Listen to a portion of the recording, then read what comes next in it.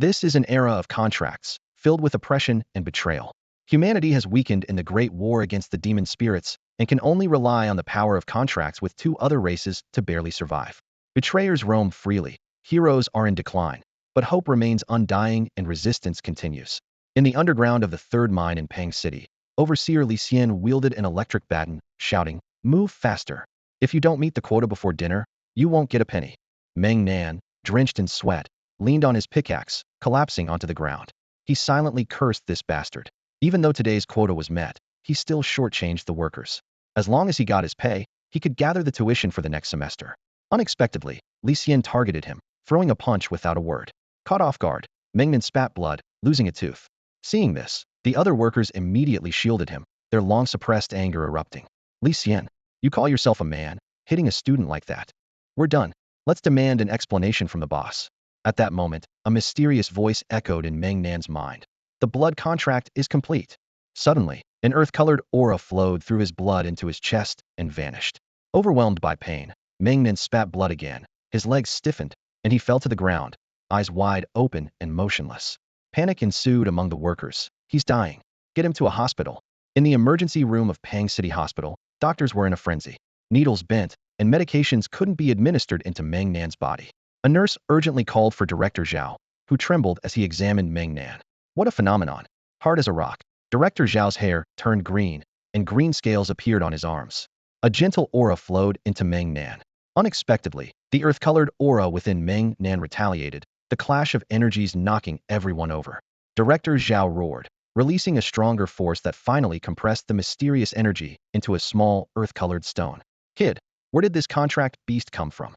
Director Zhao asked excitedly. Upon learning it was a blood contract, he eagerly contacted his superiors. "I've discovered an extraordinary talent. A blood contract. An SS-level unknown phantom beast." Hearing these unfamiliar terms, Meng Nan panicked. The school only taught about grades S, A, B, C, D, E, and where did SSS come from? Grabbing his clothes, he attempted to flee, but Director Zhao stopped him. Director Zhao, are phantom beasts and SS levels for real? The school never taught us about those. I don't want to be dissected. Please let me go." With a loud crash, the doors of the emergency room flew open, sending shards flying. Xia Chun, the director of the Contract Management Bureau of Lixing City in Xia Country, exuded an aura of authority, his reputation as a prodigious genius preceding him. He craned his neck, urgently pushing aside Director Zhao, who was blocking his view, fixing his gaze on Meng Nan. The people surrounding Meng Nan gasped in awe. "My goodness! It's truly an unknown phantom beast species." Xia Chun was secretly thrilled, but he knew he had to personally verify the authenticity of the blood contract. He pulled out a contract tester and meticulously scanned Meng Nan. The device beeped as it recorded the information. Meng Nan, Lixing City, resident of Pangcheng. Target extremely dangerous. Blood contract confirmed. Suspected SS-level phantom beast species. With the final alarm, Xia Chun threw his head back and shouted, nearly jumping with excitement. "Heaven bless Xia Country. This is an SS-level top-tier prodigy." Overwhelmed with joy, Xia Chun turned to the bewildered Meng Nan and said earnestly, "Kid, take me to meet your guardians. I want to recommend you to study in Lixing City. Pangcheng is too small and will hinder your future." Hearing this, Meng Nan's expression darkened. He lowered his head, pressed his lips together, and ultimately said nothing. Just as Xia Chun was about to continue, Director Zhao suddenly grabbed him, shook his head, and handed him Meng Nan's medical records. Xia Chun glanced at it, and upon reading the first line, he froze. Meng Nan, orphan, under the care of Lixing City Pangcheng Orphanage. In that moment, a wave of sympathy washed over Xia Chun. He activated the communicator on his wrist, input a message, and two files appeared. Meng Beixing, he you, both fallen in battle. Xia Chun looked at the silent Meng Nan, gritted his teeth, and gently patted his shoulder. "Child, lift your head. As the orphan of Xia Country's warriors, you should not feel inferior for lacking parents. Instead, you should be proud of them. Your parents are the pride of Xia Country's warriors. They sacrificed their lives for the country, and you should feel proud of that, not inferior." Meng Nan, with tears in his eyes, nodded. At this moment, Director Zhao leaned in to whisper a few words to Xia Chun, who immediately widened his eyes in anger. How dare they? Even the orphan of Xia Country's warriors is bullied like this.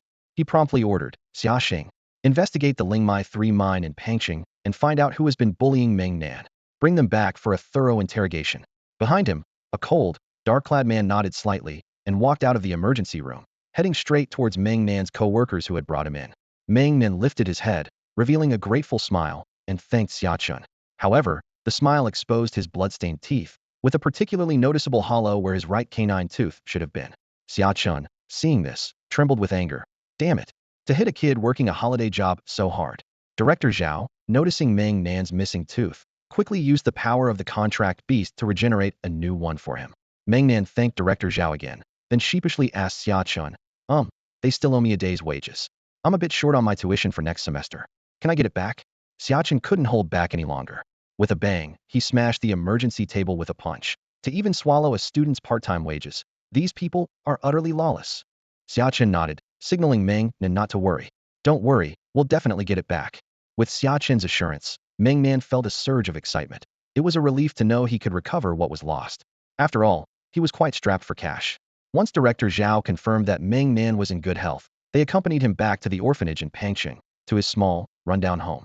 Looking at himself in the mirror, Meng Nan couldn't help but rub his face vigorously, wondering if it was all a dream. He pulled open his shirt, staring intently at the faintly glowing little stone on his sternum, utterly fascinated. Is this really an SS-grade phantom beast? He muttered to himself. His school teachers had mentioned that any spiritual contract master capable of forming a contract could communicate with spirit beasts from the spirit realm, but this little stone didn't seem to talk or resemble a spirit beast at all. Can you hear me? Hello, little stone? Meng Nan was puzzled, feeling that this stone might not be a contract beast after all. He lay on the rickety wooden bed, hands behind his head, and sighed. The holiday is almost over, and I'll soon be in my final year of high school. The National Unified Combat Power exam is coming up, and I don't stand a chance.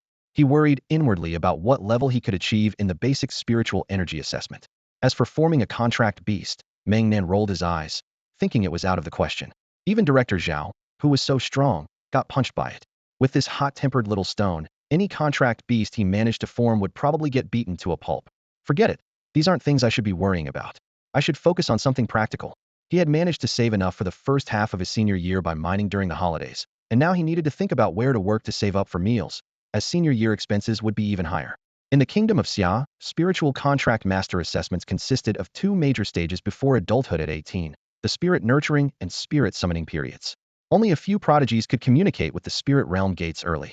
Most students with average talent had to wait until high school graduation when the government would arrange for college entrance exam candidates to communicate with the spirit realm gates to find a contract spirit beast that matched their abilities, hence why people in Xia were called spiritual contract masters. The levels of spiritual contract masters are classified as S, A, B, C, D, E, and F. Levels A to F are called spirit beast types, requiring spiritual power to form contracts, whereas the S level is called a rare beast type, requiring soul power to form contracts. Soul power is considered a talent and cannot be cultivated postnatally. This is the prevailing understanding of the era, making the college entrance exam day a turning point of fate. Some people soar to great heights, while others are left to regret. Fortunately, spirit beast types use spiritual power to form contracts, and although their combat power is not as strong as soul contracts, they can form multiple contracts as long as their spiritual power allows, compensating for the lack of combat power with numbers. Those who are too weak can only find jobs matching their abilities. As for the S-grade divine beast type, it requires absolute strong soul power to form a contract. Such individuals are typically cultivated as super genius seeds by various countries. The SS-grade phantom beast type, however, is exceptionally unique.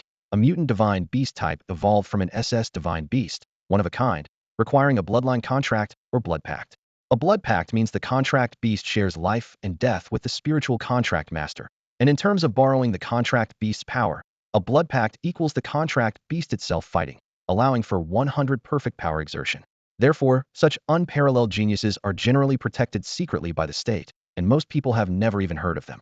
Half a day later, Xia Chun and Director Zhao arrived at the rental apartment near the orphanage where Meng Nan lived. Seeing the small, shabby room, where Meng Nan lay sleeping soundly on a small wooden bed, Xia Chun couldn't help but feel a pang of guilt. The international situation seemed peaceful on the surface, but was actually turbulent beneath, with too many warriors sacrificing for the nation.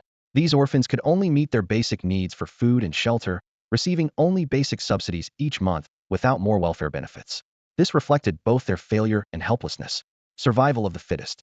Director Zhao, noticing Xia Chen's self-reproach, gently patted his shoulder in comfort. Old Xia, we must do what we can, and they will get better. These things can't be rushed. Xia Chen nodded, saying no more, and then stepped forward to wake the sleeping Meng Nan. Awakened by Xia Chen, Meng Nan groggily climbed off his small wooden bed, yawning widely and showing a slightly embarrassed expression. Director Xia, Director Zhao, you're here? It's a small place. Please have a seat anywhere. Xia Chun took out 50,000 shaman dollars from his pocket and solemnly handed it to Meng Nan. We managed to get this money back for you. It's compensation for your medical expenses from the mine owner. Li Xian, that bastard, is being interrogated at the bureau now. Once the verdict is out, he'll have to pay you additional compensation. Meng Nan had never received such a large sum of money at once in his life, and he was thrilled. However, he wasn't foolish. He knew that the mine owner couldn't possibly be generous enough to cover Li Xian's expenses, perhaps just a token compensation. Losing a tooth would cost at most 20,000. Of these 50,000, it might have been Director Xia and Director Zhao who contributed. He tucked away 20,000 for himself and pushed the remaining 30,000 back, smiling. 20,000 is more than enough. I'm just a student. Having too much money is risky. Thank you for your kindness. Xia Chun was about to speak when Director Zhao interjected. Kid, I have high hopes for you. You've got spirit. But your brain, it really lacks a few screws. Do you know what a fool is? When someone gives you something and you refuse. Meng Nan was taken aback, puzzled. Someone gave it? Impossible. He could only weakly ask. Isn't this 30,000 from your assistants? Xia Chun laughed. This kid, really smart. Director Zhao, with his bald head, deliberately mocked. Do you think our money grows on trees? Handing out 30,000 just like that. Old Xia almost shut down the mine. Otherwise, that scoundrel wouldn't have forked out the money. Meng Nan shrank back, quickly retrieving the 30,000 he had pushed away. Right. A fool not to take advantage. Seeing Meng Nan's little miserly act, Xia Chun secretly gave Director Zhao a thumbs up. Old Zhao, you really know your stuff? Director Zhao raised an eyebrow. See, got him wrapped around my finger in no time. Watching Meng Nan stash the entire 50,000 into a suitcase, Xia Chun spoke again. Xiao Nan, pack your things and come with me to Lixing City. Meng Nan was thrilled at the prospect. Who wouldn't want to see the big city? But remembering his circumstances, his expression dimmed, and he quickly waved his hand, saying, I can't. I'm still officially under the care of Pengcheng's shelter. If I leave Pengcheng, I won't get my subsidy, and my status doesn't allow it. Meng Nan's change in expression made the two feel a pang of heartache. This self-reliant child, so sensible it was heartbreaking. Director Zhao's face remained unchanged, his brows furrowing as he feigned disdain. You think you know it all. Old Xia has already arranged everything. He's been appointed your temporary guardian and obtained government custody rights. You won't lose your subsidy. Your status isn't an issue anymore. Meng Nan was overjoyed. Really? Director Zhao smirked, and then gave Meng Nan a meaningful look. Meng Nan was baffled. What does that mean? Why is he winking at me? Seeing Meng Nan not react at all, Director Zhao was exasperated. I realize you don't get it at all. Quickly call him Uncle Xia. You'll be relying on him from now on. Meng Nan awkwardly scratched his head, thinking to himself, isn't it a bit risky to call a bureau chief my uncle? Naturally, he felt cautious around strangers, but recalling the help from Xia Chun and Director Zhao, after some inner conflict, he stiffly called out, Uncle Xia. Xia Chun laughed heartily, helped Meng Nan pack his belongings, and then canceled the rent for the shabby little house. Together, they returned to Pengcheng Hospital.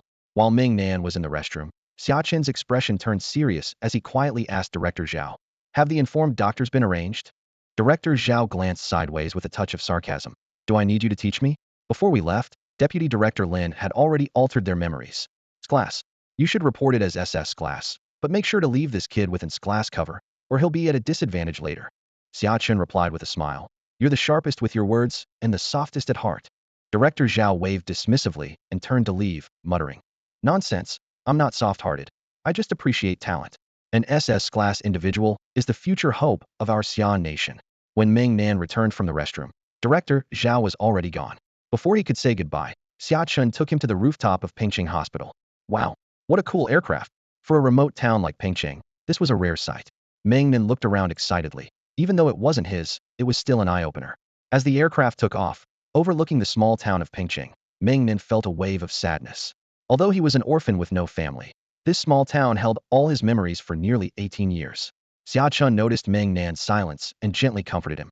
Every fledgling must soar one day. Your extraordinary talent promises a broad future. Don't waste it.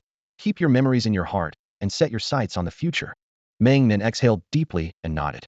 Xia Chun smiled with satisfaction, suddenly pushing the accelerator, and the aircraft launched into action. Beep. Destination, Lixing City District. Initiating space jump. Meng Nan felt a rush forward as everything blurred. Once he regained his senses and looked out the window, he exclaimed, wow, is this Lixing City District? It's huge and bustling. Countless aircraft glided through the sky, and Meng Nan couldn't help but glance at Xia Chun, thinking that this space-jumping aircraft must be far more advanced than ordinary ones. Xia Chen noticed the amazement in Meng Nan's eyes and said with a smile, "Aren't you a little rich man now? Go buy a good communicator later and catch up on this knowledge. You'll be attending school in Lixing City, and you don't want to be laughed at for being a country bumpkin when school starts." Meng Nan scratched his eyebrow awkwardly and agreed readily. A country bumpkin indeed. Everything seemed novel to him. Thankfully, he wasn't so rustic as to exclaim at everything, or that would be truly embarrassing. Xia Chen piloted the aircraft into a seemingly ordinary compound in the city center and landed. "Let's go, Xiao Nan. Let me introduce you to my daughter. She's the same age as you, starting her last year of high school." Xia Chen spoke casually, but Meng Nan felt a jolt inside. The daughter of Director Xia must be a real princess. In that instant, Meng Nan felt a sense of disparity and self-doubt.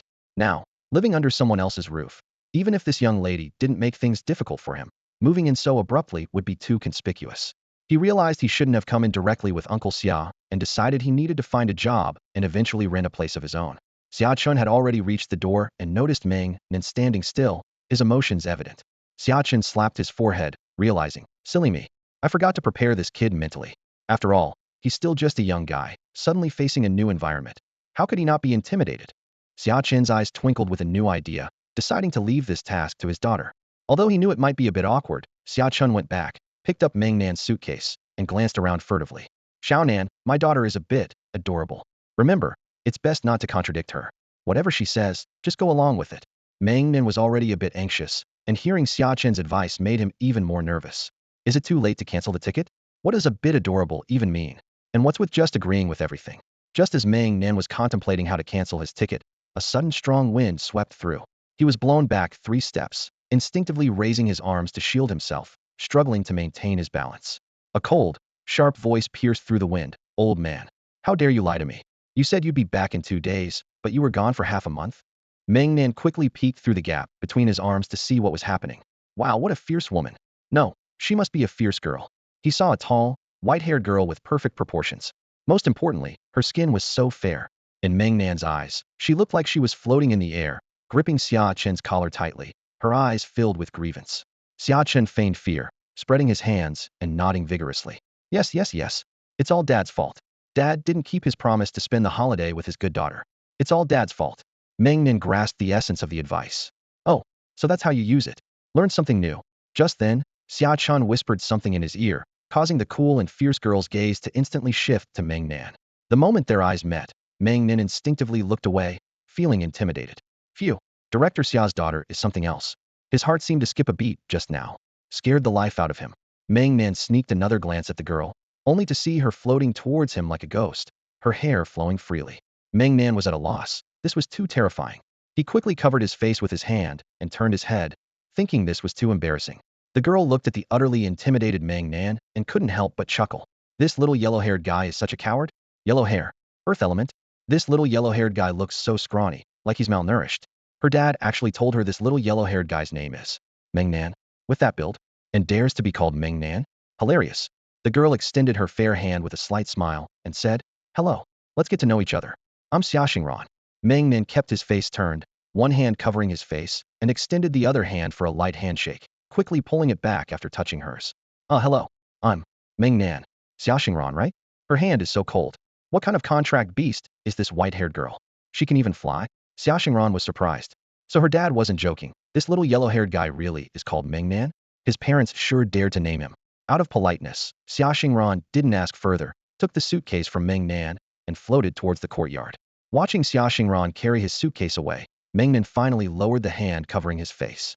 As he watched Xia Xingran's retreating figure, a sense of determination welled up inside him. She's so strong. As a fellow student about to enter senior year, Xia Xingran had clearly already formed a contract, her spiritual power flowing smoothly as she raised her wrist, indicating she had reached the level of a beginner spiritual contract master.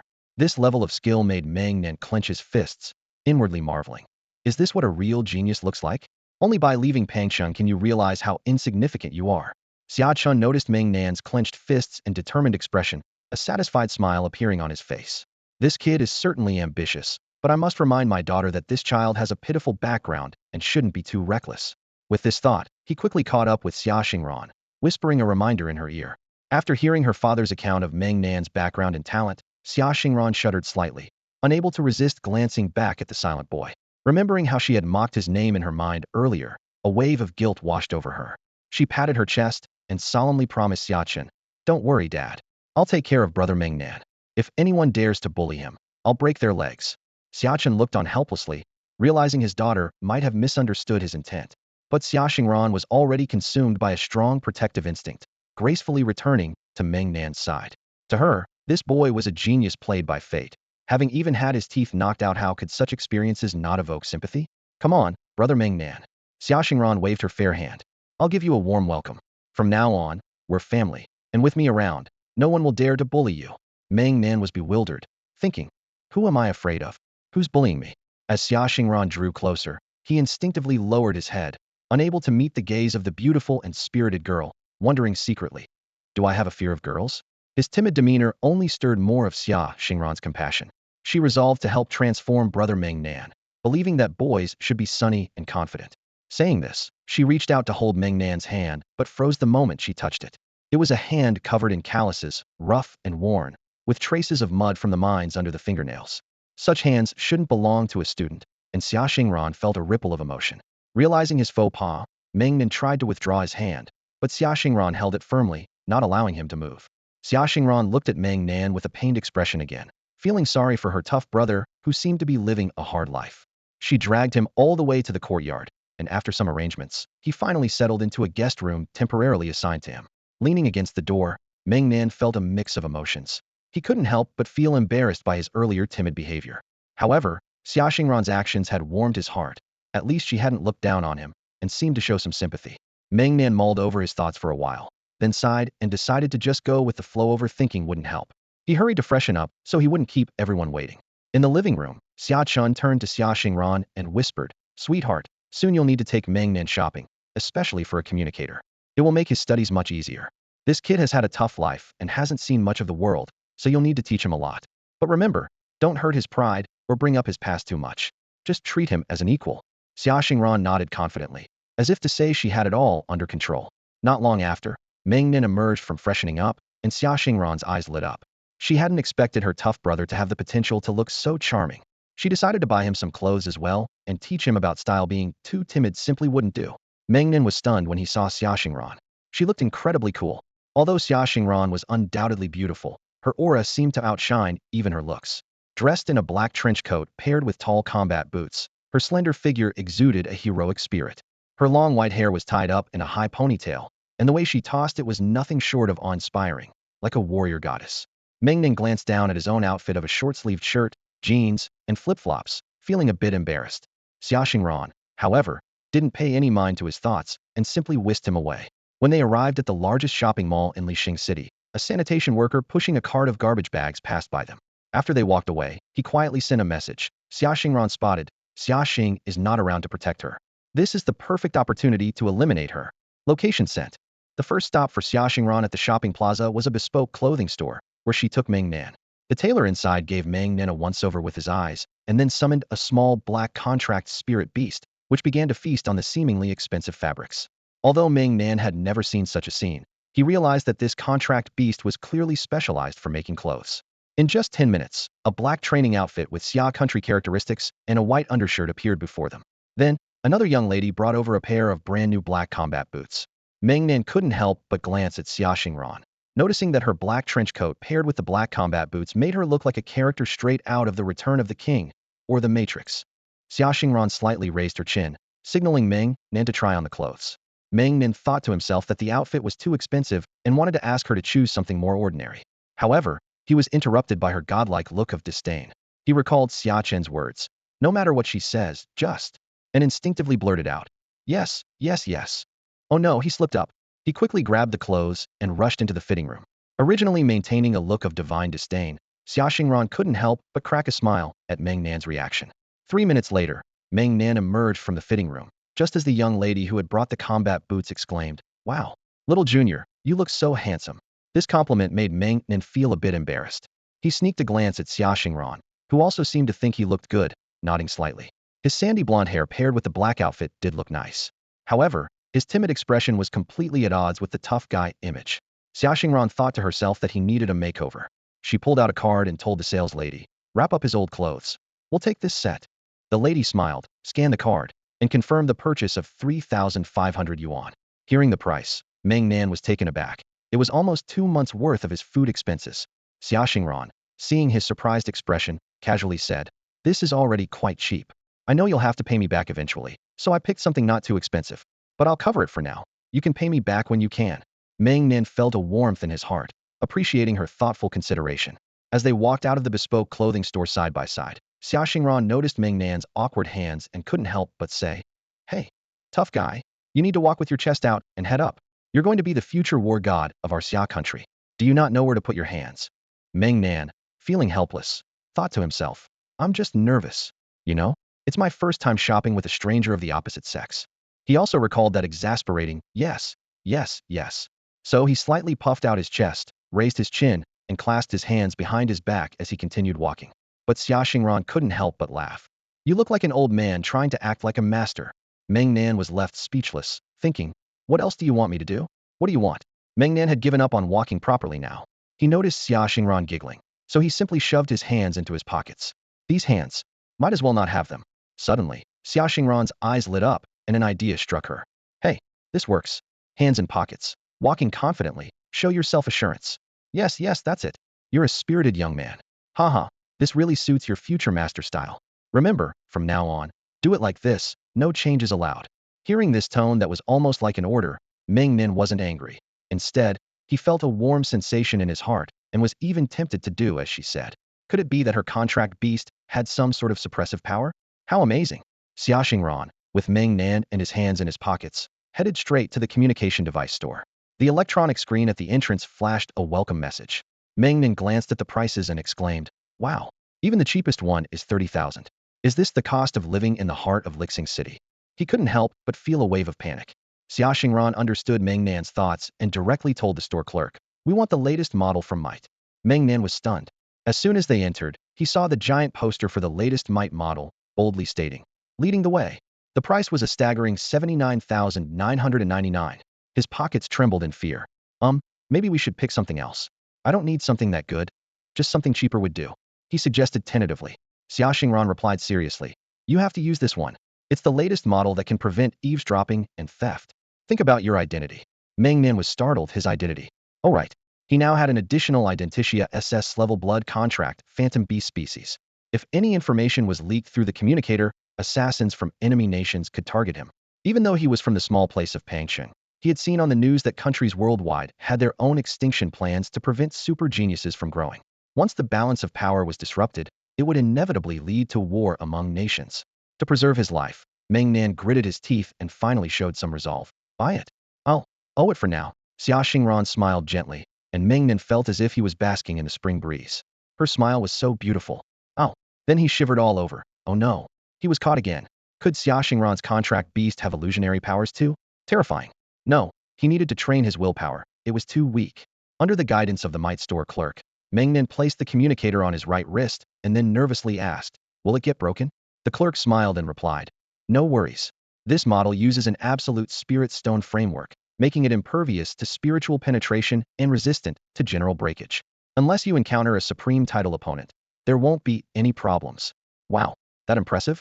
Meng Nan was puzzled. What was a supreme title? He hadn't learned about that. Yet, he pretended to understand, nodding calmly. He then got a 3-network communication card, covering official, military, and civilian networks. After all, there was so much knowledge to catch up on. Watching Xia Xingran swipe her cards so effortlessly, Meng Nan sincerely said, "I will do my best, dear creditor." Xia Xingran's eyes turned into crescent moons as she smiled. She was truly beautiful. Slap. Meng Nan slapped himself across the face. Caught again. His willpower was too weak. Xia Xingran's contract beast was too terrifying. He needed to get stronger quickly. Meng Nan's self-slap made Xia Xingran exclaim, "Hey, why did you hit yourself?" Meng Nan opened his mouth. There was a mosquito. After a bout of playful banter, they added each other as communication friends. Meng Nan secretly noted Xia Xingran as creditor, already owe 84,399 yuan. 40 minutes out, nearly 90,000 spent. He thought to himself, could this debt keep growing? After their enjoyable shopping, they walked out of the Might store side by side. Just as they stepped onto the main road, a stranger suddenly attacked, yelling, "Die!" The assassination attempt happened so suddenly that Xia Xingran didn't have time to react. However, Meng Nan, positioned perfectly, saw the attack coming. In a critical moment, Meng Nan instinctively pulled Xia Xingran behind him. For some reason, His strength became extraordinarily powerful, and he flung Xia Xingran away with great force. As Xia Xingran flew through the air, she saw an alloy knife, wrapped in the power of a pact, slicing straight toward Meng Nan's neck. She twisted midair, desperately flying toward Meng Nan, her eyes filled with helplessness, and could only scream in despair, "Meng Nan." At that moment, Meng Nan had no time to react further and could only watch as the knife approached. Sensing the presence of other packed beasts, the small stone on Meng Nan's chest moved. Clang! With a loud crash, the alloy knife struck Meng Nan's neck, creating a deafening hum. Meng Nan remained in his position, one hand in his pocket and the other flung backward, stunned, thinking, "I'm not dead?" The assassin was equally shocked, thinking, "He's not dead?" The assassin, using all his strength, continued to hack away with dozens more strikes. Clang! Clang! Clang! Clang! Clang! Clang! After a furious barrage, the assassin was left panting, terrified. "Damn, am I dealing with a ghost? Why can't I cut through this guy?" Seeing the exhausted assassin, Meng Nan glanced at the small stone on his chest and seemed to understand. "No wonder I'm fine. The stone made me invincible." Still keeping his hand in his pocket and the other flung back, Meng Nan thought, "Why not give it a try?" So he swung his right hand forward with all his might. In the plaza, under countless astonished gazes, the air compressed, erupting with a thunderous boom. Boom! With a massive explosion, the assassin was blasted away by the powerful air current, crashing straight into a gigantic electronic billboard, emitting a zzz sound. The people in the plaza stood with mouths agape, gazing skyward, their heads moving in unison from left to right, witnessing the assassin being flung 1,000 meters away into the billboard. Meng Nan, seeing the small stone quiet again, clicked his tongue, slipped his hand back into his pocket, still unsure about how to control the stone as it went silent once more. A cry of "Meng Nan" shattered the plaza's silence as Xia Xingran rushed to Meng Nan. The incident took place in front of the latest Might store, which was live streaming the event. From Xia Xingran's attack to this moment, the entire event was broadcasted live across 3 networks, nearly causing an online frenzy. The comment section was flooded with messages. "No wonder he's called Meng Nan. Just a slight move, and that's your limit." 268 likes. Meng Nan 666,666. Meng Nan, I love you. 725 likes. Still saying, "Back then I had my hands in my pockets, not knowing what an opponent was." 999 likes. Meng Nan, I want to have your babies. 622 likes. Invincibility is so lonely. Invincibility is so empty. This scene sparked a heated discussion during a live broadcast, quickly receiving 999 likes. At the same time, the senior leaders of the Xia Kingdom were utterly shocked by the news because this formidable man was the SS-level mythical beast species, a peerless genius, whose information was sent back by Xia Chun. However, they realized that everything was already exposed. Even shutting down the broadcast was too late. This guy hadn't even unleashed the power of the contract, nor did the contract possession appear. There was no need for explanation. It was clearly a life-and-death bond, with the main body fighting, signifying the existence of a blood pact. This was equivalent to openly telling the enemy nations, "This is the SS-level mythical beast species of Xia Kingdom." In the highest-level conference room of Xia Kingdom, the atmosphere instantly became tense and silent. The 5 titled supreme leaders sitting at the head exchanged uneasy glances. This treasure had been forced to be revealed even before it was secured, which was truly embarrassing. The elderly man sitting in the center sighed helplessly. Supreme Cold Evil, this matter will trouble you. I'm sorry to ask you to be this kid's guardian for a few years. It's only right. Everything is for Xia Kingdom." Before he finished speaking, Supreme Cold Evil disappeared with a swoosh. The meeting then adjourned, summarized in one sentence. "There's no way to seal it. Prepare the military." Meanwhile, Meng Nan's video had already spread across the internet. Over time, people from all over the world noticed something unusual. This formidable man was definitely not an ordinary spirit contractor. With some malicious individuals revealing information, the veil hiding various countries was lifted, becoming explosive world news. SS-level mythical beast species. Blood pact. Each country had such powerful spirit contractors. But to ensure their own safety, they were all regarded as the highest S-level divine beast species. Therefore, the vast majority of the public believed that S-level was the strongest spirit contractor. Initially, the Xia Kingdom netizens who were cheering for the formidable man's might suddenly fell silent. They realized they might have accidentally exposed their country's secret weapon. The barrage of comments flooded in. "You don't know anything. That's our Xia Kingdom's unparalleled secret technique, the Golden Bell Shield. Invincible physical strength." Exactly. What nonsense about SS-level mythical beast species, it's all rubbish. Impossible. Absolutely impossible. It's all nonsense. Our formidable man is just naturally strong. At this moment, Xia Chun sat at home, watching the barrage of comments flood the screen, and said with a helpless face, "Dear netizens, stop trying to cover it up. It's too late." Sitting opposite him, Meng Nan appeared very embarrassed and timidly asked, "Uncle Xia, do you think there's still a chance to salvage this?" Xiachen laughed until he almost cried. "You? Salvage what?" Xia Xingran looked guilty, biting her lip. Suddenly, a cold voice came from the room. "It can indeed be salvaged." The three of them were so frightened that they jumped up and hugged each other tightly. Then, Xiachun was the first to react and tentatively asked, "Could it be Supreme Cold Evil?" Supreme Cold Evil calmly replied, "Yes. I'll be this kid's guardian for a few years, as per the elder's intentions." Meng Nan instantly realized, a titled Supreme Guardian corresponds to the extinction plan? Phew. He finally breathed a sigh of relief, having a big shot to protect his life. Supreme Cold Evil chuckled coldly. "You don't need to worry too much, just do what you need to do. They might only play some overt schemes or underhanded tricks. No drastic actions. After all, doesn't every country have a mythical beast species? A mature mythical beast species, Xia Kingdom has too. But you? A wild mythical beast species? It's the first time I've heard of it." Meng Nan was bewildered. "How? How did I become wild?" Meng Nan cautiously asked the heir, "Excuse me, Supreme Lord. What is a wild phantom beast?" The cold evil Supreme thought for a moment and explained simply, "To communicate with a phantom beast, one must pass through the spirit world gate. You, Meng Nan, awakened your phantom beast on your own without going through the gate. This means the phantom beast ended up in the human world, so it's considered wild." Meng Nan understood. According to the cold evil Supreme's explanation, the blood contract with the small stone was formed in the underground mine, which indeed made it wild. However, Meng Nan was puzzled. Since the blood contract was established, why couldn't the small stone communicate with him? Supreme Lord, do all phantom beasts communicate with their spirit contract masters? This was what Meng Nan most wanted to know, as he was unsure whether the small stone was indeed a phantom beast. The cold evil Supreme shook his head. "That's unclear. There's no comparative information. But since you've heard the blood contract is complete, it definitely can communicate. It might just need a trigger." Suddenly, Meng Nan realized that the voice he had heard before was indeed from the small stone. The small stone must be very weak, perhaps in a dormant state, only acting when danger arises. "Thank you, Supreme Lord." Meng Nan understood he needed to find a way to nurture it. Seeing Meng Nan so perceptive, the cold evil Supreme added, "I suggest you return to where you awakened. You might find some common characteristics." This was a wake-up call for Meng Nan, who immediately began to ponder.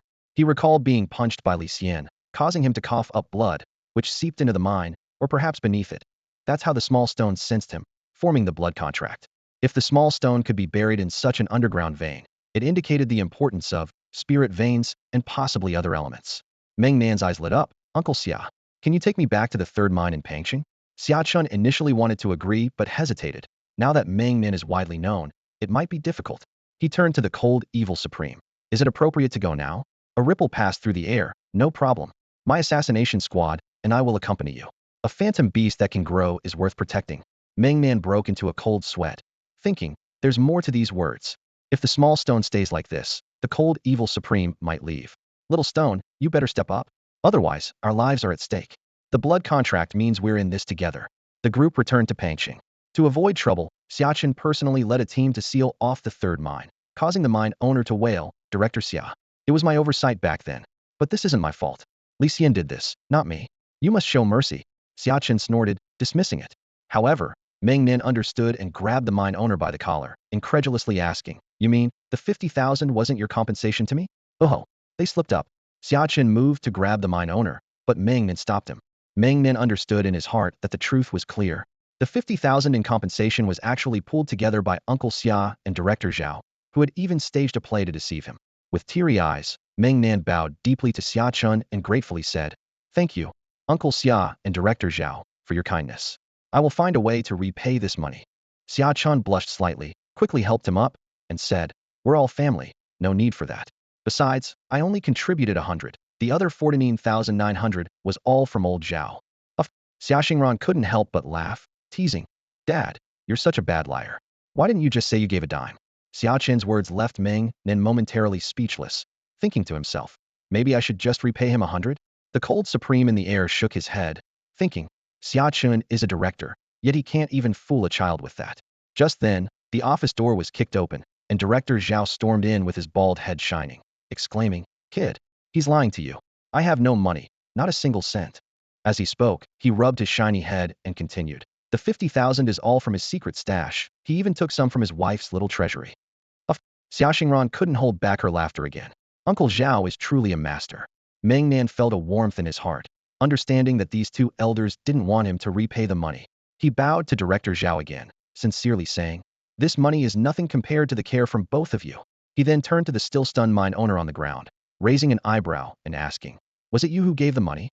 The mine owner, experienced and aware of the private contributions from Xia Chun and Director Zhao, didn't want to offend an SS-level genius, hurriedly took out another 100,000 from his drawer. Yes, yes. It was me, but it wasn't enough. I've decided to sponsor Meng Nan with another 100,000 in scholarship. Meng Nan forge ahead. He's got potential. Director Zhao gave an approving look at this. Worried Meng Nan might not accept it, he quickly snatched the money and handed it to Xia Xingran. You keep it for him. 100,000 is enough for him to finish high school. Xia Xingran nodded slightly, quickly securing the money. Accompanied by everyone, Meng Nan arrived at the mine's underground, where he had lost his teeth. The bloodstains were still there, with the scene well preserved and cordoned off. Meng Nan mimicked the posture he had when beaten, lying on the ground, and as soon as the small stone on his chest touched the ground, he twitched, his legs kicked, and his eyes widened. Oh my! It's hard again. This is strange. Director Zhao walked up. The familiar scene made him pick up a pickaxe and dig at Meng Nan's body twice. Ding! Ding! This kid, back then, just went completely stiff, couldn't move at all. The cold supreme in the air furrowed his brow, made a move, and a cold light split the ground, forming a huge crack. Go. Two of you. Tear open the crack. There might be something down there that the phantom beast species desires. Director Zhao was startled by the slash next to him, exclaiming, "Oh my! Even the cold supreme is here." Two subordinates from the assassination unit appeared, using contract power to forcibly tear a huge gap in the crack. Everyone looked down and collectively gasped. Hiss. Golden spirit soil. This stuff is extremely rare in the human world, only found in the spirit realm. The cold supreme nodded, as expected. A wild phantom bee species must be accompanied by something from the spirit realm falling into the human world, but this phantom bee species seems unusual. Meng Nan couldn't move, but he could clearly feel the spiritual energy emanating from the golden soil within the crack, being drawn by the small stone. The stone's glow became increasingly dazzling, slowly consuming the golden spiritual soil within the fissure. Lung Xie Zhizuan frowned, understanding that the stone on the boy's chest was no ordinary contracted beast. While any contracted beast could channel natural forces through spiritual energy, none could directly absorb the golden spiritual soil. This stone must originate from the spiritual realm. Its ability to form a blood contract with its owner and fight in their place proved its power, possibly surpassing even SS-class magical beasts. Unfortunately, the master had not yet returned from the spiritual realm. Otherwise, he would surely have noticed something. He told the others, "You all should leave for now. This boy won't stop until he's absorbed all the golden spiritual soil here." Upon hearing this, everyone marveled at the sight. Dean Zhao, rubbing his bald head, curiously asked, "Lung Xie, how long do you think this boy will take to finish absorbing it?" Lung Xie, sensing Meng Nan's absorption rate, replied, "There wasn't much golden spiritual soil left to begin with. At this rate, it might take about 10 to 20 days. At this point, Xia Xingran suddenly spoke up. "There's only half a month left before school starts. Will he make it in time? It'll be troublesome if he doesn't." Xia Chen chuckled. If old Gnu Meng Nan was coming to school, he'd be overjoyed. Normally, missing the start of school means you can't attend, but this boy, old Principal Gu would wait a whole year for him. Dean Zhao smirked. A year? If it really took a year, old Gu would be ecstatic. Principal Wang of Fima City's #1 high school is old Ji's rival. Fima City's #1 high school has been outshining our Lixing City for 10 years, and we've consistently lost in the national standardized combat exams. Now, Lixing City ranks second to last in the national exams. Old Wang is rubbing old Ji's face in the dirt. If Meng Nan went to Lixing City's #1 high school, old Gu would be thrilled. Thinking of this, Dean Zhao grinned slyly. "Hey, old Xia, I think we shouldn't let him take advantage of this so easily." Xia Chun immediately understood. "No wonder you're bald, old Zhao. You're truly smart." "Huh. Old Zhao, what do you think is appropriate?" Dean Zhao, rubbing his bald head, earnestly said, "Old Ji's family is quite powerful. If you ask for less than 10 or 8 million, it would be an insult. Besides, look at this boy's situation. He doesn't have a place to live and has to travel far to school every day, and he can't afford a taxi." Everyone understood instantly. "Dean Zhao, you really think things through. You're taking all the bamboo shoots." Meng Nan lay on the ground, lost in thought, silently grateful for Dean Zhao's concern. This kind of care was different from Uncle Xia's. Uncle Xia's concern came from familial love and protection, but he wouldn't consider everything for him. Dean Zhao, however, would think of all aspects. If he had any ties with my parents, he wouldn't have left me in the orphanage alone for 17 years. If he valued my talent, That might be the case. As an orphan, the phrase I heard most often at the orphanage was, "There's no love or hate without reason." For 17 years, no one had ever cared for him like this, nor had anyone considered his needs to such an extent. As a result, he became extremely sensitive emotionally. The better someone treated him, the more suspicious he became. What puzzled him the most was Director Zhao's identity. Xia Chun was the head of the Contract Management Bureau in Lixing City, and when he first heard the voice of the cold evil sovereign, he didn't even realize it. Yet Director Zhao was merely the head of a hospital in Pang City. Just now, with a single move, it was determined to be the cold evil sovereign, which was simply unbelievable. Unless they were very familiar with each other, or Director Zhao had another identity. Despite his doubts, at least Director Zhao hadn't harmed him. If he were truly an enemy spy, he would have been dead already. When Meng Nan came back to his senses, everyone had already left, leaving him alone lying on the ground in the underground mine. Heartless. It's over. I can't move. The cold evil sovereign should be around. Damn. I can't even speak. The cold evil sovereign hid in the air, quietly watching Meng Nan. If he lies there for half a month, will he starve to death? The cold evil sovereign appeared, placed a piece of bread in front of Meng Nan, and then vanished again. Meng Nan? The mighty sovereign. Why is he doing this? Oh right. You can't move, I forgot. The cold evil sovereign appeared again, took the bread away, and disappeared once more. Meng Nan. Is this a joke? Time passed bit by bit. 3 days later, Meng Nan was still energetic, not only not hungry, but feeling even stronger. On the 7th day, Meng Nan twitched once. Just one twitch, but it lasted a full 12 hours. The cold evil sovereign was speechless. How can he keep twitching like this? Twitching for 12 hours could break a world record. On the 12th day, Meng Nan broke the record again. One twitch lasted 24 hours. The cold evil sovereign, impressive. On the 17th day, the little stone stopped absorbing, and Meng Nan became quiet, even appearing somewhat peaceful. The cold evil sovereign appeared, checked Meng Nan's breathing. Still alive. Meng Nan. Just as Meng Nan was speechless, he suddenly heard a faint voice in his mind. Eat dirt. Meng Nan was overjoyed. Is that you, little stone? Eat dirt. Meng Nan. Who eats dirt? You want to eat dirt? Meng Nan's body suddenly shone with golden light. Uncontrollably, like a worm, he crawled towards the edge of the crack. With a swoosh, he jumped into the crack, and after absorbing the golden spirit earth, there was only dark scorched earth below, like charcoal residue from burnt trees. Meng Nan took a big bite, a big mouthful of dirt. Meng Nan. Meng Nan was utterly disheartened. How could this little stone control him to eat dirt? He felt like his teeth were going to break. Little stone, what kind of dirt is this? Fire, spirit, earth. The cold, evil sovereign and his assassination team were amazed. Who knew an SS-level genius would raise a contract beast like this? Impressive. The teeth are really strong. Perhaps the little stone thought Meng Nan's teeth weren't hard enough, and that he wasn't eating the dirt fast enough.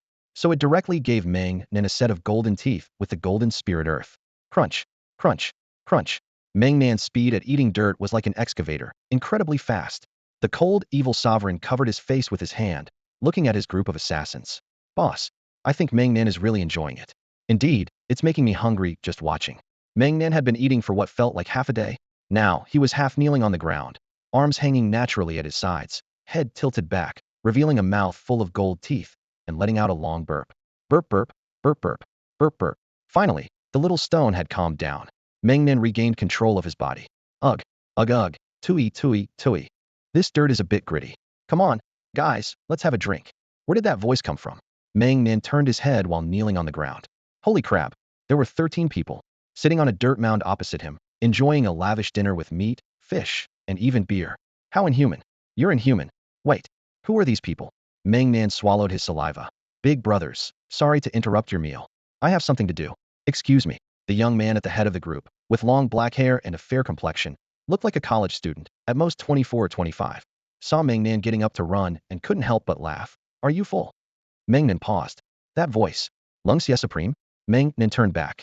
It was the first time he saw Lung Xie Supreme's appearance, and it was unbelievably youthful. Meng Nan asked incredulously.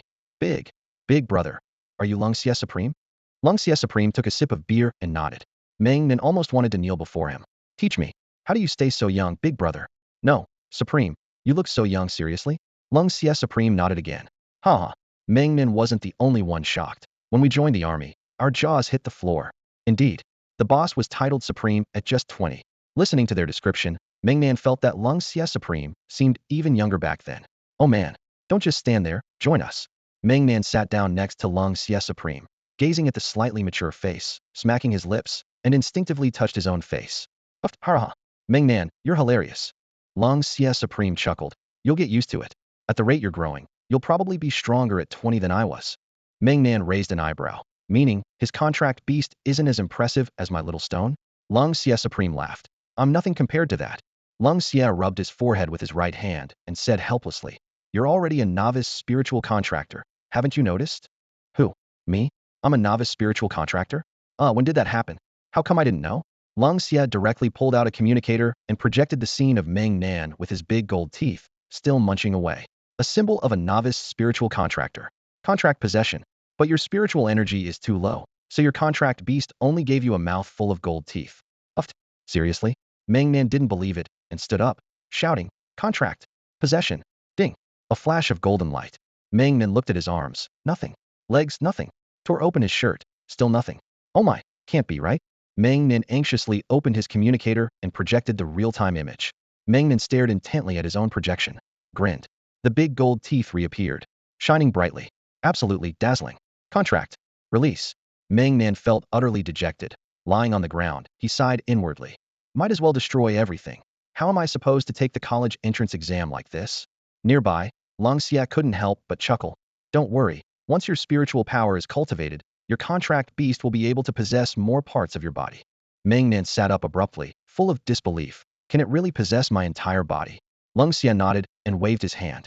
Beside them, a dark-skinned man stood up and instantly merged with the shadows, an astonishing sight. Wow, what an amazing contract beast. No wonder you're chosen by the assassination squad. Meng Nan sincerely praised, feeling relieved. Then I can rest easy. Otherwise, the college entrance exam would be a disaster. The crowd, hearing this, realized that Meng Nan was actually worried about the exam and couldn't help but laugh. You know, the imagery is strong. If Virginia took the exam, it would definitely be broadcast nationwide. Meng Nan's expression changed. Broadcast nationwide? What is this about? Long Xia explained. In previous years, only some videos were leaked, but this year is different. Since you've already been exposed, the elders decided to switch to live broadcasts to put pressure on these S-level geniuses and increase public cohesion. Meng Nan was taken aback. In previous years, because there might be SS-level candidates, videos were usually only released of SS or S-level outstanding candidates. This year, it seemed he was the only SSS, and he had revealed himself, which was embarrassing. Long Xie continued. Actually, there's another reason for the switch to live broadcast this year. You haven't paid attention to the outside news for nearly 20 days? Look at this. Meng Nan was shocked to discover that the Kingdom of Shawa had also revealed an SS-level candidate, challenging him to a life-and-death battle, leaving him dumbfounded.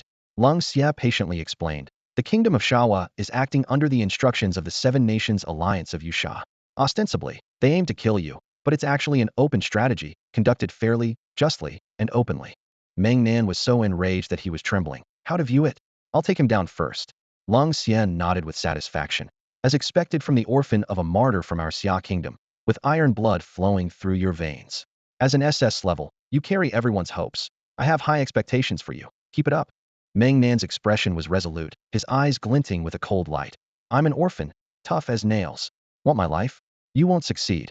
The familiar look in the eyes of Long Xie and the others revealed that they too, like Meng Nan, were once orphans, relying only on themselves.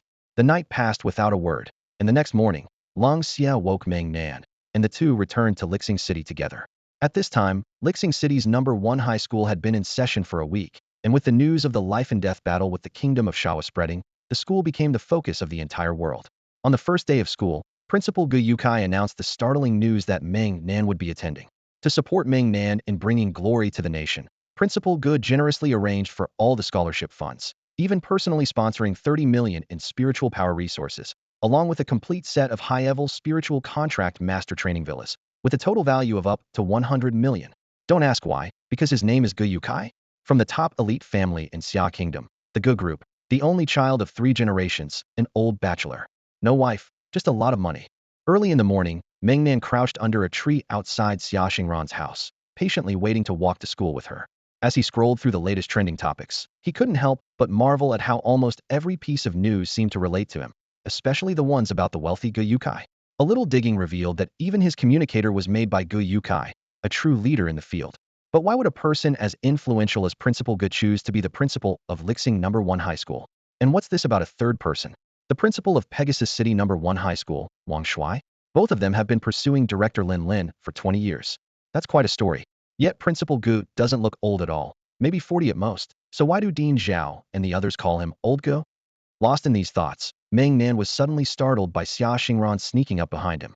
Whoa, Meng Nan, you're back, she exclaimed, making his hair stand on end. Xia Xingran laughed heartily, teasing. You're so jumpy. You were walking like a ghost, not making a sound. Yes, yes, Meng Nan responded quickly. But then Xia Xingran's demeanor changed as she fiercely declared. That idiot from the Sava kingdom must be taken down. Got it. Meng Nan was puzzled. Idiot? Why do you call him that?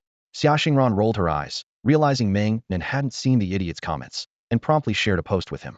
The Sava Kingdom's SS-class magical beast prodigy's idiotic remarks. Meng Nan curiously asked, Eric? What did he say? As he scrolled down, he found many classic interview exchanges. Asked, what do you think of the SS-class talent Meng Nan from the Xia Kingdom?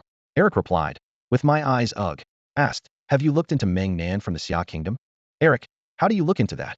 Asked, do you think your abilities are countered by his? Eric, what abilities does he have? Asked, do you think you can defeat him? Eric, of course. Meng Nan closed the communicator, thinking, I can't keep reading this, or I'll become an idiot too, of course. He doesn't know anything, yet he's so sure. Xia Xingran chuckled, see? He is an idiot. He knows nothing, so where does his confidence come from? Despite his mocking tone, Meng Nan remained cautious. After all, this was an SS-class opponent. Plus, if Eric was so certain of victory despite knowing nothing, he couldn't be a pushover. Never underestimate anyone. Deal with them first. As Meng Nan and Xia Xingran walked side by side to the school gate, Meng Nan was taken aback. What the school looks like a retro-style resort, all these flowers, the little bridges, and flowing water. He couldn't help but comment. Hee, it's because Director Lin Lin likes it. Oh, no wonder Principal Gu is so capable. Just as Meng Nan was expressing his amazement, a loud voice boomed. Whoa, shocking the whole school. He turned to see a thunderous-voiced guy and thought, this kid must be the reincarnation of a sound system.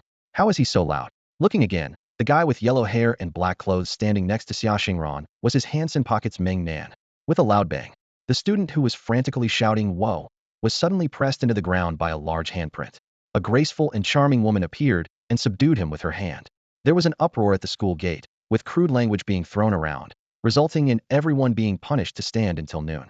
Meng Nan was speechless, pushing a student into the ground. Is that what they call punishment? This woman looks so familiar.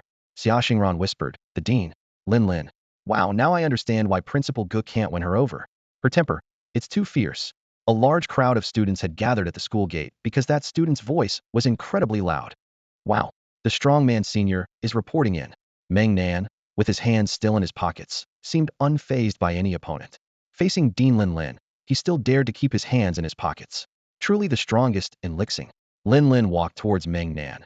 Noticing his expressionless face and hands still in his pockets, she couldn't help but say, since you're new here, I need to explain the school rules to you. You're not allowed to keep your hands in your pockets while in school, as it shows a lack of respect for the teachers. Got it, huh? The school has such a rule. Meng Nan glanced skeptically at Xia Xingran, wondering if this was for real. His instinctive reaction sparked the imagination of his classmates. Wow, is the strong man brother seeking the approval of the goddess Xingran?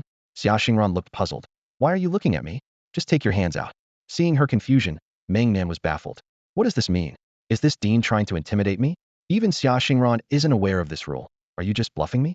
However, on the first day of school, he should make a good impression. Teachers should be respected, even if her motives aren't pure. Just as Meng Nan was about to take his hands out of his pockets, something unexpected happened. The small stone suddenly lit up. Meng Nan froze, thinking, this, small stone, what are you doing?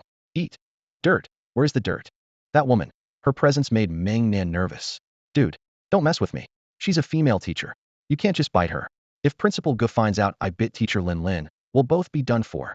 Seeing the two of them in a standoff, the surrounding students started to speculate. Wow, is the strong man brother going to clash with Dean Lin Lin?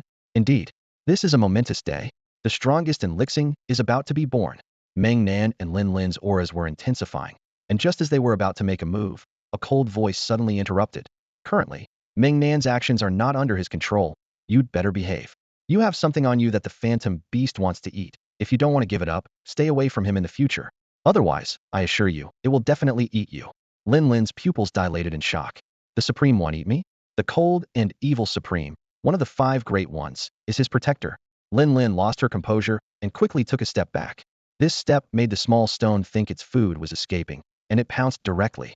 In everyone's eyes, the scene played out like this. Dean Lin Lin retreated, but the strong brother was relentless. With his hands in his pockets, he leaped up, revealing a big golden tooth, and went straight for Dean Lin Lin. This scene is truly absurd. It feels incredibly out of place. Recalling the Cold Supreme's words, Dean Lin Lin hurriedly pulled out a brown-green short stick, which Meng Nan immediately crushed with his big, golden tooth. Then he lunged again. Not this. In a panic, Dean Lin Lin started throwing everything out, not caring anymore, until she tossed out a jade pendant. Meng Nan swallowed it in one gulp, smacked his lips, burped contentedly, and the big golden tooth disappeared. Wow, unbelievable. Director Lin Lin is feeding the students online. The tough guy didn't hold back and devoured the food like a wolf. His big golden tooth was blindingly bright. The students watching were all exclaiming in surprise, "What a sight to see. Is this how you feed a contract beast? My goodness, it's so amazing." Meng Nan regained control of his body and immediately spread his hands apologetically, saying, Director Lin Lin, I can't be blamed for this. It has a mind of its own." Without saying a word, Director Lin Lin turned around angrily and left. Ouch. Director Lin Lin was completely defeated. The first champion of Lixing has been born. I would call the tough guy the strongest. The class groups at Lixing No. 1 Middle School exploded with excitement, cheers resounding like a festival, incredibly festive. Meng Nan, led by Principal Gu, walked into the teaching building. About Director Lin Lin's matter, Principal Gu shouldn't mind, right? Outwardly calm, Principal Gu waved his hand, but inside, he was ecstatic. The opportunity has arrived. What would I mind? Mind you making her cry? I'm too happy for that. If you didn't make her cry, how would I have the chance to comfort her? That tough guy student. I'm aware of your situation. Keep it up next time. Create more opportunities. Meng Nan almost thought he heard wrong. What do you mean keep it up next time? Create what opportunities? Haha, I won't see you off. Hurry back and check on Director Lin Lin for me. Criticize you, tough guy student. Principal Gu finished speaking and even winked. Meng Nan, so I'm just a tool for you two to improve your relationship. After Principal Gu left, Xia Xingran led Meng Nan to the door of Class 1, Grade 3. Knock knock knock. Come in. A clear female voice came from inside the classroom. After entering, Meng Nan looked directly at the female teacher on the podium. Wow, this female teacher. Why does she look so familiar? I've seen her somewhere before, but I just can't remember. Everyone, let's welcome our new classmate, Meng Nan. The students couldn't hold back any longer, clapping enthusiastically, their cheers echoing throughout the teaching building. It would be even better if the loudspeaker were here. The cheers would definitely spread throughout the whole school. Exactly. That guy shouted too early and is now standing at the school gate like a carrot. Loudspeaker? Standing like a carrot at the school gate? Meng Nan realized. That classmate, reincarnated as a speaker this morning, is actually my classmate. Classmates, quiet down and let Meng Nan come up to introduce himself. Meng Nan walked up to the podium a bit shyly and wrote on the blackboard, Meng Nan. Hello everyone. I'm Meng Nan, a transfer student from Pangcheng. Please take care of me in the future. The applause from the audience was thunderous and lasted for a long time. Xia Xingran was shocked. Is it Brother Meng Nan? Isn't it Brother Tough Guy?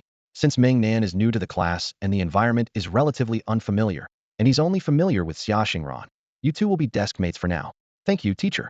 Meng Nan went to sit next to Xia Xingran, who cautiously asked, When is your birthday? Without thinking, Meng Nan replied, January. Uft. Xia Xingran, you're so embarrassing, calling him Brother Tough Guy every day, and it turns out he's older than you. Why did you ask that? Just curious. Meng Nan looked at Xia Xingran suspiciously and suddenly asked, You're not younger than me, are you? That's impossible. Xia Xingran hastily tried to explain herself, quickly grabbing a book and pretending to read it calmly. Meng Nan gave an awkward smile, thinking to himself that he had guessed correctly. However, he noticed that Xia Xingran was holding the book upside down and couldn't help but tease her. You're holding your book upside down. Xia Xingran blushed immediately and retorted, I just like reading books upside down. What's it to you? Meanwhile, the students at the neighboring desks couldn't help but chuckle quietly. The female teacher on the podium walked over to Xia Xingran, touched her forehead, and looked at her flushed ears, asking with concern, Xia Xingran, are you feeling unwell? Xia Xingran, unable to handle the attention, covered her face and ran out of the classroom. The teacher instantly realized that Xia Xingran was just embarrassed and gave Meng Nan a knowing look. Meng Nan felt innocent and thought, what does that look mean? Is she warning me not to date early? He wondered if the teacher was overthinking, considering himself the victim. Finally, when lunchtime arrived, Meng Nan stood up and asked Xia Xingran, Where are we going to eat?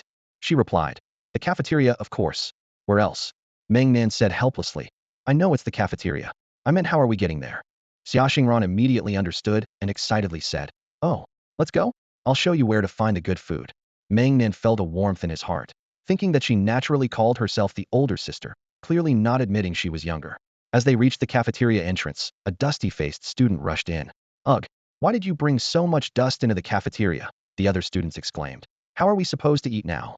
At this moment, Meng Nan thought to himself, the loudmouth of our class truly lives up to his reputation. Xia Xingran whispered to him. That's Lei Zhe, a genius from the S-level mythical beast class, the thunder-roaring lion. Meng Nan nodded, thinking no wonder this guy seemed like a reincarnated loudspeaker. He was indeed impressive. As Meng Nan stepped into the cafeteria, the previously noisy environment gradually quieted down until it was silent. Just then, Lei Zhe suddenly walked up to Meng Nan, covered in dust, and felt a tickle in his nose. Achoo. His sneeze was like a thunderclap, and the dust swept through the cafeteria like a smoke bomb. The surrounding students coughed and exclaimed, Loudmouth, you're going to be the death of me. You scared the life out of me. After the dust settled, a wall of wind gradually closed in. Behind it, Meng Nan glanced at Xia Xingran and thought to himself, oh, so she's a wind-type contract beast. No wonder she has white hair. The wind attribute is indeed rare, probably an S-level rarity. Meng Nan surveyed the cafeteria and, as expected, Xia Xingran was the only one with white hair. Lei Zhe, purple hair, thunder lion divine beast. Hair color represents the innate spiritual attribute of a spirit contractor, something they're born with. Like Meng Nan's common yellow hair, Earth-type spirit contractors are abundant, mostly specializing in combat roles, effectively serving as the tank in teams. Those without combat talent usually end up working in national construction, where jobs are plentiful. As a student, Meng Nan could work part-time in the underground mines thanks to his yellow hair. Strong and enduring. Otherwise, the average student wouldn't be able to handle this job. Lei Zhe, could you lower your volume? Meng Nan asked. I can, but I'm not very good at it yet. I can't control it. Lei Zhe replied, sounding a bit helpless. Yeah, I get it. Everyone has a contract beast that's hard to handle. We all have our own struggles. Meng Nan muttered to himself, suddenly thinking of Xia Xingran. As a beginner spirit contractor, she probably couldn't perfectly control her contract beast either. So he asked, have you ever had any problems with your contract beast forcing you to do things? Xia Xingran raised an eyebrow and coldly huffed. Not telling you. Meng Nan understood this was a sign of pride, probably worried about losing face. He thought to himself, I know. Whenever it's windy, the goddess Xingran floats along like a kite. Pow, pow, pow, pow. Goddess, spare me. Stop hitting me. Meng Nan couldn't help but imagine this scene and chuckled to himself. Lei Zhe, this honest guy, is really a good person. He turned to Lei Zhe and asked, by the way, did you see that nonsense from that idiot? Idiot? Eric. Lei Zhe nodded. Yeah, don't mind him. He might be pretending to be crazy on purpose. Meng Nan said helplessly. I think so too. Lei Zhe glanced around, then whispered, this Eric might have dual contract beasts. Don't ask how I know. Meng Nan was shocked. Dual contract beasts? Could he have two SS-level contract beasts? No, blood contracts only allow one. Unless he has a soul contract with an S-level? He gave a thumbs up and gratefully said, good brother, you've got some insights. Lei Zhe raised an eyebrow, proudly continuing, that's nothing. You seem fearless, Meng Nan. Meng Nan smiled wryly. As a beginner spirit contractor, there's not much maneuvering. The contract beast takes the lead during critical moments. We have to wait until we advance to senior spirit contractors to have some room to operate. The two nodded in agreement. True. Our spiritual control is weak, and the contract beast usually takes charge. Let's aim to advance to senior level within a year. Another long afternoon of classes, yet Meng Nan listened with great interest. After all, the quality of education in Pangcheng was almost a joke, offering hardly any high-level knowledge. This particular class covered 99 ways for a soul contract master to rapidly enhance their spiritual power. Several of these methods were perfect for Meng Nan's current situation, such as training combat skills and mastering his preferred weapon. These topics were never taught in Pangcheng because there wasn't a combat guild for soul contract masters, so there was no one to teach them. After school, Meng Nan began researching and learned about the title rankings. Advanced soul contract masters could earn several titles through national assessments: master level, glory level, peerless level, and supreme level. There were titles beyond supreme, but no detailed information was available online. The strongest combat guild in Lixing City was Twin Stars, led by twin brothers Ning Zong and Ning Hong, who were considered the strongest peerless level under supreme. As Meng Nan read their introduction, he couldn't help but exclaim, wow, their parents really nailed it with those names united in strength, sweeping across the land. The two were indeed worthy of the name Twin Stars. Their contract beasts could merge, creating extraordinary power. Most astonishingly, when combined, they could rival a supreme-level invincible from an enemy nation. Meng Nan was thrilled and decided to learn combat to enhance his spiritual energy level. However, when he checked the tuition fees, he was instantly dismayed. The basic entry fee for novice members was a staggering 100,000 outrageous. Just then, Xia Xingran leaned over, smiling. Oh wow, 100,000 for membership. Is that what you're worried about? You've misunderstood. That's just the fee for membership to learn, not to join Twin Stars. If you join Twin Stars, they'll pay you instead. Meng Nan nodded in understanding. Exactly. I just want to learn without joining Twin Stars. Xia Xingran looked at him in shock. You don't want to join Twin Stars? The guild leaders can battle supremes. Meng Nan rolled his eyes and replied helplessly. Joining Twin Stars means selling myself. I'd be their lackey. Would you sell yourself? Xia Xingran responded arrogantly. Even if I wanted to, they wouldn't dare take me. My last name is Xia. Huh? What's so special about the Xia surname? There are plenty of Xias. Meng Nan was puzzled. Xia is the most prominent surname in the country. Xia Xingran looked at him with an odd expression. My dad is the director of the Contract Management Bureau in Lixing City. Meng Nan immediately realized that Uncle Xia's status in Lixing City was no ordinary matter. Even the Twin Stars Guild was under his jurisdiction. Selling the boss's daughter would be like dancing on a grave. He quickly apologized. Sorry, I almost forgot about Uncle Xia. My apologies. Are you sure you don't want to join Twin Stars? The leaders are really impressive. Meng Nan replied without hesitation. Just because they're impressive doesn't mean I have to join. Lung Xie Supreme is impressive too, but that doesn't mean I'd join an assassination squad. At this point, only Meng Nan and Xia Xingran were left in the classroom after school, when suddenly a voice came through. My squad doesn't want you. Your contract beast isn't up to par. Meng Nan smiled awkwardly. Xia Xingran burst out laughing. The tough guy got rejected. Lung Xie Supreme's tone shifted. However, if you're looking to learn combat skills and spiritual energy control, there's no squad stronger than our assassination unit in Xia country. Meng Nan was instantly energized. Of course, the elite was right there. The brothers in the assassination squad were top-tier experts. Whether it was combat skills or spiritual energy control, especially that brother who was as dark as a shadow, he epitomized the ultimate in spiritual energy control. Thinking of the 13 top-tier dark assassins in the squad, all clad in black, Meng Nan couldn't help but shiver. Upon hearing that Lung Xiejizuan wanted to train Meng Nan with the assassination squad, Xia Xingran had a sudden flash of inspiration and thought to herself, great idea. She remembered the set of high-end spiritual contract master training villas that Principal Gu had given her as a personal gift and decided to use it as a secret training base. This way, everyone's life and training would be more convenient. Meng Nan's eyes sparkled with excitement, and he repeatedly praised, You're so smart. Xia Xingran confidently replied, Of course.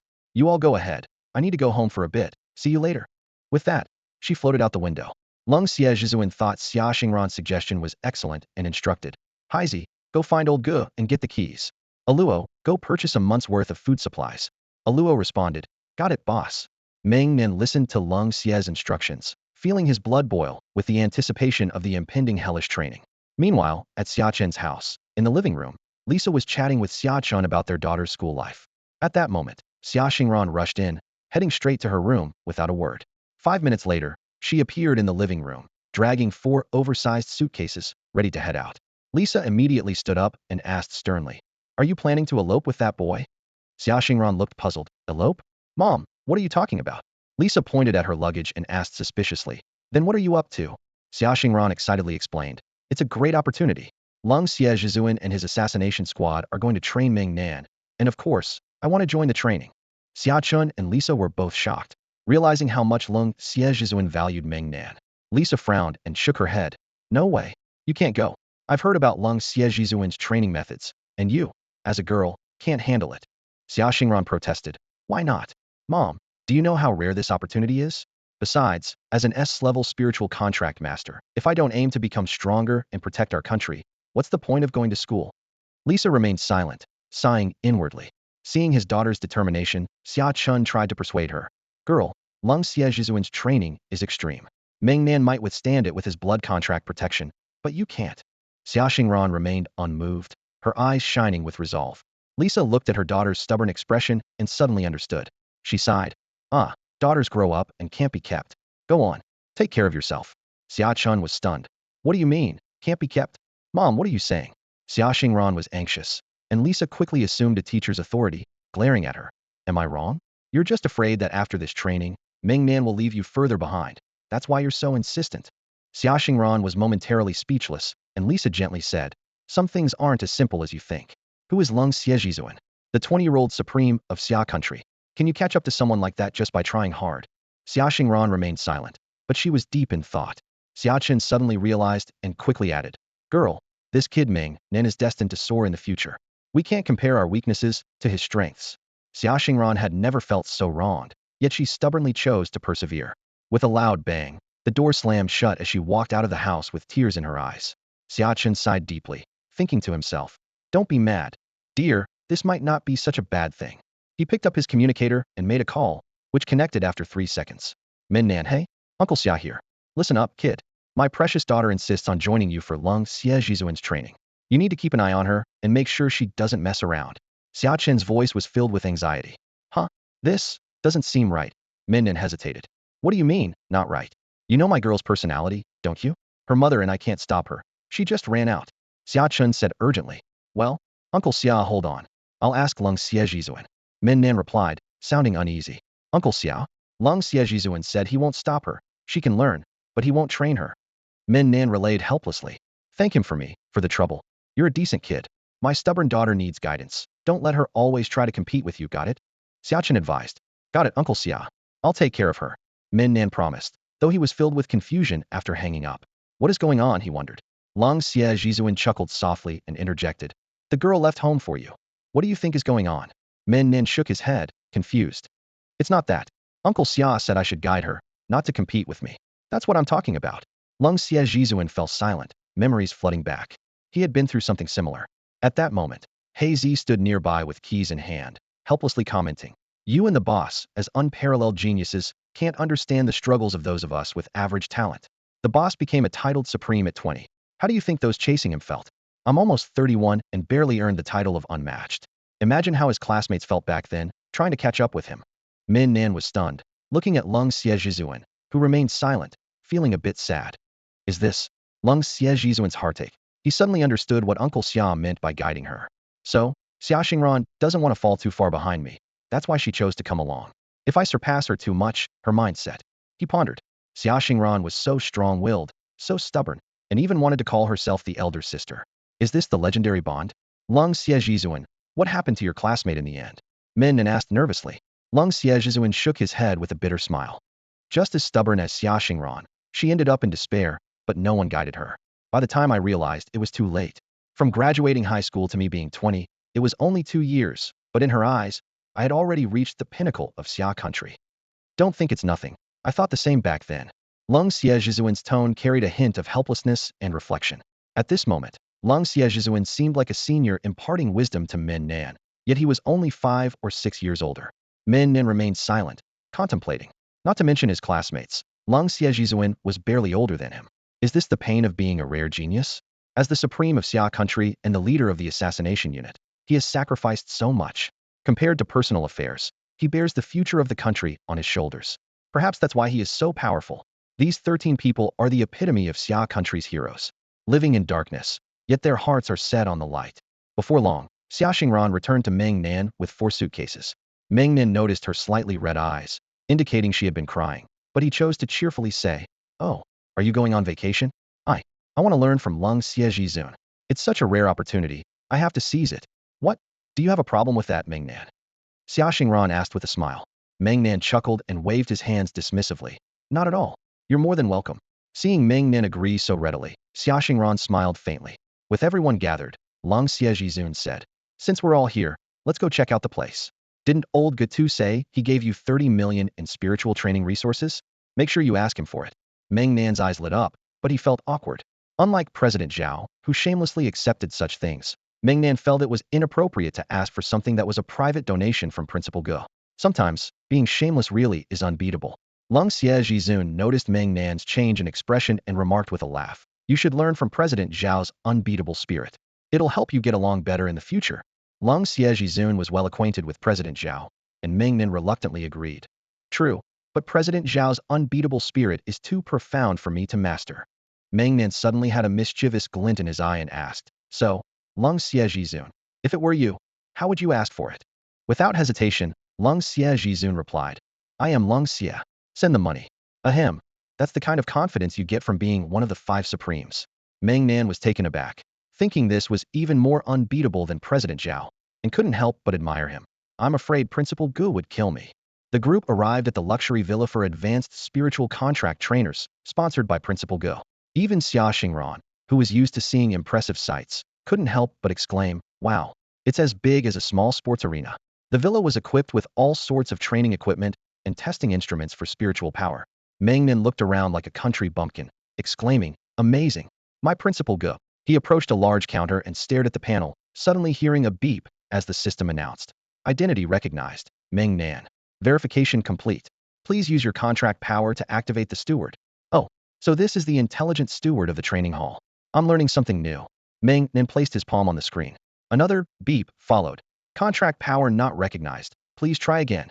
Meng Nan looked puzzled. "Is this thing broken?" Long Xia calmly explained. "The steward recognizes your contract power. You need to use your contract." Hey Z, nearby, laughed and said, "Meng Nan, show us your golden tooth."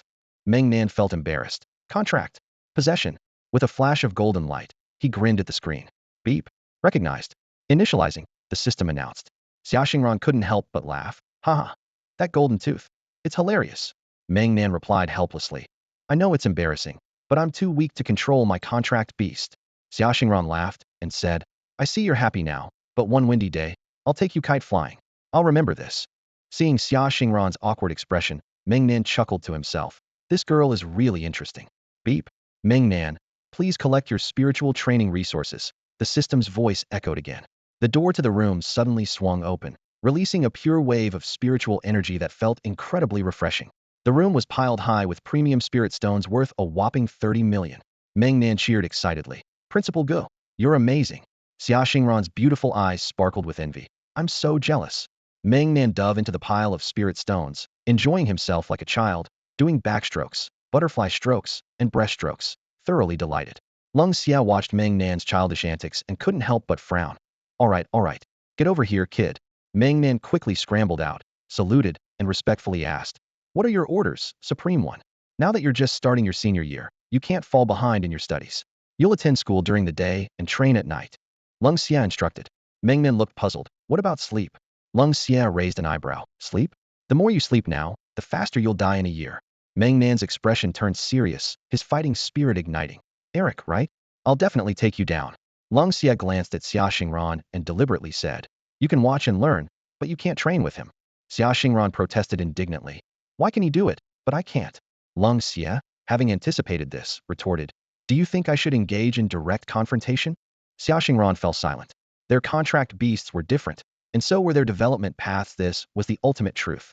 Meng Nan, being Earth Elemental, was always meant to stand at the forefront and face the fiercest attacks, whereas Xiaoxingran, with her rare wind attribute, didn't even know how to position herself. As Xiaoxingran remained silent, Meng Nan asked, "What's your contract beast exactly?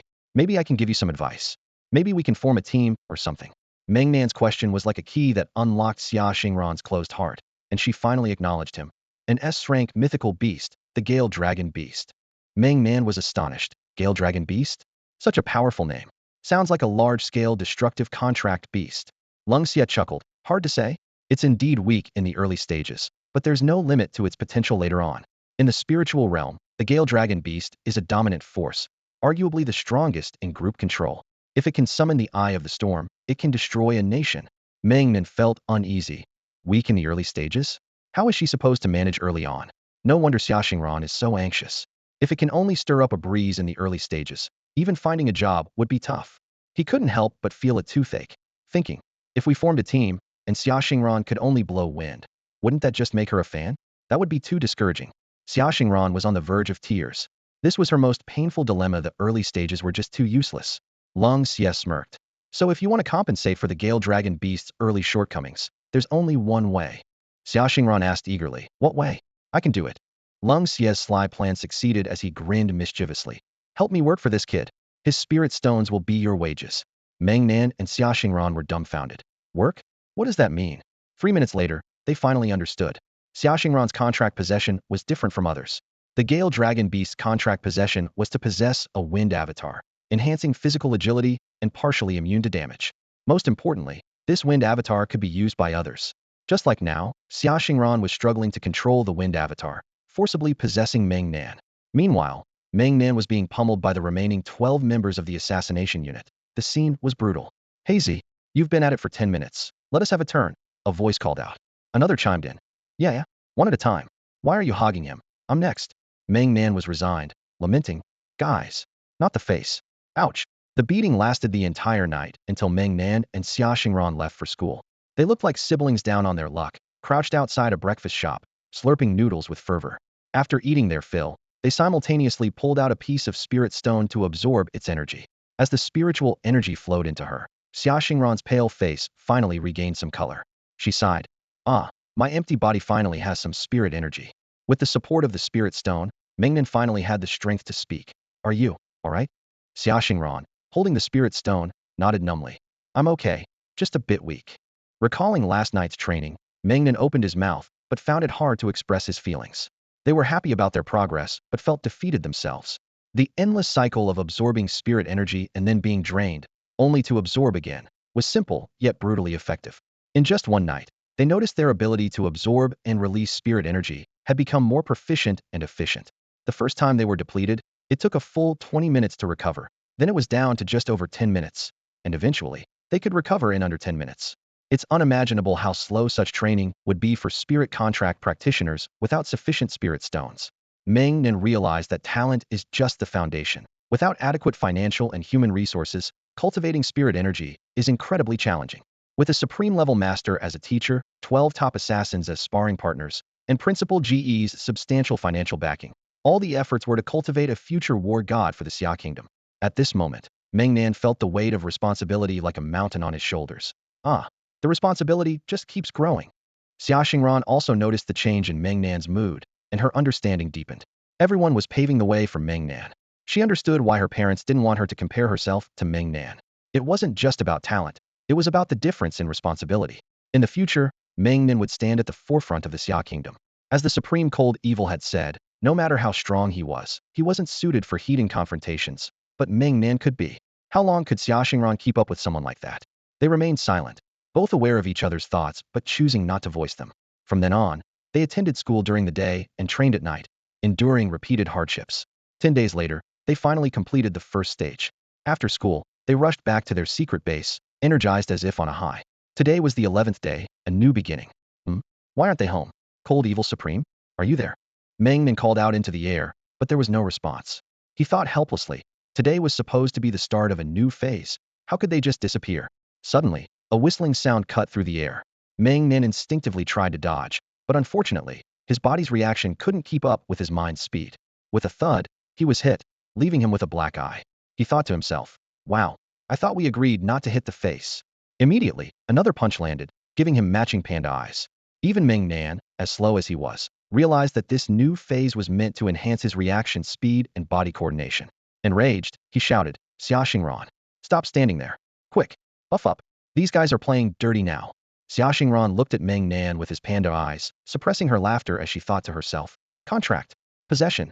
As a layer of swift wind instantly enveloped Meng Nan, he tried to dodge quickly, only to find himself dodging into emptiness. Huh? Is that it? Just as Meng Nan was lost in thought, a heavy punch suddenly landed on his face, sending him crashing into the wall. He cursed inwardly, damn. These guys are really cunning. The more I stay on guard, the less they attack. But the moment I let my guard down, they strike immediately. No wonder they're assassins. Their timing is impeccable. Meng Nan stood alert, his expression wary, while remaining inwardly vigilant. Whoa, right side. He suddenly dodged to the left, only to be met with another punch.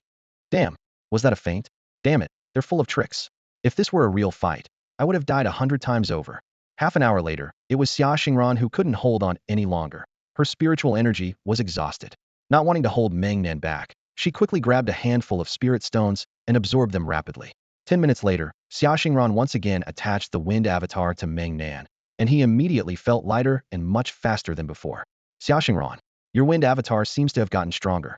The speed boost is even faster now. Meng Nan hadn't even finished his sentence when another punch landed squarely on his face, causing his nose to bleed. Luckily, the wind avatar absorbed some of the impact. Otherwise, he feared his nose might have broken.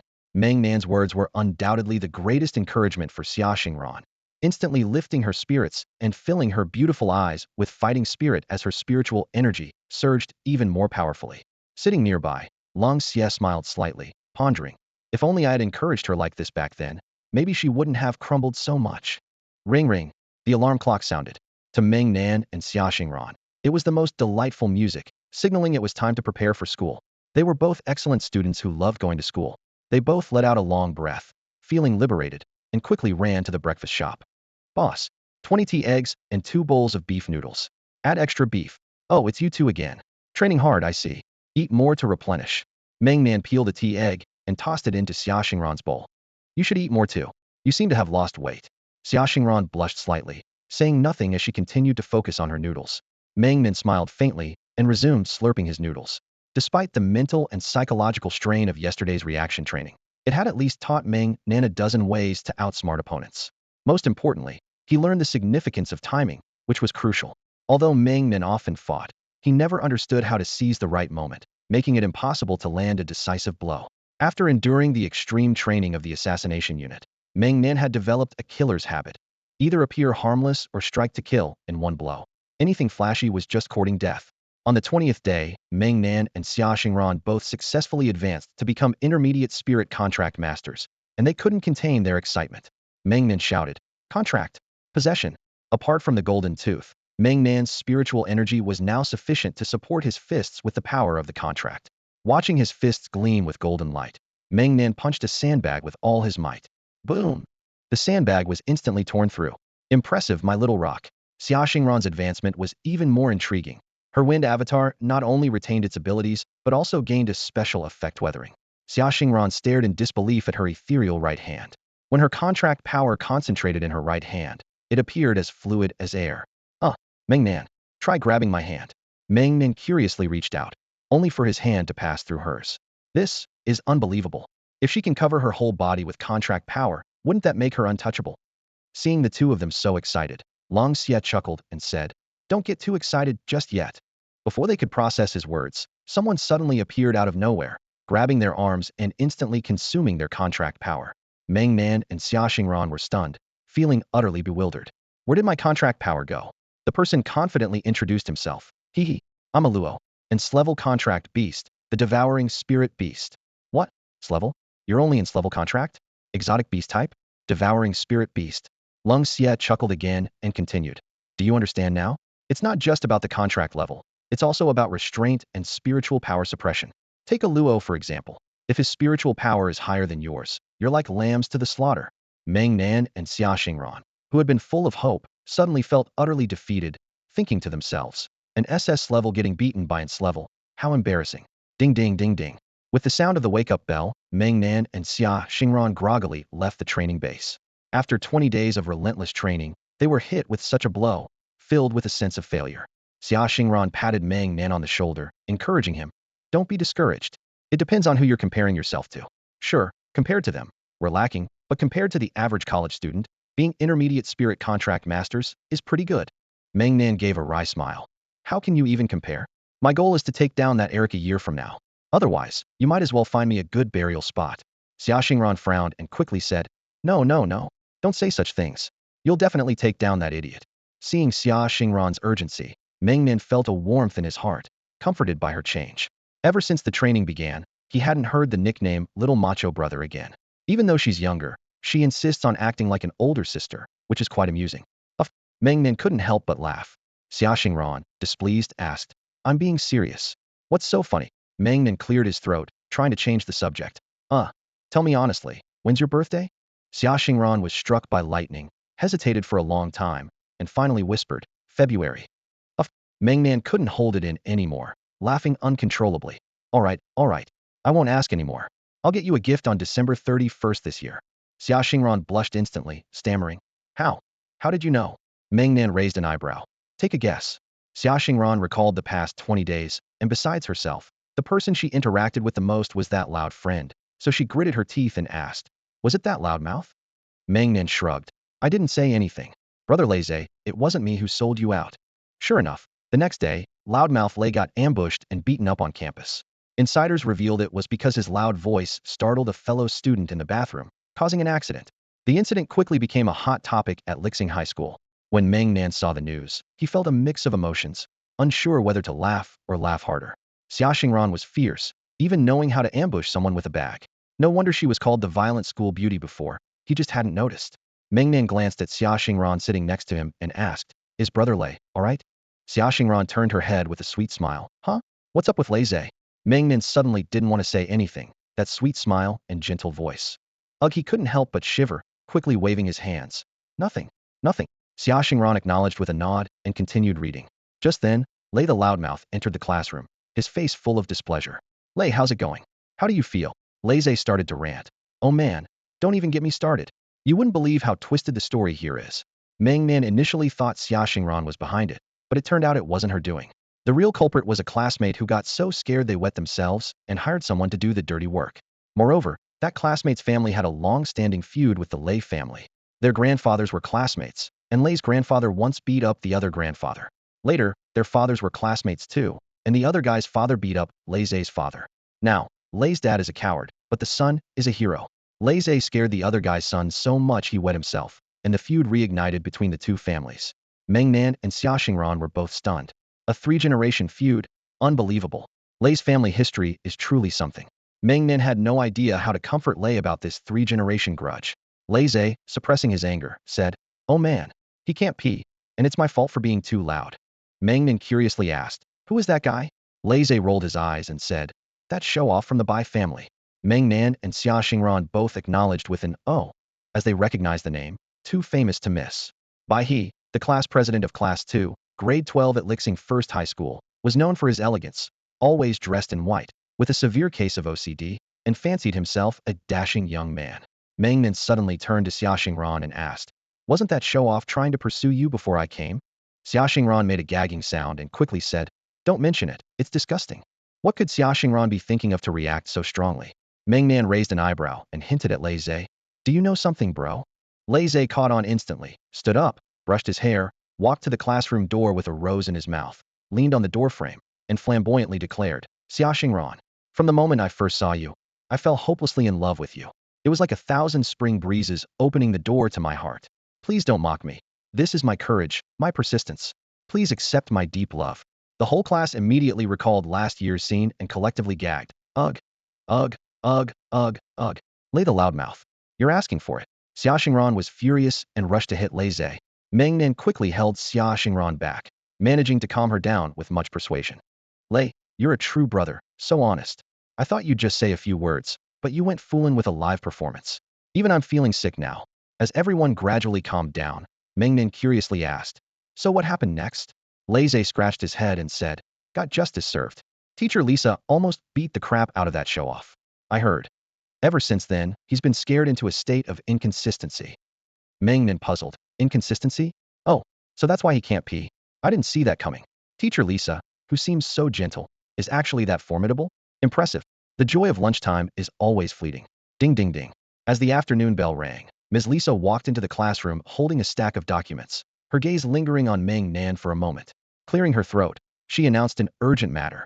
The students immediately perked up, clearly sensing the gravity of the situation, and waited quietly for further explanation from Ms. Lisa. Starting tomorrow, top talented senior students from various cities in Xia will be arriving at Lixing High School for an exchange competition. As soon as Ms. Lisa finished speaking, the classroom erupted in excitement. Lei was the first to react, shouting excitedly, "What do they mean? Are they looking to challenge our strong man, Brother Meng?" The classmates echoed his sentiment, their voices filled with indignation. "Exactly. Not just one, but they're all coming. Have they no shame? Our school was beaten to second last place in the country, and now they want us to take the top spot." The entire school was abuzz with tension, the air filled with angry murmurs. Ms. Lisa rubbed her temples, evidently finding the situation quite unpleasant. "Quiet down, everyone. Let the teacher finish speaking," she urged, trying to restore order to the classroom. The students, brimming with righteous anger, finally fell silent, albeit begrudgingly. Ms. Lisa continued, "This exchange competition was suddenly initiated, and our school just received the notification. While it's officially termed as an exchange between schools, we all know they have only one goal." At this point, Lei couldn't hold back any longer and interjected angrily, "Ms. Lisa, we can't let Brother Meng face this alone. I'm joining too." Other classmates chimed in. "Yes. Count me in. Do they think our school has no one?" Ms. Lisa was exasperated, aware that convincing these students wouldn't be easy, as their sense of honor couldn't be trampled by other schools. The classroom was in chaos until Meng Nan stood up and said, "Brother Lei, don't get angry. Let's hear Ms. Lisa explain first." Reluctantly, Lei sat down, and the other students gradually quieted. Ms. Lisa gave Meng Nan a grateful look and continued, "We've received a list of participants for this exchange competition. The students from other cities are all S-level geniuses.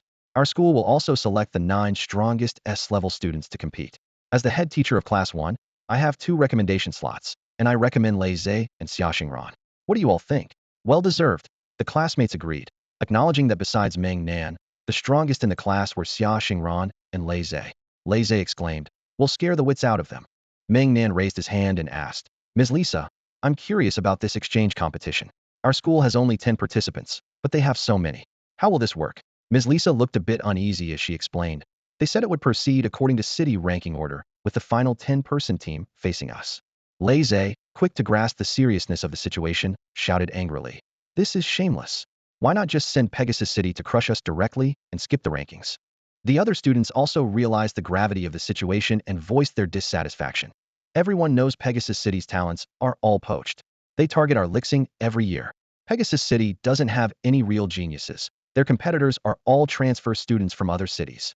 Meng Nan remained silent, aware that Lixing once ranked 5th among Xia's high schools, while Pegasus City was 4th. However, since Old Wang became principal, Lixing's rank dropped to 2nd last, while Pegasus City became 3rd last. According to the ranking order, Lixing would face an even tougher challenge. Although Meng Nan was also a transfer student, he still held a sense of pride. After all, Pangsheng was one of the 7 cities in Lixing, and Meng Nan was a native of Lixing. Teacher Lisa shook her head, seemingly puzzled by the situation in front of her. Actually, this time, Fima City didn't borrow anyone. Instead, each city proactively sent their strongest students, aiming to challenge you. Lei Zhe scoffed disdainfully. "Trash. Isn't it just a plan for the city's top seeds to take turns battling Meng Nan? They call it national exchange. How disgusting." Meng Nan instantly understood there was no need to look at any other teams. The 10-member team from Fima City consisted of the strongest senior students from various cities, meant to test his limits. If they could step on him, all the better. Such a significant matter, yet so challenging. Meng Nan knew that there must be some big shot implicitly allowing this kind of cheating, and it wasn't just aimed at him. As the cold, evil Supreme said, "Only those with cultivation value and phantom beasts are useful." If given the best resources and sparring partners, and he still couldn't crush these SS seeds, then there would be no need to wait a year to face Eric. Suddenly, Meng Nan laughed, and this laugh cast a shadow over the classroom. The classmates fell silent. Clearly, Meng Nan was thoroughly provoked. He thought of cold evil. If it were him, how would he respond? Just like the saying, "I am cold evil, pay up." To become a true strongman, one must have confidence and attitude. "Teacher Lisa, they have their rules, and I have mine. Tell them there's no need for these pointless games. Let those 10 from Fima get ready, and come find me. I alone am enough." Meng Nan's tone was firm, leaving the classmates stunned. Teacher Lisa hesitated. "Meng Nan, this might not be appropriate." Meng Nan chuckled. "Teacher Lisa, just relay my exact words. I don't like beating around the bush, nor do I want my classmates to be my punching bags. Since they dare to come so arrogantly, I must host them well. Let them prepare ambulances, and don't blame me if anyone gets hurt." Lei Zhe slapped his thigh excitedly. "Wow, Meng Nan is mighty. That's what a real man does. Meng Nan is mighty." At this moment, Meng Nan was extremely angry, feeling waves of grievance. He felt unrecognized, as if everyone wanted to take his place. These schools, under the guise of an exchange competition, were essentially trying to dethrone Meng Nan, making the people of Xia country see him as worthless, with nothing but talent to his name. In just 20 days of school, he couldn't resist taking action. What was there to fear? Was it fear of him growing stronger, leaving them with no hope of surpassing him? "You are truly damn." Xia Xingran had never seen Meng Nan so angry. His anger wasn't volatile, but eerily calm, calm like a dead man. Xia Xingran gently tugged Meng Nan's sleeve, expressing concern. "It's okay. Don't worry."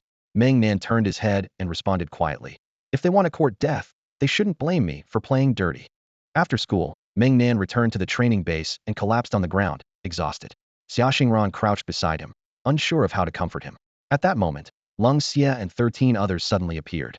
Leng Xie smiled and said, "You did well today, starting to look like a real pro." Meng Nan, with his eyes closed, replied, "It's all thanks to your excellent teaching, Supreme Leng Xie. I've taken every word you said to heart." Leng Xie chuckled, reminiscing. "Today was just a minor annoyance. When I was preparing to break through to Supreme, now that was brutal." Meng Nan immediately sat up, his eyes shining with a desire to learn how to become stronger. He eagerly asked, Supreme Master, please tell us about it." Leng Xie opened a can of beer, took a sip, and calmly said, "The story itself isn't important. What matters is this. When a whale falls, everything thrives. No one wants to be stepped on. If you want to be the ruler like a whale, you must climb over them step by step until they lose hope." These few words sent a shiver down Meng Nan's spine. He could imagine how those with ulterior motives must have tried every means to stop Leng Xie, even attempting to kill him. Meng Nan, incredulous, asked, But you're a genius. How could they treat you like that?" Leng Xie smiled gently and said, You've misunderstood. When you're weak, you're a genius. When you stand as their equal, you become an obstacle. I've told you before, only phantom beasts that can grow have the value of preserving the species. If you were just a talentless waste, I would have left long ago. That's reality. Meng Nan seemed to understand now. Long Xie became supreme at 20 because he was forced to fight his way up. As an SS-class phantom beast, if he couldn't overpower others, his fate would be sealed. Meng Nan thought to himself, is Supreme Long Xie teaching me? Teaching me how to establish my authority? How to prove myself to those people? Suddenly, Meng Nan stood up and solemnly asked, Supreme Long Xie, do you take disciples? Long Xie almost choked on his beer, coughing as he asked, Kid, are you serious? Meng Nan nodded firmly. I'm an orphan. I've grown up without anyone teaching me how to do things. I've always relied on my own understanding. I find that whatever decision I make, I think of you and wonder what you would do. So, I want to take you as my master. Long Xie stroked his chin, thought for a moment, and said, It's not impossible. I do have high hopes for you, kid. How about this? A year from now, Eric will be your apprenticeship gift. Meng Nan nodded heavily. All right, let's continue training. That night, Meng Nan trained with an unusual fervor, venting his inner grievances and dissatisfaction. The next morning, as he left the training base and looked at the rising sun, he murmured to himself, Do you think they're innocent? Xiaoxingran remained silent. Innocent? Meng Nan was the innocent one, wasn't he? He had never wronged anyone, yet people always wanted to step on him. From his perspective, was there anyone making things difficult for him who was truly innocent? After a long pause, Meng Nan resolutely said, No one. He exhaled a heavy breath and relaxed, saying, That's good. If they want to use me as a tool to prove themselves as cannon fodder, then they better be prepared to be just that. Xiaoxingran smiled gently and said, Those who dare to be cannon fodder usually lack awareness. You're overthinking it. Meng Nan paused, puzzled. When did Xiaoxingran develop such high awareness? Seeing Meng Nan's shocked expression, Xiaoxingran proudly said, You should view me differently after just 3 days apart. You're not the only one learning from the Supreme Long Xie. The Supreme Long Xie's laughter echoed in the air, teasingly saying, It seems your awareness isn't as high as this girl's. We'll have to add an extra session tonight. Xiaoxingran chuckled to herself, thinking, Serves you right. Watching Xiaoxingran grow rapidly, Meng Nan recalled the special attention from Long Xie. He realized that while Long Xie was helping them, he was also making up for his own past regrets. Truly the mark of a teacher. He felt grateful. Thank you, Supreme Long Xie. Xiaoxingran was taken aback and asked, Meng Nan, why are you suddenly thanking the Supreme Long Xie? Meng Nan replied calmly, No need to thank me. It's what I want to do too. Xiaoxingran was again surprised, puzzled. They have secrets between them, and haven't told me. Seeing Xiaoxingran's curious expression, Meng Nan said nonchalantly, I'll tell you the secret between me and the Supreme Long Xie when you have your Kamingafage birthday. Xiaoxingran pouted, Humph. I'm not curious at all. If you won't tell, then don't. She tossed her head proudly and walked towards the school. Meng Nan laughed and caught up, shouting, Then you won't find out for the rest of your life. Xiaoxingran responded angrily, How dare you? Watching the two in their youthful prime, Long Xie sighed. If only I had realized earlier. At this moment, Hazy suddenly chimed in, Boss, you're still in your prime. You can have a second spring. Long Xie was speechless, thinking, Dealing with you lot every day? Causing trouble one after another. What woman would dare marry me? She must be crazy. Don't you know how I got the title of Supreme Long Xie? I'm single because of you lot. You've really outdone yourselves. Today, Lixing High School was filled with tension. In the early morning, all the students wore grim expressions, and silence reigned. 10 top seeds from Pegasus City had arrived early and brought a challenge letter, quickly topping the trending list. The letter was profound, suggesting that Meng Nan only relied on an SS-level contract. They aimed to prove that true power comes from effort and sweat. They would bravely forge ahead, showing everyone that Meng Nan's talent was overrated. In Class 1, Laze angrily cursed. Who gave them the courage? They should look in the mirror. How dare they? They were so timid with the exchange students from the 7 ghost nations, but now they're hitting their own compatriots hard. Damn it. Amidst the anger, a young girl said. At the bottom of the post, there's a comment from Meng Nan. Everyone, share it, and support Meng Nan. Everyone gathered around. Where? Wow. Is this really Meng Nan's attitude? Look. Meng Nan's official account welcomed all city exchange students to Lixing High School, recommending a quality coffin shop, just in case anyone needs it. Wow. Is Meng Nan planning a bloodbath? Will he get sanctioned for this? Sanctioned? Look who's the top fan under Meng Nan's post. Who? Wow, the principal? We're safe. The big boss is watching over us. As the post by Meng Nan gained more attention, it quickly became the top comment on the challenge board. The big shots from the 3 major networks couldn't sit still anymore. It seemed Meng Nan was ready for a bloodbath, warning them. Just as the 3 bosses were about to block the challenge post, they received a call. True warriors, future war gods. must grow through blood and fire. The three bosses fell silent as the Supreme spoke. There was no need to guess who it was. His seemingly ordinary words carried undeniable authority and a hint of menace. It was Lung Xia Supreme, the only Supreme who had truly fought his way to the top, feared by everyone in Xia country. Ah, these brainless fools. They know who's backing this kid, yet they dare to act so brazenly. You're mistaken. At least half of these people are here because of him. Haha. Do they really think he can't wield a blade anymore? Meanwhile, the S-class challengers also realized something was off. Meng Nan's purpose was completely different from theirs. Meng Nan intended to kill them, but the big shots present gave them the courage to do as they pleased. Meng Nan is an orphan. Would he dare disrespect these big shots? Haha. More and more people rushed to Lixing City, afraid to miss the spectacle. Lung Xia watched his old friends hurriedly arrive and sneered. These idiots, whoever dares to attack Meng Nan will be slain on the spot. Yes, boss. Lung Xia chuckled and muttered to himself. Kid, I'm really curious to see how you'll respond to them. At that moment, Meng Nan was having noodles with Xia Xingran at a noodle shop. The owner intended to close up and join the excitement. But when the main player arrived for noodles, he couldn't resist gossiping. Meng Nan, are you really planning to take them out? Meng Nan chuckled. Seems like the boss has a different opinion. The noodle shop owner waved his hand quickly.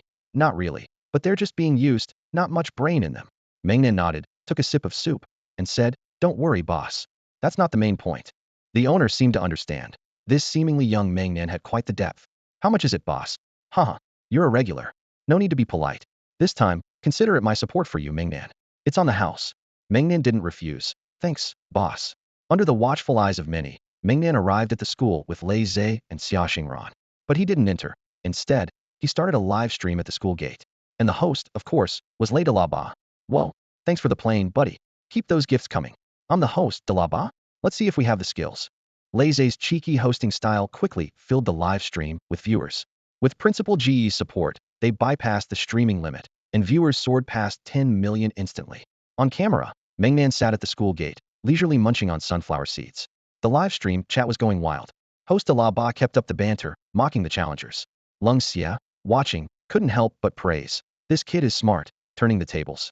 With the open view at the school gate and a live stream, anyone trying to cause trouble will ruin themselves in no time. At this moment, Xia Xingran walked into the frame and said to Meng Nan, who was munching on sunflower seeds, Your order has arrived. Meng Nan looked up, excitedly responding. Bring it in. Let's show everyone. The live stream audience gasped in astonishment, the atmosphere electric. 10 massive black coffins, along with a complete funeral service team, appeared neatly at the school entrance, as if staging a grand welcoming ceremony, instantly igniting the mood. Welcome, welcome. A warm welcome. Meng Nan turned to Lei Zhe and said, Brother Lei, it's time to show your true skills. Lei Zhe laughed heartily, walked to the school gate, took a deep breath, and shouted with a thunderous voice. You brats, come out and meet your doom. The deafening roar shattered the surrounding glass. The powerful sound wave kicked up a cloud of dust, leaving the live stream viewers stunned. Did you see that? That's skill. I declare this streamer the strongest. Anyone disagree? At this point, the 10S level seed contestants finally realized the gravity of the situation and were utterly panicked. A group of big shots stepped in, leading these seeds to the school gate. Fully aware that the situation was beyond control, they had to perform, like it or not. Meng Nan sat on a bench, watching the leading big shot with an expressionless face, and calmly said, Bystanders, step back. One of the big shots stepped forward, sneering. Kid, who do you think you are? Meng Nan chuckled. Idiot. If you think you can, then go ahead and try. If not, get lost, you're in the way. He paid no mind, instead addressing the live stream. See this? That's a big shot. Remember, this time the malicious provocation was led by him. I suggest you investigate thoroughly. The big shot was furious, his face flushed, but he didn't dare act out in public, only able to angrily shout at the seed contestants behind him. What are you waiting for? Hurry up. Meng Nan turned back to the live stream and said, See that? He's panicking. He's inciting these fools to their deaths, trying to pin the blame on me. If they die, it's not my fault. That's the instigator. The big shot, enraged, raised a flag, but the other big shots all kept their distance, leading to an awkward scene. Meng Nan continued to address the live stream. Take a look. This one's also a fool. They pushed him out as a pawn, and now he's left high and dry, quite pitiful, sold out by his teammates. Just then, the big shot, filled with rage, attempted a sudden move while Meng Nan turned away, only to drop dead on the spot. The live stream viewers were baffled. He just took a few steps. How did he just fall over? Meng Nan shrugged. Everyone bear witness. This big shot was purely angered to death. No one touched him. He's trying to frame me. But those witnessing the scene knew someone had acted, yet no one dared to speak up. Seeing this, The other big shots retreated and fled. Meng Nan pointed the camera at them, slowly saying, "Look, the big shots are running. Now look at these 10 fools." He turned the camera to Lei Zhe, then put his hands in his pockets, calmly stating, "The main culprits have fled. I guess it's time to lay these cannon fodders to rest."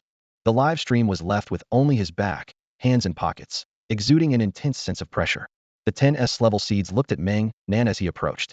They knew the situation was dire, but with no way out, they decided to fight back. Under the watchful eyes of the crowd, they were sure he wouldn't blatantly kill them. With determination in their eyes, they exchanged glances and shouted in unison, "Go!" All together, the 10 of them charged at Meng Nan, quickly surrounding him. Meng Nan smirked coldly. Seeing their flawed attack formation, he didn't retreat. Instead, he swiftly dashed into the group. "Contract!" he shouted, as golden contract power wrapped around his hands. Without hesitation, he launched an attack, grabbing one of them by the head. Then, with a powerful kick, he struck the first seed's knee, snapping it with a crunch. As the first seed screamed in agony, Meng Nan moved faster, like a golden phantom weaving through the remaining 9. "Contract!" he called out coldly. The others were terrified, pleading, "No, don't kill me, I was wrong." But the crunching sounds and cries of pain continued. In just 3 seconds, all 10 seeds lay on the ground, their bones shattered, paralyzed, and wailing in misery. These S-level talent seeds hadn't even had the chance to use their contract power before Meng Nan seized the advantage. Meng Nan remembered Long Xie's advice. Being flashy is asking for death. If you have a chance to kill, don't waste words. With his hands in his pockets and an impassive expression, he returned to the camera and said calmly, "As you can see, I only used pure technique. I didn't even use my talent. They didn't seem to work as hard as I did. Huh. Funeral service, play the music. Help carry these cannon fodders to the coffins. Each one costs 10 million. Pay up to claim, or they'll be buried. Whoever sent you, ask them for the money. There's 2 hours until sunset. They'll be buried at sunset, no exceptions." Meng Nan continued to sit on the bench, eating sunflower seeds, as if none of it concerned him. The live stream chat fell silent. Everyone understood that Meng Nan's 3 seconds of brutality were purely based on combat experience, not even giving them time to release their contract power. What did this mean? It was the result of relentless training. Just as Meng Nan said, he didn't even use his talent. In just half an hour, 10 coffins and 10 people made Meng Nan 100 million richer. The viewers were stunned. The people plotting against Meng Nan had deep pockets. This was a massive conspiracy against him. Even more surprising, Meng Nan gave the entire 100 million to Ge, not keeping a cent for himself. As he put it, it was compensation for the reputational damage to the entire school, and it should be shared with every student and teacher. Before ending the stream, Meng Nan even advertised for Lixing High School. "Our Lixing High School, second last nationwide. We warmly welcome everyone to transfer here. Everyone here is talented, and they speak so nicely. I love studying here." After the stream, Ge approached Meng Nan, patting him on the shoulder, saying, "Kid, you exceeded my expectations." Meng Nan chuckled. "Principal G's praise is too generous, so naturally, I have to make you proud, especially since your spirit stones are so appealing." Ge waved his hand. "Don't worry, you'll never run out of spirit stones in the future." Meanwhile, Long Xie sat on the school building, waving a hand gently. "Go, take out these 6. Leave the last one for my disciple." "Yes, boss." Long Xie let out a long sigh, his eyes flickering with a complex emotion. His disciple, a young man who was supposed to become an earth element tank, had instead mastered the skills of an assassin. Clearly, this path had deviated. Yet, there was no denying that this disciple was indeed quite remarkable.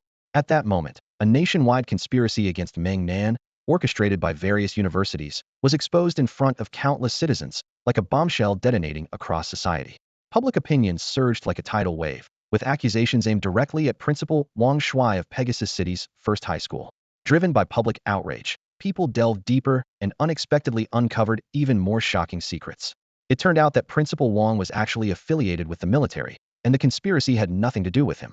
Just the day before, he was inexplicably reassigned, and the new principal was the very figure who had been intimidated to death by the tough guy, Aura, during a live broadcast. The trail went cold, and attention shifted to the other figures who had appeared in the broadcast.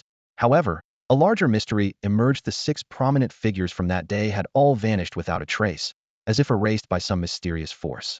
Suddenly, alarm bells rang in everyone's minds. The only person capable of making 6 influential figures disappear simultaneously could only be Long Xie the Supreme, the youngest god of death in Xia. His name resounded like thunder, intimidating all. Meanwhile, in a luxurious private club in Pegasus City, the sound of shattering glass broke the silence. An expensive bottle of wine was smashed to the ground, its contents splattering everywhere. A middle-aged man, his face dark with anger, roared furiously. Useless. All of you are useless. How could you be outsmarted by a 17-year-old kid? He spun around and grabbed a foreign maid, barking, Go! Bring him to me. The maid, her face bruised and her arms covered in whip marks, immediately ran out trembling. This enraged middle-aged man was Ji Kun, the director of the Pegasus City Contract Management Bureau, and the only mastermind not killed by Lung Xia. Suddenly, a loud noise echoed as the club's door was kicked open from outside. The foreign woman who had just run out was sent flying back inside, crashing heavily to the floor. Ji Kun didn't spare her a glance, casually killing her with a slap. He flicked the blood off his hand and coldly looked towards the door, a sneer forming on his lips. Oh, you haven't left yet. Standing at the door was none other than Wang Shuai, the former principal of Pegasus City's first high school and Gu Youcai's rival. Clad in a black military uniform, Wang Shuai said sternly, Do you realize what you're doing is treason? Ji Kun laughed dismissively. So what? You've been watching me in Pegasus City for 10 years. Even Lung Xie doesn't dare to kill me. So what can you do? Watch for another 10 years? Haha, don't think I look down on you. You can't touch me. You don't have the power yet. He impatiently scratched his ear and continued. If you have something to say, say it. Don't waste my time here. Wang Shuai gave a cold smile, dropped a black package, and turned to leave. Ji Kun glanced at the package and ordered another foreign maid. Go. Open that package. Terrified, the maid glanced at her dead companion on the floor and, gritting her teeth, shakily opened the package. When Ji Kun saw its contents, he flew into a rage, killing the maid with another slap. Wang Shuai, you're courting death. Ji Kun roared, as the dark purple power of the contract engulfed the two maids' bodies, draining their spiritual energy and life force completely. He walked over to the package, picked up the head inside, and muttered, Trouble. Wang Shuai killed the liaison from the Seven Nations Alliance of Yusha, and he's a prince.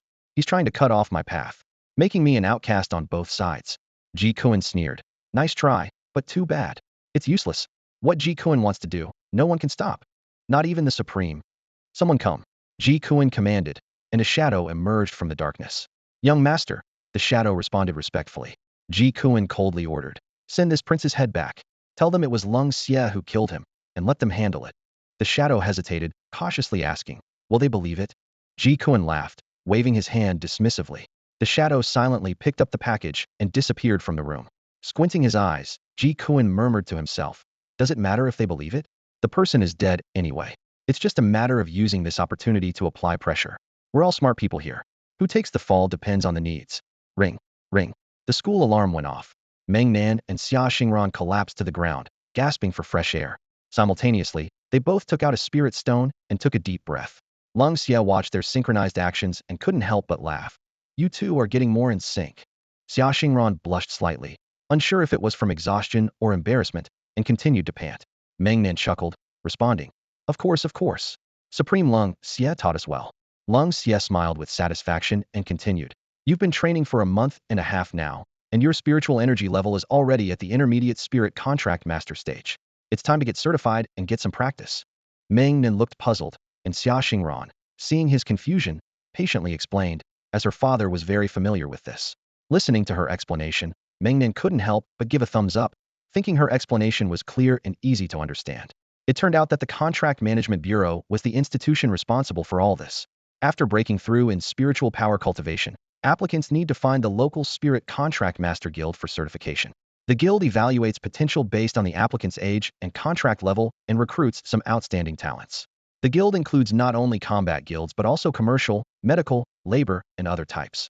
Through contract agreements, the guild provides talents with special treatment and resources, while these talents also need to take on tasks from the guild.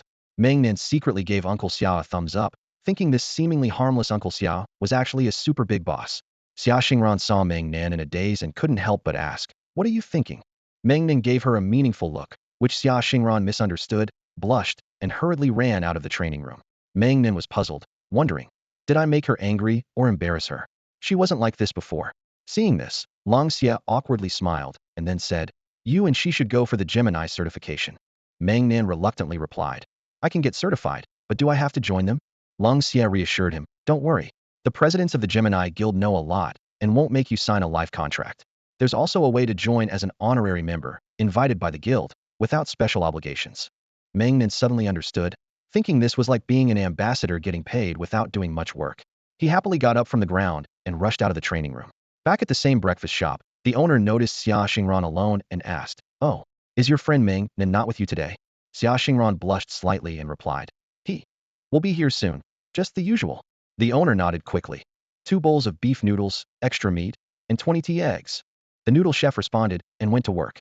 Just then, Meng Nan rushed in, seeing Xia Xingran with a flushed face, and complained, Why did you run so fast? Xia Xingran looked at the innocent-faced Meng Nan, feeling a surge of frustration, silently cursing, Meng Nan, you big fool. Meanwhile, Meng Nan wondered, did I make her angry or embarrass her? Women are indeed harder to please than contracted beasts. Meng Nan sighed inwardly, but his face was all smiles, trying to appease her. Yes. I was too slow. I'll try to be faster next time, he said with a pleading tone. Hearing this, Xia Xingran lifted her chin with a hint of pride in her eyes. That's more like it, she said, her anger slightly subsiding. Just then, a gentle breeze blew by. Xia Xingran's eyes sparkled with a glimmer of light as wind elemental energy wrapped around a tea egg. In the blink of an eye, the eggshell was peeled away, leaving a complete tea egg floating in the air, slowly drifting towards Meng Nan's mouth. Meng Nan's eyes widened in amazement. You can control your spiritual energy with such precision now. Xia Xingran was speechless at his response. Silently cursing him for being clueless, she thought, this fool. It's my first time peeling an egg for you to eat, and that's what you focus on? Her anger flared again, and with a frustrated wave of her hand, the tea egg was forcibly stuffed into Meng Nan's mouth by the wind. Eat your egg, you big fool. Xia Xingran gritted her teeth, though her eyes showed a hint of concern. Meng Nan nearly choked on the egg, rolling his eyes before finally swallowing it. He sighed inwardly. I'm sorry. I can't promise you anything yet. A year will pass quickly. Xia Xingran, wait for me. Meanwhile, Lung Xia was hidden in the air, observing this future disciple. He mused. He's shrewd, understands the big picture, and can act. Appears reckless and indifferent, but is actually extremely cautious and meticulous. This kid impressive. He's mimicking the strengths of me, Xia Chun, and Ding Zhao. Lung Xia smiled slightly, understanding. This kid wants to force himself to grow quickly through imitation? Interesting. This disciple might be a bit easier to manage. It was the weekend, a rare break. After breakfast, Meng Nan took Xia Xingran to the Lixing City First Combat Guild Gemini Guild. Aren't you not selling yourself? Why are you here for certification? Xia Xingran asked, puzzled. Meng Nan leaned close and whispered Lung Xia's words to her. Xia Xingran's eyes sparkled with excitement, her joy evident. Meng Nan grinned mischievously. Don't mention joining the guild. We'll leave after getting certified. Let the 2 presidents find out later. Xia Xingran nodded eagerly, exclaiming, Wow, an honorary member. Never heard of that. Sounds amazing. Meanwhile, a secret meeting was taking place in the top-floor chamber of the Gemini Guild. Ning Zong. Ning Hung. Greetings, sir. 2 figures bowed respectfully. Lung Xia smiled lightly, saying, I hope you both have been well. It seems you're closer to the supreme level. Ning Zong chuckled, modestly replying. Thanks to you, sir, we've made some progress. Ning Hung asked coldly. Is there a task you wish to assign us, sir? If Meng Nan were present, he'd be shocked by the scene. The assassination unit had more than 13 members. Those were just for show. The real assassins hid within society, pursuing the ultimate one-hit kill. These experts, walking openly, were the true blades of the assassination unit. Ning Zong and Ning Hung were among the best. Lung Xia replied calmly. No task, just make Meng Nan and Xia Xingran honorary members and give them more experience opportunities. I plan to take this kid as my disciple. Ning Zong and Ning Hung were stunned. Their first thought was, successor. Has the sir reached that level? Incredible. They respectfully assured. Rest assured, sir. We'll fully support them within our duties. Lung Xia suddenly chuckled, rubbing his forehead as he said. No need to support him. This kid's on a crooked path. He might be an anomaly in the future. The brothers Ning Zong and Ning Hung were baffled. What did he mean by a crooked path? An anomaly? Ning Zong raised an eyebrow, asking cautiously. So, sir, you mean, pretend we don't know? Just train him a bit. Lung Xia nodded. Yes. Give him some benefits, let him enjoy himself, and have him work for you now and then. The brothers understood. This disciple was going to be raised quite freely. They bowed solemnly. Understood, sir. Meng Nan, a celebrity frequently trending online, immediately drew attention as he entered the Gemini Guild. Amidst the crowd, a thunderous wow echoed, and people quickly made way, only to see that it was the streamer, Leda Laba.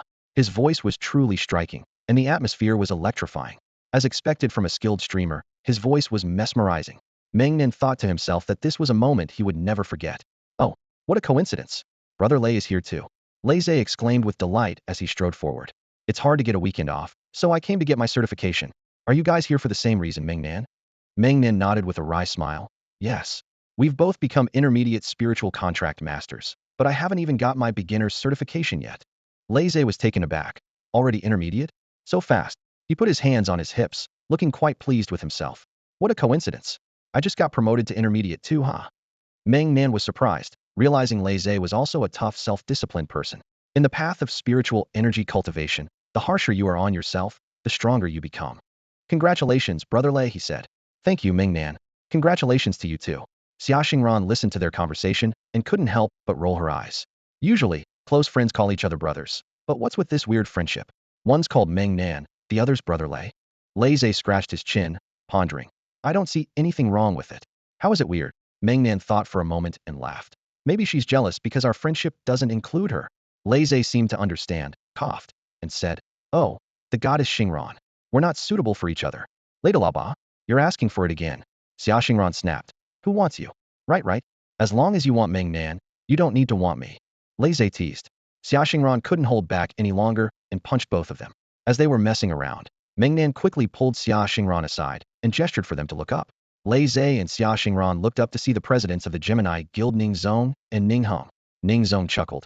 Such pure friendship, truly enviable. The people in the hall paid their respects. Greetings, presidents. Meng Nan observed the respectful demeanor of those around him, feeling awed. The prestige of the two strongest individuals below the Supreme was not exaggerated. Ning Hong, with a cold expression, said, Are you three here for the Intermediate Spiritual Contract Master Certification? The three nodded in unison, behaving obediently.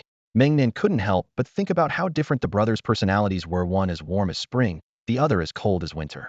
Ning Hong took out a spiritual power test sphere and said coldly, One at a time, pour all your spiritual energy into it. Meng Nan poured all his earth element spiritual energy into the test sphere. Beep. Gemini Guild Certification. Meng Nan. Intermediate Spiritual Contract Master Spiritual Energy Intensity Qualified. Data scanning and uploading. He then tossed the test sphere to Xia Xingran. Beep. Gemini Guild Certification. Xia Xingran. Intermediate Spiritual Contract Master Spiritual Energy Intensity Qualified. Data scanning and uploading. Xia Xingran then passed the sphere to Lei. But when Lei took it, the sphere got stuck. Meng Nan and Xia Xingran tilted their heads in confusion. What's Lei Laba doing? Why is he falling behind? Lei scratched his purple hair awkwardly and smiled. Well, presidents, my contract beast is a bit stubborn. In the Twin Star Guild's hall, everyone exchanged glances, and Ning Zong shook his head helplessly, thinking to himself, the manipulation of spiritual energy is truly baffling. Lei, you little rascal, it's your own cultivated energy, yet it's strictly controlled by your contract beast? What kind of contract beast has the ability to negotiate like this? Ning Zong couldn't help but burst into laughter and teased. I get it. The Thunder Roar Lion Beast, right? Its output relies entirely on its roar, indeed. His words made everyone twitch their mouths, thinking, wow, that's something. A Thunder Roar Lion Beast? All output from its roar, that's impressive. Lei chuckled awkwardly and quickly clasped his hands, addressing those around him. Everyone, pardon my performance. With that, he gripped the spiritual energy testing orb tightly and suddenly shouted, Charge! The air exploded instantly, and the sound waves forced everyone to step back, hurriedly covering their ears. Purple lightning-like spiritual energy surged into the testing orb like a tide. Beep! With a crisp notification sound, the Twin Star Guild certified. Lei, Intermediate Spiritual Contract Master, Energy Intensity Qualified. Data scanning and uploading. Ning Zong smiled gently and clapped his hands, feeling a myriad of emotions. He knew that aside from personal talent, improving spiritual energy intensity relied on relentless practice over time. Beyond resources, it required immense perseverance and endurance. The average sophomore in university would be at this level, and these three high school seniors had cultivated their spiritual energy to such an extent, proving their determination and diligence. Young and talented, truly the brightest stars in our Lixing city. Congratulations to you all. As everyone exclaimed in surprise, Ning Hung suddenly said, Forget it. The Xia family's girl is special, not appropriate. Everyone thought about it and agreed. Having Xia bureau chief's daughter work for Twin Star was like a death wish. Ning Zong smiled slightly and reassured. Don't worry, brother. Everything can be discussed. These three's talent speaks for itself, as everyone knows. But their spiritual cultivation, whether in terms of mindset or perseverance, is top-notch. We can make an exception. Everyone immediately perked up, eagerly asking, What do you mean? What exception? Ning Hung furrowed his brows and coldly asked, Are you referring to honorary membership? Ning Zong nodded and then explained to everyone. After hearing it, everyone sighed in agreement, indeed. With such talent, mindset, and perseverance, and with three of them, Twin Star cannot ignore them. Meng Nan and Xia Xingran were not too surprised, as they were aiming for honorary membership from the start. But Lei Zhe was different, his face full of shock and regret. Seeing Lei Zhe's regretful expression, Ningzong hesitated and asked, Lei Zhe, are you not interested in this honorary membership? Lei Zhe hurriedly waved his hands, his face full of distress. You should have told me earlier, President. I just paid 800,000 for the platinum membership fee. Can I get a refund? Everyone burst into laughter. Lei Zhe was trying to freeload Twin Star, and suddenly the platinum membership didn't seem so appealing. Xia Xingran quickly stood to the side, putting on a look of I don't know him, thinking, how embarrassing. Ning Zong gave an awkward smile, unsure of what to say. Ning Hung, however, coldly walked up to Lei Zhe, grabbed his collar, and pushed his head against the wall, pointing to the guild's rules on the wall, saying coldly, read it. Lei Zhe, with a mournful face and trembling voice, read, self-funded, membership learning, membership fees, non-refundable, malicious, troublemakers, subject to Twin Star sanctions. Ning Hung held on to Lei Zhe and asked coldly, do you need Twin Star sanctions? Lei Zhe hastily shook his head. No need. No need. I was just asking. I wasn't causing trouble. He patted his chest, confidently saying, rest assured, President, I'm definitely not short on money. A refund is impossible, never in this lifetime. A video of Luai's causing a scene in front of the Gemini Guild president went viral as soon as it was posted online. Wow, isn't that the Macho Man's official streamer, big speaker? Incredible. He actually asked for a refund in front of President Ninghung? Such courage. He shouldn't be called an honorary member. He should be called an honorary warrior. After Meng Nan and the others left the Gemini Guild, they sat in a dessert shop, reading the online comments and laughing uncontrollably. Luais, in high spirits after gaining an honorary membership for free, generously treated them to 3 large servings of shaved ice. As they ate, he chuckled. See that? They're calling me an honorary warrior. Xia Xingran was speechless. Is that really a compliment? Meng Nan covered his face and said, Brother Lei, you really have something? Quite a lot, actually. Luais laughed heartily. That's thanks to the Macho Man's fame. My followers are skyrocketing now. Suddenly, Luais slapped his thigh, startling Meng Nan and Xia Xingran. Macho Man, now that the 3 of us are honorary members of Gemini, shouldn't we form a team and take on some missions for experience? Meng Nan sighed. Brother Lei, you just mentioned your followers are skyrocketing, and now you're talking about forming a team? Luais frowned and asked earnestly, is there a problem? I've been thinking, ever since I met Macho Man, my followers have been growing fast. Shouldn't we form a team to keep riding the wave? Meng Nan was shocked. Luais is actually saying what he thinks? And so confidently. Xia Xingran couldn't handle it anymore. Seeing Meng Nan's dumbfounded expression, she couldn't help but tease. No doubt about it. You two are a perfect match. He's a big fool too. You should call yourselves the dumb duo. Luai shot back at Xia Xingran. Aren't you part of this too? It's more like the dumb trio. Xia Xingran was so exasperated that her chest heaved, yet she couldn't argue back. Meng Nan gently patted her back to calm her, and then said seriously, no joking around. This team name has to be registered with the Contract Management Bureau. A silly name like this could stick for life. Luai shrugged. I don't mind. Xia Xingran turned her head away in frustration. I don't care either. Meng Nan felt a headache coming on. Wow, you guys are something else. All right. Who's afraid of who? Everyone's got some temper. With a bang, Meng Nan slapped the table. Fine. Since Xingran suggested it and Luai's agreed by default, I abstain. 2-1. We'll be the dumb trio from now on. Luai's and Meng Nan clapped simultaneously. Xia Xingran was speechless. These 2 idiots. The dessert shop fell silent, and the other patrons were stunned. This was so reckless. Even the shop owner was amazed and kindly reminded them, hey, you 3, aren't you being too hasty? This name is too much. Just think, if others can't beat your team, won't they say, you can't even beat a bunch of fools? Luai's eyes lit up. Even if we lose, this team name will annoy people. Oh, so you won, did you? You just beat 3 fools. Brilliant. Hey, you know what? This name's not bad. Win or lose, it works in our favor. Meng Nan stroked his chin. Come to think of it, you're right. Whether we win or lose, we come out ahead. Xia Xingran realized she had to stop these 2 fools before things got out of hand. From the dessert shop owner's perspective, they seemed genuinely interested. She shot a glare at the shop owner and then turned to Lei Zhe, saying, no way. If you 2 want to act stupid, that's on you. I don't agree with this name. Lei Zhe raised an eyebrow, a mischievous smile playing on his lips as he launched into a 3-hit combo. So you're saying you're not stupid? You just called Brother Meng Nan a big fool and said you like him. The fool among fools. Xia Xingran's mind went blank. She'd been exposed completely. Meng Nan was stunned beside her, thinking to himself, bro, did you really just say that? You're killing me here.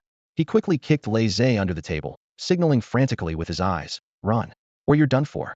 Lei Zhe, realizing his slip, immediately covered his mouth and bolted. Meng Nan, seeing the curious glances from those around them, quickly grabbed the still-dazed Xia Xingran and made a run for it. As the sun set, the two sat on a park bench. Meng Nan looked at the silent Xia Xingran, sighed, and said to himself, "Actually, the name Three Fools isn't wrong.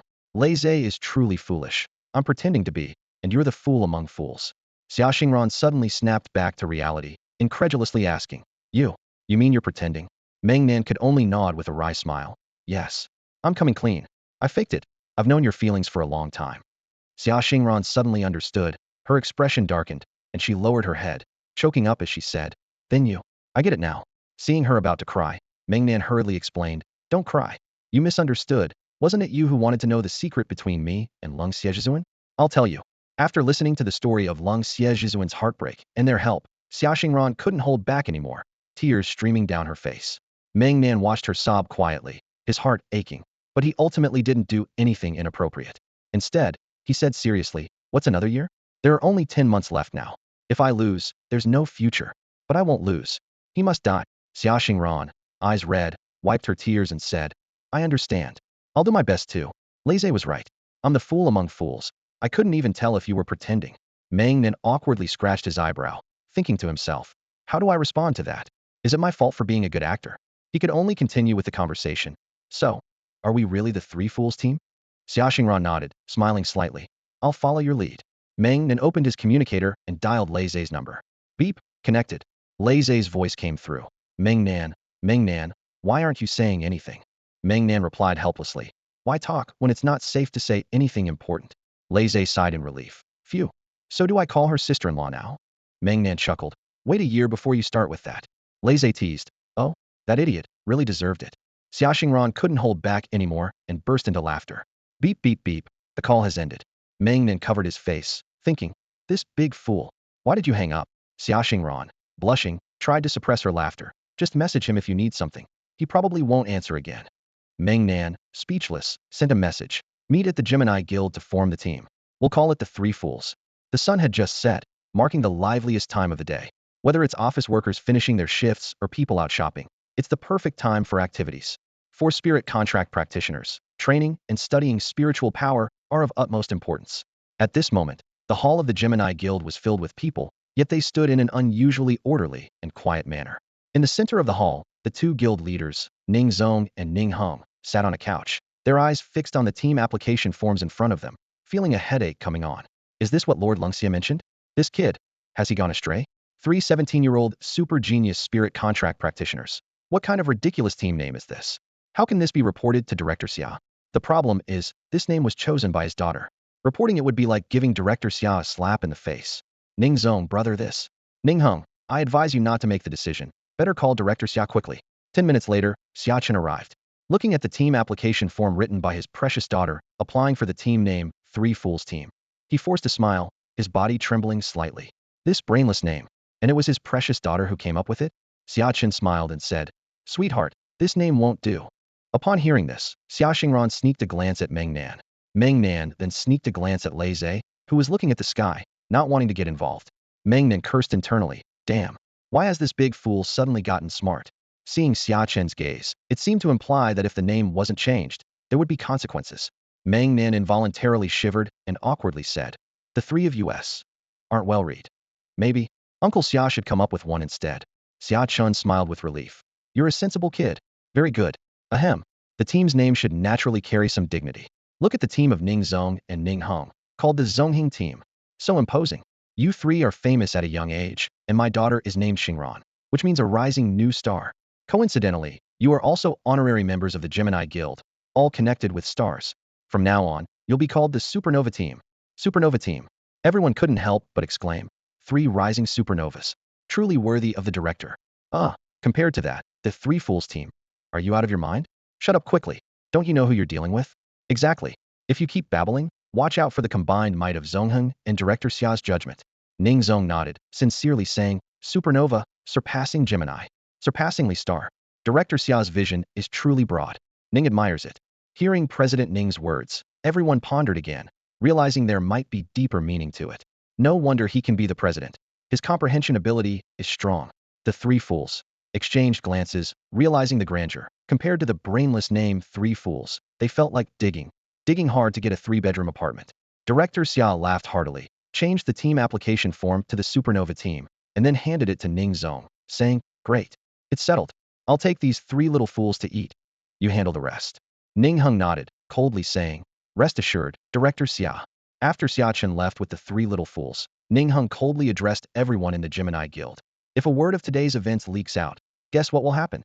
The guild members quickly responded, "Understood. No need to guess. Join forces and coordinate. If it involves the reputation of the daughter of Lixing City's leader, who would dare to act recklessly?"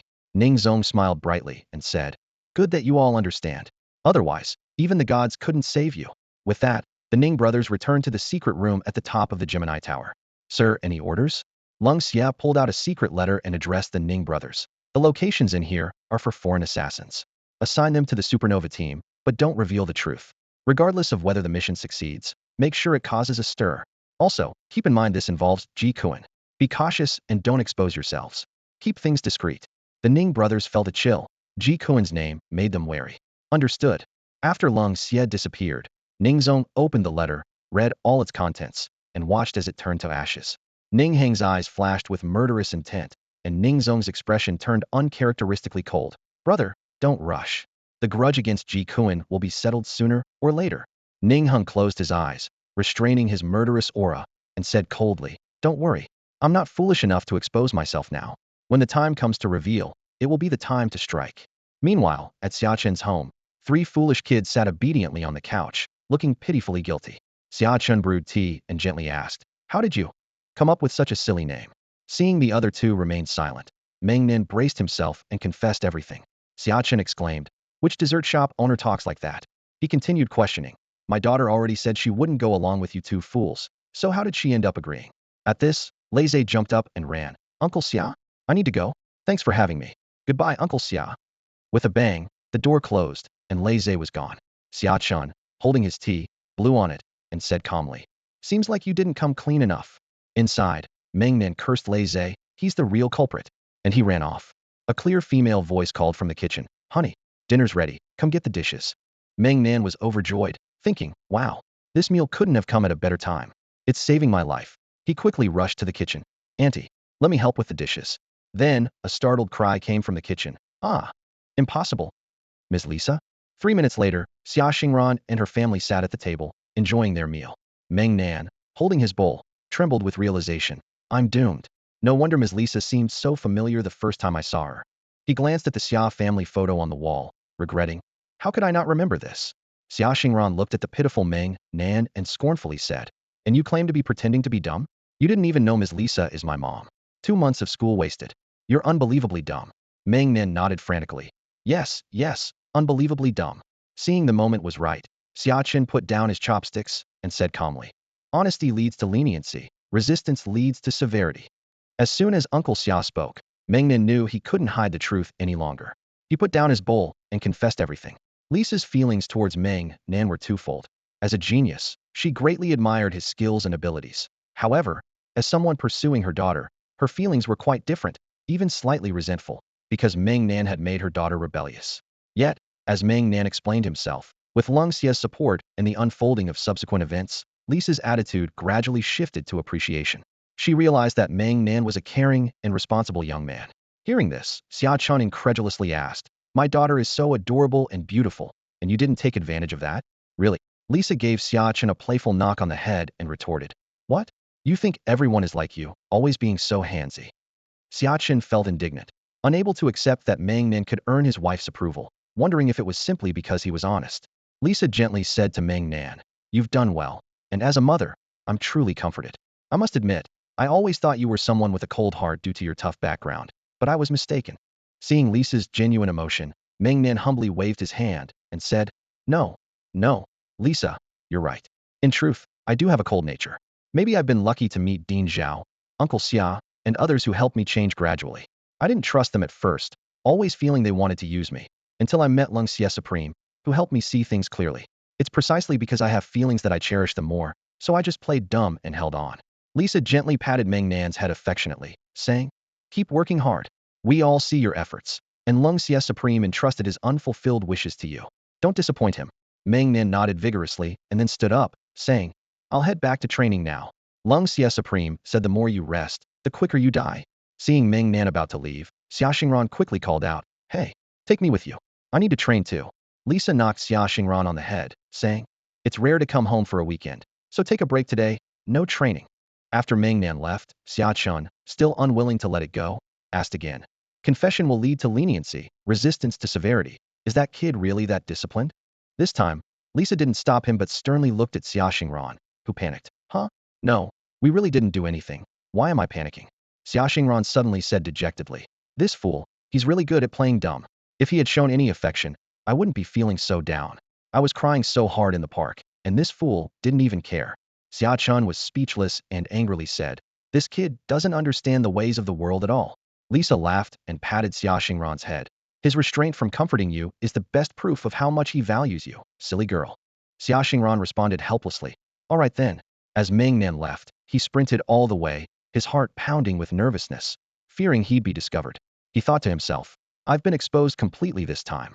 Luckily, I didn't do anything wrong, otherwise, I'd be doomed." After returning to the training base, Meng Nan collapsed on the ground, panting heavily. Just then, Lung Xie appeared. Lisa's attitude had changed, largely due to Meng Nan's behavior towards Xia Xingran, which made her start to accept him. Did this mean he had won over his future mother-in-law? Meng Nan quickly sat up and shook his head seriously. He knew that Lisa's approval today was mostly because of Lung Xie's influence. The goodwill he offered only mattered as long as he stayed within boundaries. Lung Xie laughed heartily and agreed. "Not bad. This kid really gets it. He's neither overexcited nor losing his mind, and he's passed the test." Meng Nan firmly stated, "You said that to gain true recognition from others, you must have enough prestige. My attitude towards Xia Xingran alone isn't convincing, which is why I restrain myself from crossing that line." Lung Xie laughed again. "Good. I'm already looking forward to you bringing Eric's head to become my disciple." Ha ha ha. After a night of training, Meng Nan was full of energy, but ended up getting beaten even more severely. The next day, during class, Meng Nan suddenly received a task notification from the Gemini Guild. After reading it, he was speechless. What kind of lousy task is this? Distributing discount coupons? Gemini Battle Guild, students join for summer break learning and get a 15% discount with this coupon. Oh right, it's been over 2 months, and in another month, it'll really be summer break. Time flies. Seeing the list of teams that had already refused the task, he thought, no wonder no one took it. Such a crappy task, of course, they'd refuse. Beep. All teams in the Gemini Guild have refused this task. The Supernova team was the last to confirm, and the system automatically accepted it. Meng Nan was stunned. We're the 232nd team? This is the last one. How are they so fast? How long have they been single to achieve this speed? When lunch break arrived, the 3 members of the Supernova team gathered in the cafeteria. Laze noticed Meng Nan's absent-minded expression and curiously asked, "Meng Nan bro, what's up? Did you get a lesson in love from teacher Lisa last night?" Meng Nan rolled his eyes at Laze, thinking he should call him Big Smart instead because he's far from dumb, always the fastest when it counts. Meng Nan opened his communicator and showed them. "See for yourselves. We'll be handing out coupons after school." Laze and Xia Xingran leaned in and exclaimed, "Geez, isn't this a trap? Damn, these people clearly have experience." As soon as they see this kind of task, they immediately hit reject. Meng Nan covered his face, crestfallen. "Next time I'll remember. If I ever take more than 0.5 seconds to react to such a task, it'll be the biggest insult to me." Thinking about having to hand out coupons after school, their lunch suddenly lost its flavor. Ding ding ding, school was out. Time to go home and eat. Eat, train, and sleep. Listening to their classmates' cheerful chatter, the 3 members of the Supernova team collectively sighed. Sigh. Laze suddenly said, "Damn, it finally came." Meng Nan lamented, "Heartless. I've let everyone down." Xia Xingran urged, "Stop dawdling, you too. The sooner we hand them out, the sooner we're done. Hurry to the guild and get the coupons." It was rush hour when school let out, and the lobby of the Gemini Guild was bustling with activity. An automated voice welcomed the arrival of the Supernova team. As soon as Meng Nan and his friends walked in, the other team members around them started snickering, clearly aware of the task posted by the guild distributing discount coupons which they were reluctantly assigned. Seeing their smug smiles, Meng Nan silently vowed to himself, "Next time, I'll show you all." He thought to himself that, having been single for 17 years, he couldn't afford to lose. With a resigned sigh, he approached the counter and said in a low voice, "Miss, could you please give us the coupons? We need to go distribute them." The young woman at the counter couldn't help but chuckle and kindly reminded them, "Next time, be more careful. As honorary members, you're not obligated to accept such tasks unless you choose to." The 3 members of Supernova were taken aback by this revelation. Laze said, exasperated, "So this was just my own mistake? How do I turn it down next time?" Xia Xingran added, "Well, There's always a first time for everything. Just hand me the coupons, miss. The young woman behind the counter handed over a box of coupons and included a map, saying, Miss Xia, this is the designated area for distribution, so please stick to it. Xia Xingran nodded, took the box of coupons, and handed the map to Lei Zhe, saying, You have a driver, so it's your job now. Lei Zhe, reluctantly taking the map, glanced at it and exclaimed, What the heck? This is right near my house. Meng Nan was equally surprised. What a coincidence. Xia Xingran asked, puzzled, Isn't your house within the city center? Did you move? Lei Zhe shook his head. The place you went to for my birthday party is my family's place. This is my actual home. Because my voice is so loud, I usually have to train my spiritual energy in remote areas, so I made this place my home. Meng Nan understood. Ah, that makes sense. Your big brain operates on shouting. Moving to the suburbs is necessary. He then asked, How many people are near your place? Can we actually distribute all these coupons? Lei Zhe thought for a moment. Actually, there are quite a few people. Those who can't afford city housing live in the suburbs. I just meant my place is remote, but it's still somewhat close to them. Xia Xingran waved her hand. Let's go. A black business car pulled up in front of the Gemini Guild. A middle-aged man respectfully said, Young master, where to? Lei Zhe took out the map and replied earnestly. To the 5 spots marked here, one by one. The driver bowed slightly and opened the car door. Certainly, young master. Please, everyone get in. Meng Nan remarked in surprise. Wow, this big brain is actually a young master. He thought to himself that Lei Zhe had mentioned his family background before, and considering that 3-generation family feud, his grandfather must be a formidable figure, while his father, maybe not so much. The 3 members of the supernova team set off on their mission, with their first stop at the busiest square on the outskirts of Lixing City's outer ring. They embarked on their first guild task, handing out flyers along the street. Come and see. Gemini's summer enrollment is offering a 15% discount. Don't miss out. Lei Zhe approached a passerby, saying, Sir, do you have a child who needs tutoring? The passerby was taken aback. I'm still single. Lei Zhe responded with a smile. Well, do you want to come study at Gemini? The bystander was slightly taken aback, a hint of awkwardness in his tone. I'm from the medical guild. Lei Zhe, however, was unfazed and handed him 3 coupons with a smile. No worries. Take them. Use them as gifts. If any of your colleagues have kids, give them one. The bystander thought to himself that Lei Zhe was like a persistent salesman, always trying to shove things into people's hands. In stark contrast to Lei Zhe was Xia Xingran's elegance. She floated in midair, with over 30 coupons fluttering around her like butterflies, drawing excited shouts from a group of enthusiastic young men. Goddess, give me one. Beautiful sister. I want one too. Meng Nan stood there, stunned, watching everything unfold, secretly pondering. Have all of you done this before? Am I the only newbie? At that moment, a shy young girl approached Meng Nan, bashfully asking, Excuse me, are you really Meng Nan Gij? Can I get your autograph? Meng Nan snapped back to reality, seeing the girl who was 2 or 3 years younger than him. Very cute. He nodded and agreed. That's me. I'll sign on the coupon for you. The girl excitedly took the autographed coupon, blushing as she ran off. Seeing this, Lei Zhe playfully remarked, Meng Nan Gu, doing this in front of Xingran goddess. Isn't that inappropriate? Meng Nan replied somewhat sourly. She's way more exaggerated than I am. Look at those infatuated boys, acting like a bunch of lunatics. Lei Zhe sighed, expressing, To be honest, the first day I saw Xingran goddess at school, I was smitten. Meng Nan understood. No normal young man could be indifferent to Xia Xingran. So he curiously asked, And then? Lei Zhe shrugged helplessly. And then? Then her mom became our class teacher, for 3 years straight. Meng Nan was surprised. You never made a move? Lei Zhe scratched his head, a bit embarrassed. Ahem. I didn't dare the first year. At the start of the second year, he got punished by teacher Lisa for being too flashy. Meng Nan sighed, patting Lei Zhe's shoulder. Good thing you're smart. Otherwise, you'd be the one in trouble. Lei Zhe quickly waved his hand. Teacher Lisa's okay. It's mainly Uncle Xia I'm afraid of. My grandpa warned me. Meng Nan suddenly realized that great minds think alike. Uncle Xia might seem harmless, but to reach his position, he must be quite formidable. With the shouts of the 3 supernovas, more and more young people gathered. Just then, an elderly man approached Meng Nan, coughing. Give me 2, will you? I have 2 granddaughters about to start high school. They might find them useful. Meng Nan quickly handed over 2 coupons, just about to speak, when he noticed a glint of white light in the old man's eyes, his heart tightening. Damn. An assassin.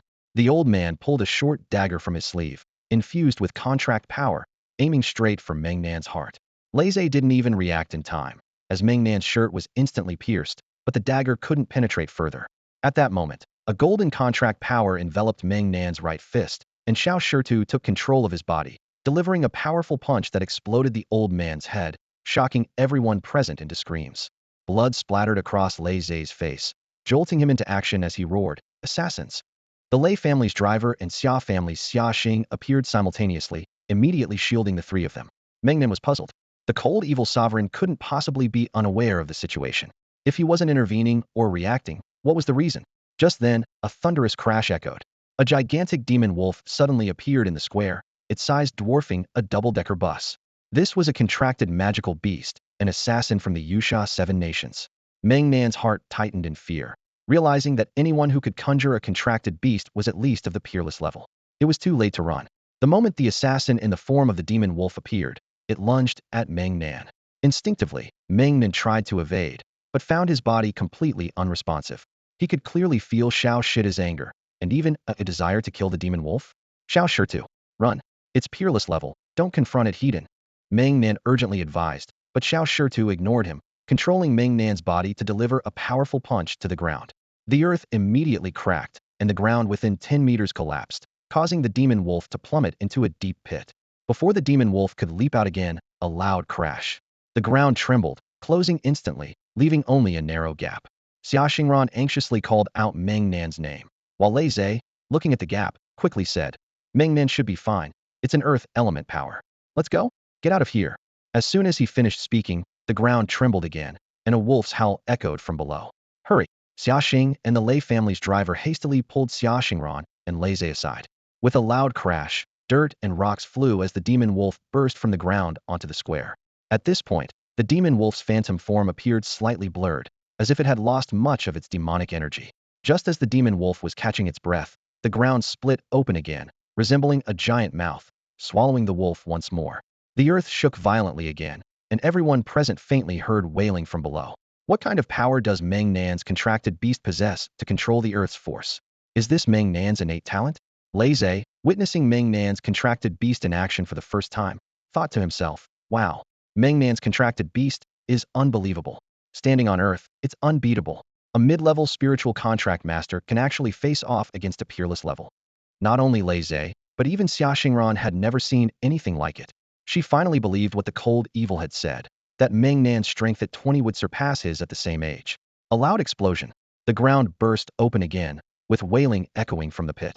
A series of dull, chilling thuds reverberated, sending shivers down everyone's spine as if their own hearts were being pounded. Everyone quickly backed away from the pit, fearing any unforeseen events. The ground shook again, and with a thud, it sealed shut once more. Is Meng Nan planning to keep the demon wolf buried alive? This reminds me of that college live streaming incident where if you didn't pay, you got buried. Yeah, exactly. It seemed that Meng Nan had a particular fondness for words like burial, interment, and live burial. As Luai's listened to the discussions around him, a wave of panic washed over him, his hair standing on end.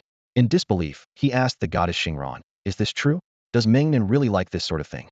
Xia Xingran, equally shocked, replied, I don't know either. I've never seen him use the power of his contract beast, at most just a contract possession." High above the square, brothers Ningzong and Ningheng were feeling quite uncomfortable. Ningzong sighed. "It seems we don't have to do anything, right?"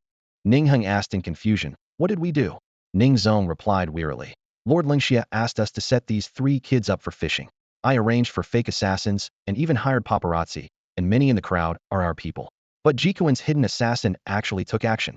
And to top it off, a supposedly invincible one couldn't even beat that kid." Ningzong chuckled wryly. "We didn't do anything, but I guess we still perfectly completed the Lord's task."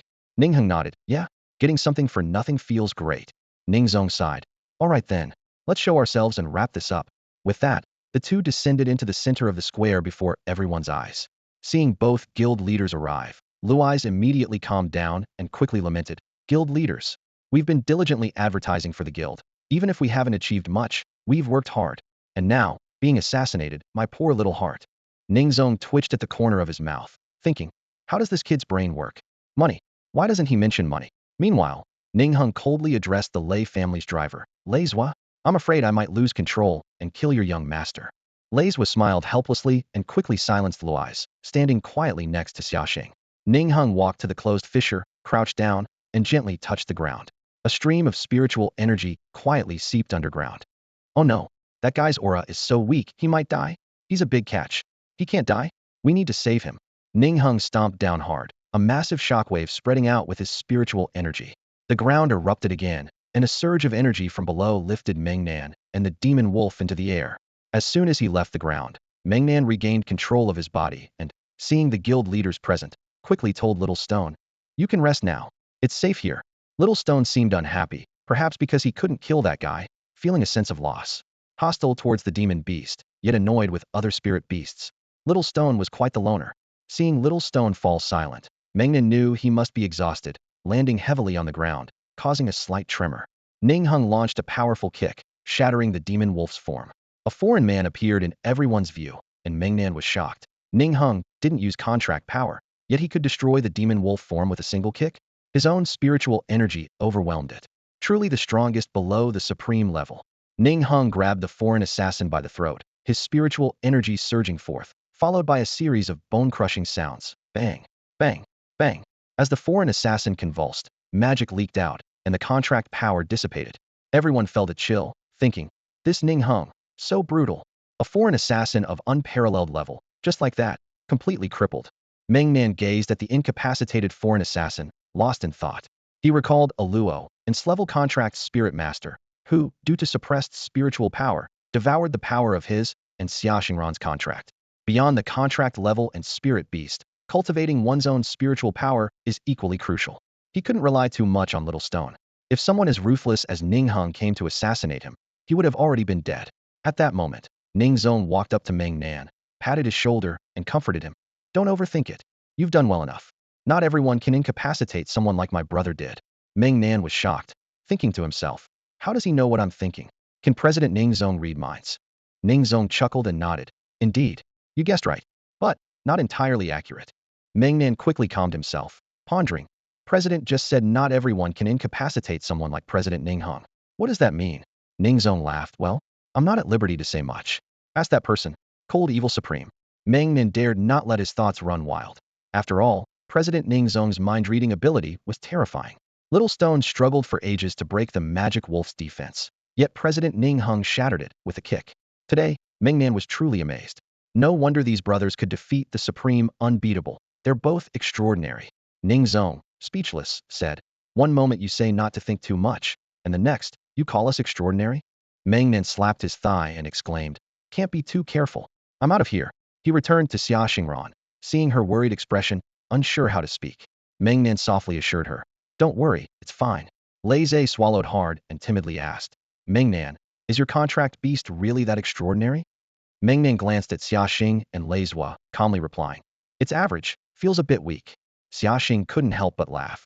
Since when did you become so pretentious? Lei Zhua was also annoyed. It's infuriating. I'm afraid I might accidentally kill him, but it seems like I can't beat him. Lei Zhe then asked, Meng Nan, with just mid-level spirit master power, you managed to beat the unparalleled, and you still think it's weak? Meng Nan was taken aback, suddenly realizing, wait, my spiritual power hasn't decreased. Little Stone wasn't using my spiritual power? Oh no, this is serious. His expression changed, and he quickly told Xia Xingran, let's go. Hurry back to the training base.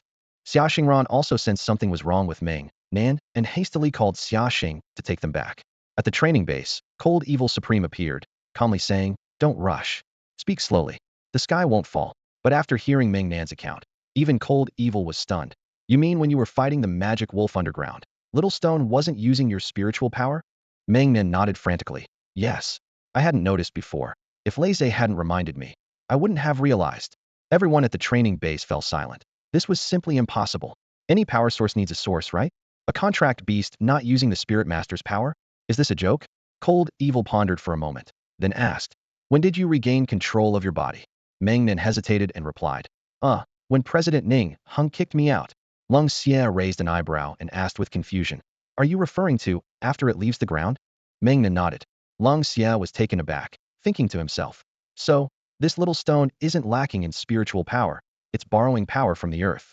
Everyone began to speculate, exclaiming, oh my gosh, your little stone can actually draw spiritual energy from the earth. Xia Xingran blurted out in disbelief. Meng Nan was equally bewildered, thinking, that's why I'm so nervous. Lung Xie scratched his head, a rare gesture for him, and said helplessly, the 13 members of the assassination squad plus you two, swear an oath. Keep this secret buried within you. Pretend this never happened. We'll wait until the legend of Xia Kingdom returns to the human realm. Everyone seemed to understand.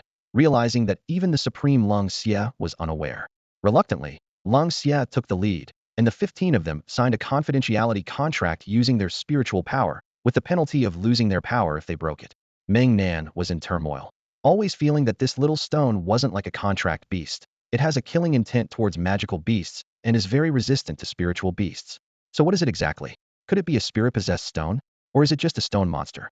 The next day, unsurprisingly, Meng Nan was back as the top trending topic. People marveled at how strong Meng Nan was despite lacking talent. And now they exclaimed, with talent, who can stand against Meng Nan? A mid-level spirit contract master almost defeating an unrivaled level. Who has ever seen someone fight across 4 ranks? Tell me, who else in the human realm can do this? In the morning, before heading to school, Meng Nan sat on the couch in the training base, feeling a bit numb. Across from him sat 5 Supremes, making the situation quite awkward. Just then, Teacher Lisa called through video chat. Meng Nan glanced at Lung Xie Supreme, hesitating whether to answer. Lung Xie nodded, indicating he could take the call. Teacher Lisa, Meng Nan, you shouldn't come to school for a while. Stay home and avoid the limelight. Do you hear me? Teacher Lisa's voice came through the screen. Meng Nan nodded numbly. Teacher Lisa asked, Meng Nan, are you in trouble? Meng Nan continued nodding. Teacher Lisa said with concern, is someone giving you a hard time?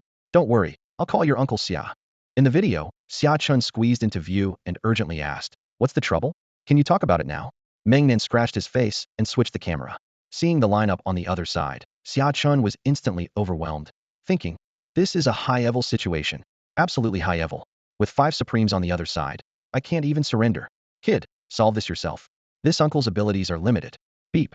The call ended. Meng Nan scratched his face and then his hand, thinking, after all, there's nothing else to do. Might as well scratch. I'm not going to say anything voluntarily anyway. Both sides sat in silence for 10 minutes, neither willing to speak first, as if whoever did would lose the upper hand. Meng Nan, sensing the situation, turned to look at Xia Xingran. She had never seen such a grand scene before and sat obediently like a child. Even when she noticed Meng Nan's gaze, she could only lightly nudge his leg with her foot. Seeing the 4 across from him unmoved, with only Lung Xie smiling, Meng Nan felt bored and decided to boldly say, well, that's that. He took off his shoes and lay down on the couch, thinking, I can't escape anyway. Might as well be comfortable if I'm doomed. I'm not going to school today, as my homeroom teacher said. The leader of the 5 Supremes, respectfully called Gulao, is the most senior among them. He looked at Meng Nan, who showed no fear, and couldn't help but express his approval. He thought to himself that having Lung Xie mentor him was indeed a wise choice. Despite his young age, Meng Nan displayed remarkable courage, truly a promising young talent. When Meng Nan, who was about to sleep, heard this, he jumped up in disbelief and asked, may I ask, how should I address you? The elder chuckled and replied, just call me Gulao. The title is just a result of my seniority. Meng Nan felt a surge of joy. Since Lung Xie was to be his future mentor, Gulao was naturally an ally. He quickly stood up, bowed respectfully, and said, Student Meng Nan greets Gulao. Seeing Meng Nan suddenly become so respectful, the female supreme sitting on the far left couldn't help but laugh. Not bad. Lung Xie, you've trained him well. Lung Xie, slightly embarrassed, responded with a smile. He's doing all right. Gulao nodded in satisfaction and said, he knows when to be respectful and when to bend the rules. Interesting. We're here today just to see this prodigy, no other reason. Everything will wait for the legend to return. Continue to train well with Lung Xie. As soon as he finished speaking, the 4 Supremes vanished. Meng Nan and Lung Xie exchanged looks, and Lung Xie laughed. Well done. You didn't embarrass me. Good job. Meng Nan and Xia Xingran both breathed a sigh of relief, thinking, phew, that was terrifying. Although Meng Nan was actually terrified, he figured he might as well face it boldly. Lung Xie nodded approvingly. Not bad. That's the fearless spirit. What I'm going to tell you next is very important. Make sure to remember it. He looked nostalgic as he began recounting the past. Back then, besides me, there was another peerless genius named Ji Kun. His father was one of the Supremes of the Xia Kingdom, but there were 7 Supremes at the time. From his student days, Ji Kun used his father's power to suppress me, even attempting assassination multiple times, but he never succeeded. Until we were both on the verge of becoming Supremes, Ji Kun launched a deadly attack. Supremes joined the battle, and not only did he fail, but I also crippled his cultivation. After Ji Kun was defeated, his father tried to kill me, but because I joined the military after graduating high school, 2 military Supremes intervened. The conflict between 2 peerless talents escalated into a supreme war, with many families under the Supremes getting involved, and the strife became uncontrollable. Meng Nan and Xia Xingran listened intently for a full 10 minutes until Lung Xie finished. They were still in a daze. No wonder Lung Xie described that time as tragic. In the end, 3 supremes, and more than 30 unparalleled warriors died. Meng Nan felt a headache coming on. According to Leng Xie, despite so many deaths, the essence remained unchanged. 7 supremes were reduced to 3. Leng Xie became a supreme, and the Xia kingdom now only had 5 supremes. But Ji Kuan's father survived, defected to Yusha, and used the power of a double-head dragon from the demon realm to open the demon realm's gate for Ji Kuan, signing an SS-level demon realm contract. Ji Kuan transformed from a discarded spirit contract master into an SS-level demon contract master, now just a step away from becoming a supreme. To prevent further chaos and war, Xiagua, having already lost 3 supremes, opted for peace and tacitly allowed Ji Kuan to return. Principal Wang Shui of Pegasus High was actually an undercover agent from the military, stationed in Pegasus City to monitor the family forces under Ji Kuan's father and foreign assassins. Now exposed, he was naturally reassigned. Meng Nan was shocked by this revelation, realizing that the military strategic planning had begun a decade ago, indicating a deep distrust of the Ji family. If not for this incident, Principal Wang, being a veteran among them, would have remained in Placia pity indeed. In this situation, Ji Kuan could not be killed, nor could Xiagua act against him, which left Meng Nan feeling quite disgusted. He pondered, could they just wait until Ji Kuan ascends to supreme? Awkwardly, he asked Leng Xie, so, you're just going to let him be? In a few years, he might become a supreme again, right? Leng Xie raised an eyebrow and replied, that was indeed the plan before. We just had to wait for the legend to return. But now, he gave Meng Nan a meaningful look. Meng Nan shivered, thinking to himself, Leng Xie supreme, you better not be joking. Leng Xie laughed heartily. The elders praise you for understanding the rules, yet not following them. The 5 of us won't kill Ji Kuan. After all, it was tacitly agreed back then. But you're a free agent. Do whatever you want. You're already mortal enemies with him. He even sent foreign assassins after you, didn't he? Suddenly feeling overwhelmed, Meng Nan thought, how did I end up offending a bunch of big shots? No, I had no prior dealings with Ji Kuan. He caused trouble for me through Pegasus. Was it all aimed at Leng Xie? Meng Nan squinted, with a troublesome expression, muttering, so I'm just collateral damage between you two. Leng Xie was unfazed and continued, my idea is, let Ji Kuan become your stepping stone. If Ji Kuan can elevate you to supreme, that's a tale for the ages. What a great guy. Hearing this, Meng Nan questioned in his heart, are you a devil? Does Ji Kuan have no pride? He helped you ascend back then, and you crippled him. Now that he's trained back up, you want him to help me too? You're treating him like a fool. Noticing Meng Nan's expressive reaction, Leng Xie continued to incite. What do you say, kid? Good people like Ji Kuan are hard to find. Plus, if you dare to take him on, the 5 supremes will definitely back you. Just keep your hands in your pockets and go for it. Leng Xie's words were indeed tempting to Meng Nan. Although the path was fraught with danger, it was a shortcut. As Leng Xie mentioned, if he got involved, it would mean having the support of Xiagua's 5 supremes, helping them eliminate a national threat while they secretly protect him. Besides, whether he agrees or not, Ji Kuan would still be after his life. It's a deal worth considering. After a moment of thought, Meng Nan decided, agreed, let's do it. Leng Xie smiled slyly, feeling secretly pleased. Seeing his expression, both Meng Nan and Xia Xingran felt a chill down their spines, as if they had been deceived, yet they couldn't pinpoint exactly how. For 3 consecutive days, Meng Nan and Xia Xingran hid in their secret base, training and following teacher Lisa's instructions to stay out of the spotlight. However, after 3 days of explosive news, Meng Nan's talent issue was being exaggerated to an absurd degree, showing no signs of calming down. People praised him as a mighty man, believing that as long as he stood on the ground, he was invincible. Rumors about him falsifying his spiritual energy level also intensified, with many starting to suspect that he wasn't just a mid-level spirit contract master. Particularly in the country of Shawa, Eric's second interview sparked even more discussion. Eric boldly declared that he would let the mighty man wait for death. When asked about the exposure of Meng Nan's talent, he nonchalantly said, it's nothing special, not much of a challenge. When asked if he could counter Meng Nan's ground advantage, Eric confidently replied, no need to counter.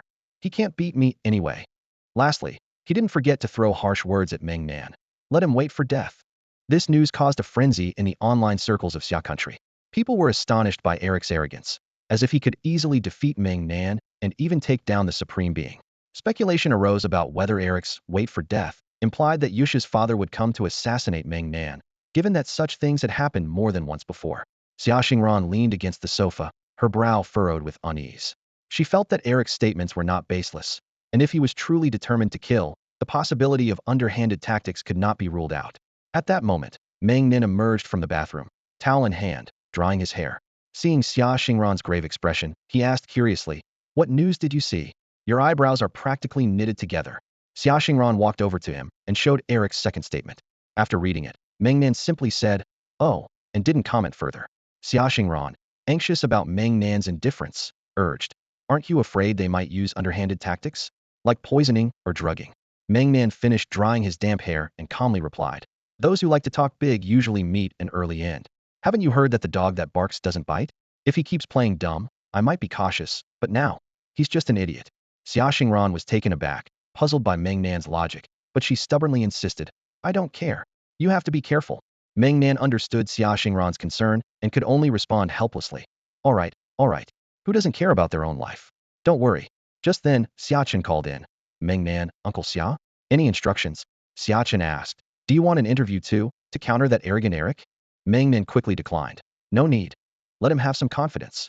After all, there's still more than half a year left. Trading insults is just embarrassing." Xiachen laughed. "All right. Seems like you don't even consider that idiot worth your time." Meng Nan then asked, "By the way, Uncle Xia, when can we go back to school?" Xiachen replied, "There's less than a month left in the semester, and Aunt Lisa said you don't need to go. She'll give you extra lessons." Meng Nan was dumbfounded upon hearing this. No school is fine, but extra lessons? And who exactly is Teacher Lisa? This is just too awkward. After Meng Nan hung up the call, he glanced nervously at Xia Xingran, thinking to himself, "Is her mom really that worried about us that she came all this way to check on us?" Xia Xingran took a deep breath and thought helplessly, "Forget it. You have no idea what my mom is like, and I don't feel like explaining. I'll go prepare a room for her." Meng Nan exclaimed in shock, "Don't leave me in the dark. I need an explanation. Is Ms. Lisa planning to stay here to oversee everything?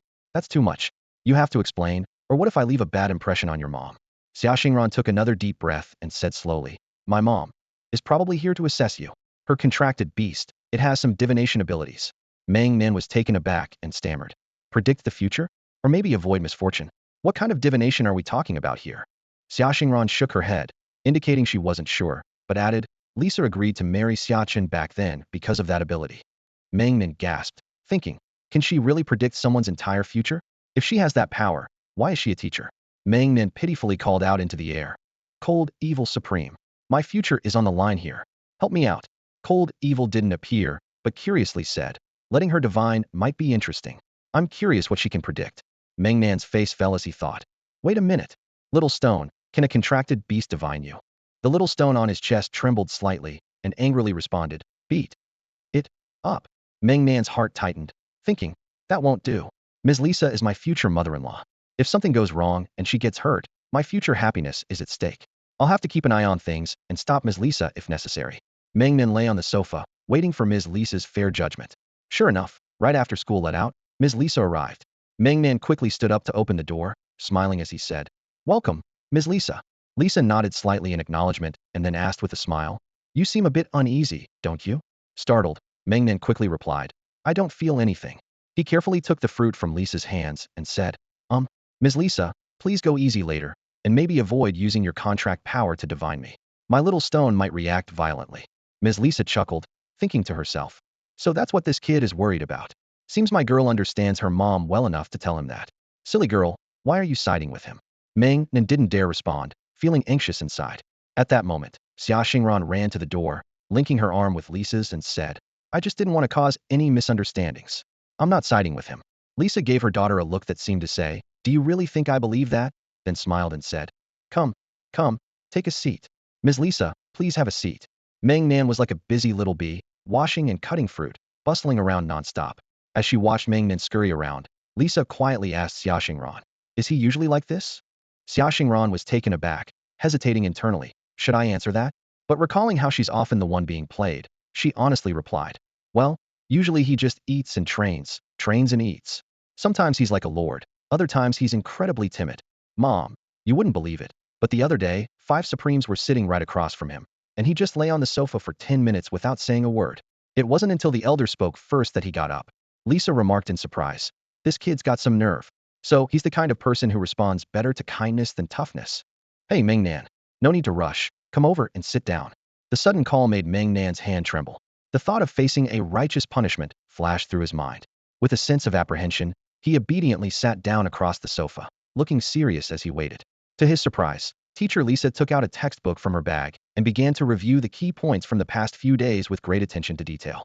2 hours later, Meng Nan and Xia Xingran looked at the densely packed notes in front of them, feeling a wave of guilt. Teacher Lisa had genuinely come to tutor them, while they had harbored doubts, truly judging her with a narrow mind. All right, we've covered the key points for the past few days. I should be going now. I'll come back in a couple of days. Teacher Lisa packed up her books and got up to leave. Meng Nan finally snapped out of his daze and hurriedly stood up to see her off. Thank you. Teacher Lisa, you've worked hard. How about I walk you back? Lisa smiled and waved her hand, her gaze suddenly shifting to her daughter, and her expression changed abruptly. She rushed out the door. Wait for me inside. Lung Xia sensed something was wrong and disappeared after leaving those words. Outside the training base, Lung Xia appeared just in time to catch Lisa, who was about to collapse. His expression was grave upon contact. He sensed that Lisa's spiritual power was backfiring. He immediately channeled his own spiritual power into Lisa's body, forcibly suppressing the chaotic energy. Amidst a shroud of black mist, Lung Xia teleported with Lisa to Xia Chen's home. Lung Xia Supreme? Xia Chen looked at the suddenly appearing pair in surprise, and upon seeing the unconscious Lisa in Lung Xia's arms, anxiously asked, "What's going on?" Not entirely sure. Lung Xia shook his head. It might be that Lisa used divination power on that kid and suffered a backlash. Upon hearing this, Xia Chen quickly laid Lisa on the bed and released a deep blue spiritual power. The energy adhered to Lisa's arm like a viscous liquid. Even though it wasn't the first time experiencing it, the nauseating aura of the power still made Lung Xia frown. Director Xia's strength can even affect a supreme. It's impressive, Lung Xia genuinely praised. It's nothing much. Lung Xia Supreme praises too highly, Xia Chen said lightly after confirming Lisa was unharmed. It will be useful. Lung Xia shook his head with a smile. Meng Nan has decided to take on Ji Kuan's matter. Xia Chen's actions paused, and after a long silence, he asked seriously, "Are you serious?" Lung Xia nodded. "The five of us don't want to delay any longer." Murderous intent surged in Xia Chen's eyes, and his aura was so strong that it made Lung Xia's blood boil. This reaction did not surprise Lung Xia years ago. Xia Chen already possessed peak unmatched strength and chose to lie low after his father's death. Now, it seems he has likely reached the supreme realm. Fate indeed. Xia Chen sneered. The initiative has come full circle back to the Xia family, and this time we will not back down. I, Xia Chen, promise that. Lung Xia sighed inwardly. Among the three supremes who died in battle back then was Xia Chen's father. As the leader of the main battle faction, Xia Chen's father had early on discovered the Ji family's collusion with Yu Sha and advocated for their immediate extermination. Unfortunately, they were one crucial vote short in the decision back then, having no choice but to yield to the conservatives to maintain internal stability. In the end, the conflict triggered by Lung Xia drew the supreme leaders of the Yu Sha Seven-Nation Alliance into the fray. Ji Kuan's father committed treason, resulting in the deaths of three supreme leaders. Alas, a moment of concession led to a disastrous calamity. Now, Meng Nan has taken up the banner of war again, and the initiative seems to have returned to the Xia family. Looking back, Xia Renjia once led Xia Chen into battle, and now Xia Chen leads Meng Nan into battle. Truly, history repeats itself with fathers and sons fighting side by side. Lung Xia sighed, noting how fate often mirrors itself. At this moment, Lisa slowly regained consciousness, and Lung Xia asked with concern, "Honey, how are you feeling?" Lisa, looking a bit pale but feeling all right, gradually sat up. Lung Xia asked puzzledly, "Was it because of that boy's divination that you suffered a backlash?" Lisa shook her head with a wry smile. "Meng Nan warned me from the start not to divine him. He said his little stone might retaliate. I divined our daughter." Xia Chun and Lung Xia were both shocked. Xia Chen hurriedly asked, "Don't worry, honey, take your time. What exactly did you see about our daughter?" Lisa, with a complex expression, thought for a moment before vaguely saying, "I only saw a blurry shadow at the time, a massive figure as large as a giant mountain.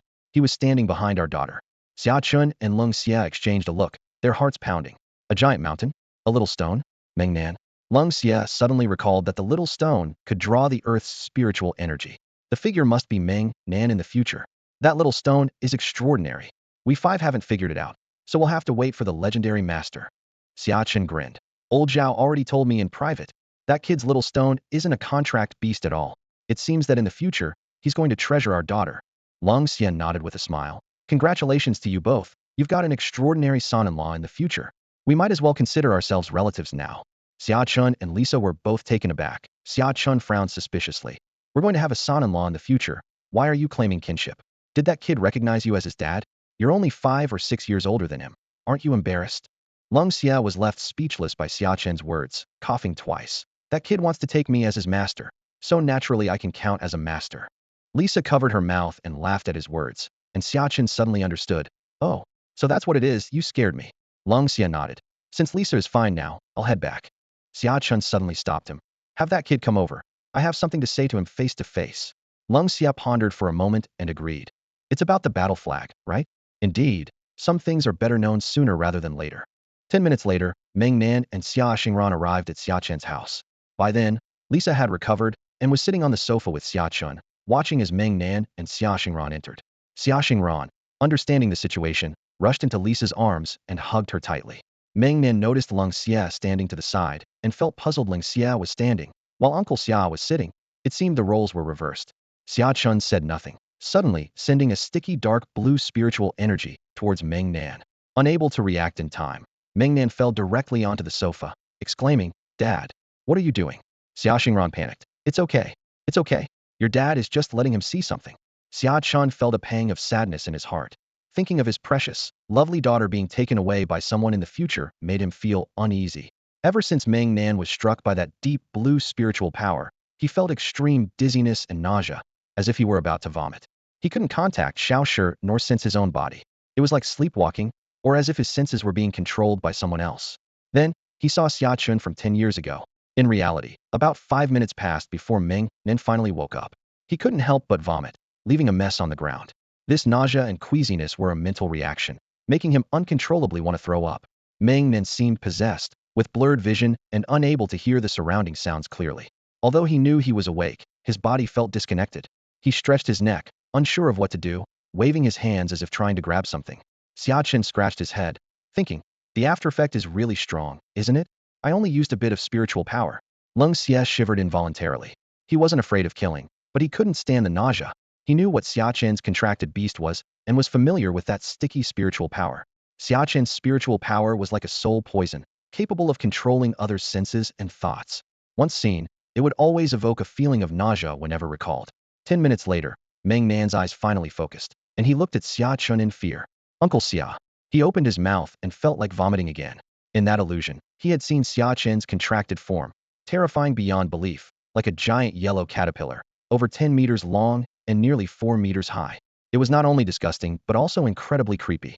Beneath its hideous face, its teeth were as sharp as steel blades, rotating like a shredder, densely packed.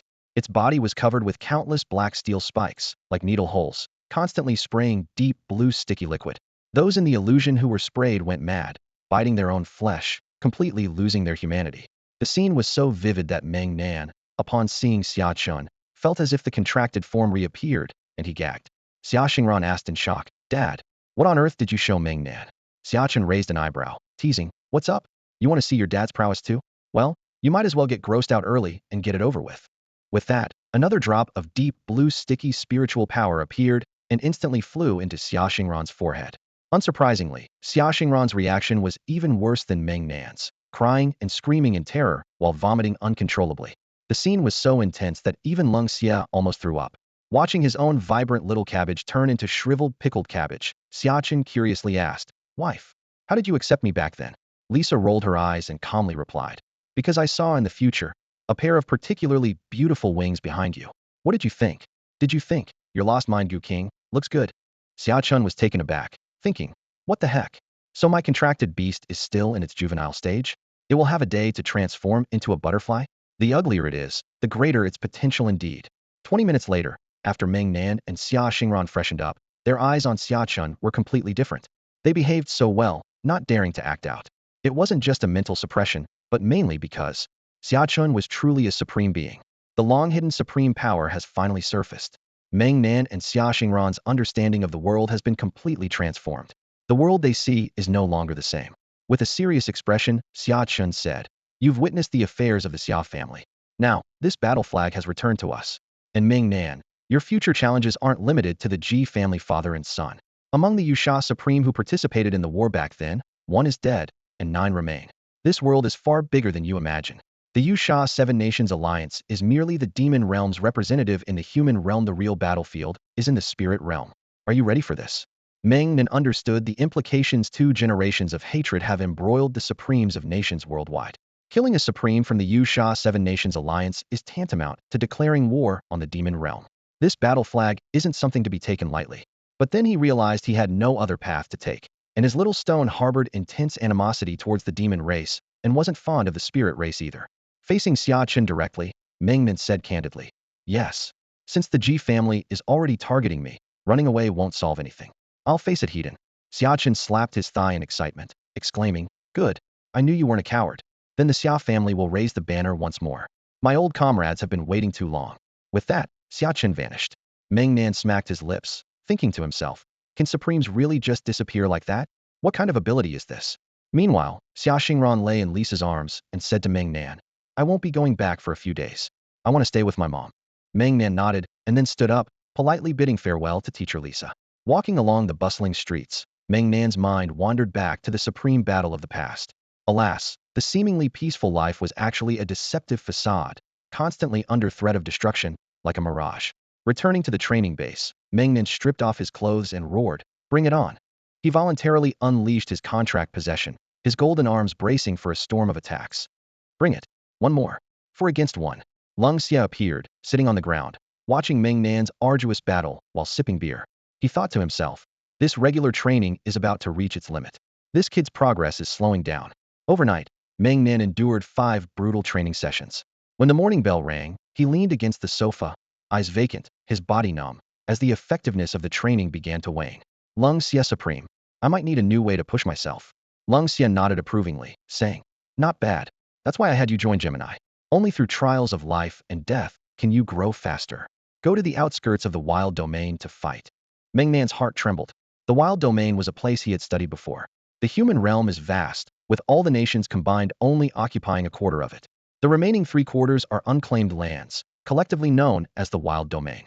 Besides the human, demon, and spirit races, there's another race in the wild domain called the wild race, consisting of major tribes and wild domain beasts that reside in the central area of the wild domain. The center of the wild domain is considered a forbidden zone by the 3 races, rumored to harbor immense terror. Yet, the wild domain is vast, with countless rare resources, making it a target for nations worldwide. Consequently, various combat guilds have entered the wild domain, embodying the saying, "Life and death are fated, and wealth is in the heavens." Phew. Luckily, the semester is almost over, with less than a month until summer break. Counting the 3-month summer break, I can train in the wild domain for 4 months. Meng Nan's heart surged with passion, as if the call of the wild made it all the more thrilling. Looking at the empty training room, Meng Nan couldn't help but think of Xia Xingran. She should be at home right now, taking care of teacher Lisa. He smiled wryly, feeling a twinge of reluctance. After living under the same roof for 2 months, leaving without saying goodbye was inevitably hard.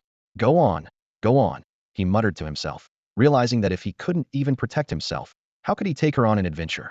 In the end, he was still too weak. Meng Nan gently closed the door, carefully placed the training base's key into an envelope, and walked towards the Gemini Guild, greeted by the morning light. At this moment, Ning Zong frowned incredulously, asking, "Meng Nan, are you serious? Is Lord Lung Xie being too reckless?" Even with protection, once Meng Nan steps into the desolate region, he will certainly be placed on the blacklist. The desolate region is a place where money matters more than life, and he would be hunted down by everyone. Although he knew Lung Xie had approved this, as the president of Gemini, Ning Zong patiently explained some of the unwritten rules to Meng Nan. Blacklist. Meng Nan was startled, feeling like he'd learned something new. After all, in a lawless land, where there's trade, there's naturally killing. "Thank you for explaining, President. I'm planning to secretly enter the desolate region. Once I reach the border, I'll go underground to leave." Ning Zong nodded, then took out a bracelet that resembled a communicator and earnestly told Meng Nan, "This is a special storage bracelet made by Gemini. Although the space inside isn't large, it's enough to hold several months' worth of food and water. Also, the bracelet has a tracking function. You can call for help if you're in danger. Most importantly, once you're in the desolate region, you must not show mercy. If they don't die, you will. Remember this."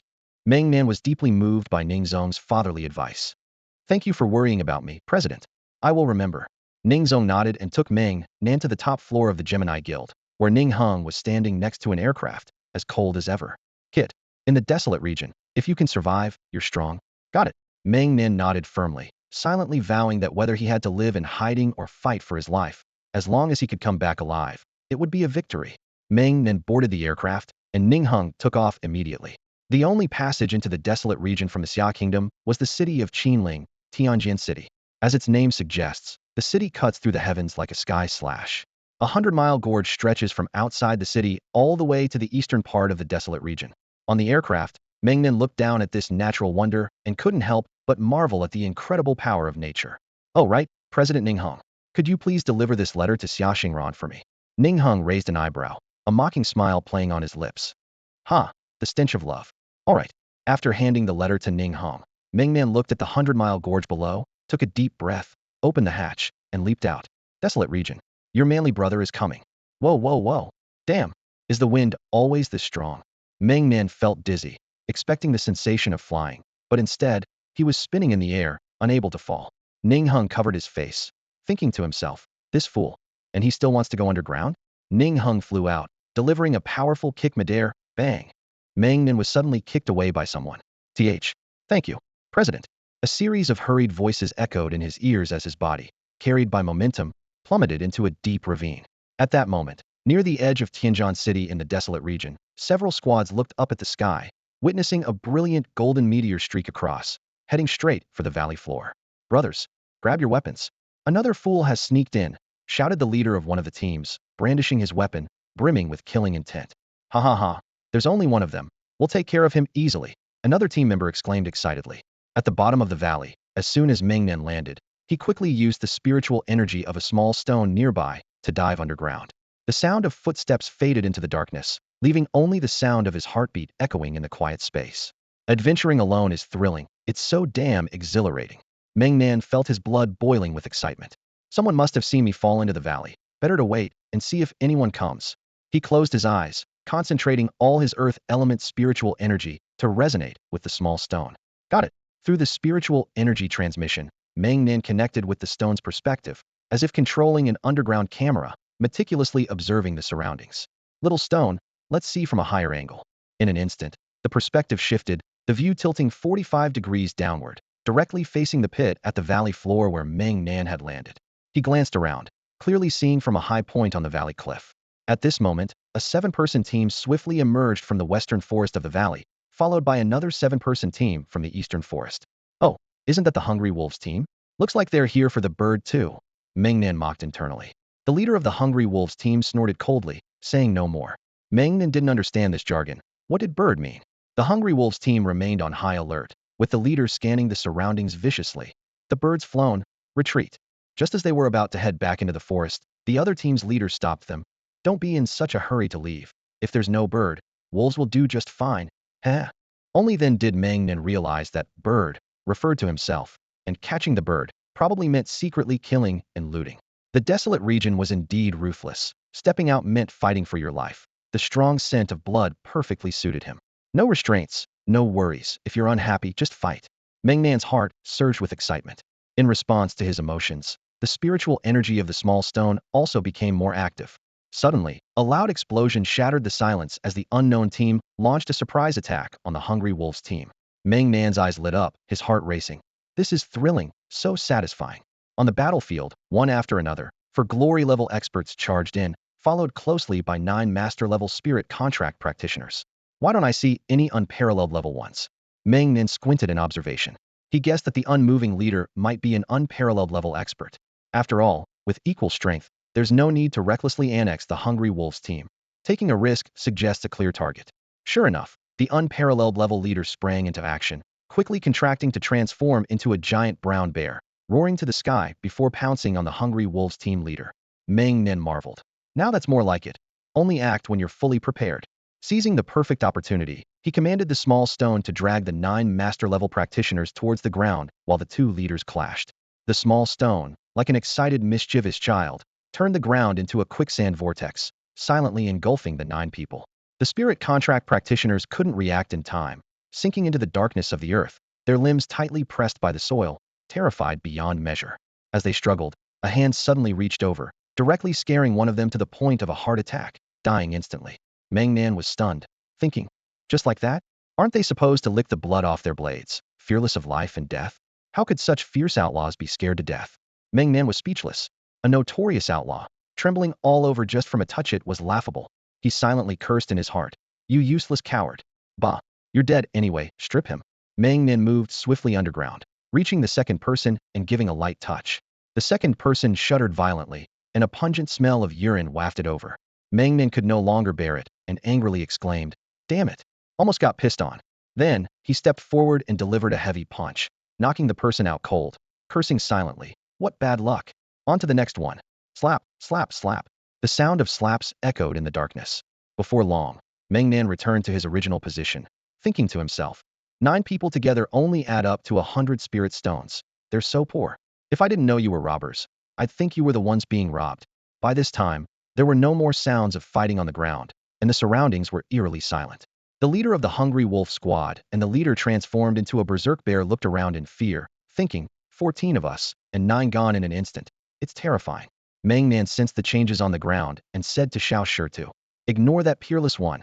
Pull the other 4 honor level ones down. Let's practice our coordination. Xiao Shirtu nodded excitedly.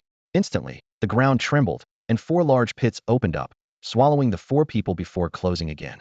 The peerless level berserk bear witnessed this and, realizing the truth, fled in terror. It's that bird. He never left. From the dark underground, waves of spiritual energy emanated.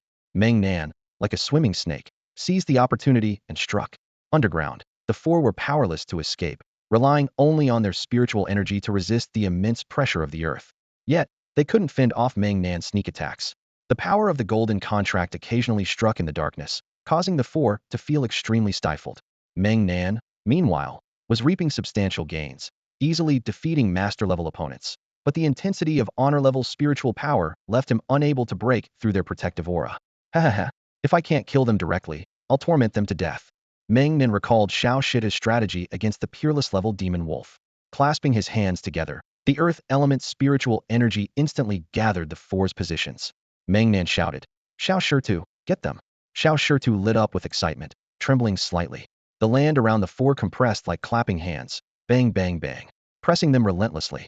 In Xiao Shitu's hands, the golden contract power turned into hard earth spikes, attacking the 4 furiously. Underground, Xiao Shitu's spiritual energy seemed inexhaustible. Though slightly lacking in intensity, it was extremely persistent. Meng Nan understood that Xiao Shitu's true lethality came from the power of the contract. Even though they had a blood contract, Xiao Shitu's strength still seemed lacking. As a mid-level spiritual contract master who hadn't fully grasped the contract power, he had to wear them down.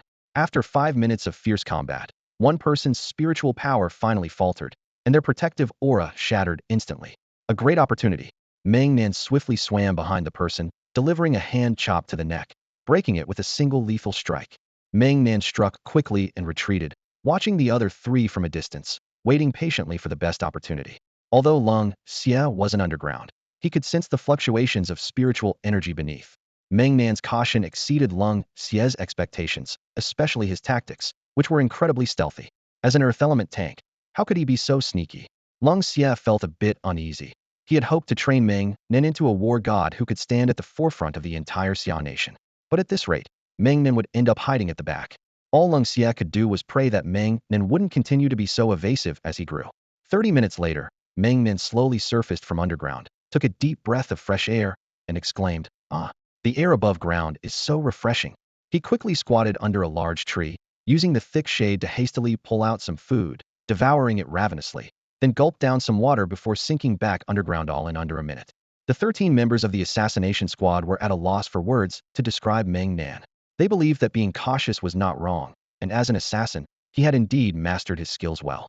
In theory, they should be proud of him, but Meng Nan was an SS-level Earth element user. As a man almost unbeatable on land, how could he be so cautious? If someone else had his abilities, they would likely be unbearably arrogant. At that moment, Meng Nan was moving underground with a clear goal, looking for the right opportunity to engage in a life-or-death battle, especially without revealing his identity, as that would cause serious trouble. However, for 2 consecutive days, he hadn't found the right opportunity. Either there were too many opponents, or their strength was beyond his capacity to handle. While pondering, a violent tremor shook the ground above, and Meng Nan quickly activated Xiao Shita's vision, discovering it was a Wushuang-level warrior transformed into a berserk bear, evidently heavily injured by encirclement. The opposing team had 10 members, none at the Wushuang level, but all at the glory level. The opportunity had arrived. Once they finished their encirclement, I would strike. Xiao Shirtu, make a large earth dome to trap them. We'll fight above ground. Xiao Shirtu, be excited. Who would have thought the mighty berserk bear team would be reduced to a single fighter? Today, I'll slaughter a Wushuang. The ground shook and dust filled the air as the berserk bear's transformation gradually shrank, clearly a sign of depleted spiritual energy. Strike when he's down. For people instantly activated their protective spiritual energy, tightly grabbing the berserk bear's legs, while the other 6 aimed for his head. Just as they were about to subdue the bear, the sky suddenly darkened. In their moment of terror, a golden light pierced the darkness. There was an assassin. Meng Nan seized the moment, successfully taking down the first enemy. Just as he was about to retreat, an unexpected event occurred.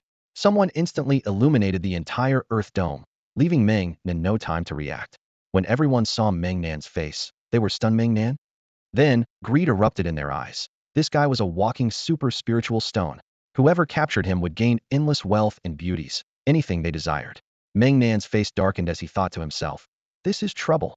He commanded, "Little stone, pull them all underground. Don't let a single one escape." With his order, the ground shook violently, and the earth dome above the group transformed into a massive hand, forcefully pressing them into the ground. "Since you've recognized me, none of you will leave," he roared. "Ah, Meng Nan, you're despicable. We have no grievances with you. Why are you trying to bury us alive?" One of them screamed in terror. Meng Nan chuckled coldly, thinking how ridiculous it was that this group of despicable fighters tried to portray themselves as noble. The way they looked at him earlier, like he was a treasure, they deserved this fate. Meng Nan let out a bellow, converting all his spiritual energy into contract power and channeled it into the small stone on his chest. "Little stone, it's up to you now," he thought excitedly. A loud crash followed, and the ground began to shake violently. With more contract power, Little Stone formed a gigantic golden hand and slammed it down on the nearest 3 individuals. With a thunderous bang, the 3 were instantly obliterated by Little Stone.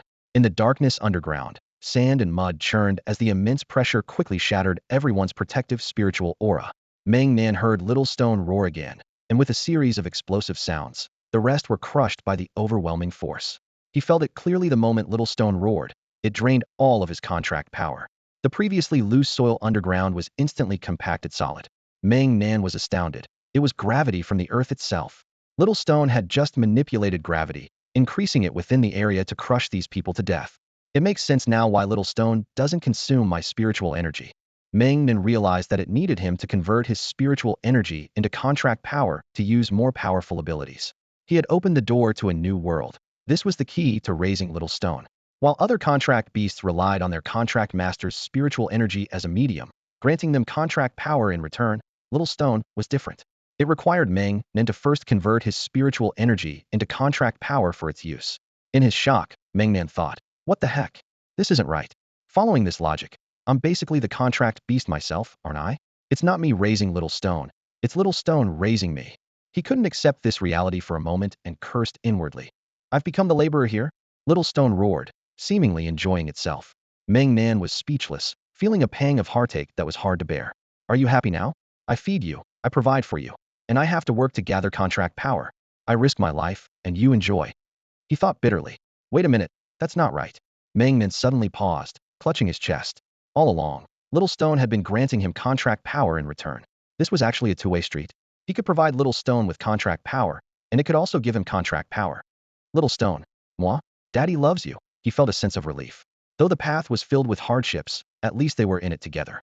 Meng Nan felt a slight tremor from the small stone on his chest, filling him with joy. Finally, he understood the connection between himself and the stone and decided to embark on a unique cultivation method. Little Stone, absorb the spiritual energy. A continuous stream of faint spiritual energy flowed from the earth into Meng Nan's chest. He then transformed the energy absorbed by the stone into contract power, feeding it back to the stone. In this way, he accumulated strength bit by bit. After a day of cultivation, Meng Nan felt the contract power within him nearing saturation, and his spiritual energy was once again full.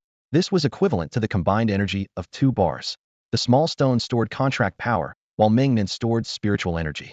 This combination was almost equivalent to the reserves of a high-level spirit contract master, which was fantastic. Now, he just needed to continue strengthening the spiritual energy.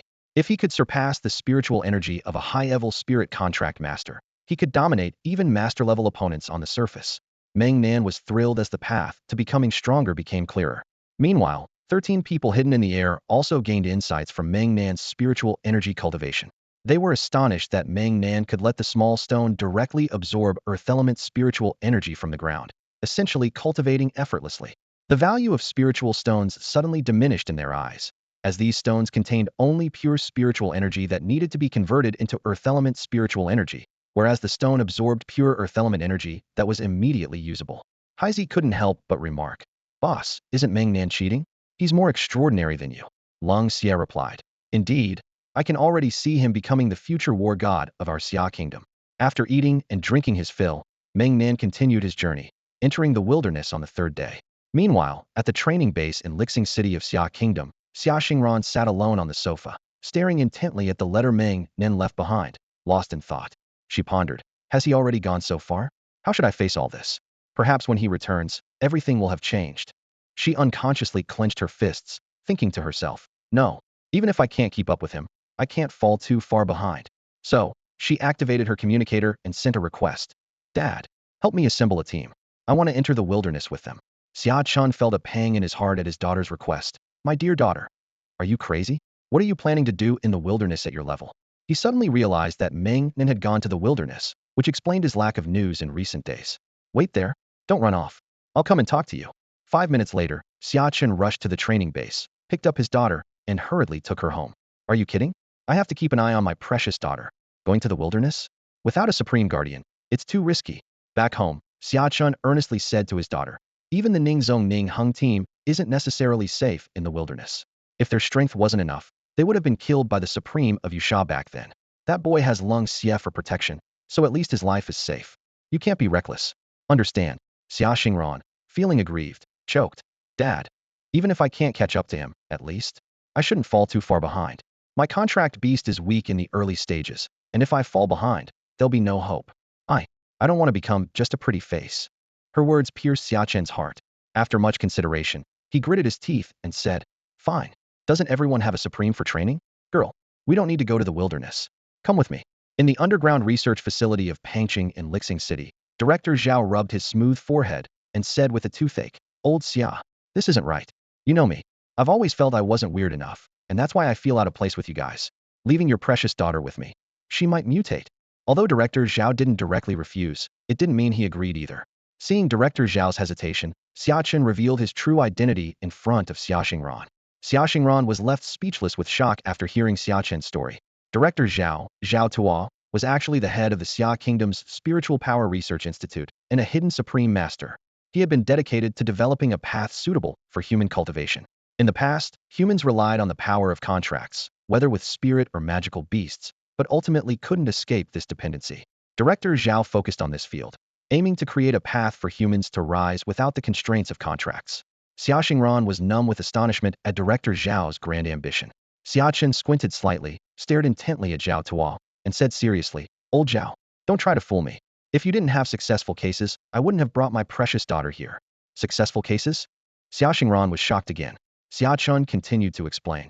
During a battle years ago, the Ning family was nearly wiped out. Ning Hung was crippled, but it was after receiving Director Zhao's transformation that he became the top figure below the supreme level. Xia Xingran exclaimed, How? How is that possible? Director Zhao didn't want to elaborate and gave Xia Chen a sidelong glance. You make it sound easy. You have no idea how much effort and cost I spent on Ning Hong. Transform. What nonsense.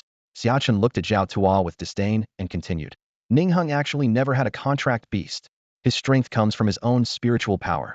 The so-called contract beast fusion of the Gemini was due to Ning Zong's contract beast having strong sensory abilities. After Ning Zong's contract transformation, he could attach himself to Ning Hong. So that's how it was. Xia Xingran was at a loss for words. No wonder Ning Hong, despite being at the same unparalleled level, could destroy the demon wolf's avatar without using contract power. Xia Chun squinted slightly, preparing to use his trump card. I don't believe you can resist my provocation.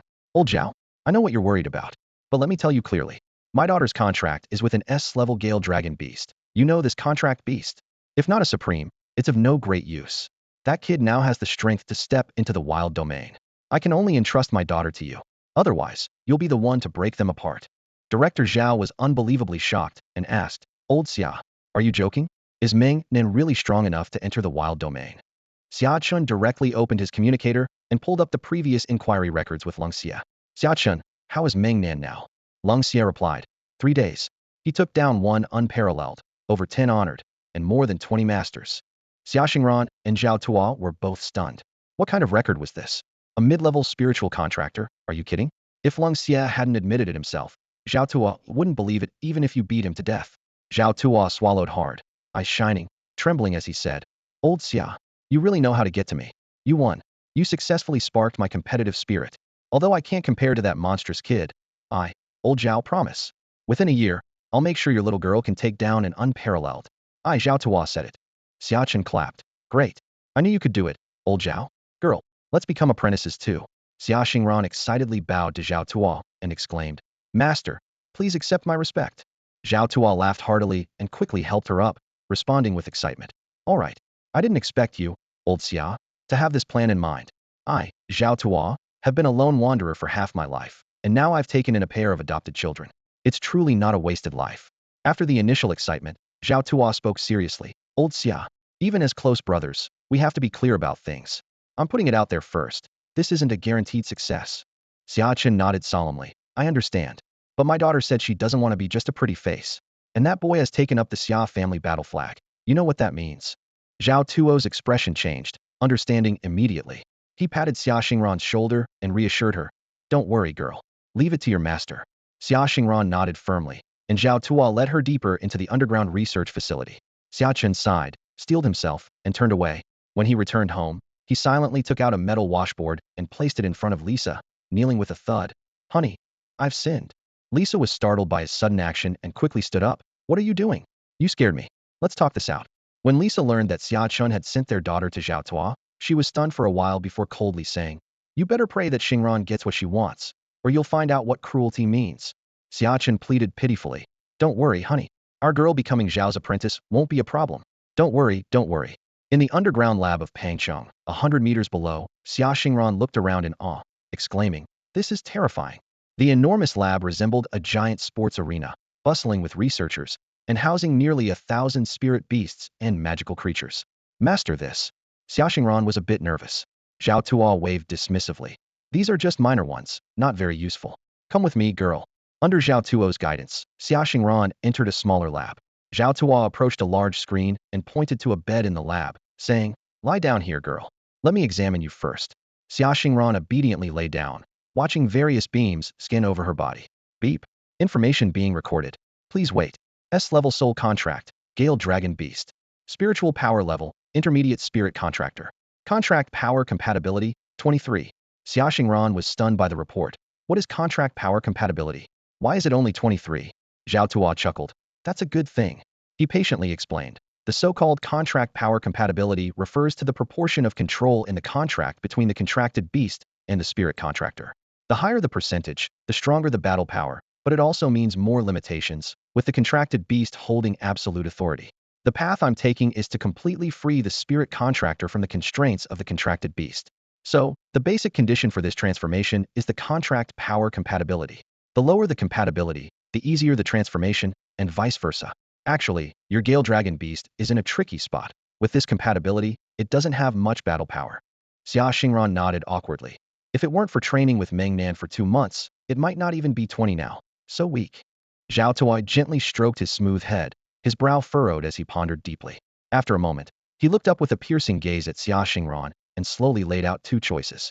The first method, Zhao Tuo raised one finger, is to completely sever the contract power of the Hurricane Dragon Beast, allowing you to become a pure spiritual warrior like Ninghong. He paused, and then raised a second finger.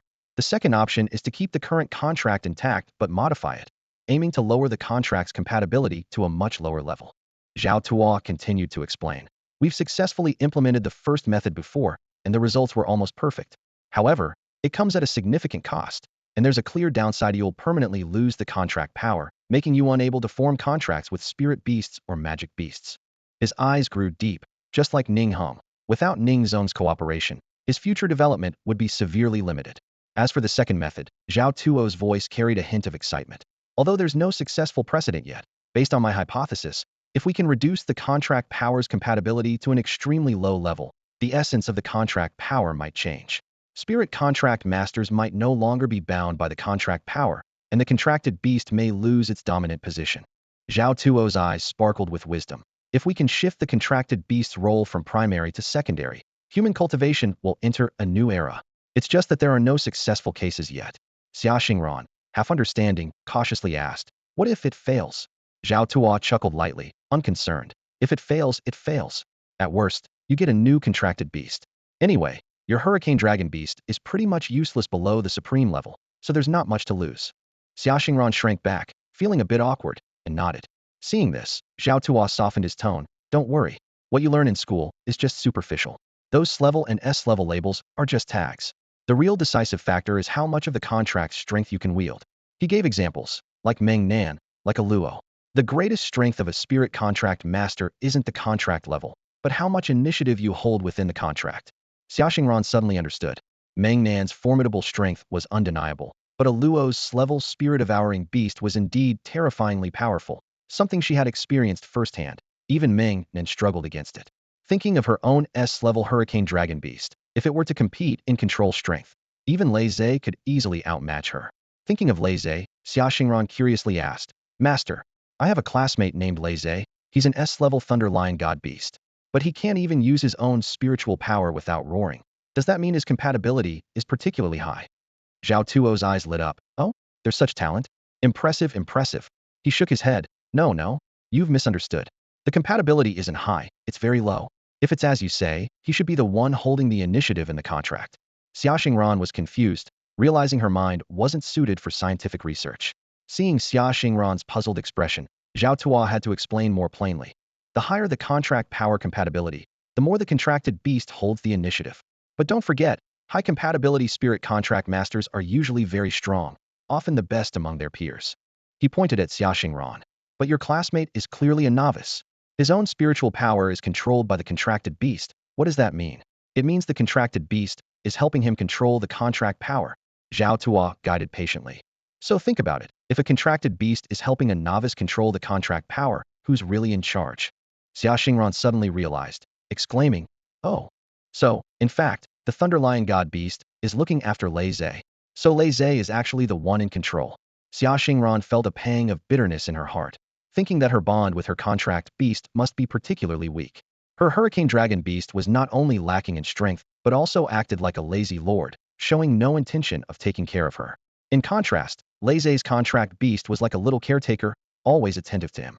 Seeing this, Zhao Tuo lifted his chin and laughed heartily. See? That's why I say your hurricane dragon beast is useless. It doesn't contribute anything, doesn't take the initiative in the contract. It's got no fighting power, no help to offer, just a good for nothing waiting to die.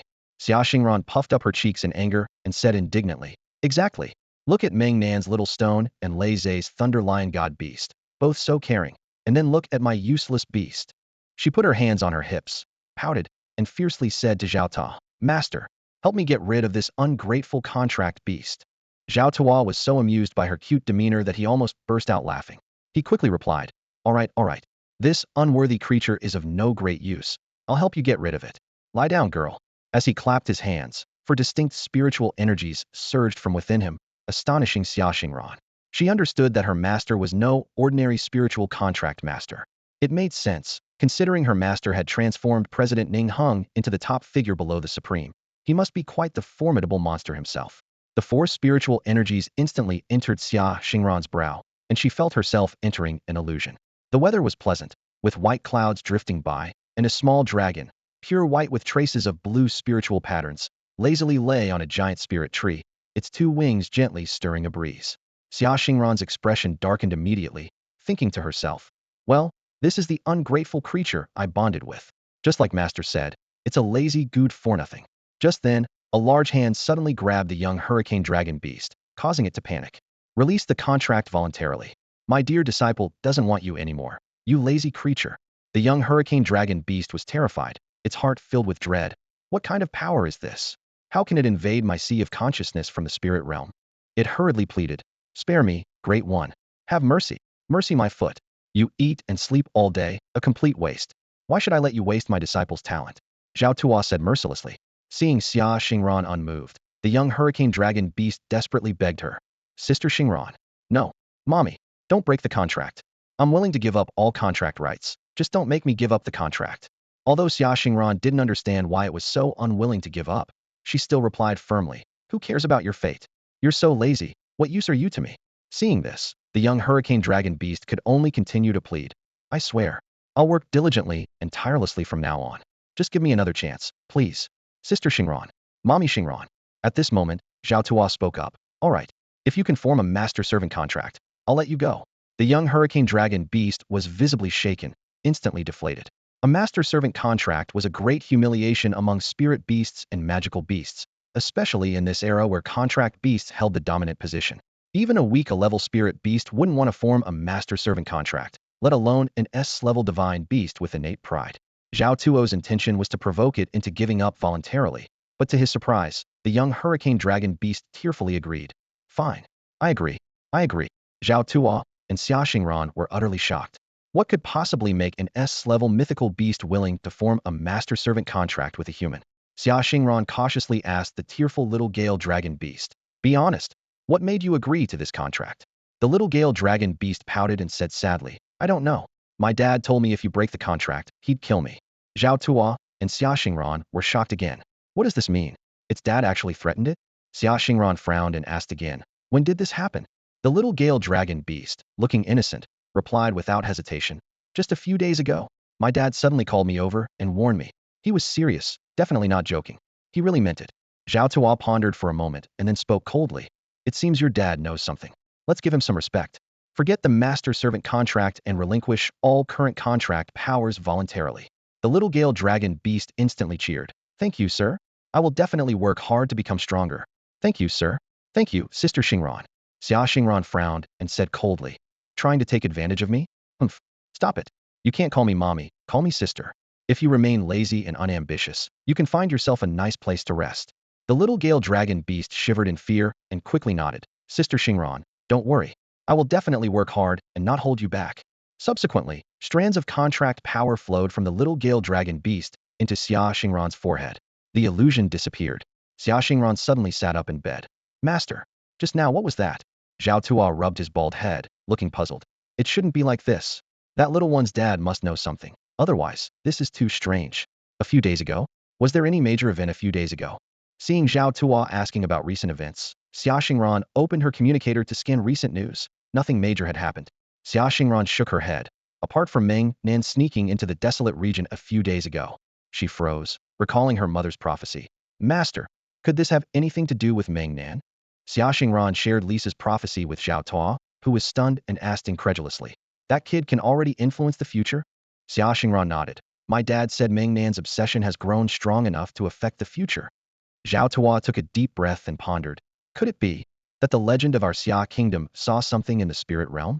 So that little one's dad also knows. The more he thought about it, the more possible it seemed.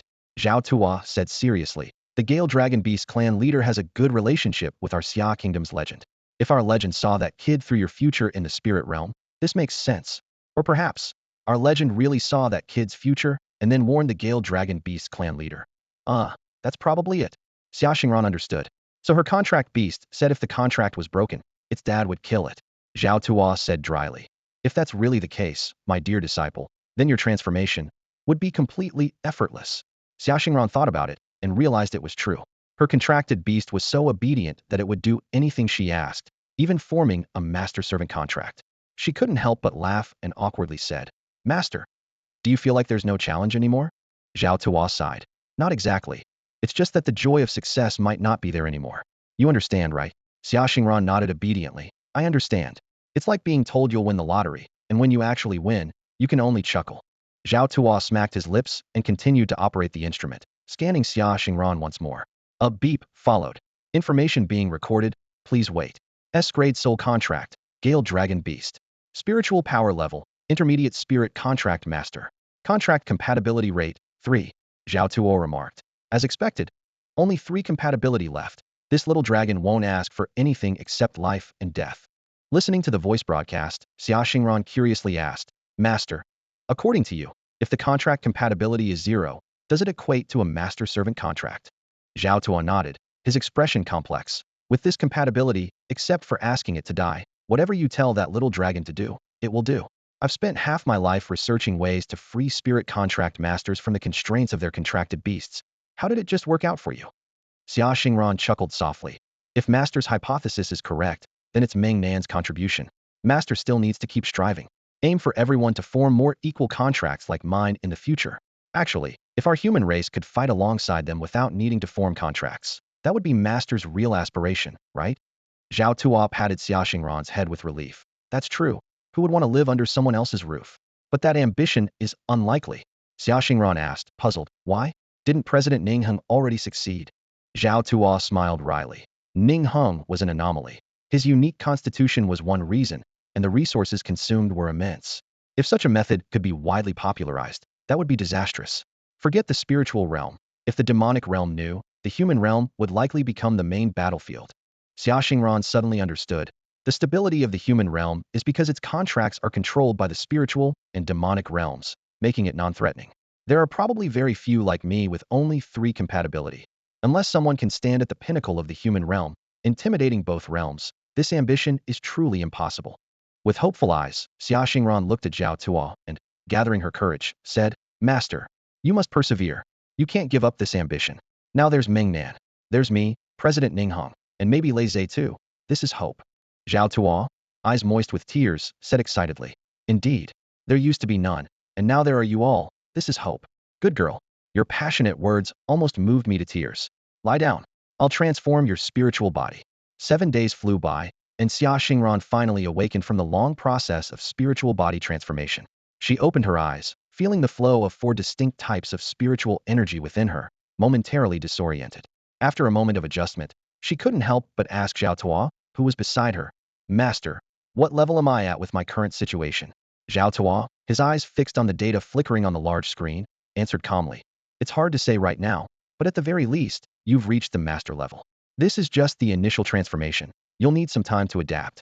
Once you fully grasp this power, we'll move on to the next step. He turned and gestured for Xia Xingran to follow him. Come with me to the training room. I've arranged for a teacher who's perfect for you.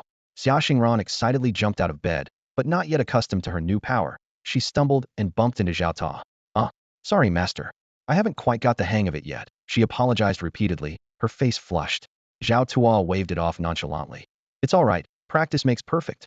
With that, he led Xia Xingran to a fully enclosed training room. As soon as she stepped inside, Xia Xingran saw a familiar figure Ninghong. It dawned on her that the teacher her master mentioned was none other than President Ninghong. Greetings, President Ning, she quickly bowed. Surprisingly, the usually icy Ninghong cracked a slight smile. No need to be so formal. You're my junior sister now. Just call me senior brother from now on.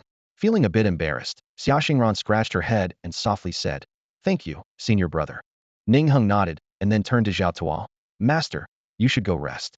I'll take care of our junior sister. Zhao Tuo gave Ninghong a meaningful look before leaving the training room. Senior brother, does master really need rest? Xia Xingran asked, puzzled. Ninghong's expression turned slightly awkward as he carefully replied. This spiritual body transformation, it's not a regular medical procedure.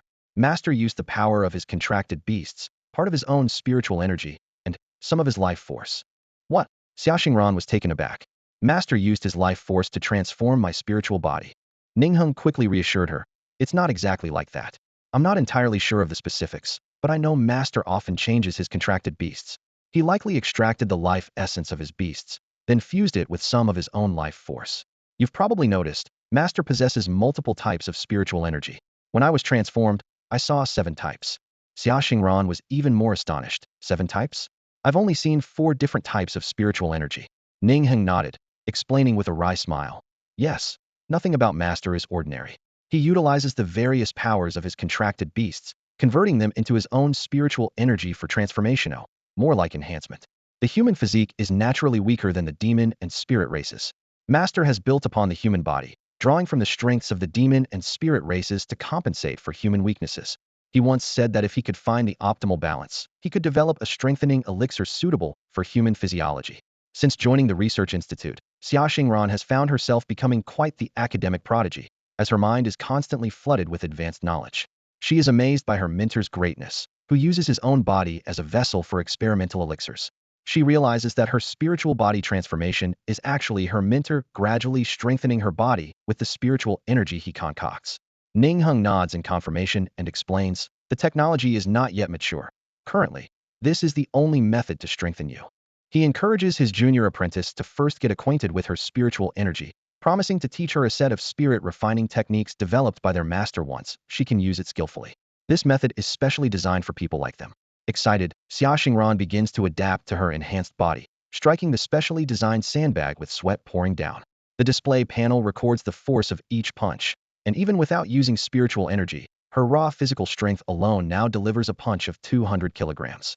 She is thrilled to discover that she can punch with 400 pounds of force barehanded, feeling elated that she is no longer a weakling. Beside her, Ninghong casually flicks the sandbag, and the deafening echo registers a force of 480 kilograms on the display panel. Xiaoxingran exclaims, "Wow, senior brother, you just flicked it. That's incredible." Ningheng smiles slightly and patiently explains, "I've been through 4 enhancements, while you've only had 1. You're actually only a little weaker than me." Filled with confidence, Xiaoxingran eagerly requests Ningheng to teach her the spirit refining technique. Ningheng uses his spiritual energy to form images and patiently explains, "The spirit refining technique is tailored to the appearance of the enhanced body, which can withstand a greater limit of spiritual energy. Depending on the training method, you can unlock acupoints for storing spiritual energy, which Xiao Tuo refers to as spirit holes." He rolls up his trouser leg to reveal the spirit holes on his lower leg, emphasizing that he primarily trains in leg techniques. Xiaoxingran focuses intently, observing the powerful compressed spiritual energy in Ningheng's leg spirit holes, and she is astonished. If it all exploded, it would surely be devastating. Ningheng continues his demonstration, removing his shoes and unleashing his spiritual energy. Xiaoxingran witnesses the 2 spirit holes on his feet, 3 on his lower legs, and 6 on his thighs, totaling 11 spirit holes, each containing powerful compressed spiritual energy. She thinks to herself, "Senior brother Ningheng is truly formidable." Xiaoxingran stared at the spiritual acupoints on Ningheng's leg, lost in thought. The core of the spirit refining technique lies in flexibly opening acupoints in the body to store spiritual power according to the practitioner's needs. This power is then refined and compressed into the acupoints until saturation, after which the next acupoint is opened. At this moment, Ningheng suddenly reminded her seriously, "You must understand how to balance the acupoints opened by the spirit refining technique, or it could lead to fatal consequences. For example, if too many acupoints are concentrated on my leg, they could explode all at once, posing a potential threat." Xiaoxingran nodded in understanding, realizing that excess leads to danger. An overly dense distribution of acupoints is indeed risky. She then asked Ningheng for guidance. "Senior brother, where do you think I should start if I want to practice the spirit refining technique?" Ningheng pondered for a moment and then said earnestly, "Junior sister, I think you should start from your feet, just like I did. Power comes from the ground. The stronger your feet, the more stable your foundation. Besides, your contract is with a hurricane dragon beast, which gives you an advantage in agility and speed. By practicing leg techniques, combined with your agility and speed, you'll definitely surpass me." Xiaoxingran's eyes gleamed with imagination, and she couldn't help but laugh as she envisioned meeting Meng Nan again. "Haha, when the time comes, I'll beat Meng Nan so badly he won't know which way is north. Then I'll put my hands on my hips and say, 'Macho brother, you're not so tough after all.'" Meanwhile, in the eastern region of the desolate domain, Meng Nan lay severely injured, hiding in an underground cave, racked with excruciating pain. He thought to himself, "I was too careless." Lung Xie and 12 others appeared, clearing the bodies of 8 honor level and 1 peerless level subterranean beasts present. The events began 3 days ago.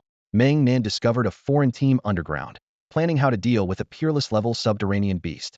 After 2 days of trailing them, just moments ago, the foreign team's captain, also peerless level, was caught off guard and killed in battle with the beast.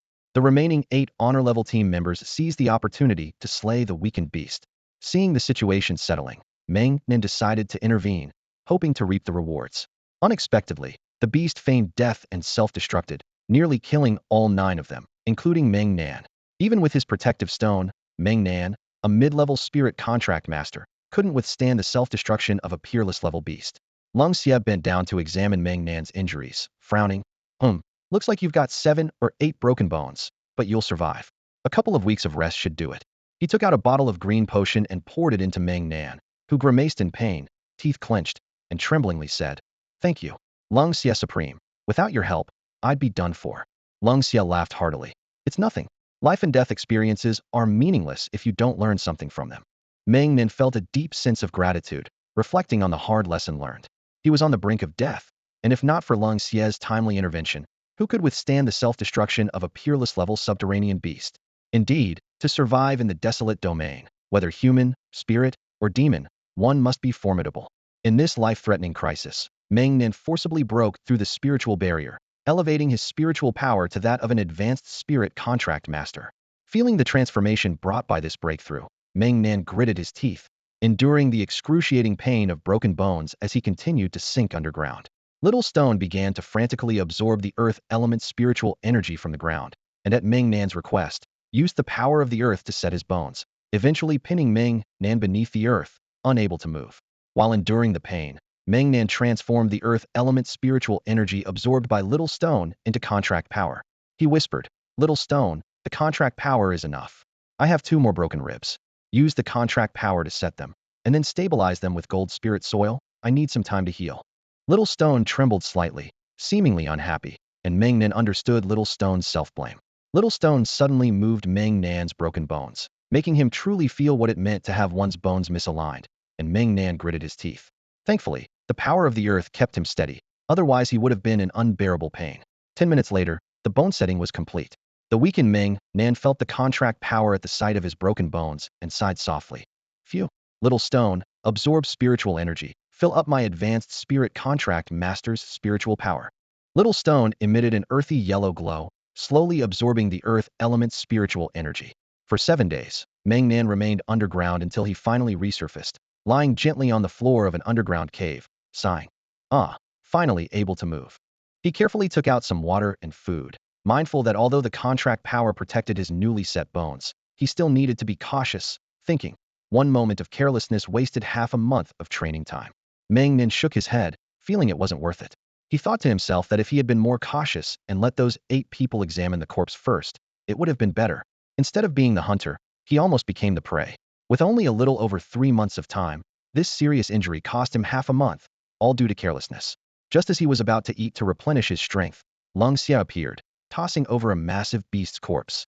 Curiously, Meng Nan looked over and found that the giant beast resembled neither a spirit beast nor a demon beast, and asked in confusion, "Is this a wild beast?" Long Xia nodded. "Just an ordinary wild beast, but its body contains strong blood energy. Eating its flesh and blood will help you recover faster." Meng Nan looked at the fresh blood flowing out, full of vigorous life force, and felt a chill down his spine. "Supreme Long Xia, are you suggesting I eat it raw?" Long Xia nodded mercilessly. "Yes, eat it raw, quickly. It's freshly slaughtered, very fresh. Eat while refining with spiritual power."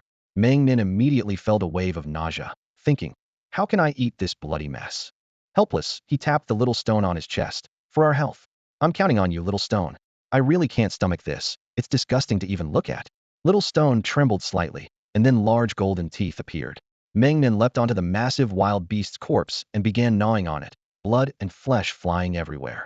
Lung Xia and the 13 others stepped back, afraid of being splattered with blood, watching the wild Meng Nan with admiration. "This tough guy says no, but his body is quite honest." Haizi marveled. "Boss, is Meng Nan really like this? He seemed quite resistant just now." Lung Xia replied. "It must be Meng Nan letting Little Stone do it." Everyone suddenly understood, no wonder. 2 days later, a massive skeleton lay scattered on the cave floor, with Meng Nan leaning against a vertebra, letting out a satisfied burp. The golden-toothed creature had vanished. When Meng Nan regained control of his body, his first reaction was, "Ugh, how disgusting." Lung Xia and the others sat nearby, teasing, "Not bad. You really value your food. Didn't leave even a hair behind." Meng Nan forced down his nausea, stood up, and reassessed the mended bones, hissing. The life force of this wild beast was surprisingly strong, almost completely recovered. He scratched his head and asked sheepishly, Is there more? I feel like I'm almost fully recovered." Lung Xia tossed him a green potion, saying casually, "Drink this, it should do the trick." Meng Nan took the potion without questioning, downing it in one go. Gulp, gulp. After finishing, he smacked his lips and looked at the empty bottle in his hand, puzzled. "Is this a healing potion? Why doesn't it have a production date?" Lung Xia chuckled softly. "It's a good product, internally supplied, the latest achievement from our Xia Kingdom's Spiritual Energy Research Institute." Meng Nan was taken aback. Xia Kingdom's Spiritual Energy Research Institute? That sounds like a high-end authoritative institution. Lung Xia smiled mysteriously, thinking this kid probably doesn't know Zhao Tuo's capabilities yet. Never mind. He'll let Xia Xingran surprise him when he gets back. "Kid, head north in a bit. Hazy just came back saying there's a big scene there. It'll be an eye-opener for you." Hearing about a big scene, Meng Nan got excited. "Oh? How big? A battle of Supremes?" Lung Xia replied speechlessly. "When Supremes fight, it's quick, over in a couple of moves, and if they can't win, they flee, nothing much to see." Meng Nan thought about it. True. Supremes do seem to disappear suddenly, though he couldn't figure out the principle. But if a fight broke out, he surely wouldn't be able to see clearly. With a big scene, he better secure a spot quickly. If he went late, he'd miss out. "Let's go now." Meng Nan quickly packed his things and sank underground, swiftly heading north. In a canyon in the northern part of the eastern wasteland, Meng Nan used Little Stone's vision to overlook the canyon. Hissing, "Oh wow, it really is a big scene. Massive." Both sides of the canyon were packed with people. At a rough glance, there were at least 600 or 700 people, probably about 100 teams. These people stood quietly on both sides of the canyon, unusually silent. In the very center of the clearing lay an enormous spirit beast corpse, nearly 30 meters long. An S-class mythical beast, the red-armored black Kuei. This is a relatively rare fire element spirit beast, preferring to burrow in the depths of hot underground spaces, resembling a scorpion in form. Thus, the chances of discovering such a red-armored black Kuei are extremely low. Being a rare mythical beast, its entire body is a treasure. Although human research on spiritual tools and medicines is still in the early stages, it doesn't diminish the value of these rare materials. Materials from magical and spirit beasts are highly sought after at auctions in various countries, especially by technological research institutions worldwide, which will surely purchase them for research and development. Meng Nan stayed cautious in the underground, not daring to get too close. After all, with such a large gathering, who knew if any supreme powerhouses were mixed in? Looking around, he noticed several large cave entrances in the canyon, likely the lairs of the red-armored black Kuei. However, the people blocking both sides of the canyon were motionless, puzzling Meng Nan. Logically, since the unparalleled level red-armored black Kuei was dead, they should have started dividing the spoils. Could there be something else in the caves? Or was everyone waiting for reinforcements? With so many eyes watching, taking anything openly would indeed be a challenge. Wait a minute. Meng Nan slapped his forehead, suddenly realizing that this eastern wilderness was closest to the Xia kingdom. So why were there so many foreign squads? Upon closer inspection, he discovered that 70% of the squads blocking the canyon were from other countries. Fuming, Meng Nan cursed internally. There must be a traitor who sold information about the red-armored black Kuei to other nations. Otherwise, it would be more reasonable for Xia Kingdom teams to occupy 70%. Just as he was seething, 3 aircrafts suddenly soared through the sky, launching 3 massive alloy claws that pierced the armor of the red-armored black Kuei with a thud, hoisting its 30-meter body into the air. The aircrafts then sped northwest at full throttle. Meng Nan was furious, grinding his teeth. It was a blatant affront right at his doorstep. I've taken it. What can you do about it? At that moment, an unexpected change occurred.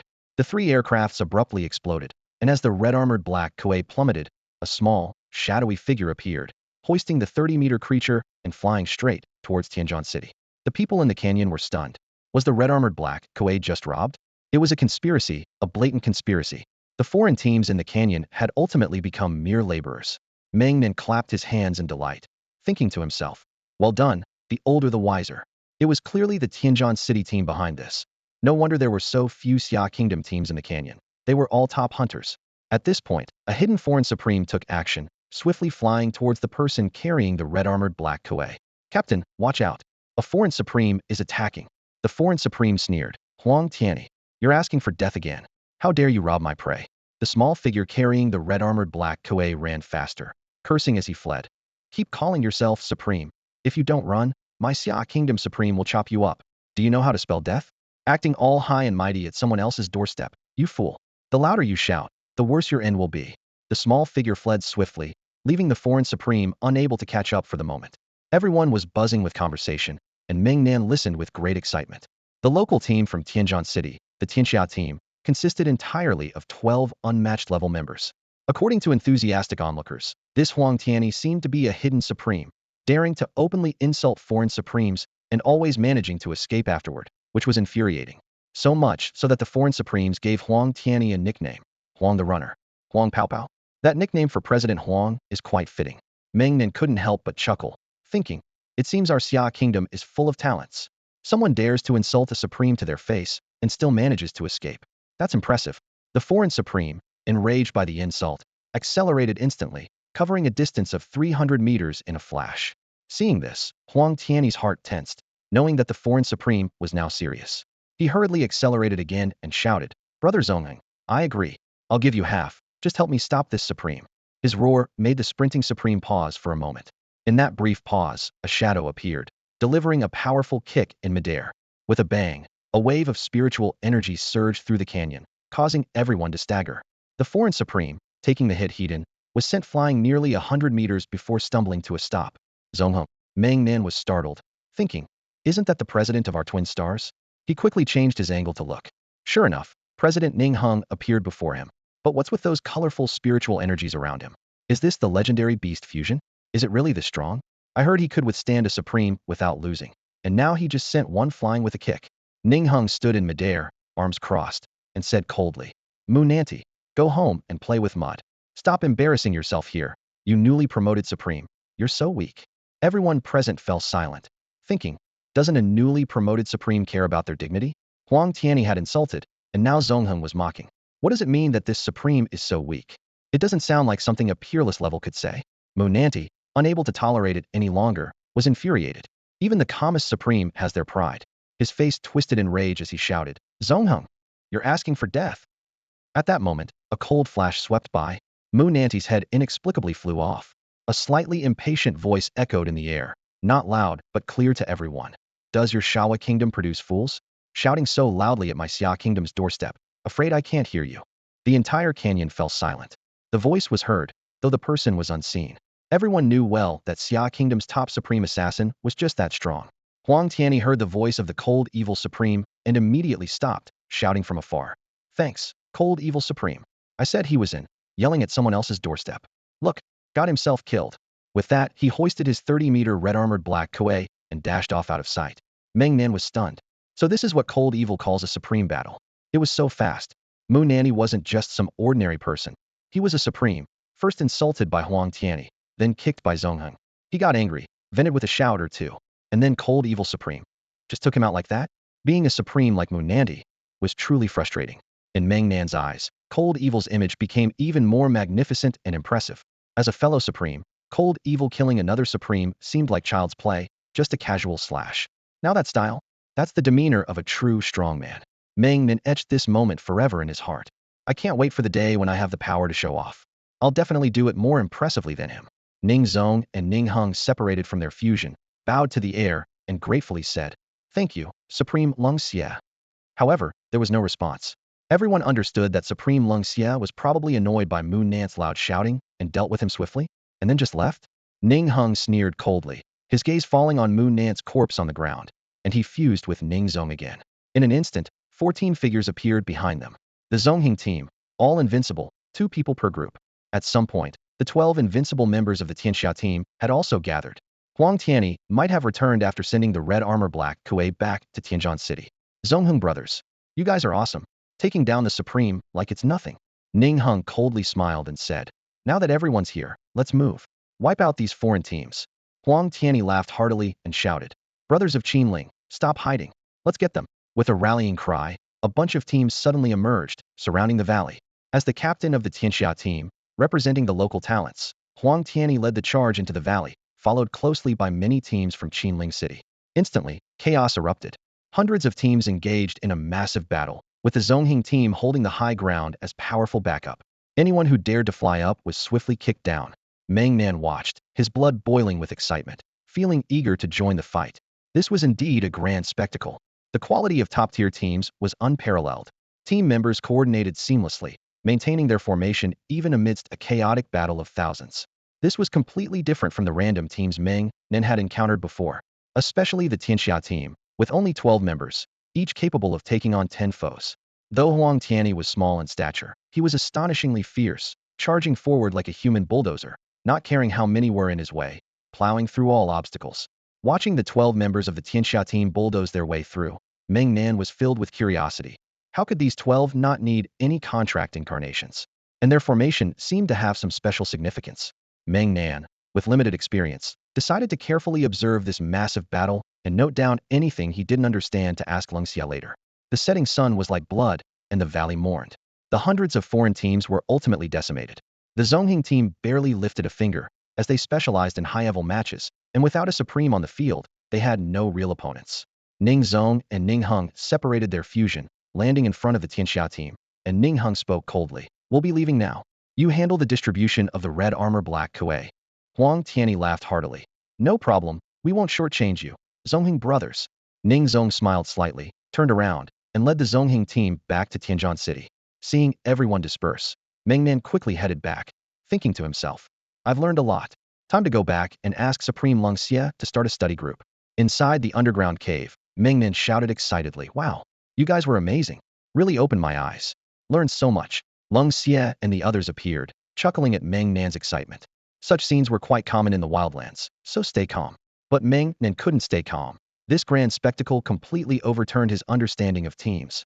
The Zongheng team specializing in high-level matches was one thing, but the Tianxia team and the top teams from Qinling City were all masters of their craft. Thinking about the unique skills of these top teams, Meng Nan couldn't help but ask Lung Xia, Supreme Lung Xia, why doesn't the whole Tianxia team use contract avatars? Lung Xia nodded approvingly and said, good observation. You've heard people around talking. Huang Tianyi, he's also a hidden supreme. His contract beast is special, able to combine various spiritual powers, so the entire Tianxia team's strength is concentrated in Huang Tianyi's hands. As long as Huang Tianyi remains undefeated, they'll be fine. It's like sharing the damage. So there's no need for them to waste spiritual power on contract avatars. Just focus all the power on Huang Tianyi. Wow, Meng Nan understood, marveling inside. Another hidden supreme. No wonder these top teams each have their own unique skills. With the Tianxia team, it's hard to lose unless you take down Huang Tianyi. Thinking about the term hidden supreme, Meng Nan felt a bit uneasy. Perhaps the title of the five great supremes seemed too prestigious before, feeling rare, but lately, it seems like being a supreme isn't that valuable anymore. He looked at Lung Xia with some doubt and whispered, lately, it seems there are so many hidden supremes. Why does our Xia kingdom only have 5 great supremes? Lung Xia looked at the naive Meng Nan and mocked mercilessly. You believe it when they say 5? Naive. Ever since that battle back then, our Xia kingdom hasn't publicly acknowledged new supremes, so even those who are already supremes must keep a low profile and not go public. Meng Nan nodded. I get it. Hiding one's abilities, right? Just act all weak and see who wants to mess with you, then strike them down. According to this, Xia Kingdom's hidden supremes, looking at Uncle Xia's old comrades, there must be several supremes among them. President Ning Zong and Ning Heng used to be called the top below the supreme. Now it seems like challenging a supreme is just for fun. Plus Huang Tianyi, he knows nearly 10 already. How many more must there be that he doesn't know about? Wow, truly terrifying. Our Xia Kingdom is indeed full of talent. This battle observation gave Meng Nan a groundbreaking understanding of teams and combat techniques. Those two bird-touching wild teams before, like Hungry Wolf and Violent Bear, are like trash. Such despicable bird-touching teams are an insult to real teams. Meng Nan pondered. His current state is like a two-person team. Inspired by Tianxia's Huang Tianyi, Meng Nan decided to start researching his coordination with Little Stone. The incident of the cave beast's close-range self-detonation still haunted Meng Nan. Next time he encounters such a situation, he must have a solution, otherwise, he really won't dare to scavenge. After much thought, Meng Nan and Little Stone dug deeper underground in the cave. After some effort, they finally created an underground chamber, and then the two began developing new skills. The 13 people in the cave looked at Meng Nan's sneaky actions with speechlessness. You say, if a guy wants to do something, just do it. Why sneak around, afraid of someone stealing your skills? Lung Xia wasn't idle either. He closed his eyes and carefully sensed the spiritual power fluctuations coming from underground. Although Lung Xia couldn't see directly, he could clearly perceive all movements. This perception continued for 3 whole days. Meng Nan's clever maneuver in the underground chamber gave Lung Xia a new idea: how to use his contract beast as a decoy. Emerging to the surface, Meng Nan exhaled deeply, feeling a sense of relief. Mission accomplished. Lung Xia opened his eyes and smiled slightly. Not bad, kid. You've got some skills. Meng Nan was taken aback. What? No way, boss. You could sense that too. Lung Xia nodded. Do you think the title of the Supreme Assassin was just handed to me for nothing? Meng Nan shrank back a bit, offering a thumbs up. Lung Xia added with a meaningful tone. Your little trick was quite impressive, but it could use some refinement. Let me teach you a move, see if you can grasp it. With that, Lung Xia moved, throwing a punch directly at Meng Nan. Instinctively, Meng Nan tried to dodge, but his neck suddenly went numb, and everything went black. With a thud, he fell straight to the ground, unconscious. Lung Xia clicked his tongue, thinking to himself, this kid's trick really works wonders. He reappeared, and the Lung Xia who attacked Meng Nan dissolved into a cloud of black mist. Lung Xia shook his body again, and 13 members of the assassination squad appeared. You all give it a try. See if you can find my real body. Heizi stepped forward cautiously towards another Heizi, poked gently. The mist spread, and Heizi's spiritual power swept across, turning them all into black mist. Boss, what does this mean? Lung Xia chuckled. Seems like you still don't get it. Heizi suddenly turned around, stunned. What is this? Boss, when did you get behind me?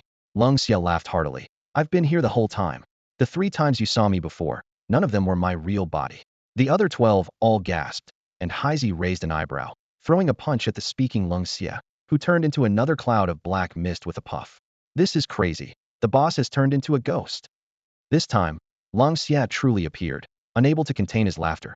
I have to say, using that kid's trick with my contract beast is quite effective. It's hard to tell the real from the fake. Then, Lung Xia explained Meng Nan's maneuver to the 12 others. Meng Nan used a small stone to create a fake body for himself, then controlled this fake body, switching between ground and underground to confuse his opponents. If an enemy attacked the fake body, the stone would transform it into a giant hand, pulling the enemy underground to crush them. Thus, anyone attacking Meng Nan's fake body would instantly lose all advantage, while Meng Nan could freely switch between his real and fake selves above and below ground, leaving enemies clueless about his decoy. Everyone understood, and Leng Xie, inspired by Meng Nan's strategy, used his black mist to create shadow clones. Haizi had an idea, slowly turning his body black until he became Leng Xie's shadow. Leng Xie chuckled, pulling Haizi out of the air. Your contract beast's ability isn't good enough for this trick. Haizi was embarrassed. Aluo said, let me try. Leng Xie shook his head. Not everyone can handle this real fake body trick. You need a blood pact at least. Otherwise, your coordination with your contract beast won't reach the level of seamlessly switching between real and fake bodies. That's the advantage of a blood pact, with the contract beast's true body in battle. Everyone felt a bit dejected. Having a high talent is really something, huh? Boss, your black mist fake body is practically invincible. Leng Xie shook his head, saying calmly, against those of the same level, it might be confusing, but the key issue is that the attack power isn't with my fake body. Meng Nan's trick is powerful because his fake body is controlled by the stone's power of the earth, possessing all its combat abilities. Everyone gasped. Meng Nan truly stands undefeated on the ground. As long as he doesn't leave the underground, unless someone goes down to catch him, there's no way to get him. And the Meng Nan on the surface is just a fake. Anyone who touches him is unlucky. This is just infuriating. It's pure bait and switch. Meng Nan has really taken survival to a new level. Meng Nan chuckled wryly. I didn't want to either. But that last face-to-face explosion scared me. Now with a fake body, I don't have to worry about that anymore. Ha ha. About 20 minutes later, Meng Nan awoke from his unconscious state. As he lay on the ground, Cold Xie's words immediately came to mind. Recalling Cold Xie's tactics using a decoy to attack and then hiding his true self, striking while Meng Nan dodged seemed to teach him not to be passively defensive, but to plan ahead. Seeing that Meng Nan hadn't quite grasped the lesson, Cold Xie reminded him. People always tend to trust their eyes first. This was a revelation for Meng Nan. He understood that whether it's a decoy or the real one, the true attack always comes after that initial moment. If he could exploit this, striking before the enemy could react, success was assured. Meng Nan sat up, recalling his teamwork with Xiao Shi, a hint of excitement in his eyes. Grateful, he thought. Thank you, Cold Xie Supreme, for the guidance. I understand now. Cold Xie nodded and vanished again. Meng Nan's eyes sparkled with anticipation to try out his new skills, so he sank into the ground and headed north. This time, he planned to delve into the northwest, near the desolate area of the Shawa Kingdom. The incident with Qi Jiahe Kuei was orchestrated by the Supreme of Shawa Kingdom, and Meng Nan decided to hunt down the Shawa Kingdom's teams in the border wilderness between Shawa and Xia Kingdom. Wasn't Eric boasting about dealing with him? As the saying goes, to give and not to receive is impolite. Since Shawa Kingdom was willing to be the lackey of the Ghost Shadow, they must be made to suffer. Just as Meng Nan set out, a conflict erupted between Xia Kingdom and Shawa Kingdom. The Tianjin City incident had cost Shawa Kingdom dearly, with one supreme dead and nearly 100 teams wiped out, totaling almost 700 casualties, a significant loss. Shawa Kingdom sent 5 supremes as emissaries, demanding Xia Kingdom compensate for their losses. However, Xia Kingdom paid no heed. Instead, it issued a treaty signed by various wilderness nations, clearly outlining the requirements of the wilderness. Xia Kingdom also posted a statement on its official account. In a lawless land, it's every man for himself. Generally, other countries would be too embarrassed to demand compensation for such matters, as there's a shared understanding. Yet, Shawa Kingdom was undeterred. The 5 supremes flew directly to the eastern wilderness outside Tianjin City, acting as gatekeepers, as if to say, if the wilderness is lawless, we'll guard here, and anyone who dares come out will be killed. This provocation from Shawa Kingdom instantly ignited the anger of Xia Kingdom's people. Top teams gathered at Tianjin City, vowing to eliminate the 5 Shawa supremes. However, Xia Kingdom's top supreme, Galao, quelled the crowd's anger with a single remark. The 5 supremes are helping guard our gate. Cold Xie Supreme will be very pleased. Everyone realized this was actually an insult to the 5 Shawa supremes. Indeed, having 5 supremes as gatekeepers was quite a spectacle. As for whether Cold Xie Supreme would truly be pleased, everyone assumed he would be, given that he had just dealt with 1, and now there were 5 more. How could he not be pleased? When the words of the Grand Elder reached the ears of those 5 supreme leaders, their hearts were filled with fear. But they couldn't retreat, as it was an order from the ruler of the Shawa Kingdom. Meanwhile, Meng Nan was swiftly traveling underground towards the northwest when Leng Xie called out to him. Leng Xie had received a military order from the Grand Elder. Eliminate the 5 supremes of Shawa Kingdom, but be wary of Yusha. In a concealed cave, Leng Xie and his companions appeared, their expressions grave as they recounted the events in Tianjin City. Meng Nan was furious, his eyelid twitching as he cursed inwardly. Shawa Kingdom is truly shameless. How dare they poach in our Xia Kingdom's wilderness and demand compensation? If not compensated, they block the gate? Despicable. Lung Xia looked at the enraged Meng Nan and sternly warned, "Don't act recklessly. We need to return to Tianjin City. Either come with us or wait here until we return." Meng Nan took a deep breath and calmly replied, "Don't worry, Supreme Lung Xia. I'm quite good at keeping myself alive, so I won't be going back with you." Lung Xia patted Meng Nan's shoulder, speaking earnestly. "I know what you're thinking, but remember your responsibilities. You have the Xia family, and us. You're not an orphan anymore." Meng Nan felt a surge of emotion, rubbing his nose before resolutely saying, "Don't worry, Supreme Lung Xia. I haven't even taken a master or married yet. I'm not ready to die, but one day, I will step out from under your protection. Let me try this time." Lung Xia smiled approvingly, patted Meng Nan's shoulder again, and then vanished into the air, speeding away. Lung Xia took out a secret order, sending out messages, one of which read, "Sister Meng, my silly disciple, please watch over him for a few days. I'll come back after dealing with them." The message was quickly replied to. "All right, brother Lung Xia. Be careful of Yushai using those 5 supremes as bait. They might target you." Lung Xia chuckled. "Just as well. I learned a trick with my disciple. Let's test it out on them." Huh. Meng Nan sat in the cave, suddenly realizing that the gate-blocking incident in Tianjin City might be a trap for Lung Xia. He quickly opened his communicator. No signal in this area. Searching for signal. Damn it. Meng Nan rolled his eyes, thinking, I knew no one cared about me since I left. Turns out the network doesn't cover the wilderness. Next time, I need to ask Supreme Lung Xia for a military-grade communicator. Shaking his head, Meng Nan realized he was worrying unnecessarily and thought, if even someone as inexperienced as me can think of this, how could Supreme Lung Xia, such a seasoned veteran? Elder. Need my reminder? He calmed himself and began seriously contemplating his next strategy. So, Shawa Kingdom likes blocking gates, huh? With my high-level spiritual contract master's energy reserves and the contract power reserves of Little Stone, taking down a full team of glory level should be manageable. Slowly tormenting a Wushuinga level to death should be doable, but I'm wary of hidden supremes. Meng Nan recalled the configurations of the Tianxia and Zongheng teams, thinking, both team captains are hidden supremes, and all members are Wushuang. If there are more than 2 Wushuang in the team, I'll have to avoid them. Better safe than sorry. Shawa Kingdom probably has many despicable ambush teams too. That's it. If they like sneaky ambushes, I'll set traps for them. At that moment, a small spider silently crawled into Meng Nan's pocket. Having made his decision, Meng Nan sank back into the ground and continued his rapid journey towards the northwest. Meng Nan continued his journey northward and westward, while Lung Xia had already infiltrated the wilderness outside Tianjin City. Along the way, Lung Xia had meticulously planned his strategy. His assassination team consisted of 12 others, divided into 2 groups of 6, each targeting a supreme. Lung Xia himself would handle the remaining 3 supremes. Essentially, their targets were only 4 supremes. In Lung Xia's view, as long as he made the first move, he would definitely take out one of them. Therefore, he only needed to face the remaining 4 supremes.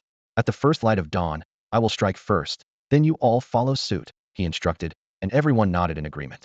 Lung Xia's approach was unlike anyone else's. Although night was the best time for assassins to act, it was also when the enemy was most vigilant. Dawn, with the rising sun, not only symbolized hope, but was also the moment most prone to mistakes. As the sun set, casting a blood-red glow, the city walls of Tianjin City were unexpectedly adorned with festive decorations, bustling with activity. Huang Tianyi, the local landowner and captain of the Tianxia team, seemed to have lost his mind or was following some sneaky advice. He was hosting a victory party on the city walls, inviting top teams, including the Zongheng team. Raising his glass, Huang Tianyi shouted to the assembled leaders, "Brothers, today I'm the host. We're celebrating our nation's free acquisition of a red-armored black Koei. Cheers." The crowd burst into laughter, praising Huang for his words. Haha, on such a joyous occasion, we must celebrate for 3 days and nights. Huang Tianyi, holding his glass, walked to the edge of the wall and called out to the 5 supremes outside. "Are you hungry, gatekeepers? Want to come over for a bite? Though your work is tough, we're not paying you. After I'm full, I'll toss you a couple of chicken legs. Fight for them, huh?" The laughter from Tianjin City was deafening, full of mockery, infuriating the 5 supremes from the Shawan nation, who wished they could tear Huang Tianyi apart. However, they knew that stepping into Tianjin City's territory would mean war, and they would certainly die. The city walls were lined with the best teams from the Xia nation, with almost every team captain being a hidden supreme. The 5 supremes from Shawa, their faces dark, pretended not to hear, each on high alert. They dared not relax, as the reputation of the top assassin was known across nations. One strike, one supreme, was no exaggeration. Lung Xie never needed a second strike to kill a supreme. Huang Tianyi paid no mind, turning to toast with his comrades. Soon after, he approached the table of the Zongheng team with his glass. Zongheng brothers, thanks for joining us. It's rare for us to gather, so here's to you. Huang Tianyi downed his drink in one go, full of camaraderie. The members of the Zongheng team raised their glasses and drank as well, except for a white-haired girl who gently raised her bowl of soup in acknowledgement. Huang Tianyi couldn't help but notice her, as her white hair stood out. Upon closer inspection, she was exceptionally beautiful, with both looks and figure, truly remarkable. Seeing her seated next to Ning Heng, Huang Tianyi couldn't resist winking and asking, "Brother Heng." Ning Heng cleared his throat, but remained silent, casting a glance at Ning Zong. Ning Zong instantly understood, a flicker of surprise in his eyes, thinking to himself, "Wow, Huang Tianyi is actually interested in Xia Xingran." He smiled gently and said warmly, "Brother Huang, you sure are bold." Huang Tianyi caught Ning Zong's meaning and felt secretly pleased, but what did Ning Zong really mean by bold? With a cheeky grin, Huang Tianyi said, "Well, Brother Zong, could you introduce us?" Ning Zong covered his mouth and chuckled. "This young lady is Xia Xingran, the daughter of Director Xia, Ning Heng's junior apprentice, and the future girlfriend of Meng Nan." The crowd was stunned. They were all seasoned elites, well-versed in such matters. Director Xiao's daughter? Xia Chun was a leading figure of the Xia Kingdom's war faction. Plus, she was Ning Heng's apprentice sister and the disciple of Zhao the Pervert, with Meng Nan being backed by the 5 supremes of the Xia Kingdom and a master known as Lung Xie. Huang Tianyi froze in shock, exclaiming, "Whoa, Miss Xia, my apologies." He quickly downed 3 glasses of wine as self-punishment, wiped his mouth, and laughed. "Enjoy your food and drinks, everyone. I'm off to brag elsewhere. The wind here is too strong, messing with my performance." The crowd burst into laughter, thinking Huang Tianyi was truly daring, almost letting the cat out of the bag. Xia Xingran looked puzzled, innocently asking Ning Heng, "Senior brother, what are they laughing about? Why don't I get the joke?" Ning Heng awkwardly coughed. Maybe ask my brother." Xia Xingran turned her head, still confused. Ning Zong smiled slightly, tapping Xia Xingran's forehead, and a multicolored aura flashed briefly.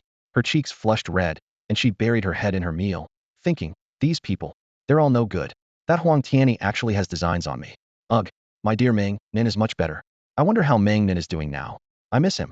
Thinking of Meng Nan, Xia Xingran glanced out toward the wilderness beyond the city walls, feeling a pang of emotion. That fool must have suffered a lot again. The cheerful evening flowed on with the wine until dawn was near. Huang Tianyi inadvertently glanced at Ning Heng, squinting slightly, thinking, "Ning Heng knows Master Lung Xie's plan too?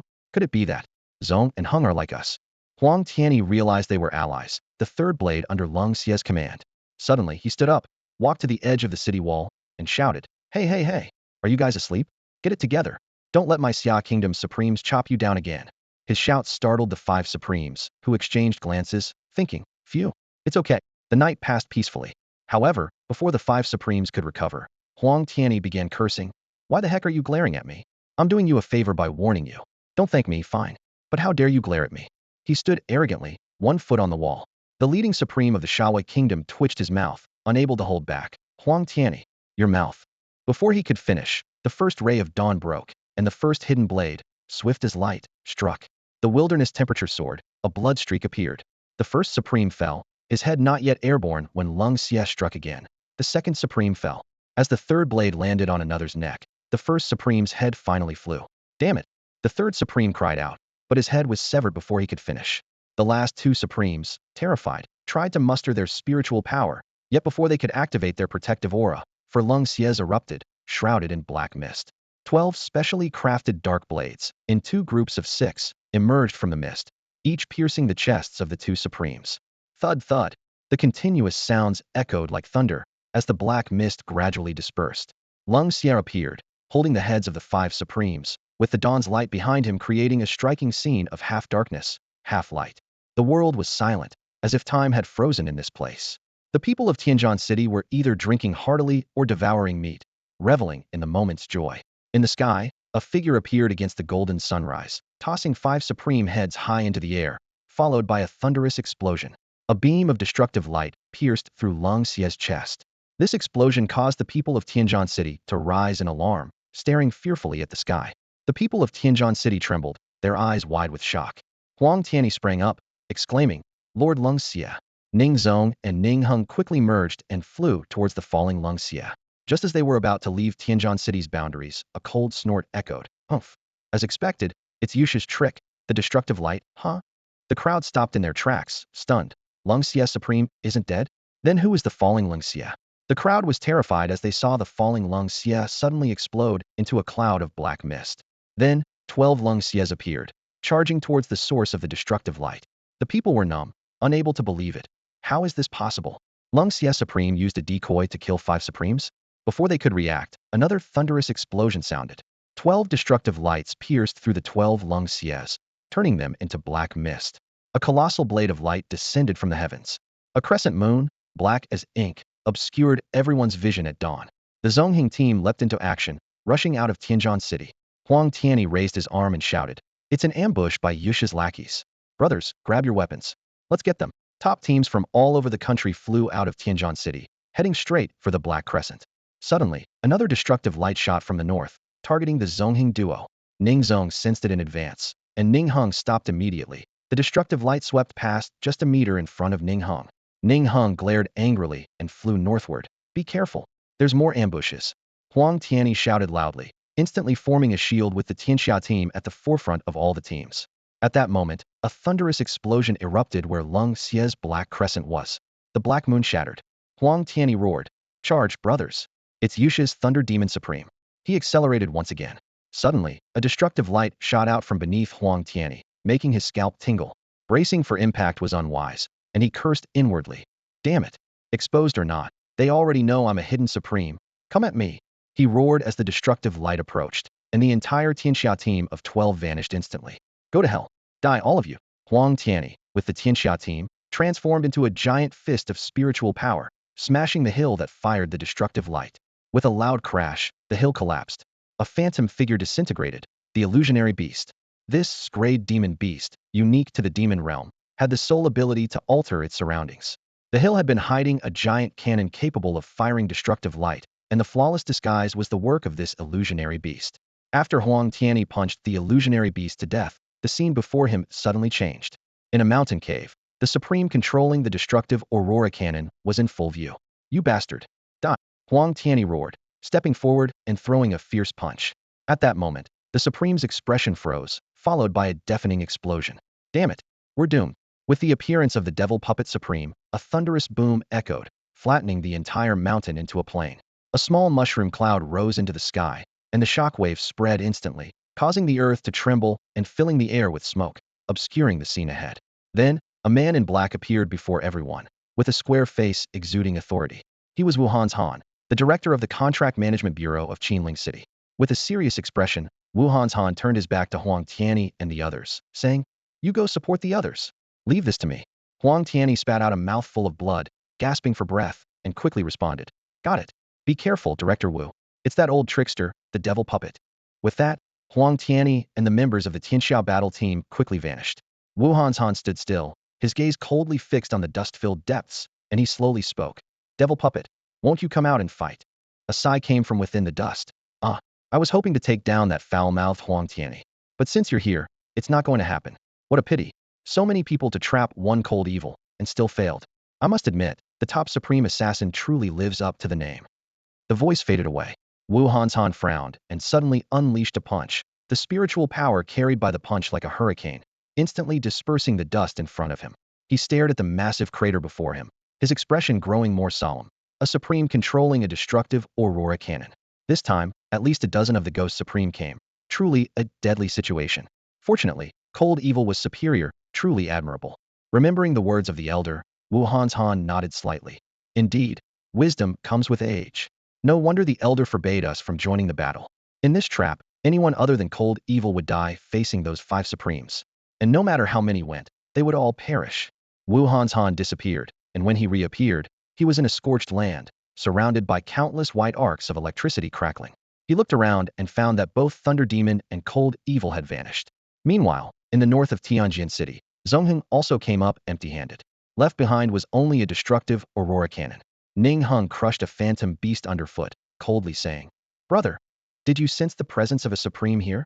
Ning Zong replied while crouching, "Only a trace of demonic energy remains. He fled too quickly. If I'm not mistaken, it should be the most elusive among the Ghost Supreme, the Blood Demon Supreme." Ning Hung sighed.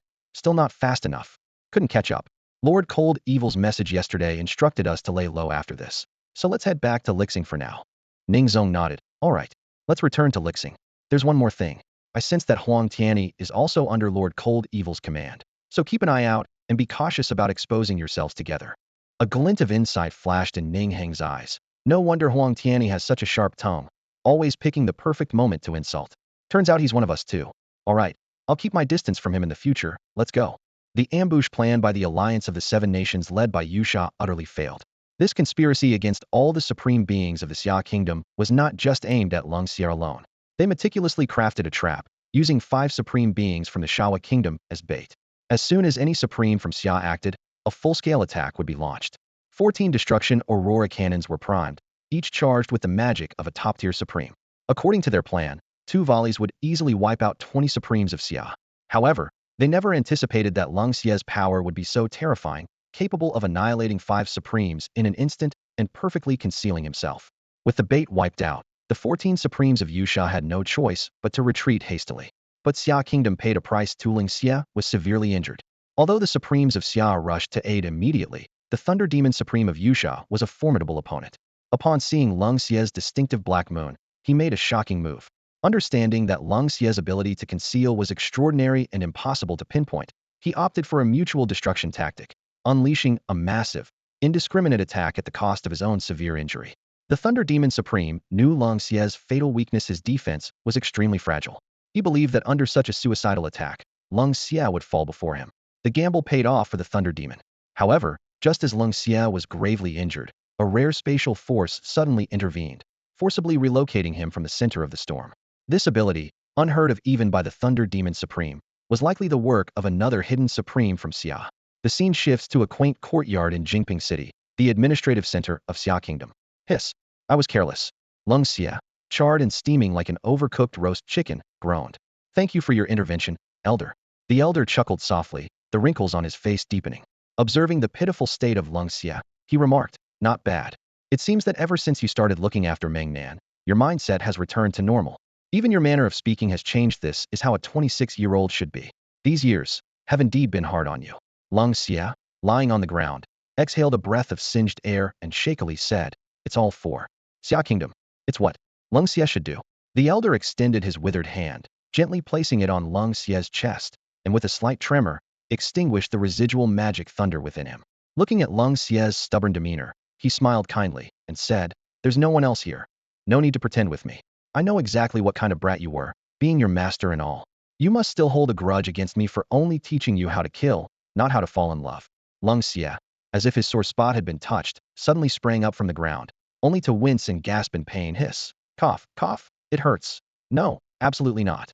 As the Elder slowly healed Leng Xia with spiritual energy, he sighed and said, it's not that I didn't want to teach you, but back then, you couldn't afford distractions.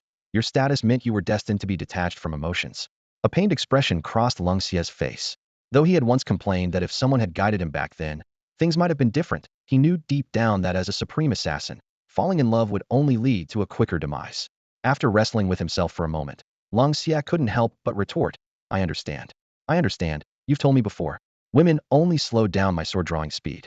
When I saw that kid Meng Nan, I couldn't help but make a few sarcastic remarks. Don't keep holding it against me. I swear. I was just saying it. I'm definitely not holding a grudge against you. I'm not that petty. The Elder looked at Leng Xia, who had reverted to his true self, and it seemed to bring him back to the past. To outsiders, Leng Xia was a decisive and cold-hearted person, but in the Elder's eyes, he was just a rebellious kid with a carefree attitude and a talkative nature. The Elder had played both father and mother roles in nurturing Leng Xia to become a supreme assassin, offering guidance with patience and care. However, since Leng Xia returned to his old self, he couldn't stop talking. The Elder remained silent, patiently listening to Leng Xia's complaints while tending to his wounds, as if 10 years of suppressed grievances were finally being released. Leng Xia seemed to have reverted to his adolescent self, becoming a stubborn and rebellious son. The courtyard witnessed an iconic scene of a kind father and an unfilial son. Outside Tianjin City, the ambush by 14 supreme assassins from Yusha on Leng Xia couldn't be kept secret. Not only were the Yusha supremes revealed, but also some of the top hidden supremes from Xia Kingdom's elite teams, such as Huang Tianyi, Wu Hanshan, Ningzong, and Ningheng. However, the Xia Kingdom officially debunked these rumors, claiming the story was entirely fabricated. The truth was that Leng Xie single-handedly defeated 5 supreme assassins from the Shawa kingdom and then managed to escape from an ambush by 14 Yusha supremes. This statement set off waves. The Xia kingdom's official stance was irrefutable, as the facts could not be denied, even if footage was shown. Leng Xie's name reached new heights in the human world. The title of the top supreme assassin was permanently cemented. The Xia kingdom celebrated nationwide. Meanwhile, the Shawa kingdom, which previously claimed to have 12 supremes, lost 6 to Leng Xie in just over 2 days. Now, only 1 ruler and 5 generals remained. And out of fear of Leng Xie's retaliation, they didn't dare leave their borders. Other countries saw this as a sign that the Shawa kingdom was on a downward spiral. Having served Yusha, but not gaining any benefits, their top combat power was halved. Under these circumstances, even if the Xia kingdom didn't take action, other countries would likely not sit idly by, and the Shawa kingdom was bound to fall eventually. Meanwhile, Meng Nan had entered the desolate region of the Shawa kingdom, but was intercepted. The person who stopped him was the only female supreme among the 5 supremes of the Xia kingdom, Dream Supreme. Her exact name was unknown, and Leng Xie referred to her as Sister Dream. In an underground cave, Meng Nan sat cross-legged, and upon seeing the sudden appearance of Dream Supreme, a sense of foreboding surged in his heart. He knew Dream Supreme, but Leng Xie hadn't returned. Now that Dream Supreme had come to guard him, what did it mean? Meng Nan dared not think further. No, impossible. Leng Xie was so strong. How could it be? Meng Nan's eyes widened in terror as he shook his head vigorously, trying to dispel the dreadful thoughts from his mind. Why is it you? Where is Leng Xie? Meng Nan's voice trembled. Upon seeing Meng Nan's panicked expression, Meng Jizuan couldn't help but feel a slight ripple in his heart. In such a short time, a deep bond had formed between him and Leng Xie. Meng Jizuan's lips parted slightly, and his voice, infused with spiritual energy, reached Meng Nan's ears like an illusion. Instantly, Meng Nan calmed down, and scenes flooded his mind. Leng Xie swiftly eliminating the 5 supreme leaders of the Shawa kingdom. The 14 supreme leaders of Yusha ambushing Leng Xie. Leng Xie being gravely injured by the Thunder Demon Supreme. The elders secretly saving the wounded Leng Xie. Before leaving, Leng Xie entrusted Meng Jizuan with the care of his foolish disciple. Meng Nan lowered his head in silence for a long time, his mind a whirl of thoughts. Did Leng Xie really confront 19 supreme leaders? Did he act with a resolve to kill and be killed? I haven't even formally become your disciple, yet you entrusted your legacy to me. Meng Nan felt a surge of frustration. Why was he so weak? His trembling hands clawed at the ground, veins bulging, causing even small stones to resonate, making the earth tremble slightly. Supporting himself on the ground, he lowered his head and asked shakily, "Is he badly injured?" Meng Jizuan recalled Leng Xie's instructions. "If he asks if I'm badly injured, tell him I am, at least for 2 months, to push this boy a bit. I might need to go away for a while. So I'll trouble you, Sister Meng, to look after my foolish disciple for those 2 months." So Meng Jizuan didn't tell the truth. After a moment of silence, he softly said, "Leng Xie is very badly injured. He'll need at least 2 months to recover." Meng Nan's eyes were red, his teeth clenched in anger. He himself had broken 7 or 8 ribs and recovered in just under half a month. Yet, even with the elders' help, Leng Xie would need at least 2 months? This wasn't just a serious injury, it was practically life-threatening. He wouldn't die, would he? Meng Nan finally asked, his heart filled with unease. But he couldn't help but ask. Meng Jizuan gently shook his head, comforting Meng Nan. But unexpectedly, Meng Nan suddenly leapt up from the ground and shouted angrily, "Don't lie to me. I'm not an idiot. Is he dead or not?" Meng Jizuan was taken aback by Meng Nan's roar, and looking at his furious, distorted face, she thought to herself, "Is this boy losing his mind? Leng Xie, you've really put me in a tough spot." Meng Jizuan could only reaffirm, "Rest assured, he truly isn't dead, but his injuries are indeed severe." Then, Meng Jizuan projected an image. In the image, Leng Xie's entire body was charred, his breath hot, and his body covered with dense white arcs of electricity. Meng Nan looked at the unrecognizable Leng Xie and didn't recognize him at all. The once young and fair face was now completely disfigured, and Meng Nan burst into tears instantly. He wiped his tears with one hand, while the other continuously rubbed his nose, unable to stop. Leng Xie was the only person in his 17 lonely years who truly taught and cared for him. Seeing Leng Xie in this state, Meng Nan's heart felt as if it were being torn apart, unable to accept it. Meng Nan stood frozen, tears streaming down his face like a child, breaking Meng Jizuan's heart. He quickly stepped forward, hugging Meng Nan tightly and gently comforting him. "Don't worry, the elder will surely cure Leng Xie, and he will return unharmed." As Meng Jizuan consoled Meng Nan, he cursed inwardly. "They say Meng Nan is a foolish disciple, but Leng Xie, you're no better. Where can you find such a good disciple? What a scoundrel, and you call yourself a teacher?" Meng Jizuan held Meng Nan, patting his back with one hand while transmitting Meng Nan's earlier reaction back to the elder, adding 2 words, punish him. As for who should be punished, it was undoubtedly Lung Xia. In the ancient courtyard of Jingping City, Xia country, the elder silently opened the image sent by Meng Zhizuan. Lung Xia leaned over, a slight smile playing on his lips. Huh, this kid's not bad. He even knows to be angry for his teacher. Not bad, not bad. With some motivation, he'll progress faster. In the image, Meng Nan suddenly let out a furious roar, causing Lung Xia's expression to change instantly. Seeing Meng Nan crying as if he had lost his most important family member, eyes red, Lung Xia couldn't help but feel. Meng Nan's importance to him was far greater than he had imagined. The image ended, and the elder sent 2 words, punish him. The elder turned slightly to look at Lung Xia and said calmly, punish yourself. This is how you are as a master. Ah, you still haven't grown up. With that, he clasped his hands behind his back and walked out of the courtyard. A loud bang was followed by a series of bang, bang, bang, bang. The elder, outside the courtyard, listened to the sounds coming from within and sighed. Raising a child makes you understand a parent's love. From now on, Lung Xia should understand too. A teacher is like a father. The elder shook his head and gradually disappeared. Meanwhile, Meng Zhizuan managed to reassure Meng Nan with countless promises that Lung Xia would be fine, finally calming him down. Meng Nan, regaining his composure, said somewhat bashfully, sorry Meng Zhizuan, I lost control for a moment. Meng Zhizuan sighed, patting Meng Nan's head, feeling a pang for the pure-hearted young man whose genuine emotions were most touching. Meng Nan truly regarded Lung Xia as close family, but Lung Xia, that brute. Meng Zhizuan continued to curse inwardly. Punish him to death. He then explained the current situation to Meng Nan. Now, of the 12 supremes in the Shawa kingdom, 6 have been killed by Lung Xia, and the remaining 6 are cowering within their borders, not daring to step outside. If another supreme of Shawa dies, the country might face destruction. Even if Xia country doesn't act, other countries will.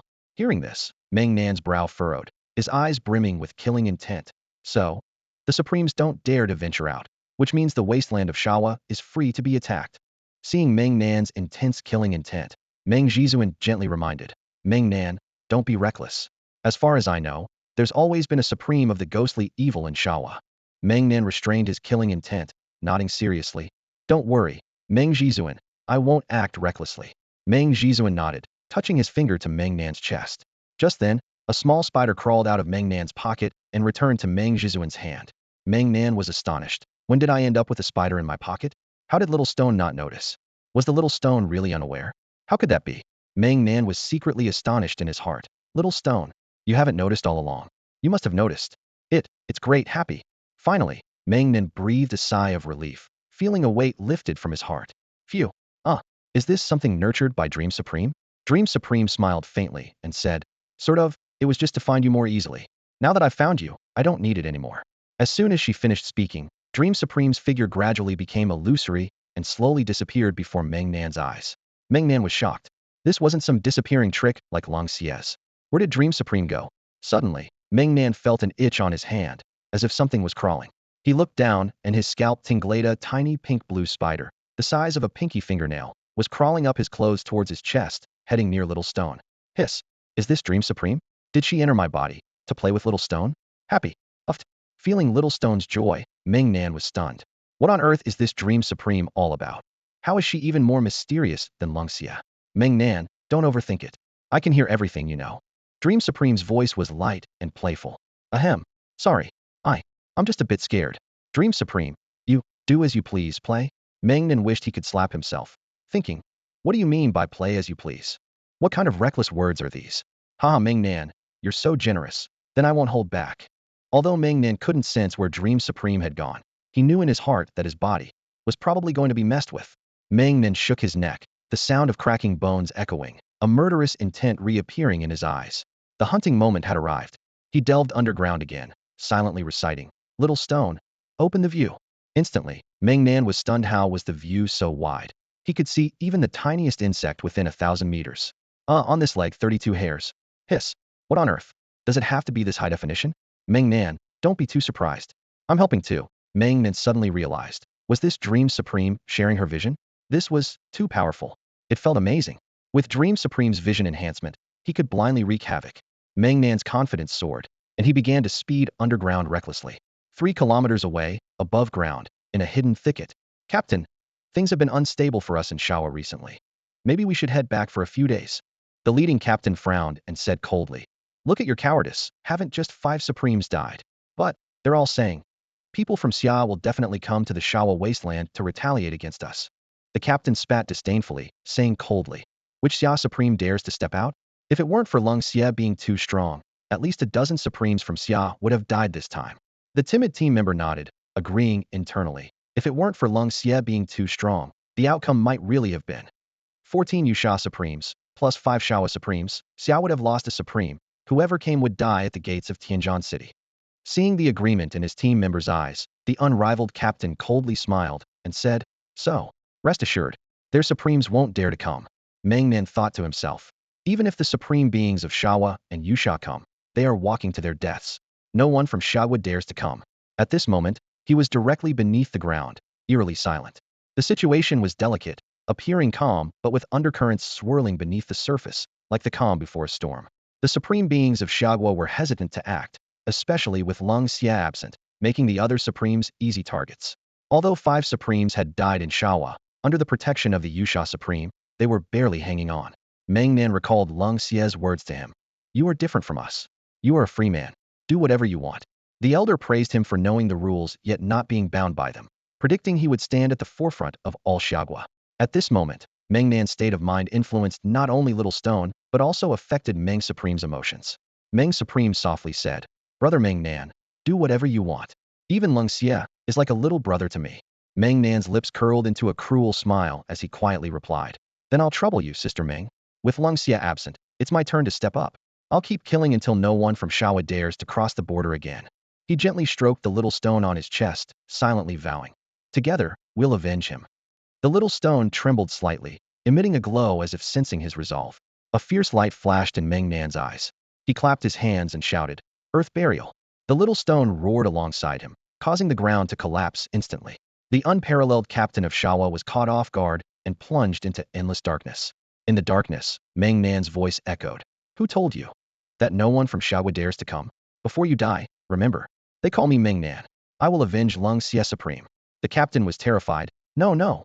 Boom! 10 times the gravity descended instantly, and the furious little stone crushed the unparalleled being into oblivion. Meng Nan could smell the blood in the soil, a cold smile on his lips. The image of Xia Xingran with her white high ponytail appeared in his mind, reminding him, "In this world, no one is innocent. We must kill until they tremble with fear." With murderous intent surging, Meng Nan and Little Stone launched a relentless assault like a storm, wiping out 14 Shawa teams. However, these 14 teams were barely a ripple in the vast Shawa wastelands. A month later, the world was shocked. Within the Shawa wastelands, a total of 327 teams had gone missing, including foreign poaching teams, with an estimated 3,000 people missing, yet not a single body was found. The mysterious disappearances in the desolate region of the Kingdom of Shawa are becoming increasingly severe, with the area of coverage expanding and the number of missing people rising daily, drawing significant international attention. Initially, it was speculated that a powerful mythical creature had appeared in the region. However, various signs suggest that the missing individuals were victims of a highly skilled ambush, executed with such precision that not a trace of blood, belongings, bodies, or even footprints were left behind.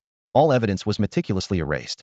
If these disappearances are indeed the result of human ambushes, the world is understandably alarmed. Not even Lung Xia, the world's top assassin, could achieve such perfection. Consequently, countries have dispatched teams to the desolate region of Shawa, attempting to uncover the truth. However, instead of decreasing, the number of disappearances continues to rise, with even a supreme being vanishing without a trace. The region has swiftly become a forbidden zone for humanity, prompting people from other nations to withdraw in fear. The assassin hidden in Shawa's desolate region shows no mercy. Even powerful figures from other lands face uncertain fates upon entering this forbidden area. The warriors of Shawa have gathered at the gates of Kant City, pleading with the city's leader, Supreme Cantonese, for over a month now. "If we don't take action, we'll become a laughingstock." People are saying the killer hiding in the desolate region is from Xia, a blatant act of revenge. "Open the gates, let us charge out and find that scoundrel, and finish him off together." From atop the city walls, Cantonese's voice boomed like thunder. "Silence. This is the order of the ruler. It's not that I, Cantonese, won't let you go. Going out means certain death. Even supreme beings from other nations have fallen. Do you think you can change the situation with your strength? The supreme from Yusha has already set out. You only need to wait for news." The crowd below was filled with shame and anger, but dared not act out. As a supreme of Shawa, Cantonese must heed the commands of Yusha, even above the ruler. In Shawa, not everyone is willing to submit to Yusha, especially with the recent disappearances causing a significant domestic rift. To serve as bait for Yusha, Shawa lost 6 supreme beings, yet the blame for Leng Xia's injury was unjustly placed on Shawa. Despite the logic, Shawa had indeed blocked Xia's gates first, forcing Leng Xia to retaliate, and the resulting anger was directed at the ruler of Shawa. If not for this foolish ruler being Yusha's puppet, Shawa would not have fallen to such a state. Although Cantonese opposed the ruler, as the city's leader, his family had held this position for generations, with many kin siding with the ruler. Alone, he couldn't represent all of Kant City. The crowd below understood well, trusting Cantonese, but unable to quell their inner fury. Leader, we know you're acting in our best interest, but we can't just wait indefinitely. Cantonese stood atop the city wall, pressing his forehead with a troubled expression. He thought to himself, it's been so long, and that scoundrel hasn't sent any news for over a month. It's really anxiety-inducing. If he hides for a year, we'll have to stay within the borders for a year too. No matter how much he contemplated, the final decision wasn't his to make, leaving him feeling helpless and frustrated with the ruler. Oh ruler, it's all because of you. Cantonese sighed inwardly, even considering rebellion at one point. But he knew that even if he became the ruler, what could he change? The formidable power of Yusha was not something he could contend with alone. He felt utterly dejected, thinking, one wrong step leads to another. Who in Shawa doesn't know that it's Yusha's most loyal dog now? If the 6 supremes are sent to their deaths, then so be it. It's truly laughable. Meanwhile, the situation in the Xia kingdom was turbulent beneath its seemingly calm surface, with bloodshed already a reality. Half a month ago, Ji Kuan abandoned all the family power his father left him and fled alone. Leng Xia was tasked with the mission and led an assassination squad to pursue him for thousands of miles. But there has been no news since, leaving even the elder uneasy. The mark he placed on Leng Xia had shattered, indicating that Leng Xia was in danger again. With Leng Xia absent, the Yusha assassins lurking within the country began their extermination plan, killing or injuring hundreds of talented seeds, including university geniuses. The hidden supremes of the Xia kingdom were ordered to various locations to eliminate Yusha assassins. In Jingping City, Xia Chun led 7 supremes of the Xia kingdom's war faction to confront the elder. In the small courtyard, the elder looked at Xia Chun with a serious expression. Xia Chun, do you intend to start a war? The elder asked coldly. Xia Chun responded calmly. I am here for just one answer from you, elder. The elder's expression grew more severe as he said in a deep voice, speak. Facing the elder's murderous intent, Xia Chun did not back down and coldly asked, is the assassin from Shawa's wasteland Meng Nan? The elder closed his eyes and sighed. Yes, and also Dream Supreme. Xia Chun's anger flared. That brat. How dare he be so reckless? With Yusha's supremes conducting a thorough search, how long can that brat hide? His chest heaved with anger before he coldly asked again, elder, if Meng Nan is exposed, what will you do? The elder didn't answer directly, instead pausing and sighing. Do you know about Leng Xia? Xia Chun frowned. What about Leng Xia? Wasn't he pursuing Ji Kuan? The elder looked regretful. The mark I left on him, shattered. Xia Chun and the 7 supremes widened their eyes in shock. How is that possible? Elder, Leng Xia he. The elder slowly shook his head. I don't know either, but judging by the response of Yusha assassins in the country, it's another trap aimed at him. The elder raised his eyebrows, his eyes full of sorrow. Xia Chun, do you know? Leng Xia. I raised him myself. Xia Chun and the others were thunderstruck, speechless in their shock. If Leng Xia was raised by the elder, then what kind of existence would Meng Nan be? Xia Chun and the others immediately understood the elder's stance and bowed their heads, saying softly, we were too forward. Please forgive us, elder. The elder looked up with a sigh, his tone filled with helplessness. They're all our children. Who wouldn't feel heartache?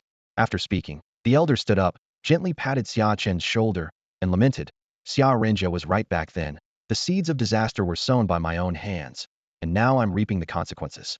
With a solemn expression, he continued, I have ordered that the conservatives temporarily handle domestic affairs. Then, in a commanding voice, the elder addressed Xia Chun and the others. The pro-war faction, hear my command. Xia Chun and the others immediately bowed and responded in unison. We accept the order.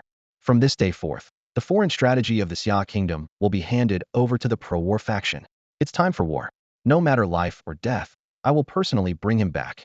The elder placed a golden military order in Xia Chen's hands and then vanished. With tears in their eyes, Xia Chun and the others shouted in unison, farewell, elder. He turned to the 6 other supreme leaders behind him and said, brothers, it's all for our children. The future of the billions of citizens of the Xia kingdom is in your hands. Holding the golden military order, Xia Chun bowed slightly and said resolutely, we accept the order. The next day, the Xia kingdom remained calm, but the leaders of the 4 major legions, both senior and deputy, voluntarily stepped down. The old commanders who once led them all returned. Despite this, Xia Chun refused this act of stepping down. As he said, the past is behind us, and this return is for one battle only. Thus, Xia Chun established the Xia Kingdom's 5th legion for these old comrades, named the Guardian Legion, drawing all the old comrades who participated in the battle back then, forming 12 supreme leaders and 347 top unparalleled warriors. The Guardian Legion has only one mission: to always stand at the forefront of the Xia Kingdoms for major legions, fighting until death. This is what Xia Renjie, Xia Chen's father, had said. Thus, even after 10 years of silence, the Xia family's position in the military remains unshakable, inheriting the military spirit. Hence, the Xia Kingdom's 5 major legions prepared for battle. However, all 5 of the Xia Kingdom's supreme leaders were not in the Xia Kingdom. The elder went to find Lung Xie, Dream Supreme, and Meng Nan were in a fierce battle in Sawa, and the whereabouts of the other 2 were unknown. According to Xia Chen's speculation, these 2 top supreme leaders likely went to the Sawa wasteland as well. Foreign supreme leaders who once entered the Sawa wasteland might have fallen at their hands. Xia Chen sighed as chaos was approaching. At this moment, in the westernmost part of the Sawa Kingdom's wasteland, Meng Nan and Dream Supreme were being relentlessly pursued by the 7 supreme leaders of Yusha, with no way to retreat.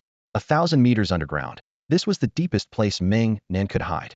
Everything happening in the Xia Kingdom, including Lung Xie's disappearance again, was fully disclosed to Meng Nan by Dream Supreme. After a month of life and death struggles, Meng Nan's mindset had matured significantly. After quietly listening to Dream Supreme's account, he gathered all his spiritual power, forcefully breaking through the spiritual barrier, reaching the master level in spiritual power. In Meng Nan's heart, he now had no way out, and becoming stronger was the only hope for survival. All 5 of Xia Kingdom's supreme leaders had left the kingdom, and Meng Nan did not believe Lung Xie would die. Back in the day, Ji Kuan ambushed and killed Lung Xie, even with the help of a supreme. Yet Lung Xie defied fate and turned the tables. Ji Kuan was merely a stepping stone for Lung Xie, destined to fail in his counterattack. Meng Nan exhaled slowly, his resolve firming up. Sister Meng, I've made up my mind. Dream Supreme remained calm, as if the turmoil in the Xia Kingdom had nothing to do with her. Her only concern was protecting Meng Nan. After over a month of life and death struggles, whether fighting or fleeing, Dream Supreme had come to regard Meng Nan as her own brother. Meng Nan's expression was resolute. He knew Dream Supreme could understand his thoughts, so he spoke to himself. There's no turning back now. Uncle Xia has already prepared the troops, and 7 Ghost Supreme are closing in. Running would only expose our location. He smirked grimly. Then I'll go all out. Aren't they searching for me in the desolate domain? I'll storm into the kingdom of Shawa. Meng Nan's plan was met with Dream Supreme's approval. While the 7 Ghost Supreme were fearless in the desolate domain, they would have to be cautious in the kingdom of Shawa. Otherwise, the kingdom faced the risk of annihilation. Dream Supreme cautioned Meng Nan. Brother, try not to reveal your identity. If it's exposed, Xia Chun will undoubtedly go to war, and it won't just be a conflict between the Xia Kingdom and the kingdom of Shawa. Meng Nan nodded, understanding the gravity of the situation. He gathered his spiritual energy until he reached the master level, and then said to Little Stone, I've reached the master level and can now use spiritual energy to protect myself. Let's see if there are any new abilities. Little Stone trembled slightly and instantly activated the power of their contract, fully equipping Meng Nan. Wow, my Little Stone is truly something else. Meng Nan extended his hand, amazed to see it transformed into a stone-like form. Did Little Stone turn me into a stone man? He tapped his body, producing a clear sound. Is this a mix of metal and earth spirit? Meng sister, can you show me what I look like? An image appeared in Meng Nan's mind, delighting him. Hey, not bad. Aside from the glowing little stone on my chest, I'm fully armored, like a concrete mech warrior, exuding a faint golden glow of metal and earth spirit. This is great. Even if I'm forced to reveal myself, who would recognize me? Dream Supreme couldn't help but tease. Brother, are you out of your mind? That exposed little stone on your chest is so eye-catching. Anyone would know it's you. There's no one else in the world like you. Meng Nan was momentarily stunned, realizing the seriousness of the issue, and thought to himself, how frustrating. He dispelled Little Stone's armor, calmed himself, and regained his composure. To infiltrate the kingdom of Shawa, I must stay hidden and not act recklessly, he muttered to himself. Under the radar. The most crowded place in the kingdom of Shawa right now is the city of Cantor at the National Gate. I'll hide here. If the 7 Ghosts Supreme dare to act in Cantor, it will surely provoke resistance from the Shawa Kingdom's Supreme and their teams. All I need to do is stay hidden. Meng Nan traveled south once again, returning to the borders of the Shawa Kingdom, near the region of Cantor City. To his surprise, this time he faced not 7 top-tier adversaries, but 8. Among the dark forces, there was a hidden supreme being lurking in the wilderness outside Cantor City, a master of ambushes known as the Supreme Demon Spider. Patient and cunning, he had previously been involved in the trap that killed Xia Renjia, marking him as a veteran top-tier force among the dark elites. As soon as Meng Nan emerged from the underground into the wilderness near Cantor City, the Dream Supreme immediately sensed something amiss and hurriedly warned him, "Run, Meng Nan. Quick, get into the city. There's an 8th Supreme being hiding here." The Demon Spider Supreme's eyes snapped open, and he chuckled coldly. "So you've been hiding underground. No wonder they couldn't find you."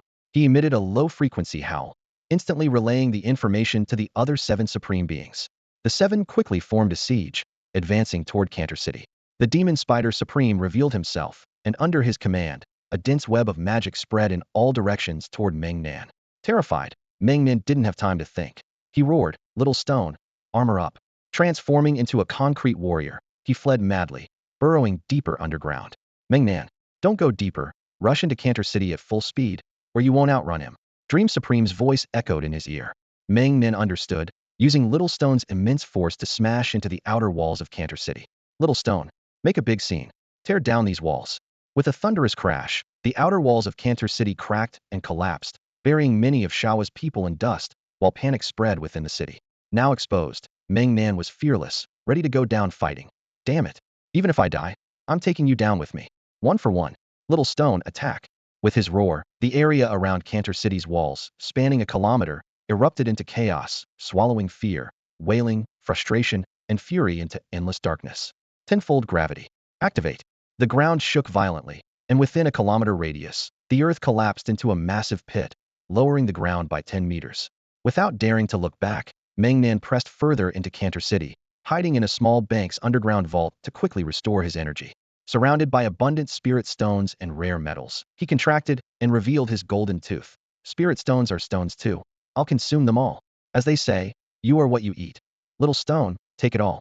The 7 supreme beings of the dark forces hovered over Cantor City, staring at the enormous kilometer-wide pit below with a sense of dread. No wonder there hasn't been any trace left for such a long time. Everything has been buried underground. There's probably only one person in the world who could wield the power of the earth on such a massive scale. That's the mighty man from the Xia Kingdom. The Supreme Spider Demon pondered for a moment and said coldly, "This mighty man has grown to this level already. If we don't act now, I'm afraid we'll be powerless to stop him in the future." The other 6 Supremes nodded silently. Although the mighty man's own strength is mediocre, his contracted beast is extraordinarily formidable. Back when he was an intermediate spirit contractor, he almost led an unparalleled demon wolf to its doom. And now, in the Sawa wilderness, no one below the supreme level can resist him. It took the 8 Supremes a long time to drive him out. An unknown Nether Supreme pondered for a moment and respectfully asked, "Supreme Spider Demon, in your opinion, now that this mighty man has infiltrated Cantor City, we might not be able to sweep through directly again. What should we do next?" The Supreme Spider Demon held his forehead with one hand, sighed, and appeared very troubled. This kid is really reckless. His actions aren't about escaping.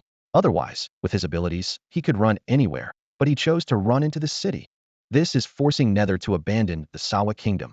The Supreme Spider Demon opened communications and truthfully reported the current situation back to the Nether 7 Nations Alliance headquarters. After all, finding Meng Nan might mean the destruction of Cantor City, and that's a serious matter. Even as a seasoned Supreme, he couldn't gamble with the lives of millions in Cantor City. That wouldn't be a search, that would be a massacre. A few minutes later, the Nether 7 Nations Alliance headquarters sent back information. "Seal off Cantor City. Do not act for now. Just ensure that the mighty man cannot escape Cantor City." The 8 Nether Supremes received the order and, using the boundaries of Cantor City as a limit, infused demonic energy into the ground, effectively sealing off the entire Cantor City area. Suddenly, everyone in Cantor City became like caged birds, unable to leave. This extreme siege caused widespread dissatisfaction among the people in Cantor City. The long resentful city lord, Canturnus, could no longer suppress his anger. "Our Sawa Kingdom is not livestock raised by you Nether people, nor are we lambs for you to slaughter at will." Other Supremes in Cantor City couldn't sit still either. The mighty man's status as a peerless genius differs from others.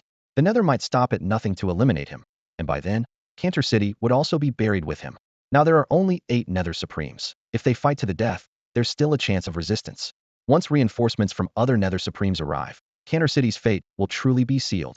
Canturnus gathered a group of powerful individuals in the City Lord's mansion and said grimly, "Now, regardless of which side you stood on before, your lives are no longer your own. Either fight your way out with me, or wait here to die. The powerful individuals in the city lord's mansion looked troubled. Canturnus's words were indeed true, but being accustomed to submission, they instinctively lowered their heads. For a moment, no one responded to Canturnus. Canturnus looked at these family members who were like mud that couldn't be supported, sighed, turned, and flew into the sky above Cantor City, loudly questioning the Supreme Spider Demon. Supreme Spider Demon. Now I want to leave Cantor City with some people. Will you still stop us? Canturnus's voice of questioning reverberated around, and almost everyone looked up at the lone figure in the sky. The city lord is merciful. We can't let the city lord fight alone. Count me in. Yes, we're going to die sooner or later anyway. Better to die with some dignity. I've wanted to say this for a long time. Not everyone in the Sawa kingdom is willing to be a dog for the nether. Brothers, let's fight our way out together. Seeing the people of Cantor City in high spirits and ready to erupt at any moment, the Supreme Spider Mage dared not be careless. If the crowd's anger was provoked, it wouldn't matter much if the pawns ran away, but if Meng Nan escaped in the chaos, it would be a huge problem. Meng Nan's unique abilities, if left unchecked, could become a nightmare for countries worldwide once he advanced to the level of a supreme. Leng Xia alone was already giving Yu Xiao a headache, and if Meng Nan joined him, the rise of the Xia kingdom would be inevitable. A master-level spirit contractor who could render the Shaoa wasteland bare knife, he became a supreme and went on a killing spree within a country. The consequences would be unimaginable. The Supreme Spider Mage sighed inwardly and calmly said to Cantor City's governor, Governor Cantor, please remain calm. I swear, we will not slaughter the city in our search for Meng Nan. The people of Cantor City, hearing such words from the Supreme Spider Mage, began to calm down, their worries slightly eased. However, Cantor sneered coldly. Such eloquence, Supreme Spider Mage. What good is your oath? Can you speak for all the Supreme Yusha? The crowd suddenly realized, and their anger surged once again. The Supreme Spider Mage was merely stalling for time. Once all the Supreme Yusha gathered in Cantor City, they would still face death. Governor, let's fight them. They are few in number now. There's still a chance. Yes, let's fight our way out with the governor. Attack! Chaos erupted within Cantor City as those unwilling to die began attacking the magical barrier surrounding the city. The 8 Supreme Yusha could only focus all their efforts on maintaining the barrier's stability. The Supreme Spider Mage felt a surge of murderous intent and thought to himself, these fools, ruining everything. Compared to the chaos in Cantor City, the rest of the world was even more unstable. The Yusha Seven Nations Alliance released the latest news. The identity of the indiscriminate killer in the Shaoa wasteland had been exposed. From the Xia Kingdom, a master-level spirit contractor, Meng Nan, the apprentice of the Supreme Lingxia. This atrocious massacre in the wasteland was Meng Nan's revenge for Lingxia. Now, surrounded by 8 Supreme Yusha, Meng Nan is trapped beneath Cantor City in the Shaoa Kingdom. This news exploded like a bombshell, leaving people's ears ringing worldwide. The indiscriminate killer was Meng Nan? He had already become a master-level spirit contractor so quickly? But even if he was a master-level spirit contractor, how could he render the Supremes helpless? It seemed too unreal. Could it be a frame-up?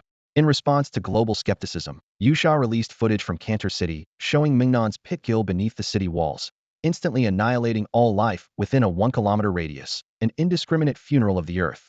The world fell silent. Although Meng Nan was not visible in the footage, only one person in the world could wield such power over the earth. Meng Nan, at just 17 years old, this young man dared to act so boldly. The world was stunned, and the Xia kingdom erupted instantly. The fierce warrior, bent on avenging Leng Xia, fought his way from the desolate regions into the heart of the Shaoa nation. He is no longer just a hero of the Xia nation, is our second god of war, even more formidable than his mentor, Leng Xia. Within Tianjin City, the Xia nation's elite teams quickly assembled, led by the Zhongheng and Tianxia teams, with a murderous intent boiling over. These top-tier teams are filled with hidden supremos, the weakest of whom are at the peak of unmatched power. They cannot stand idly by. Leng Xia, a supreme figure, can represent the Xia nation's military, standing in front of them, but they cannot allow a 17-year-old boy to stand in their place and defend the Xia nation. That would be a slap in the face. Lei Zhe, watching the news at home, was unable to snap back to reality for a long time, then shouted angrily through gritted teeth, Brother Meng Nan, just wait. Grandpa, call Grandma for backup. My boss is surrounded by those damned Yusha scoundrels. If you don't act, the Lei family will face extinction. Xia Xingran cried her heart out in Lisa's arms. She never imagined that the butcher from the desolate regions was actually Meng Nan. She couldn't fathom what Meng Nan had gone through in just a few months to become like this. At the conference center in Jingping City, Xia Chun held a golden military order, sending out command after command. The 5 major army corps' landing ships set off immediately to flatten Canny City. No matter the cost, they must bring back our young god of war from the Xia nation, safe and sound. The top forces of the Xia nation's 5 major army corps quickly gathered. Do they think the Xia nation is defenseless? Do they really believe our supreme figures wouldn't dare to leave the country? To let a 17-year-old stand at the forefront of the Xia nation is a disgrace to our military. The spirit of the Xia nation's military burned brightly as 5 massive warships flew over Jingping City, equipped with 30 enormous extinction-light cannons, heading straight for Tianjin City. Countless people of the Xia nation looked up, seeing the massive shadow and deafening roar, igniting an unyielding fighting spirit. After lying dormant for over a decade, the Xia nation has finally awakened. 30 extinction-light cannons signify that the military has dispatched at least 30 supreme figures for this campaign. The elite teams within Tianjin City watched the 5 giant warships fly overhead with boiling blood. After more than 10 years, the Xia nation is finally marching to battle again. Huang Tianyi was moved to tears, standing atop the walls of Tianjin City, shouting, "Brothers, we've hidden long enough. The military isn't holding back. Everyone, unleash your power. Let those Yusha bastards see how many supreme figures the Xia nation truly has." 22 supreme auras instantly broke through the skies of Tianjin City, and nearly 100 top teams from the Xia nation immediately followed the 5 warships, flying straight to Canny City. The world was in an uproar. The Xia nation had publicly claimed to have only 5 supreme figures, but it was widely known that they had at least 20 to 30 hidden ones. However, no one expected that this time, the Xia nation would deploy nearly 50 supreme figures. The scale of this operation showed their unwavering resolve. Even the Yusha 7-nation alliance didn't anticipate such a fierce response from the Xia nation. After lying low for over a decade, the Xia nation struck with 50 supreme figures, and the speed of deployment clearly indicated they were prepared, just waiting for Meng Nan to be exposed. The high-ranking officials of the Yusha 7-nation alliance quickly made a decision, urgently summoning all supreme figures abroad, ordering all hidden supremos in the Xia and Shawa nations to abandon all strategies and return to Yusha immediately, to escape as fast as possible. The Xia nation had already dispatched over 50 supreme figures, flying out from Tianjin City. In Canty City of the Shawa nation, 8 Yusha supreme figures were desperately maintaining the city's demonic barrier. Upon receiving the urgent notice from headquarters, they were instantly paralyzed with fear. Even the typically calm and composed Demon Spider Supreme panicked. With over 50 supreme figures coming their way, their fate was sealed. The 8 Yusha supreme figures in Canty City instantly cut off all magical power and fled for their lives. They didn't dare return through the desolate regions of Canty City, as Tianjin City of the Xia nation was too close, and they might get caught. But just as they were escaping, a special spiritual barrier arose, instantly trapping them in midair. The Demon Spider Supreme, being experienced and knowledgeable, recognized the barrier that was imprisoning them. In an instant, he felt utterly hopeless. This was not a barrier of spiritual power at all, but a magic-suppressing formation constructed with anti-magic stones. Once activated, they would be unable to use any magic, cutting off their connection to the demon realm entirely. After the 3 supremes of the Xia kingdom fell in battle, they feigned submission and retreated to Tianjin City. There, they used this anti-magic formation to cover the entire city, hoping to lure the Yusha into Tianjin City and then annihilate all the Yusha supremes in one fell swoop. Unfortunately, due to the betrayal of Ji Kuan's father, the secret of the formation was revealed to the Yusha. This is why, after the Xia kingdom's defeat, the Yusha did not continue their large-scale invasion. The developers of this anti-magic formation were 2 ministers from the Xia kingdom's technology development department, who were also the last 2 of the 5 great supremes of Xia, Gu Tianqian and another. The Demon Spider Supreme felt a sense of desolation and sighed helplessly. Despite being cautious all his life, he had still become someone else's prey. However, he couldn't understand how Gu Tianqian and the other could have silently set up the formation near Cantor City, where he had already laid a massive magical web. When had they done this? Meanwhile, Meng Nan was in the underground vault of a bank in Cantor City, sitting there eating gold bars, his mouth gleaming with gold teeth. He looked awkwardly at Gu Tianqian and his companion as they suddenly appeared, like a mischievous child caught in the act and now facing his parents. Meng Nan quickly chewed on the gold bar a few times and swallowed it with a gulp. I have seen the 2 supremes," he said hastily, standing up to greet them respectfully. At this moment, Dream Supreme appeared, and a swarm of small spiders crawled back into him. If the Demon Spider Supreme were here, he would understand how Gu Tianqian and his companion could set up the anti-magic formation so quietly. Each of these little spiders carried an anti-magic stone within them, and this small bank in Cantor City was actually a secret outpost under Gu Tianqian's control. After all, his family was wealthy, and secretly investing in a foreign bank was no big deal. Meng Nan had been guided to this vault by Dream Supreme, as the bank was a secret base for the Gu family in Cantor City. Cold Xia had once said that as long as he dared to carry the battle flag, the 5 great supremes of Xia would support him. Now it seemed it was not just empty talk. Meng Nan realized this and sheepishly said, So many Supremes have been watching over me along the way. Sorry for the trouble, everyone.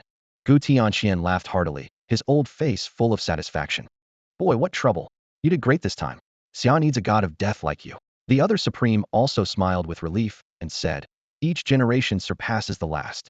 The lineage of Go Lao is truly full of gods of death. You have even more deterrent power than Cold Xia. Do you know how people outside are talking about you now? Meng Nan awkwardly scratched his yellow hair and shook his head with a pout. Gu Tianqian laughed again, patting Meng Nan on the shoulder. Kid, your technique of burying people alive is just unbeatable. Now, Cold Xia is the world's #1 supreme assassin, taking down a supreme with a single strike. Meng Nan was shocked to discover that he had become the most formidable figure just below the supreme beings, earning him the nickname Butcher of the Desolate Region. Even more thrilling was that a future title had already been chosen for him, Earth Burial Supreme. This filled Meng Nan with a secret pride, making the title Cold Evil Supreme seem much less impressive in his eyes. However, Meng Nan's expression quickly changed, and he nervously asked, what about the Cold Evil Supreme? Is he? Dream Supreme smiled gently and reassured him. Don't worry, little brother. Cold Evil is not dead. The Elder has sent back news. Cold Evil is also an SS-level blood contract Phantom Beast type. When he was on the brink of death, his bonded beast broke through the spatial barrier and pulled him back to the spirit world. Upon hearing that Cold Evil was safe, Meng Nan let out a long sigh of relief, finally calming his anxious heart. He was secretly glad that Cold Evil was alive, as he hadn't had the chance to become his disciple yet. With renewed vigor, Meng Nan asked, so, can we return to the Xia Kingdom now? Gu Tianqian waved his hand and pointed to the military communication device, saying to Meng Nan, you fool, can't you see? The Xia Kingdom has sent over 50 supreme beings to bring you back. The warships of these 5 great armies will flatten Cantor City and showcase the might of the Xia Kingdom. Meng Nan was stunned, incredulously asking, 50? Over 50 supreme beings? Cold Evil lied to me. He called this hiding one's strength. This is anything but hiding.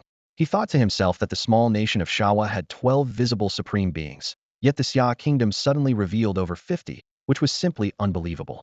After the initial shock, a strong sense of belonging surged in Meng Nan's heart.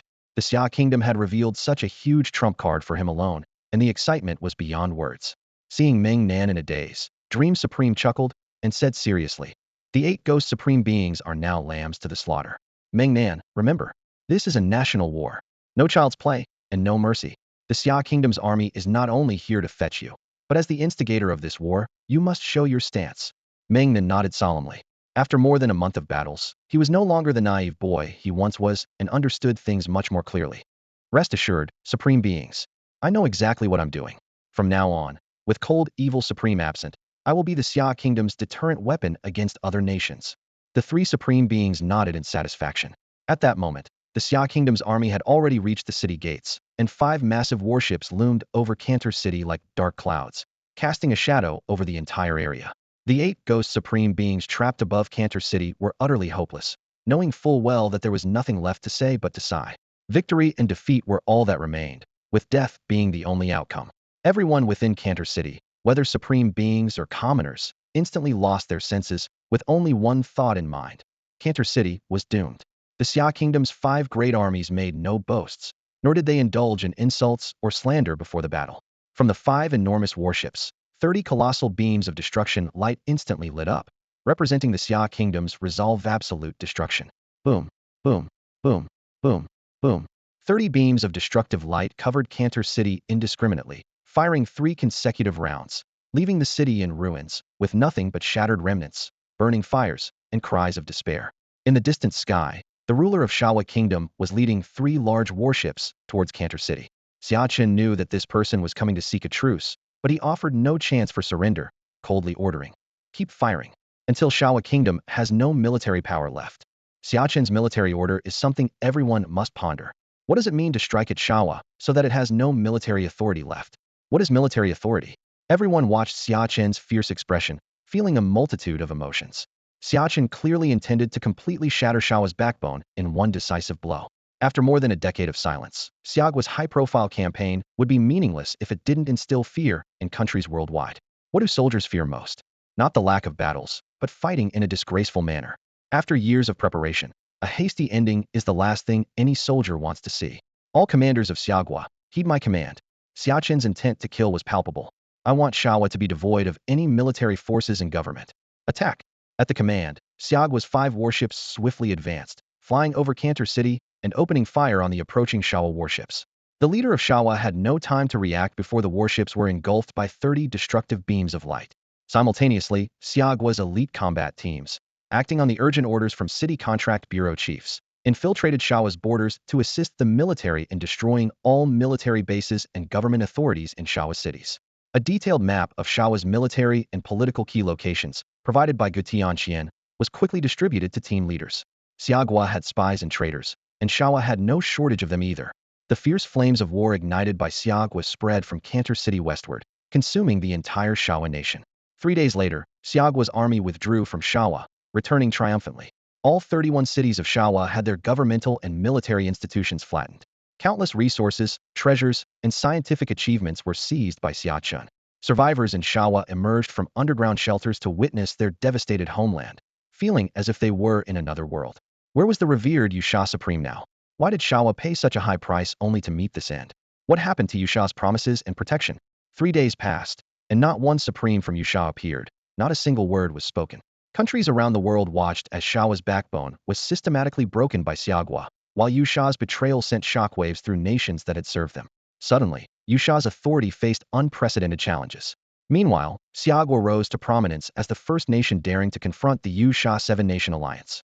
This campaign destroyed all military authority of a Yusha-affiliated state and vanquished 8 of Yusha's supremes. This battle altered the global landscape and attitudes. Yusha was not invincible. Some major world powers began secretly contacting Xiagua's government, preparing to join forces to resist Yusha's invasion. In Jingping City, the administrative center of Xiagua, today was a day of national celebration and the award ceremony for the reopening of the supreme title. In front of the entire nation, the elders and supremes bestowed the Protector of the Nation medal upon Meng Nan. Throughout Xiagua's history, only 7 individuals have received this honor. The legend of Xia Kingdom, the elder, Xia Renjia, Gu Tianqian, Lung Xia, now the 7th, Meng Nan. At just 17, this genius spiritual contract master single-handedly ventured into the wasteland of the Shawa Kingdom, earning the title of the true wasteland butcher and bringing fame to Xia Kingdom. The elders solemnly promised that the supreme title, Earth Burial Supreme, would forever be reserved for Meng Nan, and no one else in Xia Kingdom could use this title. On this day, the entire nation celebrated, with the cheers of the people surpassing even those of the new year. Everyone called this day Supreme Day, and recorded it in history to remind the world that the majesty of Xia Kingdom is inviolable. After the conferral ceremony, the elder hosted a grand national banquet for all the newly titled Supremes, with the families of all 53 Supremes in attendance. To Meng Nan's surprise, their supernova team reunited at the banquet. Meng Nan. Damn, I've missed you, Lei Zhe exclaimed, giving Meng Nan a bear hug that nearly knocked him over. Ouch. Lei, what are you doing here? Lei Zhe raised an eyebrow and said confidently. Huh? My family has connections. Meng Nan was puzzled because none of the 53 newly titled Supremes had the surname Lei. He humbly asked, May I ask, Lei, does your family have a Supreme too? Lei Zhe nodded proudly. Absolutely. Meng Nan felt a bit embarrassed and whispered, but I didn't hear any mention of that just now. Lei Zhe looked around, wrapped an arm around Meng Nan's neck, and whispered, My grandpa is awesome. You know the daughter of Supreme? Meng Nan nodded, recalling that there was indeed a female Supreme with the surname Qi, who seemed to be the daughter of Supreme. Lei Zhe boasted, That's my grandma. Impressive, right? Huh. Meng Nan was shocked, wondering what the connection between the Qi family's Supreme and the Lei family was. Is this the legendary living off a woman? He thought to himself, marveling at how extraordinary Lei's grandfather was. Seeing Meng Nan's admiring expression, Lei Zhe laughed heartily. See, my grandpa's amazing. Just then, Lei Zhe was dragged away by his grandfather like a dead dog. Meng Nan watched him leave, inwardly admiring Lei's grandfather even more. At this moment, Zhao Tuo approached with Xia Xingran and Ning Zoninghang.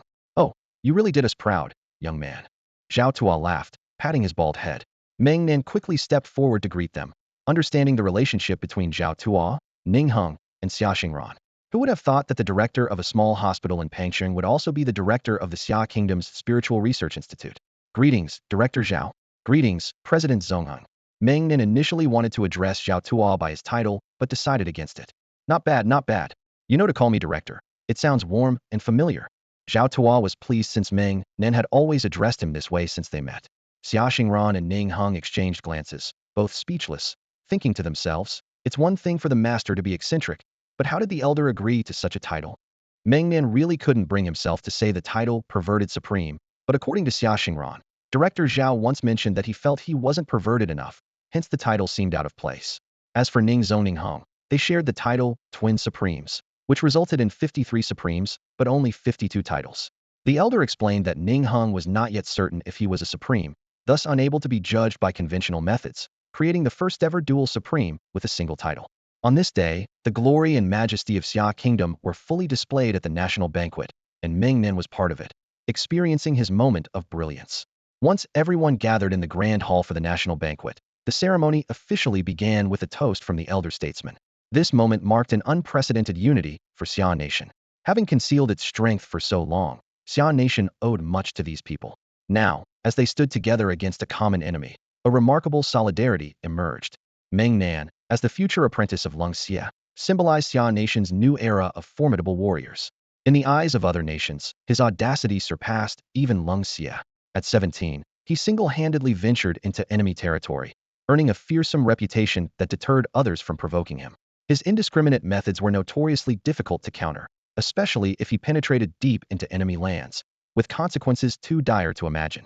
Lung Xie's intimidation came from his powerful assassination skills, but ultimately, he represented Xia Nation's military, bound to follow state orders. Each of his actions embodied the will of the nation. In contrast, Meng Nan was different. Just a student and an orphan, he was beyond control. He could unleash chaos at will. Those who dared to provoke him could look at the fate of the Shaoan nation as a warning. Meng Nan's unrestrained slaughter, with Xia Nation shielding him like a protective parent, was a strategy played to perfection. If anyone dared to argue with Xia Nation, the response was simple. How can you hold a grudge against a child? This child, with a long memory, might just decide to visit your lands again, creating an endless cycle of vexation. Meng Nan understood that from now on, he needed to be Xia Nation's wild card. This role meant he would never have an official national identity, acting purely as a disruptor. His aim was to intimidate the subsidiary states of Yusha. Any lackey nation that dared to act out would find him at their doorstep until they surrendered. After all, warfare was about profit.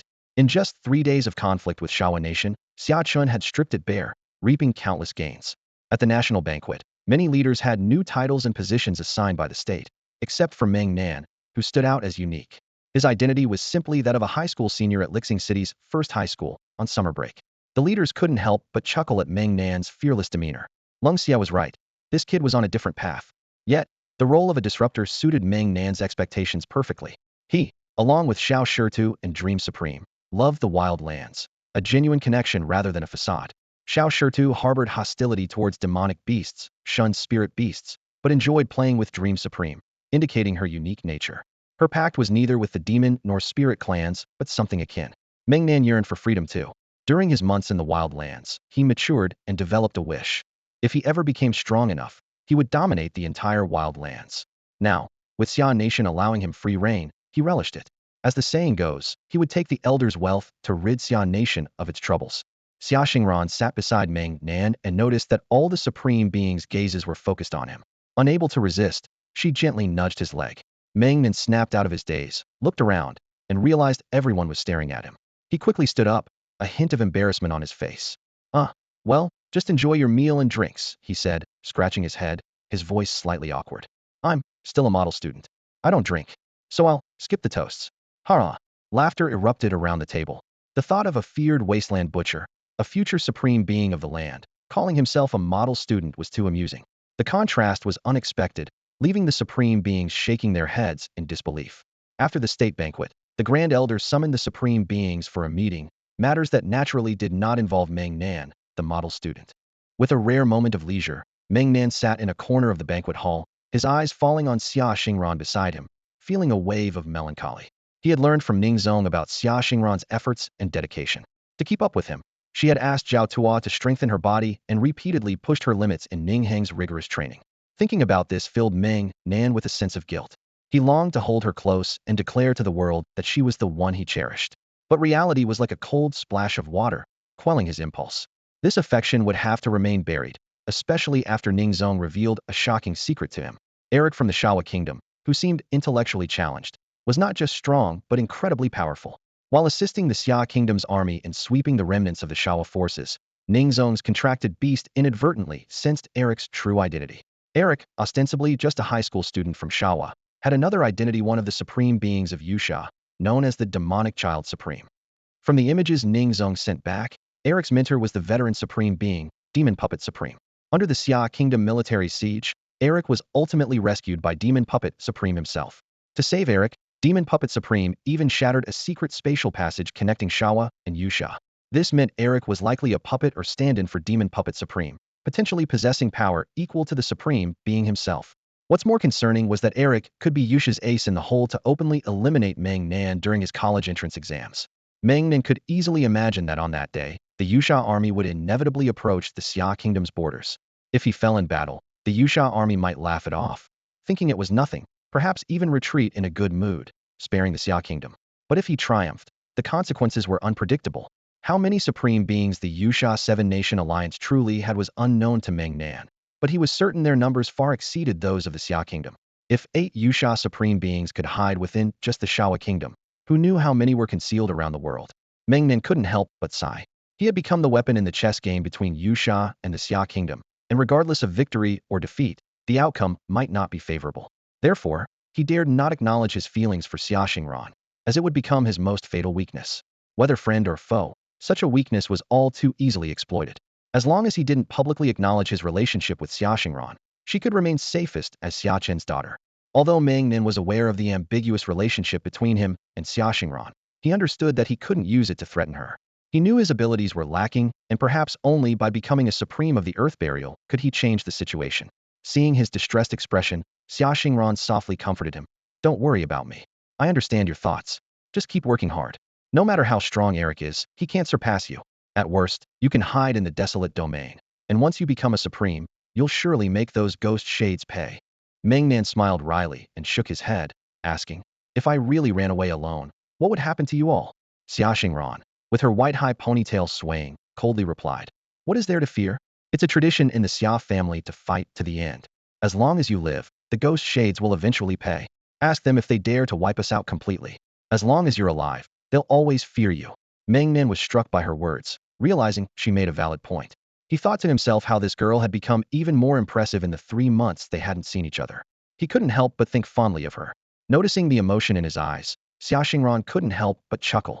She had initially intended to give him a hard time when he returned, but now she felt calling him mighty little brother might be premature.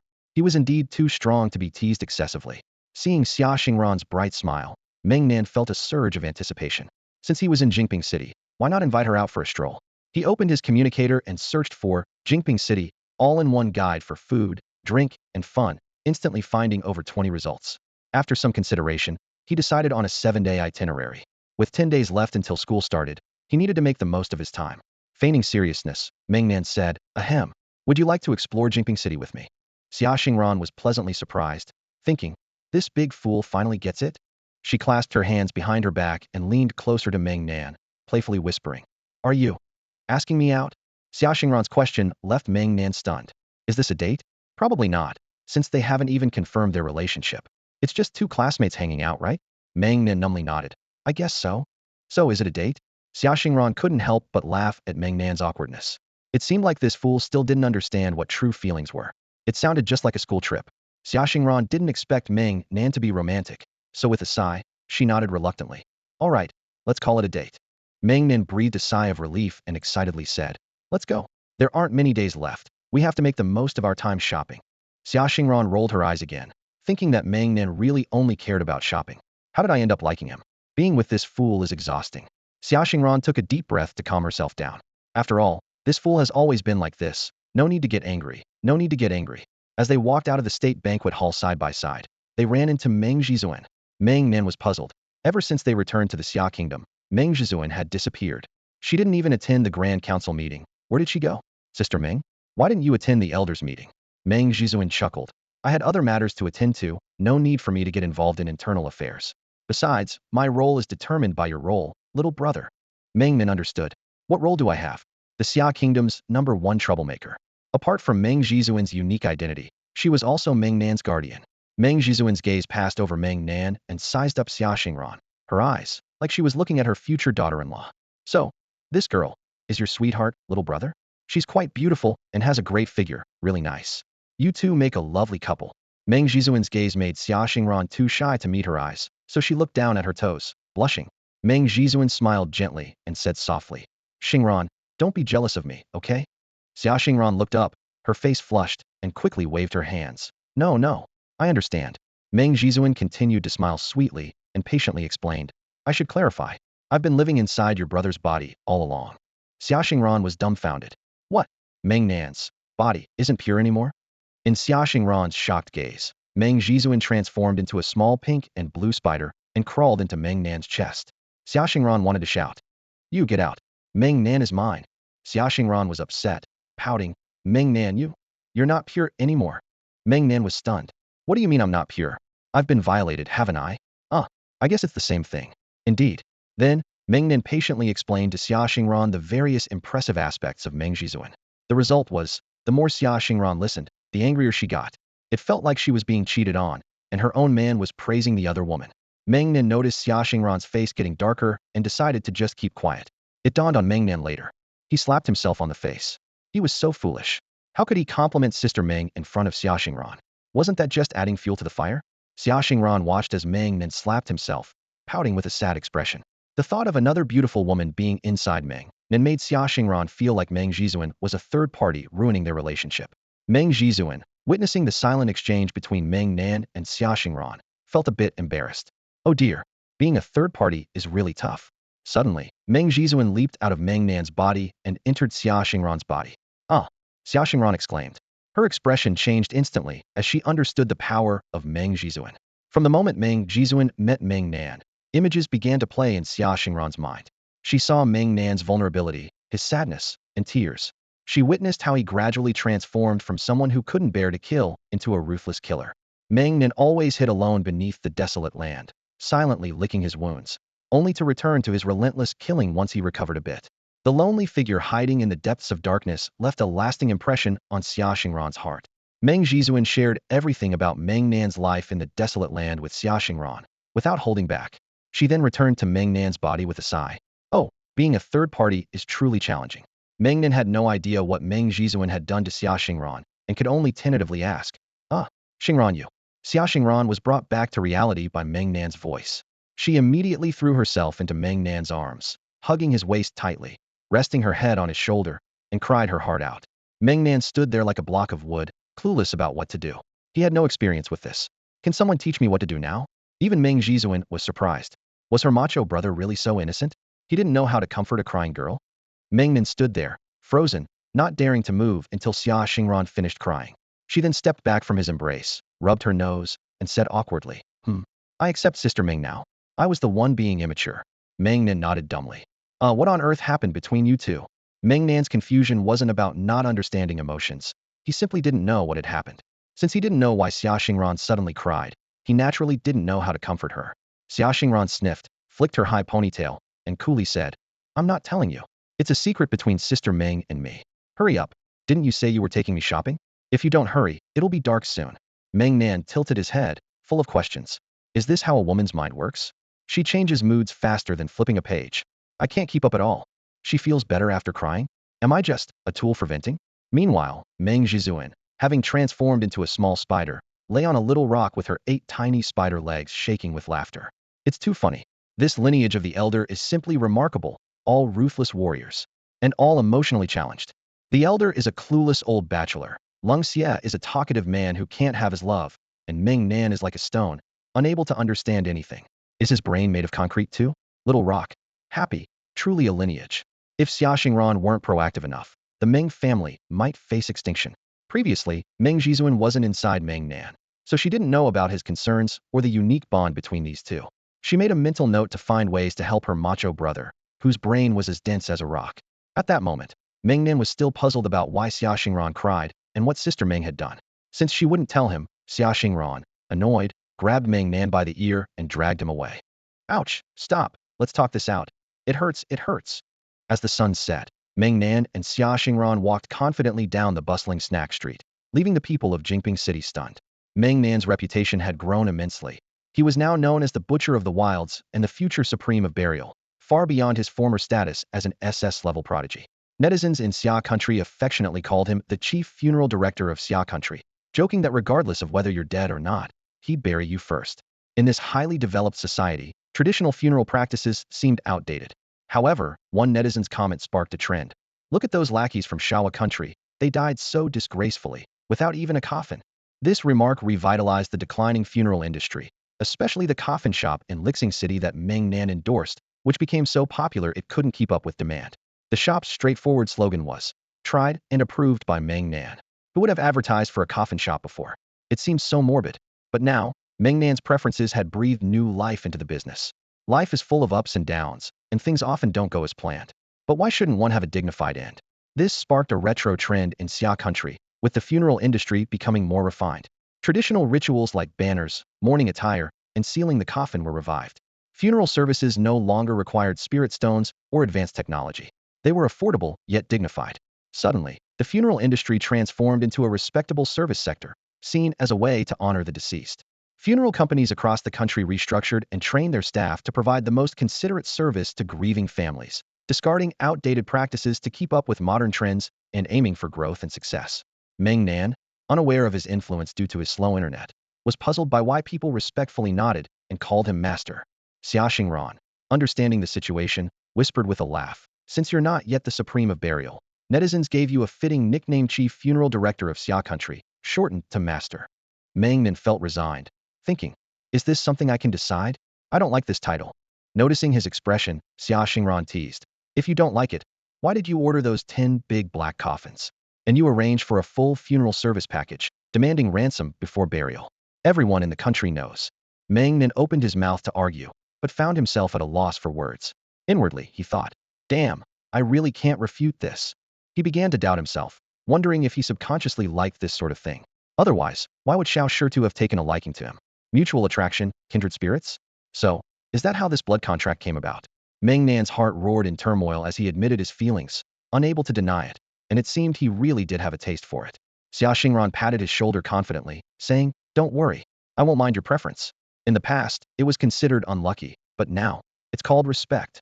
Meng Nan forced a smile, one that looked more like a grimace. At this moment, Xia Xingran grabbed his arm and pointed to the opulent building across the street, exclaiming, "Here, here. The guide says the largest auction house in Jingping City is right here." Meng Nan shoved his hands into his pockets, only to find them empty, even cleaner than his face. He not only had no money, but he also hadn't repaid Xia Xingran the money he owed her. He awkwardly confessed, I think I forgot to bring money." Xia Xingran rolled her eyes dramatically, teasing, "Huh? As if you had money to bring. You're broke, so whether you bring money or not, it's the same."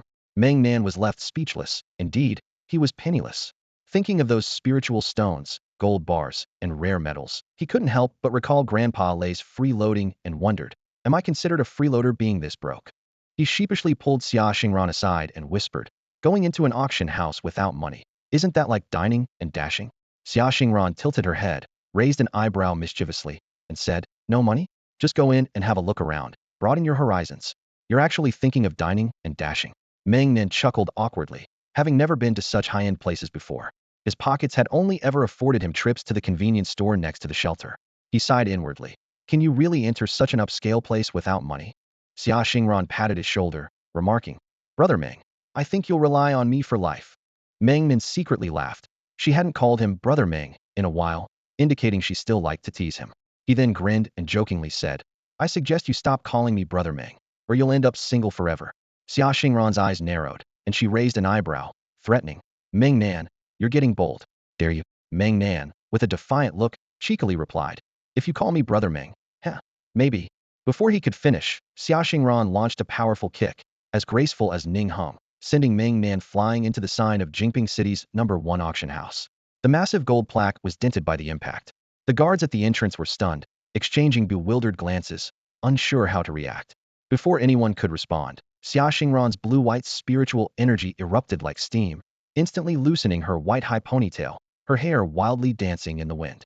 For spiritual points lit up on her legs, and she transformed into the embodiment of wind, unleashing a flurry of 12 kicks, so fast they left afterimages in the air, too quick for the eye to follow.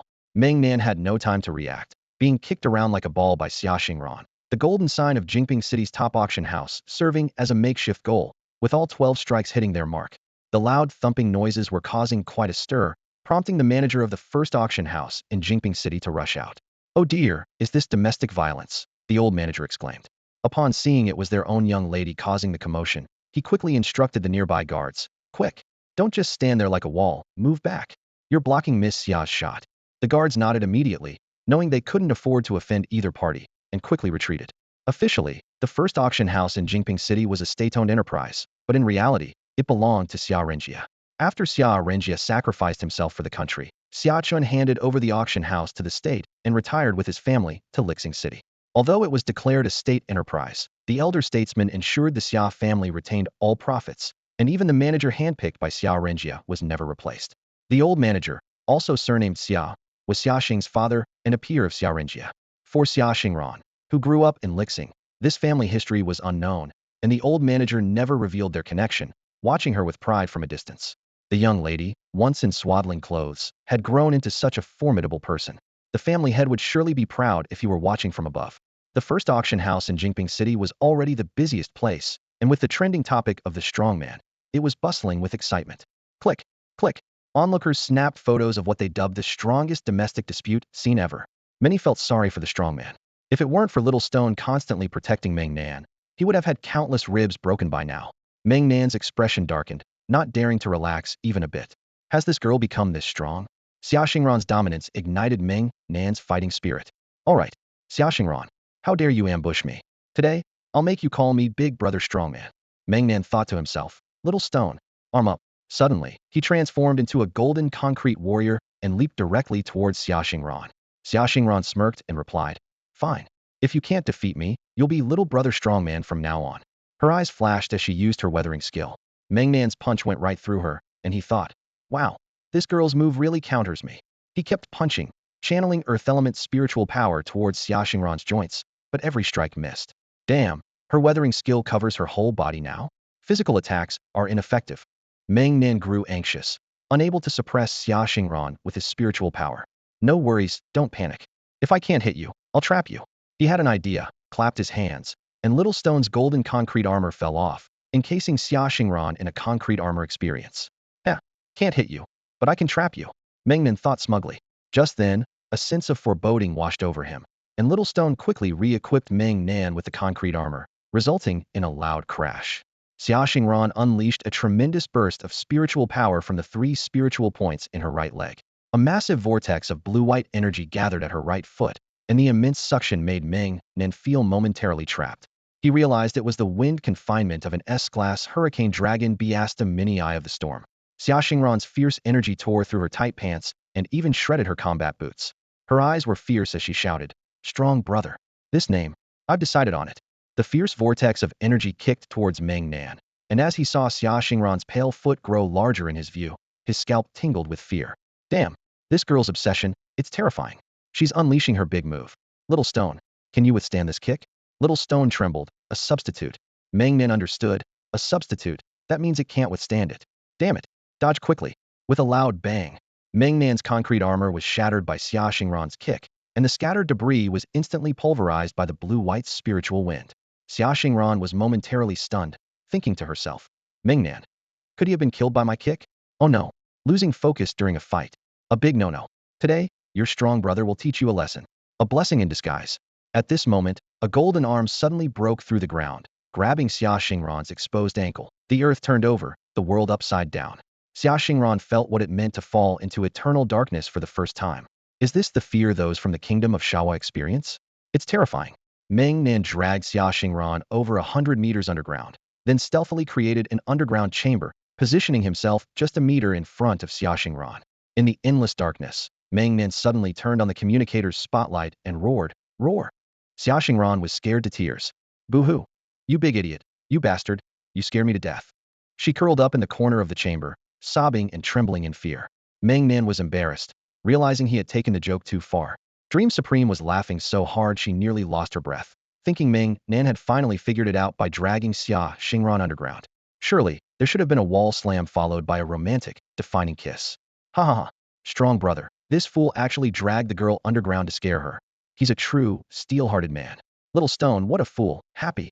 Meng Nan quickly had Little Stone illuminate the entire chamber with a warm yellow light, slowly brightening the space. He crouched beside Xia Xingran, sincerely comforting her. I'm sorry.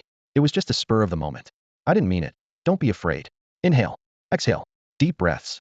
Curled up in the corner, Xia Xingran was furious, unable to hold back any longer. She suddenly lifted her head, tears on her face, and roared, "You big idiot! I've put up with you for too long." Xia Xingran sprang up, punched Meng Nan in the stomach, then pushed him down, sitting on his belly, and unleashed a flurry of punches to his face. Bang! Bang! Bang! Bang! Bang! On the ground, people gathered like spectators at a spectacle, eagerly starting live streams to capture the moment, seeing it as the perfect opportunity to gain followers. One particularly popular stream was titled The Romance of Xia Country's Chief Mortician, and it was going viral. This streamer was quite sneaky, having been secretly filming Meng Nan and Xia Xingran ever since they appeared at the first auction in Jingping City. At this moment, the streamer was overwhelmed with excitement, gaining tens of thousands of new followers instantly. Folks, do you see this? This is the romance of our Xia Country's chief mortician, the mighty master. The couple is so in love that they've buried themselves. I'm dying to know what they're doing underground. The comments in the live stream were filled with applause. Applause. Applause. Suddenly, a system message appeared. Your live stream has been flagged for violation and has been shut down. The streamer was dumbfounded. I didn't say anything. I just went hee. What's going on? The viewers were equally bewildered. Meanwhile, all live streams related to Xia Xingran were being shut down. What's happening? Xia Xingran wasn't very famous before, with fewer followers than Lei Zhe. But after the domestic violence video went viral, her popularity soared, and with the paparazzi's live stream, her follower count surpassed that of the mighty master. Some particularly curious netizens started digging deeper, wanting to know more about this white-haired goddess. They were shocked to discover a family photo on Xia Xingran's profile. Her father was the commander of the 5 major corps of Xia country. Whoa, isn't that the commander of our Xia country's 5 major corps? Just that morning, he was at a medal ceremony. Especially for the streamer who had been secretly filming, this revelation was terrifying. Being a paparazzo was one thing, but live streaming and making jokes about the commander of the 5 major corps? That was a disaster waiting to happen. Just as this thought crossed their mind, Xia Chun descended from the sky. Justice descended. As Xia Chun landed with a thunderous roar, dust filled the air. A contract. A transformation. The Heartless Goo King, over 10 meters long, spun in midair. From its black steel needles, countless sticky deep blue spiritual powers sprayed forth. Everyone present received a drop, equally shared. The Heartless Goo King's sawtooth steel teeth, spinning like a shredder, burrowed into the ground. The people above ground instantly forgot everything that had just happened and began vomiting uncontrollably. Due to the dense crowd, those who lost control of their minds instinctively reached out to grab others, resulting in groups of 3 or 5 pulling and tugging, one person vomiting, followed by another. The chaos was a 5-star level disaster. The public hygiene situation was a complete disaster, utterly unbearable to witness. Xia Chun, like a force of nature, blasted through everything, heading straight underground and quickly locating his precious daughter. You scoundrel! Don't you dare bully my daughter! Xia Chun returned to his original form and punched directly into the cavern. Inside the spacious cavern, small stones emitted a golden glow, warming the surroundings. At this moment, Xia Xingran was sitting on Meng Nan, angrily swinging her fists and shouting, "You big fool! Scaring me like that! I'll beat you up!" Bang! Bang! Bang! Bang! Bang! Xia Chun was stunned, his planned speech instantly thrown into disarray. He had thought it was just a simple threat, but things had gone completely beyond his expectations, with Meng Nan ending up with a bruised face from Xia Xingran's beating. Cough! Cough! My dear daughter, let's take a break and calm down. What's the point of hitting a stone man? Xia Chun quickly pulled Xia Xingran aside and helped Meng Nan up. Meng Nan realized he had genuinely scared Xia Xingran and didn't dare use his spiritual power to protect himself, as blood flowed from his nose. He awkwardly said, Uncle Xia, what brings you here? Xia Chun opened his mouth, feeling a bit helpless. I was originally here to catch someone in the act. Now what am I doing here? So, he cleared his throat, trying to cover his embarrassment. Cough, cough. Well, I was just passing by and thought I'd satisfy my curiosity. At this moment, Xia Xingran grabbed Xia Chen's arm and told him everything about Meng Nan scaring her, while angrily demanding, Comrade Xia Chen, you need to stand up for your dear daughter. Hearing this, Xia Chen's eyes widened in disbelief, thinking to himself, what kind of rare species is this Meng Nan? How could he drag my precious daughter into a dark room just to scare her? Xia Chen's gaze shifted downward, feeling a bit puzzled. Isn't this kid incapable? Meng Nan noticed Xia Chen's expression and quickly explained, no, I am capable. Uncle Xia, don't think that way. Xia Chen touched his chin, his expression disdainful. Capable? Capable of what? You scared my girl just for fun? Back in my day, I was, cough, but that's all in the past. He paused and continued. Meng Nan, a man needs to be like this. Meng Nan asked in confusion, like what? Xia Chen puffed out his chest, raised his chin, and looked fiercely. Got it? That's called confidence. Meng Nan looked at Xia Xingran, who stood with her hands on her hips, chin raised, looking like a cold goddess. Are you two posing or something? Got it. Xia Chen nodded, then turned to see Xia Xingran mimicking his pose exactly, and then looked at the timid Meng Nan, thinking to himself, my worries are completely unnecessary. This foolish boy doesn't even know how to win over my precious girl. Xia Chen instantly lost interest, silently cursing. What a coward. Useless. Then, he vanished from the cavern. Watching Xia Chen leave, Meng Nan awkwardly smiled and said, so, Xingran, are you still angry? Xia Xingran raised an eyebrow and fiercely said, do you admit you were wrong? Meng Nan quickly nodded obediently, afraid to provoke her. Xia Xingran tied her hair into a high ponytail, snorted coldly, and turned away. Seeing that Xia Xingran was no longer pursuing the matter, Meng Nan quickly smiled and said, as long as you're not angry, let's just focus on the matter at hand. I won this contest. From now on, you have to call me Brother Tough Guy. He was overjoyed, excitedly anticipating her response. Hidden nearby, Xia Chen covered his face, reflecting, my worries were indeed unnecessary. Meng Nan truly is a stone man. Dream Supreme is already out of the picture, and Brother Tough Guy doesn't even know what danger means. Xia Xingran's expression darkened, her fists clenched, taking a deep breath, thinking to herself, don't get mad at this idiot. Then she yelled, fight. Xia Xingran delivered a spinning kick, sending Meng Nan flying again. Then in a gruff voice, like a man, she clasped her fists and said, Brother Tough Guy, you're really something.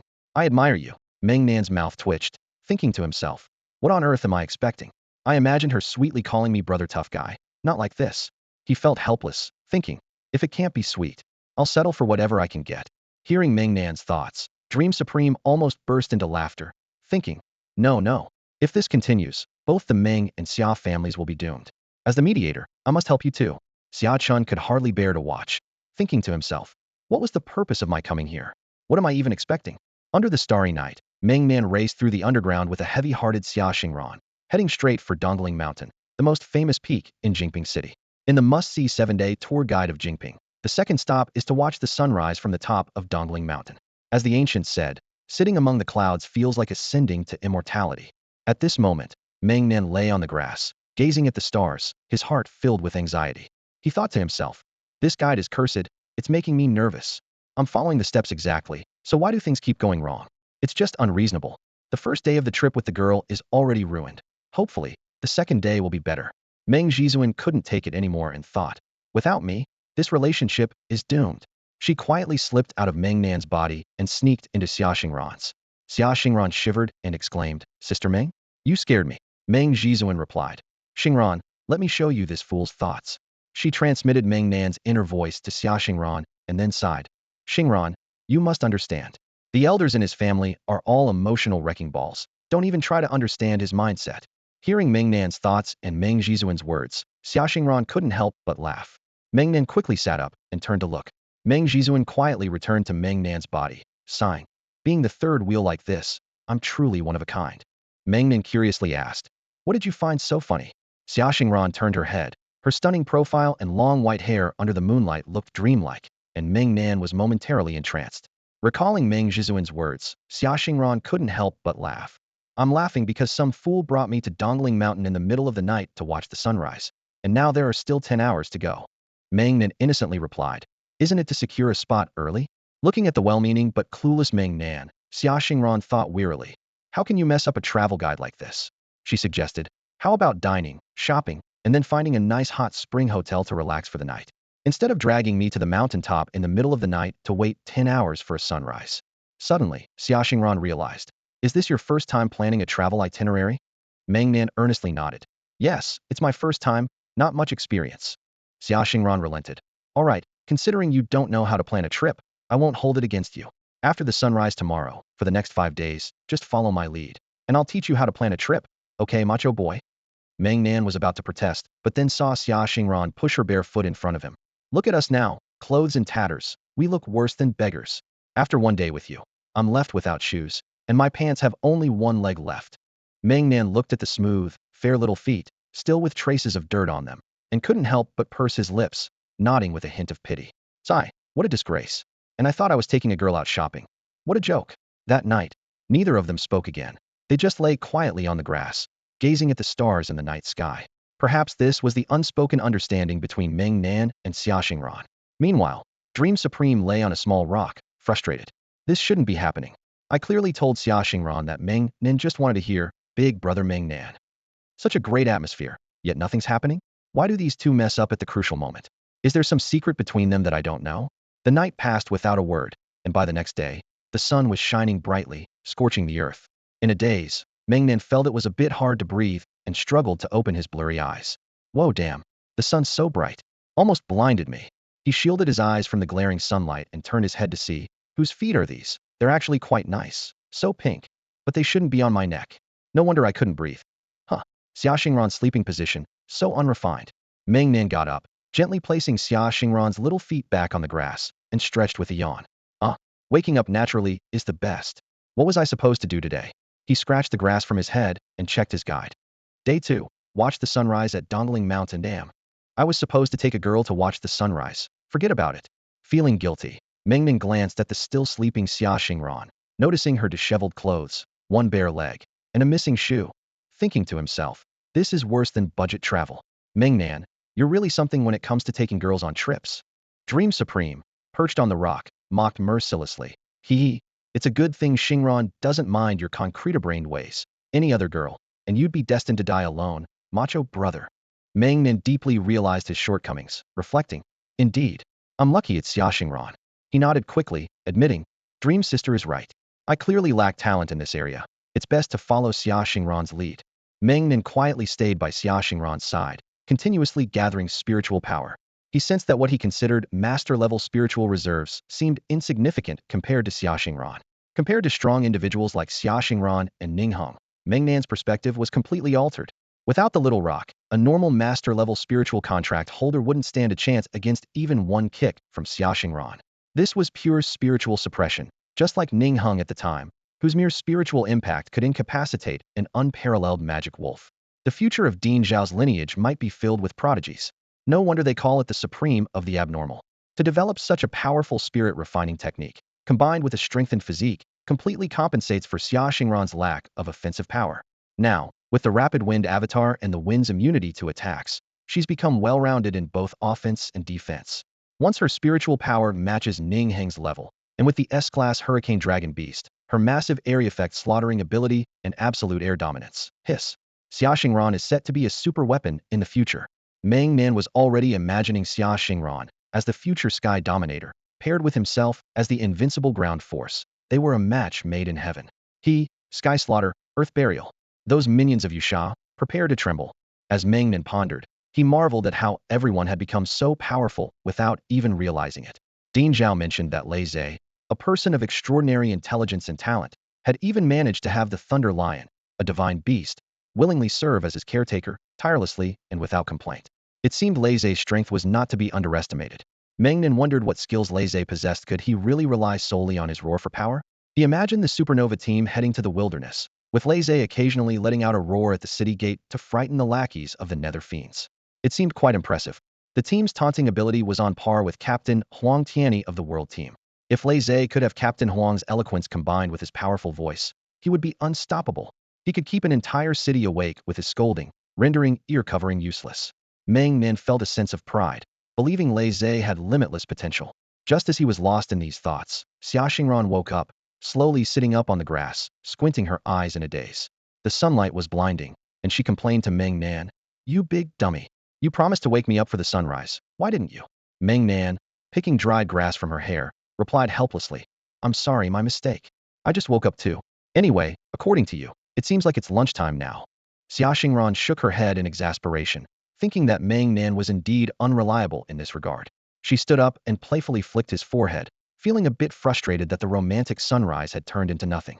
Surrounding herself with a blue and white aura, she shook off the grass and dust.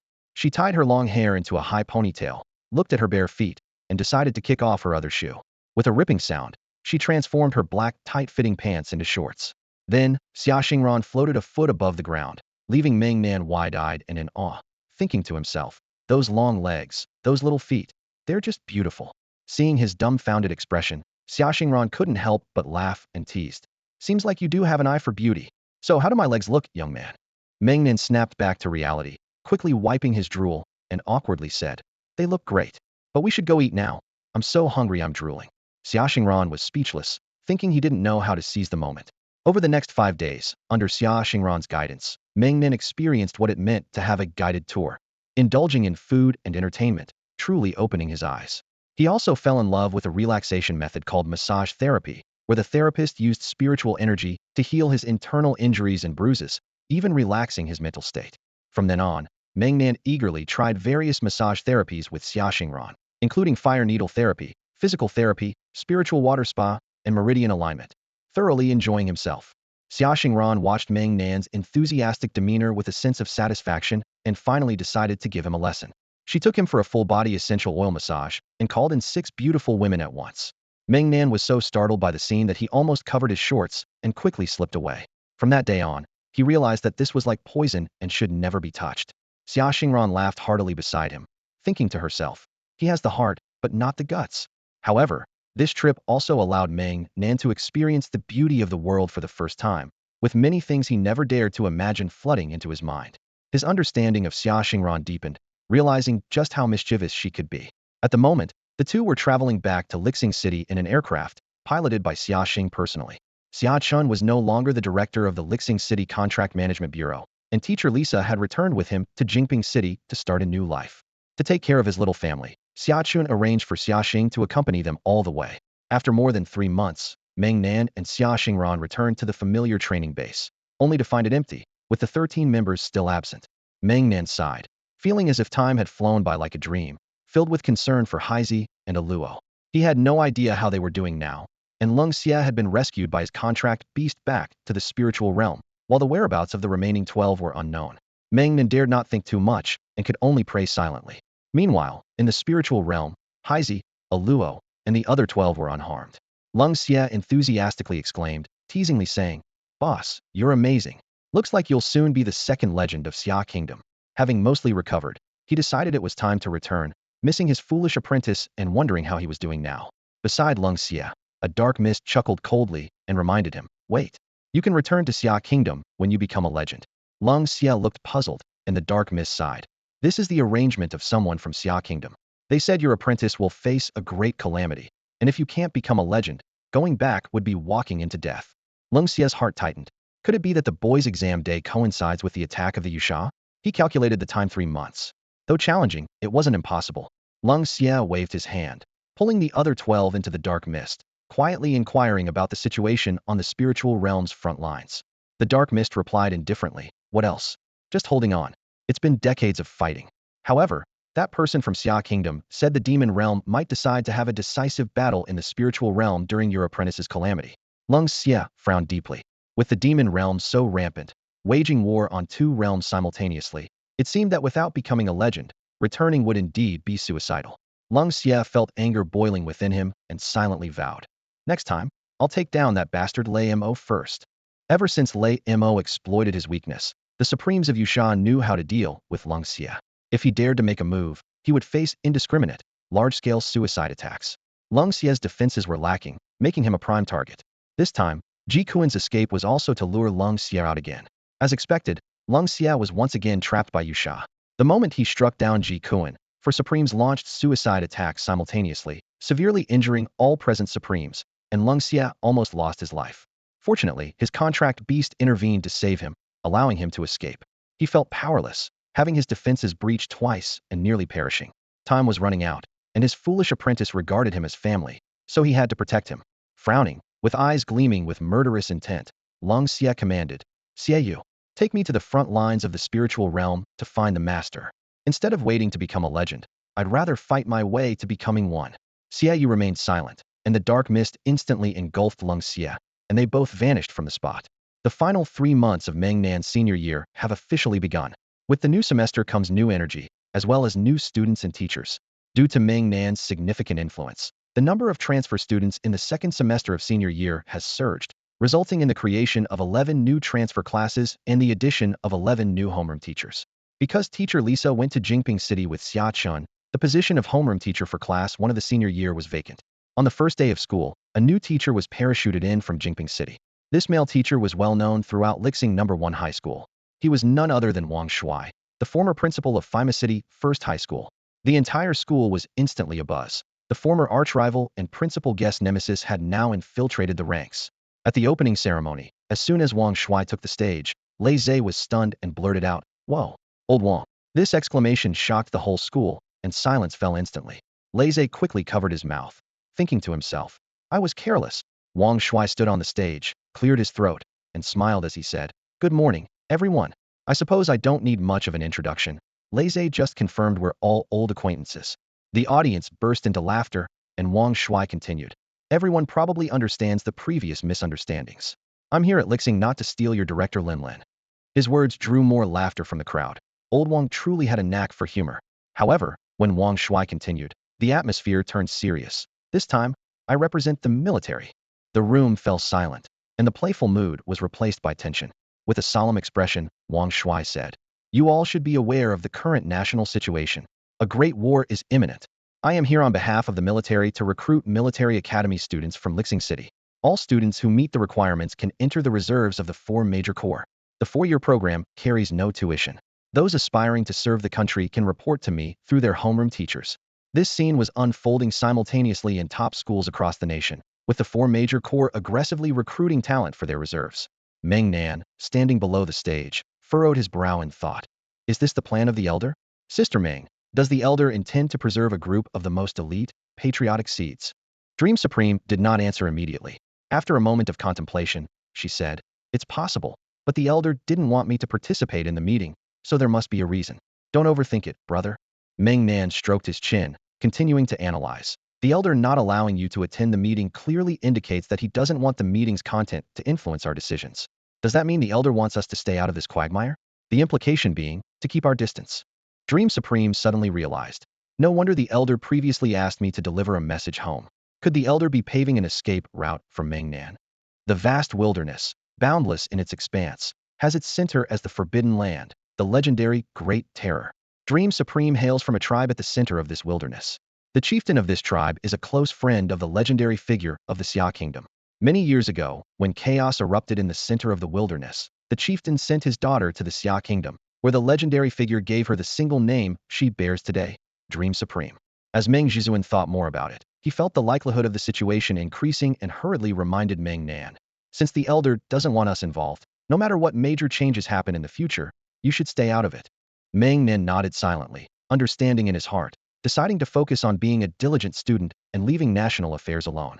As long as the elder didn't say anything, he would pretend to be unaware. After the opening ceremony, everyone returned to their respective classes for a new round of class meetings. On the podium of Class 3A, Wang Shuai looked at the students and said with emotion, "I am truly honored to lead Class 3A. I'll have plenty of stories to tell when I retire." The students burst into laughter, Wang Shuai's humor lightening the mood. At that moment, Lei Zhe raised his hand, and everyone turned to look at him, wondering, is the loudspeaker going to stir up trouble again? Lei Zhe stood up and asked mischievously, "Mr. Wang, cough, Wang Laosher, are you really not here to steal Director Lin Lin?" The students couldn't help but laugh, and Wang Shuai joked, "Don't worry, no one can take him away. Principal Ge is very safe." With just a few words, the entire class's atmosphere was instantly lifted. Lisa Laosher's dedication combined with Wang Shuai's humor made for a seamless and harmonious class environment. At this moment, Meng Nan also raised his hand, and Wang Shuai smiled slightly. "Meng Nan, do you have a question?" Meng Nan respectfully said, "Mr. Wang, I don't have a question. I just wanted to apologize for last semester when my situation exposed you, causing your years of effort to go to waste." Wang Shuai smiled calmly. "Meng Nan, saying that means my efforts weren't in vain. It's all for the peace of the nation. Besides, my exposure wasn't your fault, so don't blame yourself." The students sat up straight, filled with admiration for Wang Shuai, this unsung hero. To be undercover in a traitor's den for 10 years, bearing the blame for a decade, was no easy feat, though they didn't know who the mastermind was. Wang Shuai had been awarded at the commendation ceremony, earning the nation's recognition. Meng Nan looked directly at Wang Shuai, a flicker of golden spiritual power in his eyes, and asked, "Mr. Wang, did that last traitor leader die?" Wang Shuai understood, knowing Meng Nan was asking if Lung Xiejizuan had killed Ji Kuan. He shook his head with a sigh. "4 of Yusha's Supremes came and rescued him." The students were indignant. "Damn it, another one of Yusha's lackeys. They're endless. And that damn traitor, selling out the country for glory, deserves to die." Meng Nan got the answer he wanted, nodded, and sat back down, thinking that Ji Kuan was really hard to kill. Even after Lung Xiejizuan's desperate battle, he couldn't kill him. Now that Ji Kuan was back with Yusha, it would be difficult to kill him. At this point, Meng Jizuan suddenly reminded, "Brother, you're being foolish. If Yusha can use Ji Kuan as bait to lure Lung Xia out, it means Ji Kuan's value to Yusha has diminished. It just means Ji Kuan was lucky not to be killed by Lung Xia. Brother, you could find an excuse to make Yusha willingly hand over Ji Kuan." Meng Nan's eyes lit up. "Sister Meng, you're brilliant. Your analysis makes sense. As long as I stir up some trouble. If Yusha doesn't want to lose more, I can use this as leverage to make them hand over Ji Kuan. Sister Meng, let's plan this out." After a day of classes, Meng Nan was called to the office by Wang Shui after school. Mr. Wang was very courteous, inviting Meng Nan to sit on the sofa and even personally making him a pot of tea. "Mr. Wang, you're too kind." Meng Nan quickly waved his hand, feeling a bit uneasy with Mr. Wang's hospitality. As Wang Shui brewed the tea, he smiled and said, "This isn't about being polite. In terms of both ability and status, you are above me, Meng Nan. There's no need to be so modest. Many people spend their entire lives never reaching your level." Meng Nan felt a bit awkward, thinking to himself that Mr. Wang's words were quite polished, truly the hallmark of a cunning old fox. Interacting with someone like this was mentally exhausting. Mr. Wang, you're overpraising me. Maybe you should get to the point." He finally couldn't help but interject. Wang Shui chuckled, poured a cup of tea, and gently placed it on the table in front of Meng Nan. "Please, Meng Nan." Meng Nan felt a headache coming on, wondering what Mr. Wang was really up to. He took a deep breath to calm himself, thanked Mr. Wang, and took a small sip of the tea. Wang Shui spoke slowly and unhurriedly. "You asked me about Ji Kuan in class. Do you have some new thoughts, Meng Nan?" Meng Nan nodded, gradually adapting to Mr. Wang's pace, thinking, "If you slow down, I will too." He calmly looked into Wang Shui's eyes, but his words carried a hint of menace. "Ji Kuan, you're well aware of his actions against me. After one failed plot, he sent people to assassinate me twice. There's no need to elaborate on the grudge with Lung Xiejizuan. My silence doesn't mean I am without temper. Lung Xiejizuan left Ji Kuan for me as a whetstone. So Ji Kuan, I must eliminate him." Wang Shui was momentarily stunned, seeing Meng Nan's refined face and hearing his undisguised intent to kill. Meng Nan's shift in demeanor caught him off guard. It was an oppressive sense akin to a death sentence. Wang Shui sighed. The title of Desolate Butcher isn't just for show. He picked up his cup and gently blew on it before continuing. "I came to Lixing also under orders from Mr. Xia." Meng Nan raised an eyebrow, not interrupting, and waited for Wang Shui to continue. Wang Shui smiled slightly and went on. "Mr. Xia hopes you understand your own importance." Meng Nan frowned, pondering. What does Uncle Xia mean? Is he suggesting I prioritize self-preservation? After a moment, Meng Nan sighed. "I understand Uncle Xia's point, but it's impossible. I don't have that much time. To me, death is just part of the deal. My talent dictates my choices." Lung Xiejizuan once said, "If I can't become strong enough to make them despair, then I might as well die peacefully." Wang Shui fell silent. He had intended to persuade Meng Nan to peacefully finish the second half of his senior year, but after hearing this, he realized the young man was indeed a disciple of Lung Xiejizuan, determined to live with a death wish. "Oh, Mr. Xia, you can't blame me for this," Wang Shui said with difficulty. "All right, think it over. Above all, prioritize your safety." Meng Nan nodded. "Thank you for the reminder, Mr. Wang. I'll keep it in mind." Meng Nan stood up and walked straight out of Wang Shui's office. Wang Shui shook his head helplessly, watching Meng Nan's back with a sigh, thinking to himself that this young man, so indifferent to life and death, truly resembled the cold, evil supreme. Meng Nan and Xia Xingran returned to the training base. Upon entering the hall, Meng Nan took off his coat, twisted his neck, making a cracking sound. He called out, "Sister Meng, come out and let's talk." Dream Supreme emerged from Meng Nan's chest, transformed into human form, sat on the sofa, and asked softly, "Brother Meng Nan, what's on your mind?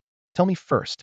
Meng Nan sat on the floor, his face somber, and said, "If I'm not mistaken, these last 3 months of senior year might be my final happy days. The elder is sidelining us, and Uncle Xia wants me to protect myself. Clearly, they want to shield me from the pressure of Yusha. But when the college entrance exam comes, what will they use to fight Yusha? Even if all the supremes of Xia country come together, they might not be able to stop Tianjin City." Xia Xingran sat quietly beside Meng Nan, listening silently, without saying a word. Dream Supreme lightly pressed her temples, feeling a headache, and sighed.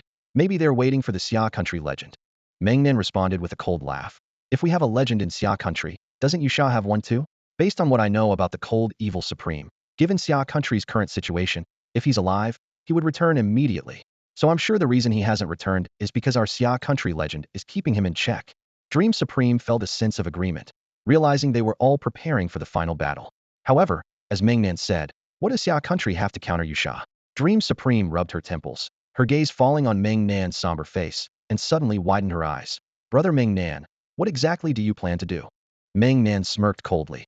3 months of happy days should be enough for me to take risks. I can't just wait for Yusha to attack. Otherwise, the outcome will be the destruction of Xia country.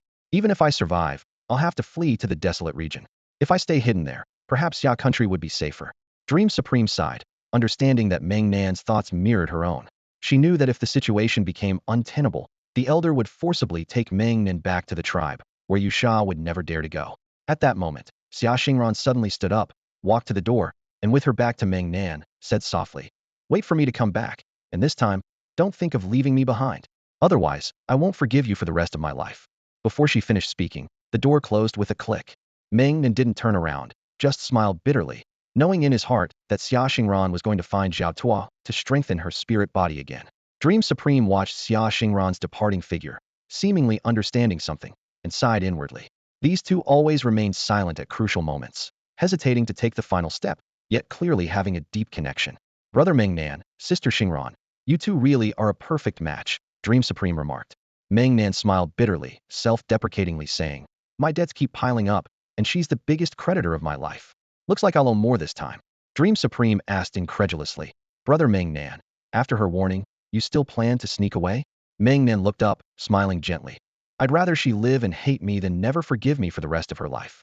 Let her hate me if she must." Meng Nan stood up, silently looking around this once home, filled with emotions. There used to be 13 black-haired kids here, and he hoped to return one day, for everyone to reunite. Meng Nan turned to Dream Supreme. "Sister Meng, let's go." Meng Jizuan stood up from the sofa, rubbing her sore nose, feeling a deep sense of pity for her younger brother, Meng Nan. Meng Nan smiled slightly, extending his hand as Meng Jizuan transformed into a small pink and blue spider, crawling into his palm. Gratefully, she said, "Thank you, Sister Meng, for risking everything with me. Go, with you by my side." Meng Nan exhaled deeply, and instead of leaving, he sank directly into the ground. Meanwhile, in the sky above, a figure was rapidly approaching Meng Nan's training base, moving as swiftly as a shooting star. "The kid's gone. His presence is heading underground to the north, only a kilometer away. Humph. Let's see where you can run to." 10 spirit acupoints. Open. A tremendous spiritual force shot up to the sky, and Meng Jizuan immediately sensed it underground, urgently shouting, "Brother, run. This is a spiritual force stronger than a typical Jizuan. And it seems like he has mental power. He's already locked onto you." Meng Nan felt a chill down his spine, cursing inwardly, "Damn. In the center of Lixing City, there's such a powerful Yusha Jizuan? Isn't this guy afraid of being taken down for being so reckless?" He had no time to think, instinctively accelerating, but he couldn't match the speed of the pursuing Jizuan. As the massive spiritual pressure approached Meng Nan, Meng Jizuan realized instantly, this overwhelming pressure could only belong to that lineage. "It's Ning Hung." Before she could warn Meng Nan, a thunderous explosion resounded, the immense spiritual force almost deafening him. Xiao Shirtu quickly used concrete to shield Meng Nan. Bang! A large foot stepped on Meng Nan's back, but without much force. Meng Nan was dumbfounded, having never encountered such a formidable opponent since his debut. This is underground, 100 meters deep. How could someone stomp down directly like this? Damn, could it be Ning Hung? Awkwardly, Meng Nan glanced back, and what he saw? My goodness, what did I just see? I'm 100 meters underground, and I can see the sun and the sky? Meng Nan's eyes widened, swallowing hard in shock. He saw a massive 100-meter tunnel leading straight to the surface. Ning Hung lifted his foot and grabbed Meng Nan like a chick, raising an eyebrow, and said coldly, "Little junior sister guessed right.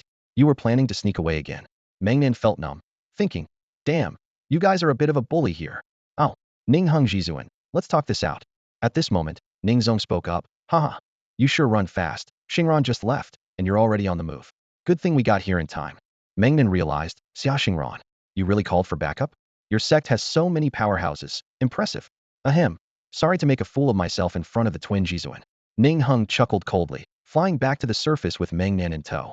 Just then, Ning Hung heard Zhao Tuo's voice in his ear. "Bring that little rascal here. Looks like he needs some discipline." Ning Hung responded coldly, bending his legs, and with a loud boom, the ground cracked open as Ning Hung suddenly leaped, shooting straight into the sky above Pangxing. Meng Nan was dumbfounded, unable to believe his eyes. Ning Hang's supreme power, could his spiritual energy be limitless? And who could leap into the sky like that? It was unbelievable. Dream Supreme marveled, acknowledging that Ning Hung indeed possessed a rare physique unseen for millennia. His physical strength was already comparable to that of a magical beast. Meng Nan was shocked, finding it hard to believe. Did I hear that right? A special physique? Yes, Ning Heng's unique constitution had been mentioned by Zhao Tuo before. His cells could devour those of magical beasts, which is why after Ning Heng was crippled, Zhao Tuo rebuilt his body using the cells of spiritual and magical beasts, making him so powerful. Whoa, Ning Heng the Supreme is actually a modified human? A humanoid beast? This completely overturned my worldview. Ding Zhao, truly incredible, a supreme being indeed. Ning Zong sensed Meng Nan's internal monologue and couldn't help but chuckle, quickly advising, "You better laugh now, because when you meet Ding Zhao, you might end up crying." Meng Nan's heart sank, realizing he had underestimated again. Perception abilities were truly annoying. No, President Ning Zong is really handsome. Ning Zong, possessing Ning Heng's body, smiled slightly. "I know I'm handsome." In the underground of Pangqing Hospital in Lixing City, at the Spirit Power Research Institute of Xia Country, Meng Nan flailed wildly, desperately trying to break free from Ning Heng's hold. "No, no, no. I was wrong. I won't dare again. Spare me. Ding Zhao, let me go."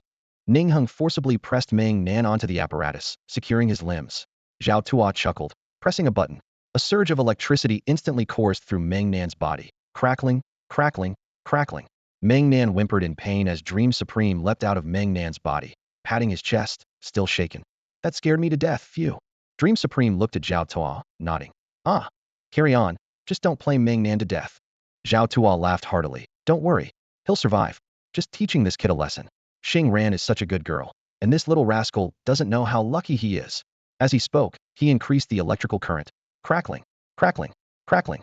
Meng Nan was electrocuted to the point of mental short-circuiting, reduced to instinctive whimpering, practically unconscious. Fortunately, Meng Nan didn't hear this. Otherwise, he might have questioned his entire existence, truly becoming a tool for once. As soon as the machine was turned on, Meng Nan was left unattended. Everyone went about their own business, leaving him alone on the electric bed, whimpering. Dream Supreme transformed into a little spider, hanging from the ceiling, swinging back and forth, eyes fixed on the numbers rolling on the big screen. Time remaining: 4 days, 23 hours, 50 minutes, 26 seconds. Wow, truly a supreme being. This new gadget played for 10 minutes and then ran off. My poor Meng Nan brother, so pitiful. Meng Nan struggled for 5 days under the relentless electric shocks. The crackling electricity coursed through his body, causing him to convulse with each jolt. When the final few shocks subsided, Meng Nan jolted awake, finally opening his eyes. The faces of Zhao Tuo, Ning Zong, Ning Heng, Xia Xingran, and Meng Zhizuan came into view, their expressions indescribably strange. Meng Nan tilted his head in confusion. "What's with the looks on your faces?" Zhao Tuo, the bald one, rubbed his head and asked incredulously, "Do you feel anything special now?" Lying on the electric shock bed, Meng Nan carefully sensed his body and shook his head. "I don't feel anything. Can this device really cause any change in me? Freaks always have unexpected results." Zhao Tuo frowned and pointed at the large screen, explaining, "It shows you've completely absorbed the power of the spirit realm's thunder crystal, yet there's no enhancement at all." "What?" Meng Nan's eyes widened as he pointed to his chest. "I suffered for 5 days, and there's no improvement." Everyone nodded in unison. Meng Nan clicked his tongue in resignation. "Well, let's just call it electric therapy." As soon as he spoke, everyone present was taken aback. "Ah!" Xiao Xingran exclaimed. "Meng Nan, you." Ning Zong started to say, but didn't finish. "Open your mouth, let me see." Meng Zhizuan urged. Meng Nan cooperatively opened his mouth wide, and Zhao Tuo exclaimed, You're cracking." "What do you mean cracking?" Meng Nan's mouth twitched as he turned to look at himself on the big screen. "Whoa, it really is cracking. Help." Indeed, a fissure had appeared at the corner of his mouth, emitting a fiery red glow, as if magma was flowing within. "Ding Zhao, you broke me.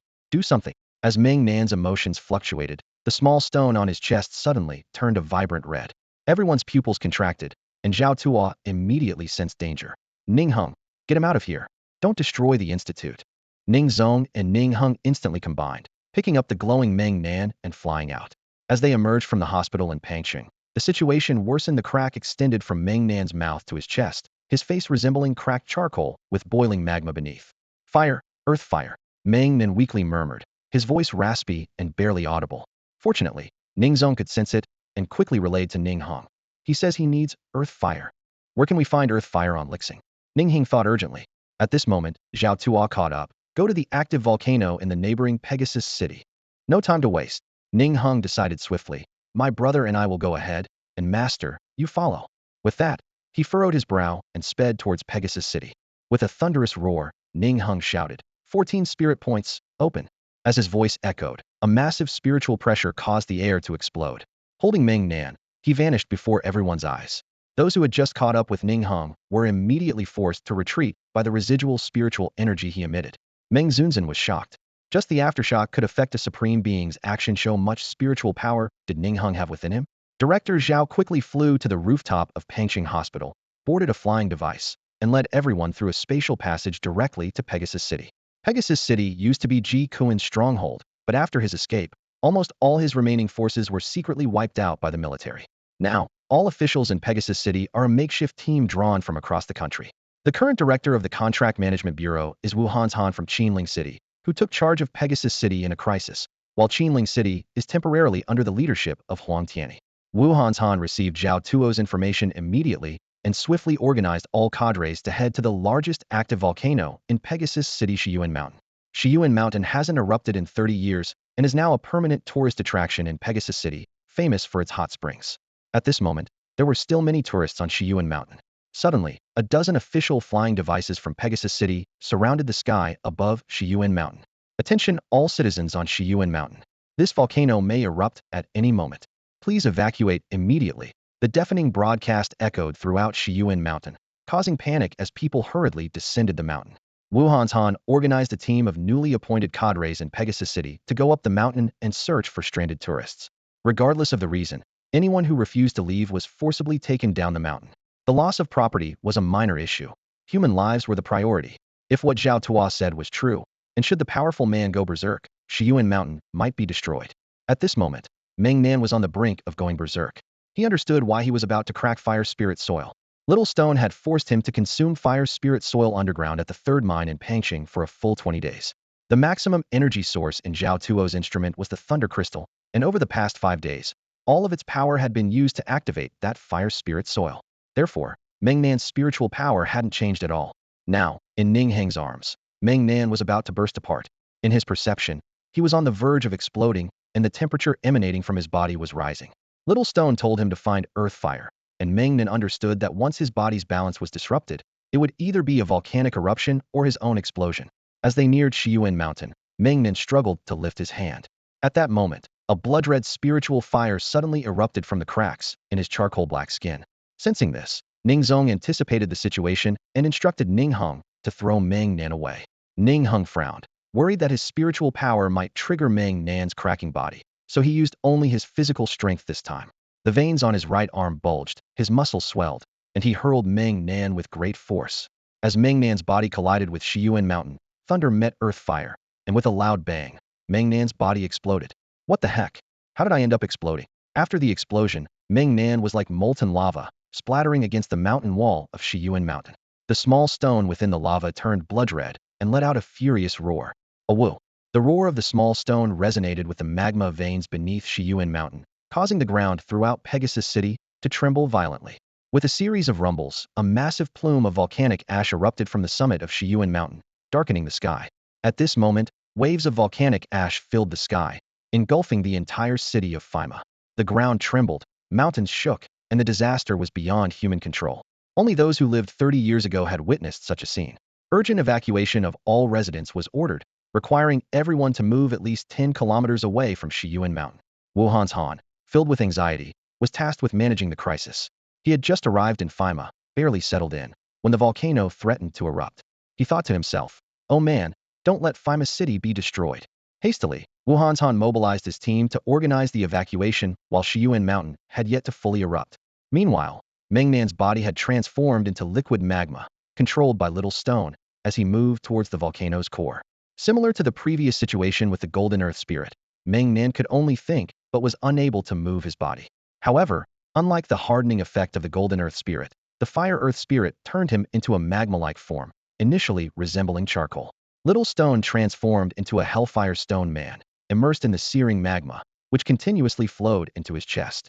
Meng Nan observed his armor, now resembling Hellfire armor, as magma from Shiyuan Mountain's veins flowed into it. His armor rapidly grew from 2 meters to nearly 6 meters tall, gleaming like obsidian with blood-red hellfire burning in its cracks. With every movement, scorching magma oozed out. Meng Nan wondered, how long will it take to absorb all of Shiyuan Mountain's magma? His hellfire armor grew larger, approaching 10 meters in height. Outside Shiyuan Mountain, Galao arrived upon hearing the news. his gaunt face showing a hint of unease. Suddenly, a streak of light shot out from Shiyuan Mountain, prompting Ning Zong to exclaim, "Galao! I just sensed that Meng Nan is absorbing magma at the volcano's base. His magma body has grown to nearly 20 meters." Silence fell over the crowd, their hearts filled with shock. Galao shook his head and sighed. "That boy is likely out of control now, with Little Stone in charge. We can only wait." Time ticked by with increasing tension, and although the volcanic ash from Shiyuan Mountain gradually decreased, Ning Zong's updates grew more alarming. Meng Nan's hellfire armor had exceeded 100 meters, while Shiyuan Mountain stood over 800 meters tall. His subterranean form had reached 100 meters. As night fell, Ning Zong reported again that Meng Nan's hellfire armor had surpassed 200 meters. The crowd had become numb to the updates, silently thinking, "It'll be just another figure at 300 meters." Golao nodded, quickly gathering the supreme leaders to encircle Shiyuan Mountain, with only one thought in mind: the fear that Little Stone might suddenly lose control. At that moment, a colossal 300-meter-tall magma giant would emerge from the Shiyuan Mountain, a scene unimaginable and likely beyond the capabilities of Pegasus City to handle. That night, none of the supreme beings dared to close their eyes until noon the next day, when Ning Zong returned with both bad and good news. The good news was that Meng Nan had informed Ning Zong that he regained control of his body. The bad news was that Little Stone might have fallen into a deep, nutrient-induced slumber, losing contact. Everyone exchanged bewildered glances. Meng Nan regained control? Then why hadn't he returned immediately? Why was the news being passed around? An elder cleared his throat awkwardly and asked, "Is that kid unable to contact Little Stone, and thus cannot revert?" Ning Zong and his companion nodded awkwardly, and everyone understood the embarrassing situation. The elder continued, "How big is the kid now?" Everyone listened intently. Ning Zong replied awkwardly, "He's crouching now. About 200 meters tall." Everyone was stunned. Crouching at 200 meters? Wouldn't that mean he would be 500 or 600 meters tall if he stood up? Whoa. The supreme beings were taken aback, grateful that the kid had hollowed out the inside of Shiyuan Mountain. Otherwise, his head might poke out of the volcano's top. Imagining such a scene was indeed amusing. Curious about what this kid's transformation looked like, a magma giant perhaps? After the initial shock, everyone felt a sense of helplessness and some sympathy for Meng Nan. This kid seemed stuck crouching, as any movement might crack Shiyuan Mountain. The elder rubbed his forehead with his bony hand and suggested, "Let's stay here and keep watch. Although the kid is fine for now, we can't be sure what will happen when Little Stone awakens." Everyone nodded in agreement, thinking it was better to be safe. To the public, the eruption of Shiyuan Mountain was merely a natural phenomenon, with no further implications. Little did they know that Shiyuan Mountain was now a hollow shell, with a nearly 600-meter-tall magma giant baby inside. Within the mountain, Meng Nan sat with his knees hugged, not daring to move, feeling aggrieved. A gentle breeze blew in through the volcano's opening, and Meng Nan's massive, obsidian-like eyes burned with hellish red flames. Xia Xingran flew up to Meng Nan's eyes, dispelled her weathered form, and exclaimed in awe, "Wow, Meng Nan, you're so big." Meng Nan dared not speak, fearing that opening his mouth might unleash magma and harm her. At this point, dozens of figures appeared, unable to contain their curiosity. Eventually, with Xia Xingran's persistent urging, the elder agreed to let everyone in to see Meng Nan. Whoa, holy cow, it's huge. Meng Nan's form was astounding. Standing up, he could easily destroy a city. This transformation was incredibly impressive. The crowd marveled, but noticed Meng Nan's silence. Ning Zong stepped forward, sensed the situation, and chuckled, reminding everyone, "Be careful what you say. Don't provoke Meng Nan's emotions. He said his body is full of magma, and if he laughs, he might accidentally spew it out." Everyone quickly fell silent. Meng Nan saw this and rolled his massive obsidian eyes at them, causing a thunderous rumble as the eye moved in its socket. Xia Xingran's eyes welled with tears as she turned her back on Meng Nan's hellfire armor and spoke into her communicator. "Mom, can you see this? Your prophecy came true. He's the giant mountain standing behind me." 3 days later, a faint yet distinct consciousness emanated from the small stone. Meng Nan's massive body, engulfed in hellfire, trembled with disbelief at his own perception. "Meng Nan," the small stone called out again. "Is that you, Little Stone?" Meng Nan asked excitedly in his mind, overjoyed like a father hearing his child call him Dad for the first time. "Yes, Meng Nan. Happy." The simple response from the small stone filled Meng Nan with immense joy. Through this brief exchange, Meng Nan quickly realized that while the small stone had completed its evolution, its language ability was still at the level of single words, much like a babbling infant. It's okay, Little Stone, you'll grow up slowly." Buzz? "Yes, Meng Nan. Happy." "Little Stone, can you deactivate this hellfire armor?" Meng Nan asked eagerly. Can. As soon as the words were spoken, Meng Nan felt a tremor throughout his body. The blood-red hellfire receded like a tide towards the small stone in his chest, and the magma within him swiftly flowed back. With a loud crash, the massive obsidian arm detached from his shoulder and fell heavily to the ground. The entire Shiyuan mountain collapsed under the impact. The surrounding Supremes immediately assumed combat stances. They had all witnessed the terrifying power of Meng Nan's hellfire armor firsthand, where a single burst of magma could be lethal. Dozens of Supremes remained on high alert for a full 10 minutes, but no threat emerged. Eventually, Ningzong took the initiative to investigate, and then awkwardly covered his face, saying, "Someone, lend me a pair of pants to bring over to him." At this, everyone realized the situation. Xia Xingran's cheeks flushed as she quickly retrieved a set of Meng Nan's clothes from her storage ring and handed them to Ningzong. Teasing remarks echoed among the Supremes, but Xia Xingran pretended not to hear them. Moments later, Ningzong returned with a now-dressed Meng Nan. The elder examined him carefully before waving to the others, saying, "Thank you all for your efforts. Meng Nan's body is experiencing some anomalies, so I'll take him away now." The elder manifested a transparent cube in his palm, instantly enveloping Meng Nan and Xia Xingran. In a blink, Meng Nan found himself at the training base, leaving him astonished. This was not an ordinary fixed spatial passage jump, but true spatial teleportation. He finally understood how the elder had managed to save Lung Xie in the instant that Lei Mo had severely injured him. Such abilities were indeed extraordinary. The elder looked at the two shocked individuals and kindly asked, "Meng Nan, be honest, can you release that 600-meter hellfire armament again?" Meng Nan's heart tightened, and his toothache worsened. He had indeed been seen through. He had no choice but to confess. The hellfire armament can be released anytime. However, it has a limitation. Little Stone uses the power of the contract and earth. Without natural advantages like magma veins or spiritual fire, it's difficult to activate that much fire spirit soil. So, although I can use the hellfire armament anytime, reaching 600 meters is still not possible. After Meng Nan explained, he gently placed his hand on Little Stone and silently asked in his heart, "Little Stone, with my master-level contract power, how large can you provide the hellfire armament?" A buzzing voice replied, 20. Meng Nan understood that master-level contract power could support up to 20 meters. If he advanced to the glory level, it would double to 40 meters. At the unparalleled level, it would double again to 80 meters. At the supreme level, it would double once more to 160 meters. Wow. That means if Little Stone uses the magma veins hellfire armament, its power would be close to the combined spiritual power of 4 supreme beings? But without natural terrain advantages, I can't activate that much fire spirit soil. The buzzing voice sounded again. Lei Zhe. Meng Nan was stunned. Why is Little Stone calling Lei Zhe? The buzzing voice continued. Lei Zhe, pure thunder. Thunder crystal. What does this mean? Is Lei Zhe's pure thunder spiritual power equivalent to a thunder crystal? Meng Nan quickly asked Little Stone. If I channel all my master-level thunder spiritual power into you, how much fire spirit soil can the hellfire armament activate? The buzzing voice answered. 1 round. 1 round. 20. 40. Meng Nan was instantly overjoyed. If I reach the supreme level and Lei Zhe also reaches the supreme level, just with contract power, I could arm 320 meters. Wow, isn't this the legendary contract beast fusion?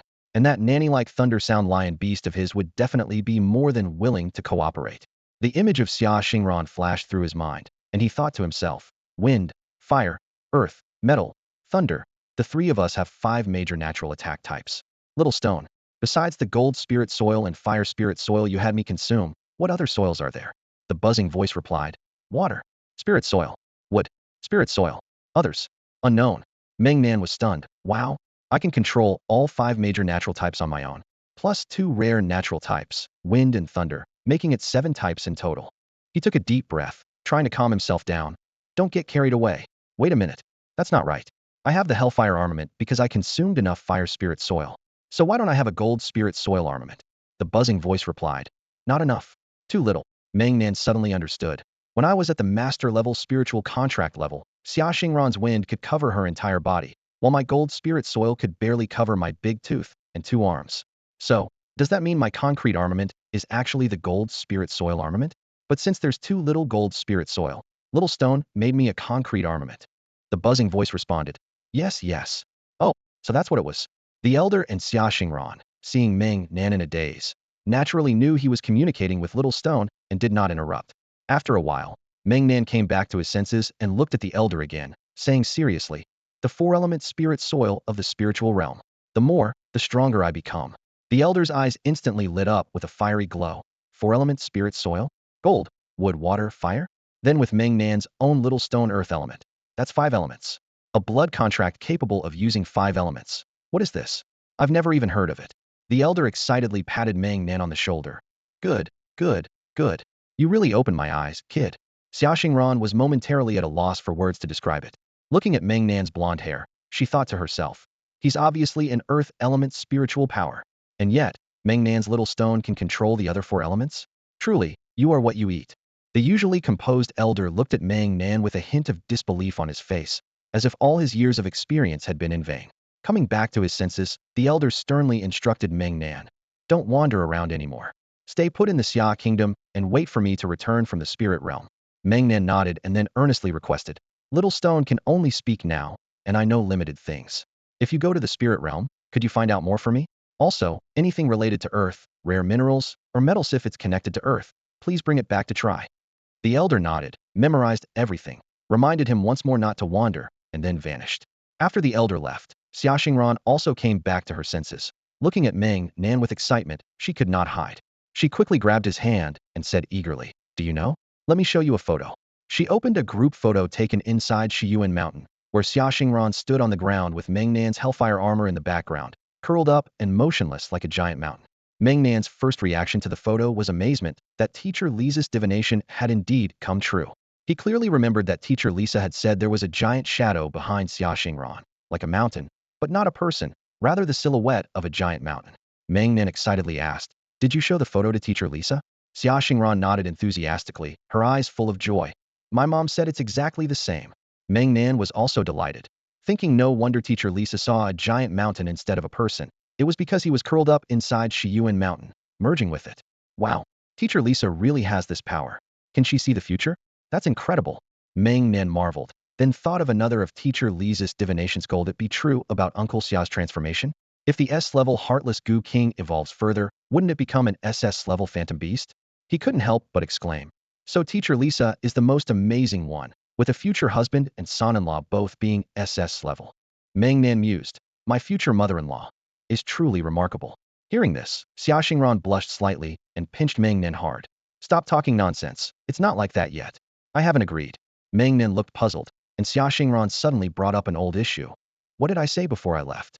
If you dare to leave me alone again, I'll never forgive you for the rest of my life. Meng Nan realized his mistake, but then thought, I didn't sneak away. Not leaving means I didn't sneak away. He spread his hands and said seriously, I didn't sneak away. See, I'm right here in front of you. How can that be sneaking away? I just took a stroll underground. I just love to wander. Xiaoxingran bit her lip, looking at Meng Nan with displeasure in her eyes. However, a moment later, she couldn't help but laugh. The speed at which Xiaoxingran changed her demeanor made Meng Nan's heart race. She stood before him, swiftly taking off her jacket to reveal a perfectly toned body wrapped in a fitted tank top.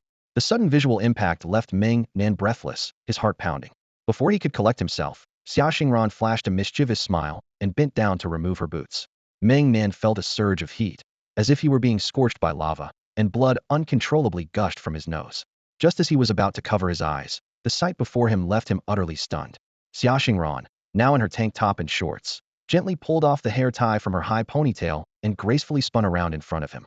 As she turned, an awe-inspiring scene unfolded. Her arms lit up with 4 spirit nodes, her slender waist revealed one, her flat abdomen showed another, and her legs dazzled with the glow of 6 spirit nodes.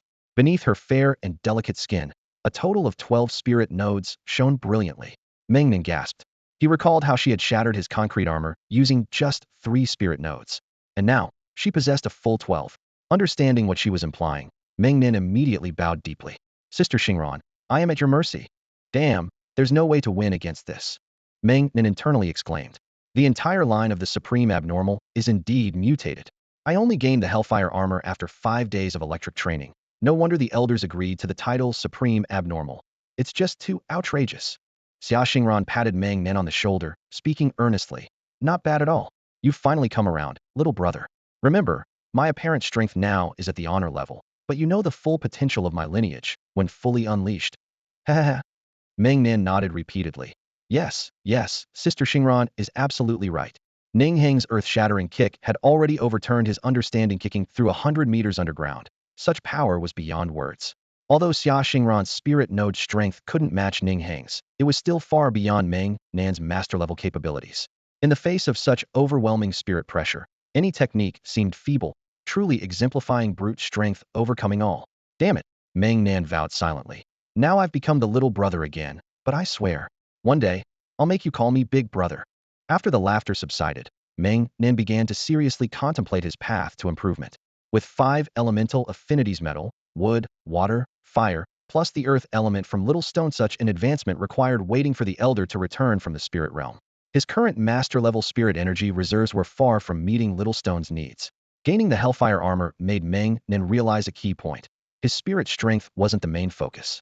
Due to the blood contract with Little Stone, when fighting, they were one and the same. His entire body would merge into magma in the Hellfire armor state. This was unlike others who could let their contracted beasts act independently, like the cold, evil Supreme's black mist, which could transform into clones without affecting their main strength. More importantly, his current state was not a true contracted avatar. The unparalleled level required the main body to have strong spirit energy support. This meant his spirit energy, aside from being converted for Little Stone, was essentially useless. In essence, the Hellfire armor was a complete fusion state. He and Little Stone were already one. Realizing this, Meng Nan suddenly understood. Little Stone's strength was his strength. Earth veins, spirit mines, rare metals, anything that could be devoured should be devoured as much as possible. The more Little Stone consumed, the faster its growth. Coming back to his senses, Meng Nan couldn't help but smile wryly. Geez, how much is this going to cost? People used to say, does your family own a mine? When referring to wealth. But now it seems one mine isn't nearly enough. My Little Stone wants to swallow a whole one. This is going to ruin me, this spendthrift. Buzz buzz. Little Stone vibrated happily. Meng Nan. Meng Nan clutched his head in despair, his frustration evident. How am I supposed to sustain this wasteful creature? I can't possibly strip all the resources from Xia Kingdom. Suddenly, a light bulb went off in his head, and his eyes lit up with excitement. Even rabbits don't eat the grass near their burrows. Wasn't I just thinking of finding an excuse to make you Xia hand over Jikuin? I just need a pretext. With this thought, Meng Nan's eyes brightened. Yusha had plenty of subordinate countries that could be targeted. He could take advantage of this opportunity to cause trouble for them, while nurturing the Little Stone and finding ways to provoke Yusha's subordinates until they couldn't bear it any longer. Once Yusha intervened, Meng Nan could demand Jikuin in exchange. If they refused, he would continue causing trouble. Worst case, he wouldn't return to Xia Kingdom. Who cares about that Eric or the Demon Supreme? He didn't care at all. Trying to corner him with college entrance exams? Dream on. The little spider, a transformation of the Dream Supreme, lay on the Little Stone, also pondering Meng Nan's plan, thinking, it's worth a try. The worst case, we just take Meng Nan home. With his plan in mind, Meng Nan felt much better, finally free from worries. He let out a loud shout, feeling incredibly relieved. At that moment, Xia Xingran was fully focused on practicing her spiritual arts, surrounded by spirit stones, concentrating and compressing her spiritual power. Just as she was fully immersed, Meng Nan's shout startled her, causing her spiritual energy to explode instantly. The blast of energy surged out of the spiritual chamber, and with a loud bang, it blew away half of the room's walls, filling the air with dust. Xia Xingran, her hair disheveled from the explosion, floated out from the broken wall, her face dark as she asked, Meng Nan, what are you yelling for? Meng Nan instinctively jumped back. Seeing Xia Xingran's frazzled appearance, he realized he had messed up. The walls had collapsed. What was supposed to be a good moment now seemed problematic. He slowly approached Xia Xingran, took out a comb, and carefully brushed her frazzled white hair twice, then stepped back and assessed. All done. No more explosions. Just as Xia Xingran was about to lose her temper, Meng Nan looked past her in shock and said, Uncle Xia, what brings you here? Xia Xingran turned around, and Meng Nan seized the moment to disappear underground, quickly running 2 miles away. He thought, if I can't beat her now, I have to run. Haha, she can't catch me. Xia Xingran turned back, and besides the broken wall, there was nothing left. She quickly understood and smiled to herself. Lucky for you. You ran fast. After running 2 miles underground, Meng Nan didn't stop, heading straight for the Lixing City Contract Management Bureau. At that moment, Ning Zong was about to leave work when he sensed Meng Nan's presence and smiled slightly. Whatever you need, come out and say it. Meng Nan emerged from the ground, grinning. As expected of Director Ning, your perception is impressive. Ning Zong chuckled. Stop flattering me. Just tell me what you need. Meng Nan sheepishly nodded. Then I'll thank Director Ning in advance. Meng Nan's expression turned serious as he quietly said, I need some information. Specifically, a map of the geographical resources of the Yusha vassal state, like the distribution of various veins and spiritual mines. Upon hearing this, Ningzong immediately understood his intention and thought to himself that this kid was up to something again. With a conflicted look on his face, he hesitated and said, This matter, it's better to wait until the elder returns. Meng Nan quickly explained, No, no, no. I'm not going now. I want to study it first. It's very important for Xiao Shi too. I've already promised the elder that I won't leave Xia country before he returns. Ningzong nodded but still didn't agree. The thing you're asking for isn't something just anyone can access. I suggest you consult with Director Xia. Meng Nan suddenly realized. Right. This level of military secret must be held by the state. He quickly took out a secret order and sent a message to Xia Chen. Uncle Xia, I need a favor. Is there a map of the geographical resources of the Yusha vassal state? It wasn't long before Xia Chen replied. There is, but you can't get it.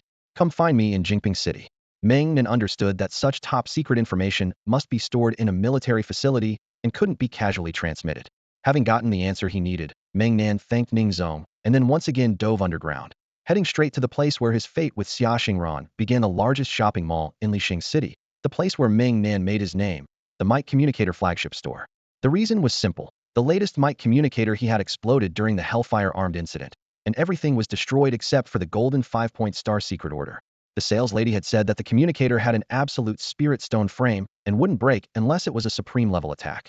It was a pity since Xia Xingran had bought it for him. When Meng Nan surfaced, everyone in the Might store was startled. Wow, it's the master again. A group of sales ladies quickly surrounded Meng Nan. Having been through this once before, he was no longer clueless and said directly, I need a communicator that even supreme power can't destroy, something like the military uses. Do you have any channels for that? Upon hearing this, the sales ladies quickly dispersed. At this point, a chubby middle-aged man with greasy hair waddled over to Meng Nan and politely said, Hello, master. I am the manager of this flagship store. We have what you need, but I'll need to apply to headquarters. Please wait a moment. The greasy manager quickly ran back inside, presumably to communicate secretly. Meng Nan took the opportunity to browse around the store. Before long, the manager returned, panting. Headquarters said, There's no stock in Lixing City, and we'll need to transfer from Jingping City, which will take at least until tomorrow. Would it be convenient for you to leave an address for delivery? Meng Nan quickly waved his hand. If it's in Jingping City, there's no need to transfer. I'm heading to Jingping City anyway, so I'll just go to your headquarters. Oh, and I don't have money. You can get it from Principal Go. Order 2 for me. The greasy manager, understanding the situation well, nodded quickly and said, Don't worry, master. We're all family here. We can't charge you. Looking at the greasy manager, Meng Nan couldn't help but ponder the phrase family. Wasn't Might Communicator part of Guyotsai's family business? The only ones who could be considered family were the 5 Supremes. Could it be Minister Gu Tianqian? A family? Oh, a single heir for 3 generations. Meng Nan pondered for a moment and realized that with the full support of the 5 Supreme leaders of Xia, they were now like family sharing in his successes and failures. Since he truly had no money, he decided to shamelessly ask for 2 metas. After reserving 2 metas, Meng Nan immediately returned to the training base. Having learned from past experiences, Meng Nan moved cautiously this time, careful not to disturb Xia Xingran's spiritual power cultivation. As he surfaced, he sniffed the air. What was that delightful smell? Was Xia Xingran sneaking a snack? Meng Nan tiptoed toward her room, following the aroma that drifted from behind the broken wall there. Peeking around the corner, he tilted his head for a better view. Was Xia Xingran refining spiritual power? Could this be the art of spirit refining? At that moment, Xia Xingran was floating within the room, eyes closed, surrounded by a blue-white aura of spiritual energy. Various herbs and spirit stones infused with spiritual power orbited around her. Meng Nan could see with his naked eye that the spiritual power from those herbs and stones was gradually being absorbed, drawn into her spiritual core by her blue-white aura, leaving the herbs and stones to crumble into dust. Looking down, Meng Nan saw the floor covered in fine dust. No wonder the supreme masters of this lineage had an abundance of spiritual power. They were practically burning through resources. Meng Nan sighed, realizing that any powerful method required substantial resources. The stronger one became, the more resources were consumed. By that logic, how much had Ningheng spent? With his immense spiritual power and body modified by a special constitution, who knew how many magical beasts he had consumed? TSK. Even Principal Zhao was a pauper like him, wearing a lab coat, so worn it had holes, living like a madman. It seemed all these resources were quietly borne by the state. Meng Nan chuckled wryly, realizing he was worse off than Principal Zhao, who at least had a stable salary. As for himself, he relied on Xia Xingran's support and the state's backing, with even the elders venturing into the spiritual realm to gather resources for him. The fact that he had survived this far, still poor and stubborn, was nothing short of a miracle. Determined to become self-reliant, Meng Nan resolved to embark on a path of self-improvement once the elder returned. Considering that Xia Xingran's cultivation might take a while, he decided not to disturb her. Instead, he found Principal Gu and arranged for a private jet to take him alone to Jingping City. Jingping City, At the Xi'an National Conference Center, Xia Chun led Meng Nan downwards, and Meng Nan had never imagined that beneath Jingping City lay such a hidden world. The deeper they went, the more amazed he became. It was an underground city, complete with simulated sky, sunlight, and breeze, on a scale far beyond that of Principal Zhao's Spiritual Research Institute. Meng Nan couldn't fathom the full extent of this underground city, but at a glance, it seemed boundless. Seeing Meng Nan's astonished expression, Xia Chun chuckled and said, "This place is called Daijing City." Meng Nan, in disbelief, exclaimed, "Uncle Xia." Xia Chun shook his head, denying Meng Nan's speculation. "Don't tell me this Daijingshi is as big as Jingpingshi?" Meng Nan breathed a sigh of relief, thinking to himself that if Daijingshi was as large as Jingpingshi, it would be terrifying. In reality, Daijingshi's area far exceeds that of Jingpingshi. Daijingshi is the political center of the Xia Kingdom, Xia Chun stated earnestly, his eyes shining with pride. This city is the result of the legendary life of the Xia Kingdom's founder. Almost everything the Xia Kingdom has today is thanks to the support of Daijingshi. Its wonders are beyond your imagination. Meng Nan was so shocked that he felt numb, thinking, "No need to imagine. My brain can't even comprehend it." He glanced around and whispered to Xia Chun, "How old is this legend of the Xia Kingdom?" Xia Chun's eyelid twitched, and he coughed awkwardly. "I don't know the specifics. Let's just say, he's the only ruler of the Xia Kingdom." A flurry of questions raced through Meng Nan's mind, feeling as if his understanding had been completely overturned. "The only ruler of the Xia Kingdom? Does that mean he's the founder?" he exclaimed internally. "Wow. It's known that the ancient history preceding the Xia Kingdom spans nearly 3,000 years, but the Xia Kingdom's history is only over 300 years. Could this legendary figure really be over 400 years old? The term old age, why does it suddenly feel strange?" Meng Nan wondered, then realized an even more astonishing fact. When did the Xia ruler become a legendary figure? Xia Chun stiffly replied, "Do you think a supreme being could establish a nation this large? No way. Does Uncle Xia mean the Xia ruler was already legendary when he founded the Xia Kingdom?" Meng Nan's thoughts surged like a tidal wave. A legend from over 300 years ago, how powerful must he be now? It's absurd. What do you call this? Your elder will always be your elder. At that moment, Dream Supreme was lying on a small rock, feeling shattered. She recalled the legendary figure who brought her back to the Xia Kingdom, feeling uneasy. At least 400 years old? Impossible. Absolutely impossible. The one who brought her back 2 decades ago was a gentle young man. The young man who was like a war god is actually over 400 years old. Dream Supreme's 8 tiny paws clutched the small rock tightly, her little head repeatedly hitting the rock, shouting internally, "Impossible. My war god young man." The conversation between Meng Nan and Xia Chun shattered all the dreams and fantasies deep within Meng Zhizuan's heart. Her dream of a gentle brother dissipated like a bubble, leaving her heartbroken and unable to eat or drink for days, much like a girl experiencing her first heartbreak.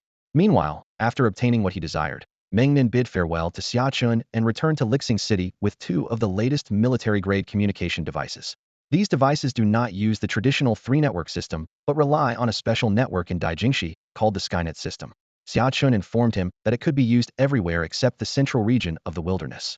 In Daijingshi, Meng Nan saw the geographical resource distribution map he had longed for, which resembled a supercomputer. When he connected to this supercomputer, it was as if he was there in person, able to see everything clearly. Xia Chun called it the Sky Eye, said to be created by a legendary man. Meng Nan was astonished, thinking to himself that the level of technology in Xi'an Nation had transcended the times. To Meng Nan, Zhao Tuo seemed like a madman, attempting to change humanity's future through the human body, whereas Xi'an Nation's legend was about technology shaping the future.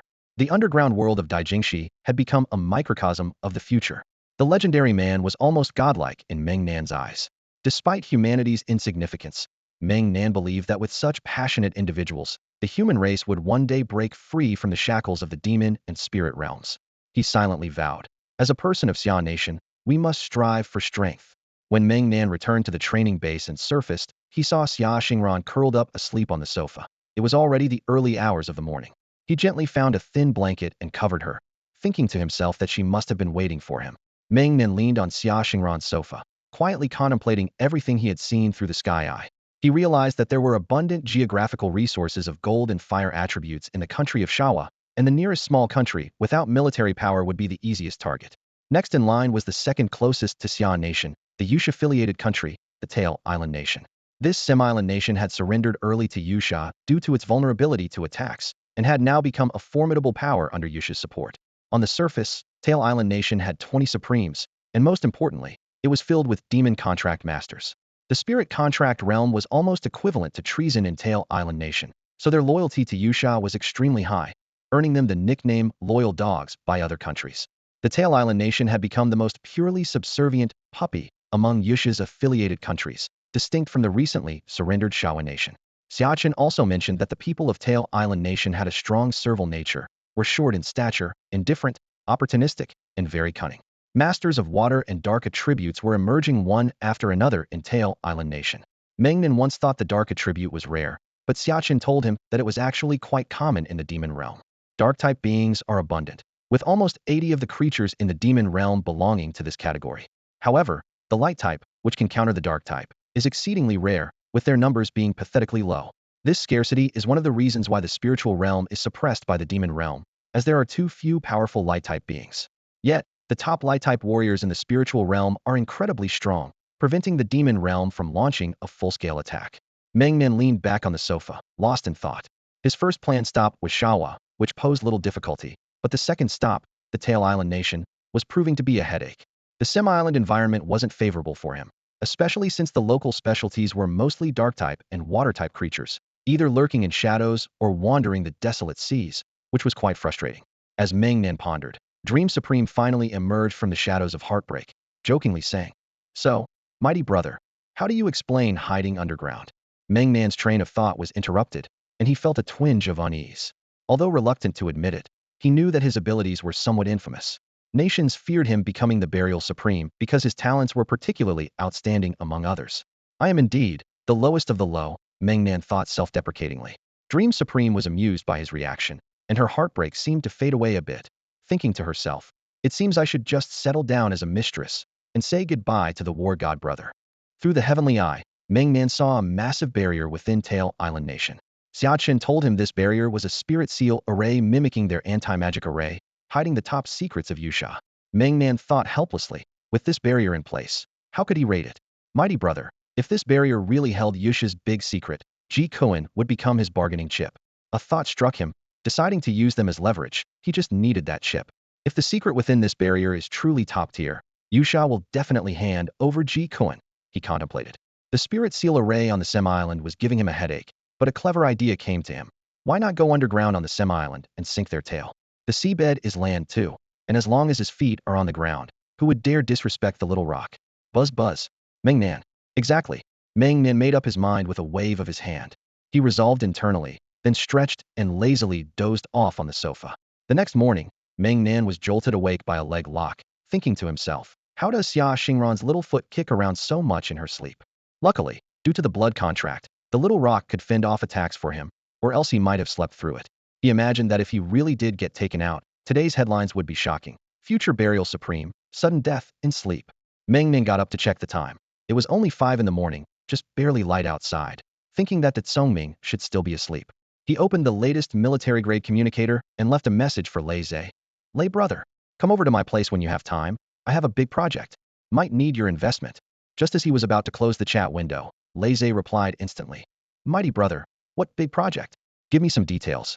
Can I invest?" Meng Nan was puzzled, thinking, how can this clever guy be up so early?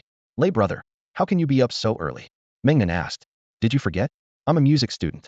I have to get up early every day to practice my voice." Lei Zhe replied. Meng Nan shook his head in disbelief. "You're just a loudspeaker. How does that make you a music student?" Although Meng Nan had some internal complaints, his admiration for Lei Zhe was genuine. Lei Zhe's dedication to waking up early was something even Meng Nan couldn't match. Besides his exceptional talent, Lei Zhe's effort was not to be underestimated, which explained why he never lagged behind in spiritual power levels. Meng Nan thought to himself that Lei Zhe was quite a formidable character, just like his grandfather. In Meng Nan's understanding, Director Zhao once mentioned that Lei Zhe was the only anomaly, apart from themselves, who could make the Thunder Lion Beast willingly act as a babysitter. Despite the low contract compatibility, it was almost as strong as a blood contract. The Thunder Lion Beast took meticulous care of Lei Zhe, practically like a personal attendant. Meng Nan couldn't help but marvel, wondering what made this big genius so strong. Why would an S-class Thunder Lion Beast willingly enter into a contract? Was it purely out of love? Meng Nan couldn't figure it out. Lei Zhe hid his abilities well. What exactly was his skill? Sure, he had a loud voice, but that couldn't be what the Thunder Lion Beast valued. As for combat prowess, Meng Nan had never seen Lei Zhe in action, and apart from his super loud voice, no other talents had manifested. Everything seemed to revolve around the Thunder Lion beast. It cared for Lei Zhe so thoroughly, even controlling his spiritual power, fearing that his talents might reveal themselves. Meng Nan recalled Director Zhao's explanation of compatibility and realized that Lei Zhe was also an anomaly. Meng Nan, Xia Xingran, Lei Zhe, Ning Hong, Ning Zong, and Zhao Tuo were the 6 individuals in this era who truly broke free from the constraints of contracts. He glanced back at the still sleeping Xia Xingran and decided to get some breakfast. About 10 minutes later, Meng Nan returned, and Xia Xingran was still asleep. He placed the breakfast he bought on the table, picked up a steamed bun, took a bite, and then held it under Xia Xingran's nose to waft the aroma, hoping to wake her up. Xia Xingran's nose twitched, but her eyes remained closed as she took a bite. Meng Nan quickly pulled his hand back, watching as Xia Xingran chewed the steamed bun in her sleep, a blush spreading across his face. Was that an indirect kiss? Meng Nan couldn't help but laugh at himself. What do you know, Meng Nan? He thought, flustered. I just wanted to see if I could wake her up. It was purely accidental. He picked up another steamed bun, this time placing it near Xia Xingran's mouth without biting it first, and again, she took a bite. Meng Nan's heart raced. Was she really awake? Meng Nan's internal monologue was interrupted by Dream Supreme, teasingly saying, "Oh, showing off your affection, are we?" Meng Nan was bewildered, unsure if Xia Xingran was pretending to sleep. But who eats buns while asleep? He tilted his head, picked up a cup of hot soy milk from the table, inserted a straw, and held it to Xia Xingran's mouth again. She took the straw, drinking the soy milk with a satisfied slurp. Meng Nan was completely thrown off. Xia Xingran was clearly awake. Xia Xingran continued to pretend to be asleep, mumbling tea egg in her sleep. Meng Nan couldn't help but laugh. He peeled a tea egg and gently brought it to her lips. All right, are you really going to make me feed you until it's gone? Get up and eat yourself. Xia Xingran still acted indifferent, pouting as if to suggest that the tea egg was a bit dry and hinting she wanted some soy milk. Meng Nan, resigned, continued to feed her soy milk, the sound of slurping filling the air. This scene made Meng Zhizuan feel a bit envious, thinking, I just broke up, and now I have to witness this kind of lovey-dovey scene.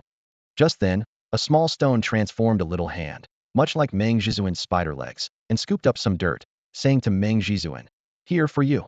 Meng Zhizuan couldn't help but laugh. "You can eat that dirt, not me." The small stone excitedly responded, "It's delicious. Haha, you're so cute, little stone." After breakfast, Meng Nan cleaned up the trash and prepared to take it out. As he opened the door, he exclaimed, "Whoa, Meng Nan Gu, how did you know I was coming?"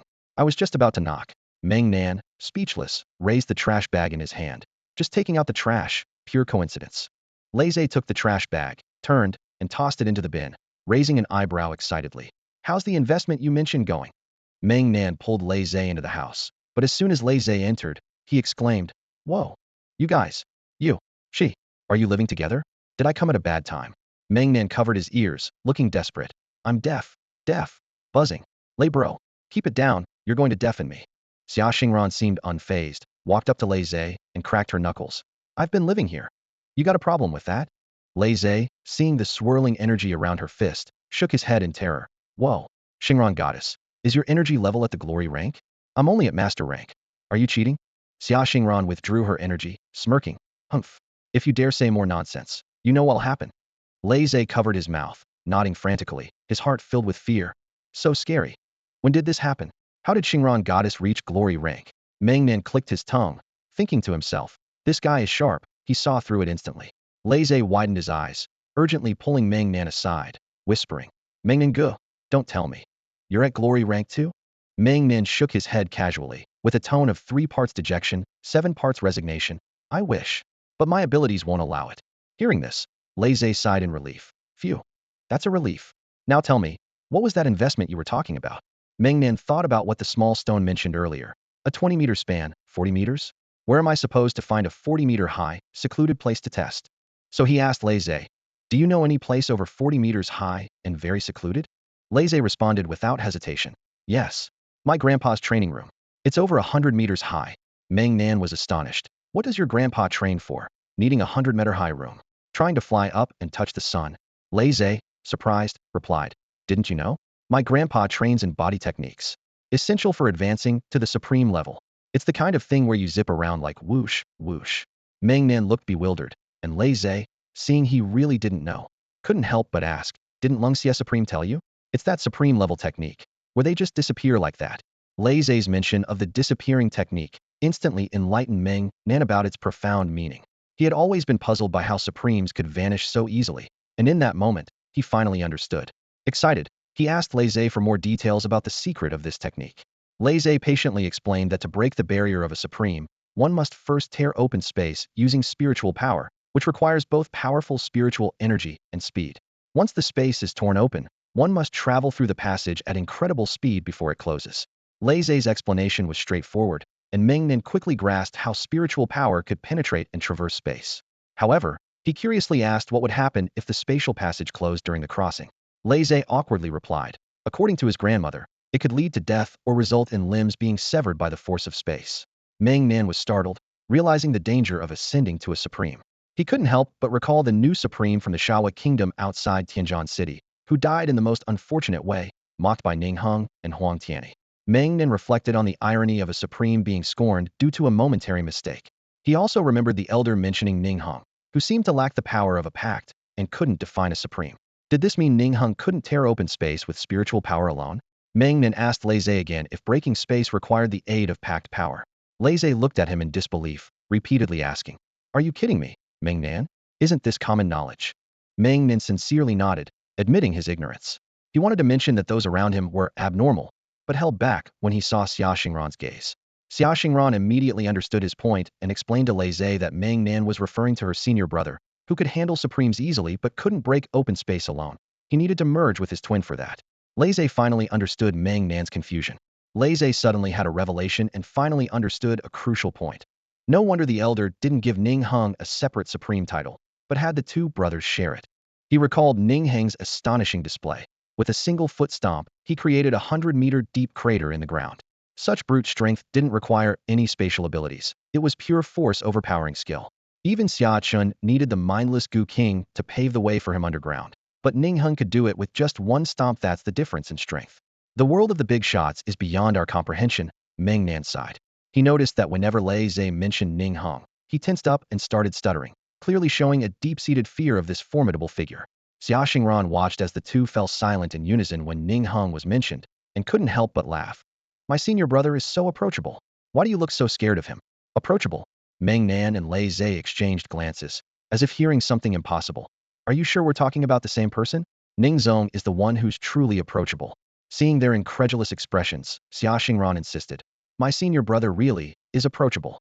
He always has a smile when he trains me. What? Meng Nan and Lei Zhe's eyes widened. Ning Heng's face, as cold as ice, can smile?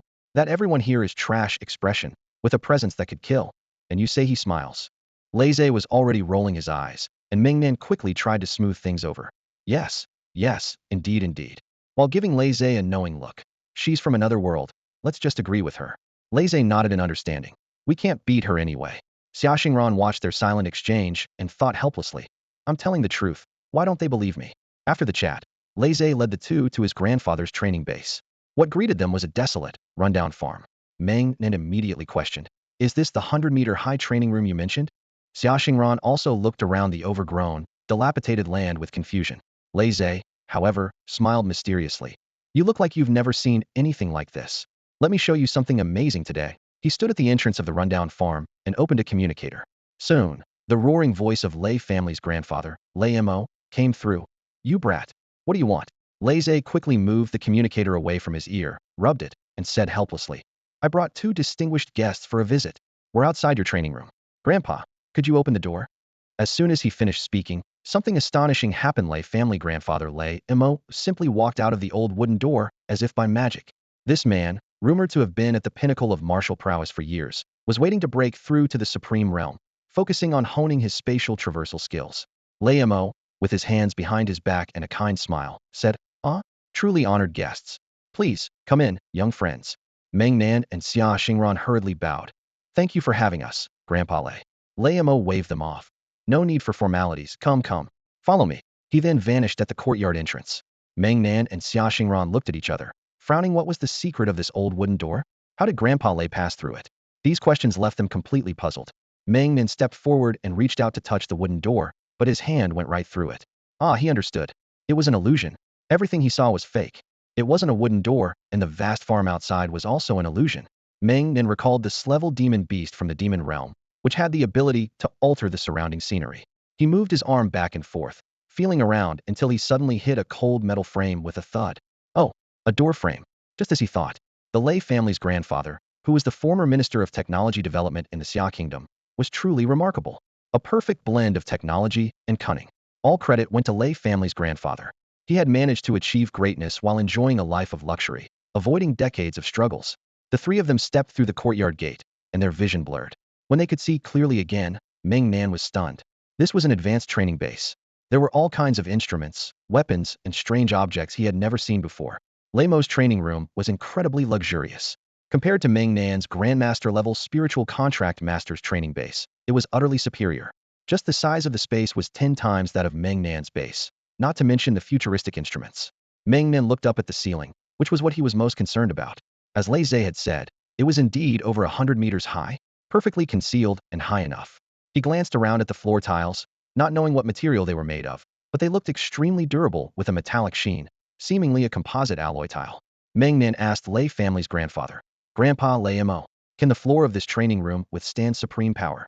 Lei Mo shook his head calmly and said with pride, don't worry. Supreme-level spiritual power won't damage it, except for Ning Hung Supremes. Ahem. Lei Mo instinctively glanced at Xia Xingran. He didn't count. The three of them understood immediately. Other than that freak Ning Hung, no one should be able to damage this place. It was clear that in everyone's eyes, Ning Hung was truly extraordinary. Excitedly rubbing his hands, Meng Nan earnestly asked Lei family's grandfather and Lei Zhe, I have a big project. I'd like to invite Lei Zhe to invest in it. Grandpa Lei Mo, you wouldn't mind, would you? Lei Mo became interested, looking at Meng Nan with amusement and anticipation. Tell me, young man. So, Meng Nan explained his need for Lei Zhe to activate his Hellfire armament, and added, if this works out, Lei Zhe and I could take on 10 Supremes. Lei Mo and Lei Zhe were both shocked. Many Supremes already knew about Meng Nan's Hellfire armament, and the Lei family's grandfather, being well-connected, was relatively informed about Meng Nan. But this investment proposal, they had never heard of it before. Although the Lei family bore the name Lei, only Lei Zhe and the entire family had lightning-based spiritual power. In addition to the common 5 elemental spiritual powers, thunder-based spiritual power is equally rare and as valuable as wind-based power. Therefore, once this extraordinary gift opens the spiritual realm gate, it can quickly form a soul contract with a contract beast. The lowest grade would be S, but typically S-grade contract beasts are more common because the rarity of thunder-based spiritual power makes it extremely precious in the eyes of contract beasts. Lei Mo asked incredulously, You mean your Hellfire weapon requires thunder-based spiritual power to activate? Meng Nan shook his head and patiently explained, I can activate it myself, but Xiao Shurtu has too much fire elemental energy. My contract power isn't enough. Last time, my 600-meter Hellfire weapon was activated for 5 whole days using a Spirit Realm Thunder Crystal. Xiao Shurtu told me that Lei Zhe's thunder-based spiritual power, known as pure thunder power, is somewhat similar to the Spirit Realm Thunder Crystal. Lei Mo and Lei Zhe exchanged a glance, realizing that this secret, hidden so well, had been discovered nonetheless. Lei Zhe asked worriedly, Grandpa, what about this investment? Lei Mo thought for a moment and slowly said, exposure is inevitable sooner or later. The key is still to see how pure your pure thunder power is and how useful it is to Meng Nan.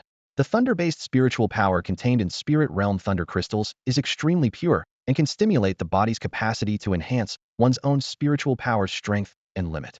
It can be used by humans, demons, and spirits alike.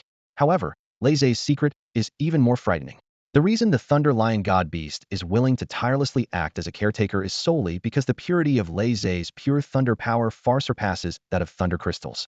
Lei Zhe's spiritual power is absorbed entirely by the Thunder Lion God Beast through the spiritual realm gate and won't leave a trace for Lei Zhe until it's absolutely necessary.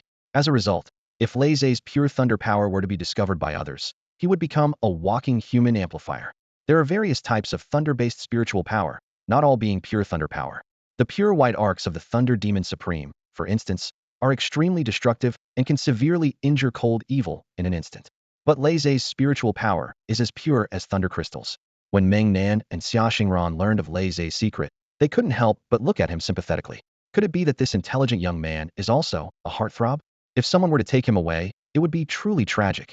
Pampered just to be drained every day, Lei Zhe helplessly spread his hands and admitted, to be honest, I'm afraid to unleash it. Aside from roaring, I don't dare to use any other skills or talents. It's very likely that after I unleash it, the enemy might become even stronger. Meng Nan and Xia Xingran exchanged a silent glance, reflecting, what is this? Aiding the enemy. Unless I reach the unparalleled level, exchanging spiritual power for the Thunder Lion God Beast's contract avatar. So until I reach that level, I can't unleash anything. Meng Nan nodded empathetically, agreeing. Exactly like me. All this spiritual power, and it's useless.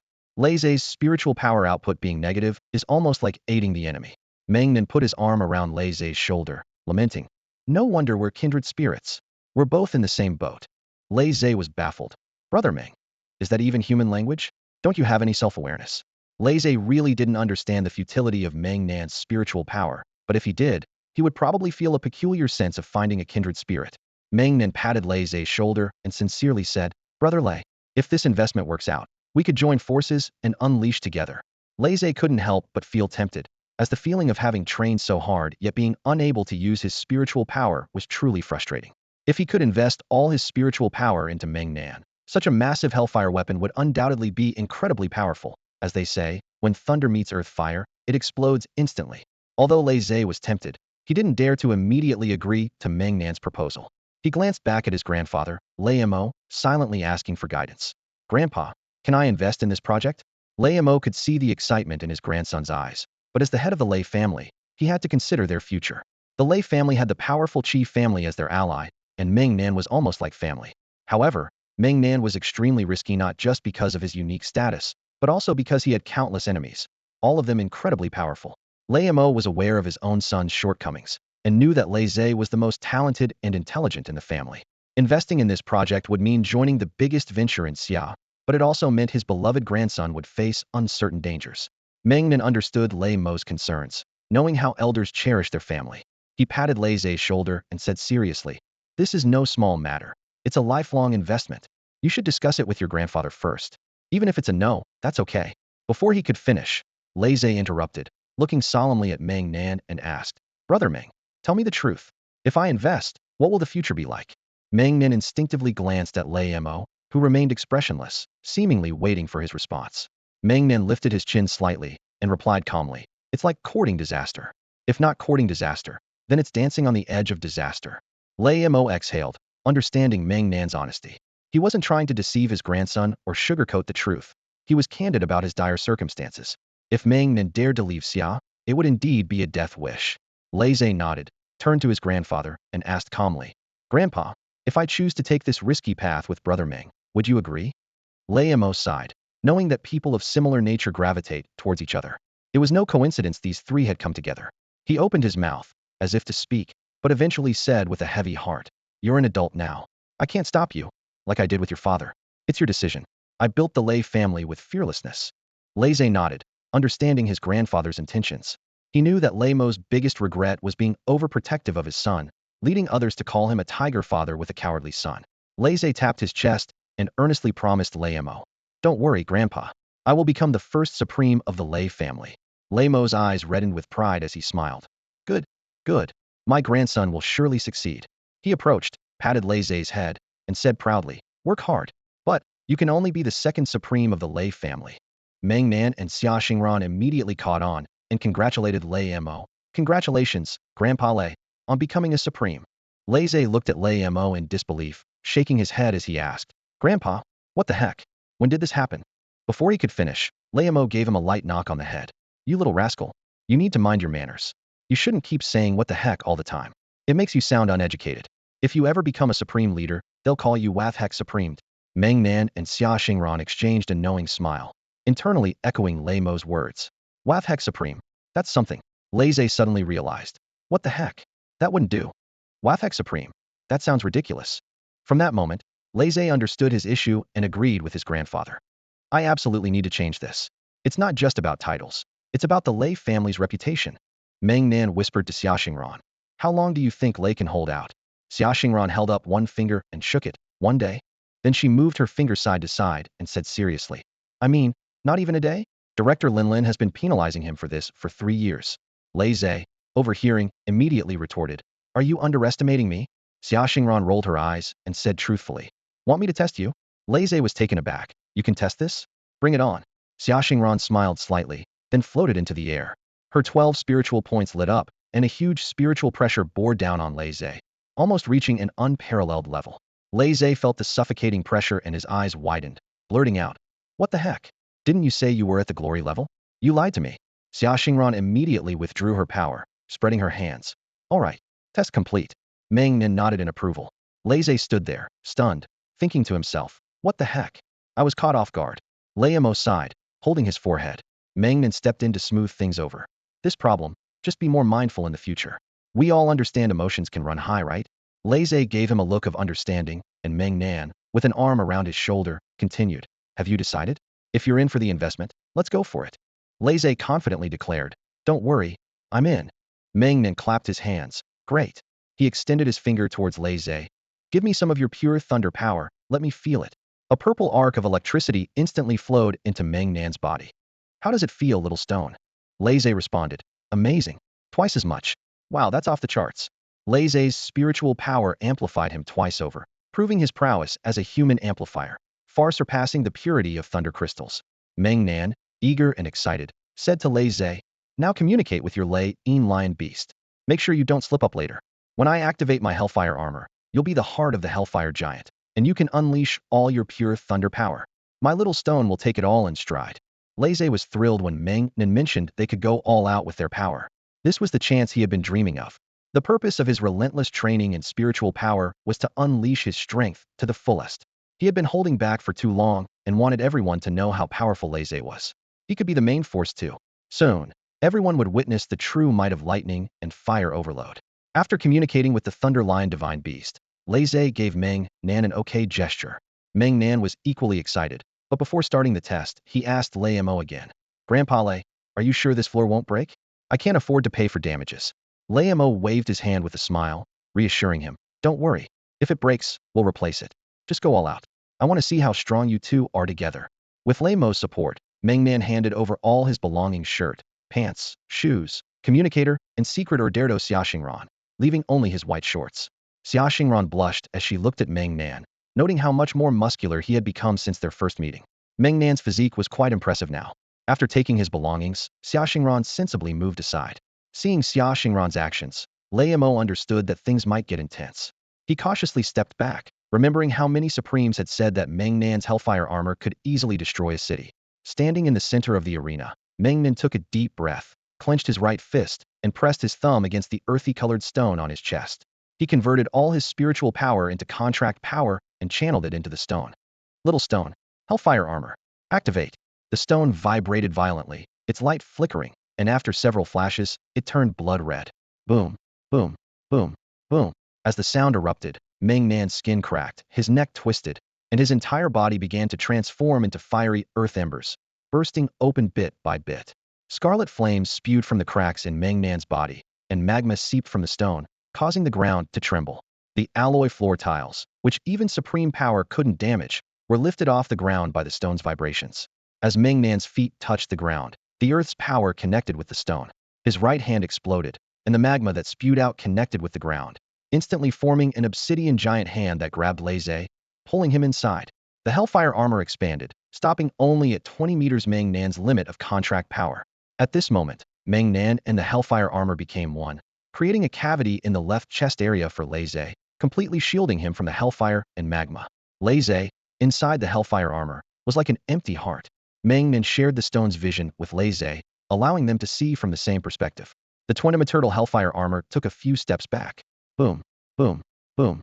The entire training ground shook as Meng Nan spoke. Xingran, record a video and see how much I change after Lei unleashes his full power. Xia Xingran and Lei looked up at Meng Nan, finally understanding why he had stepped back before speaking.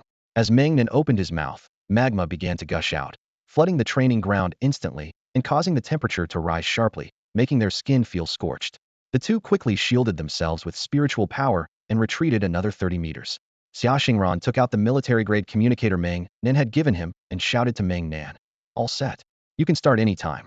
Meng Nan nodded and then called out to Lei, Brother Lei, it's time to prove your power.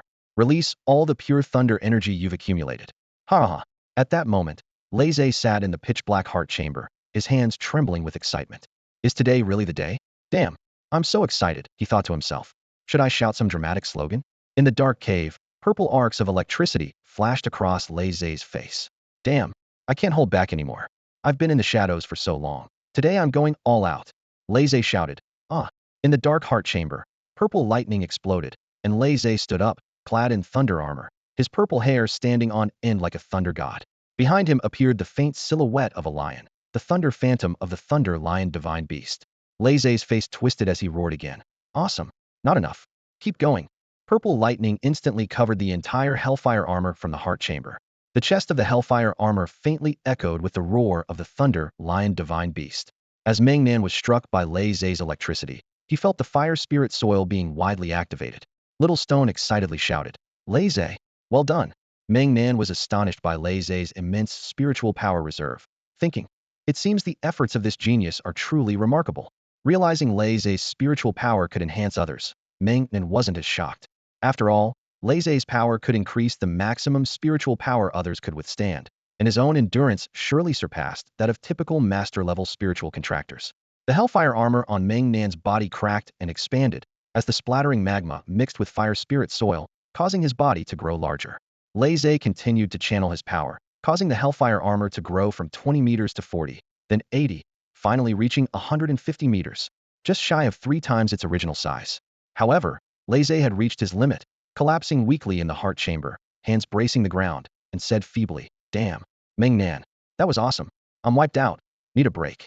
At this point, Meng Nan's Hellfire armor stood at a towering 150 meters, nearly reaching the ceiling of the venue. He looked down at Xia Xingran and Lei Mo, their figures seeming tiny. Xia Xingran was unfazed, having seen Meng Nan at 600 meters before, but Lei Mo was different. The sense of awe was overwhelming. Seeing it in person was a completely different experience from hearing about it. Even though Lei Mo was a newly crowned supreme, he felt no desire to fight against Meng Nan's Hellfire armor. The oppressive feeling wasn't due to spiritual power, but the fear of facing a mountain-like body. He could imagine that if Meng Nan combined the power of magma with his earth burial ability, everyone would instantly fall into a volcanic crater, face-to-face with an eruption, and be incinerated in moments. Lei Mo, seeing that Lei Zhe could expand the Hellfire armor from 20 to 150 meters, felt a surge of pride.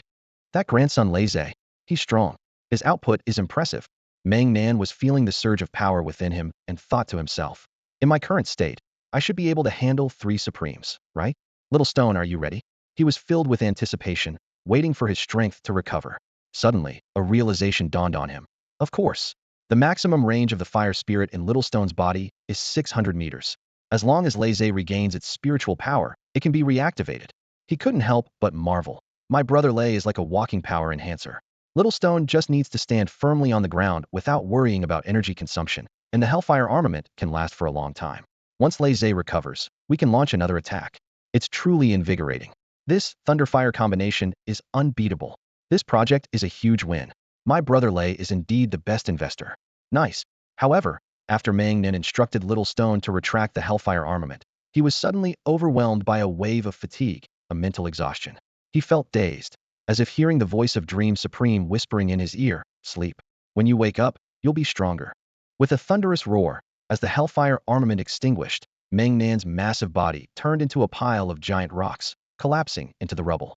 The surrounding lava and blood-red Hellfire also extinguished, flowing back into the Little Stone at Meng Nan's chest. Xia Xingran floated gracefully to Meng Nan, holding clothes in her hands, and found him half buried in the rubble, seemingly unconscious. She hurriedly went to check on him. At this moment, Dream Supreme emerged from the Little Stone on his chest, transforming into human form. Xia Xingran paused, quickly asking, Sister Dream, what happened to Meng Nan? Dream Supreme smiled slightly and replied, don't worry. This kid's soul power has awakened. Xia Xingran suddenly understood, realizing that she too had experienced a similar unconsciousness when her soul power awakened. However, she was still puzzled and asked, Sister Dream, why did Meng Nan's soul power awaken so late?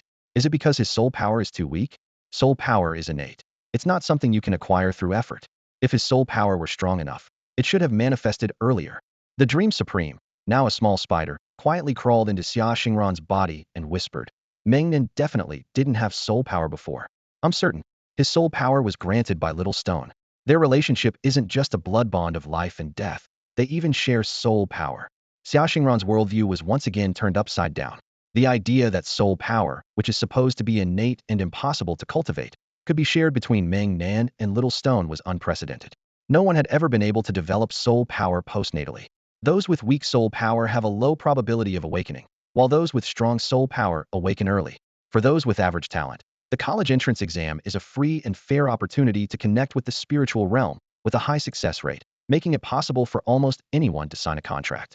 Even those with low or no awakened soul power can sign and strength contract.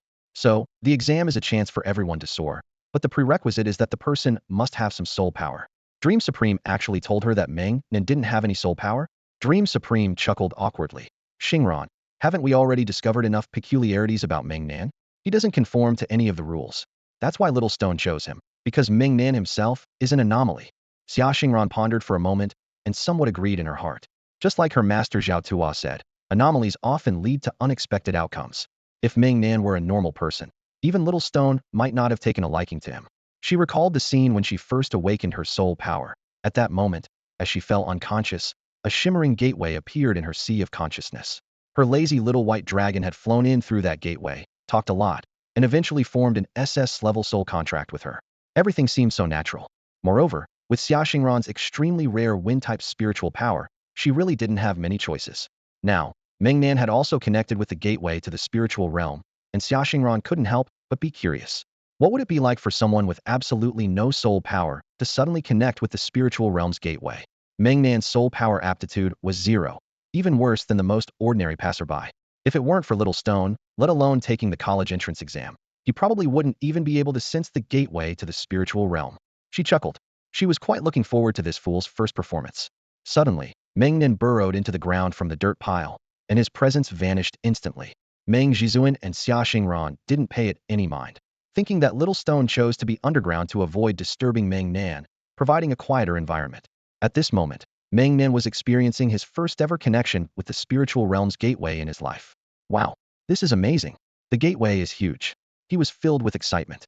He had no idea that he actually had no soul power at all, because no one had ever told him. At this moment, he thought he had decent talent, being able to connect with the spiritual realm's gateway before the college entrance exam. At worst, he could form an S-level soul contract. As for ABCDF levels, aren't they all just small fries? As long as there's enough spiritual power, you can get as many as you want. What does this mean?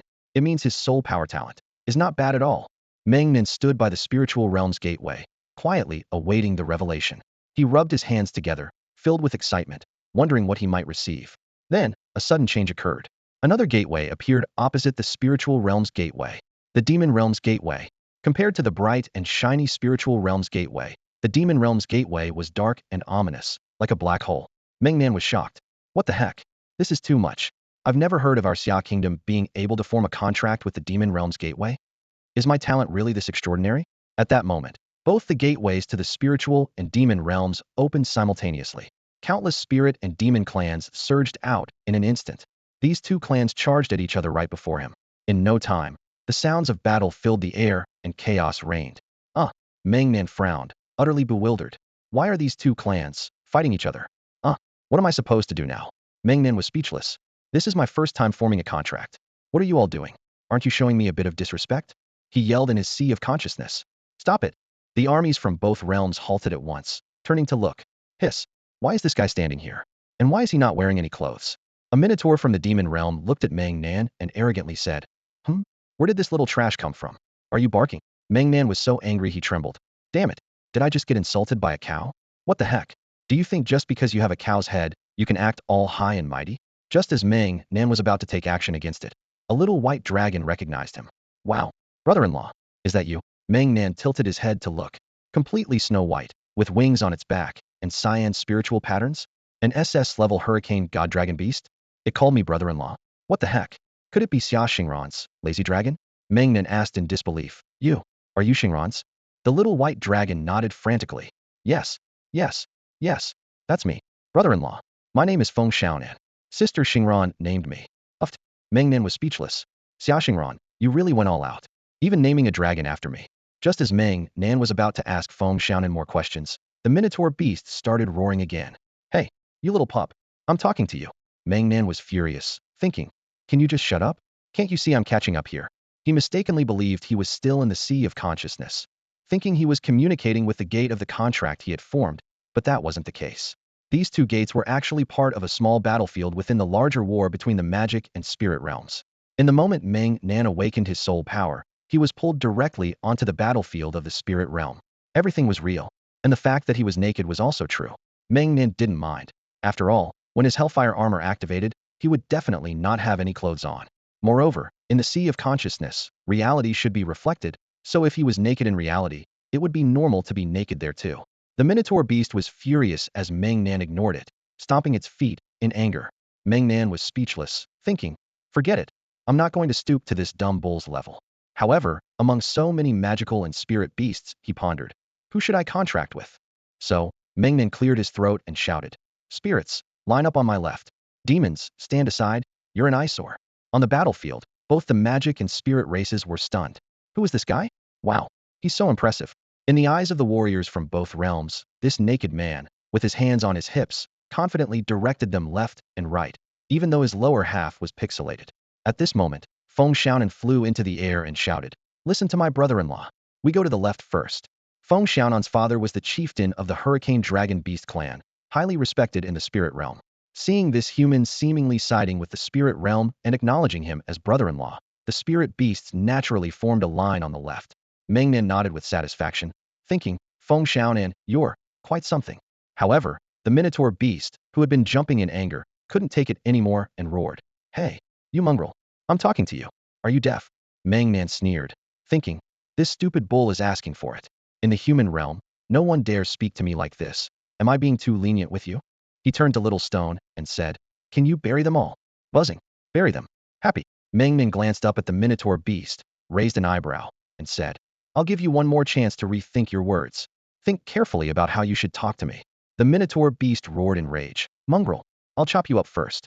Meng Nan's expression changed, killing intent surged, and he cursed silently. Damn you. You don't appreciate the opportunity, do you? He instantly sank into the ground, charging into the beast horde, unleashing the power of the contract madly, shouting, Little Stone, bury them all. Buzzing, bury them. Happy. The ground trembled, and under the shocked gaze of the spirit realm army, a circular pit 5 kilometers wide instantly swallowed the beast army into the earth. Then, the earth's power surged and covered them. From deep underground, a frustrated voice echoed, I gave you a chance, and you blew it. Earth burial. Boom. The ground suddenly sank 20 meters, and silence enveloped the surroundings. The gate to the demon realm vanished abruptly, leaving Feng Xiaonan's dragon jaw almost dropping in shock. Wow, my brother-in-law. He's incredible. The spirit clan members all nodded enthusiastically. Feng Xiaonan, your brother-in-law is truly amazing, absolutely unbeatable. He took down an entire legion by himself. Some spirits then realized, oh, he had us stand to the side to avoid burying us with them. Wow. Feng Xiaonan, your brother-in-law is so cool. Feng Xiaonan flapped his wings proudly and said, of course. Even my father said my brother-in-law is extremely powerful. However, deep underground, Meng Nan finally sensed something was off. Why was there so much spiritual energy in the soil? As someone who had spent years underground, Meng Nan was familiar with the spiritual energy in the soil, but this place was different. The concentration was too high. The amount of Earth's spirit energy extracted earlier was enormous, even expanding the burial range. The gravity was nearly 30 times stronger.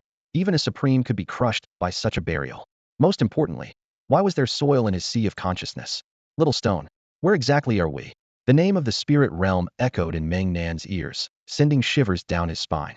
Was I just stark naked in the spirit realm, wiping out a demon army? At that moment, a wave of weakness hit him again, and Meng Nan struggled before passing out. A golden holy light entered his body, causing him to disappear. Meanwhile, on the surface of the spirit realm, the spirits noticed Feng Xiaonan's brother-in-law had vanished and speculated he must have left. Feng Xiaonan flapped his wings and said, he's in the human realm. He's human, after all. What? He doesn't live in the spirit realm? Feng Xiaonan shook his head. No. He's always been in the human realm. I don't know how he suddenly appeared in the spirit realm.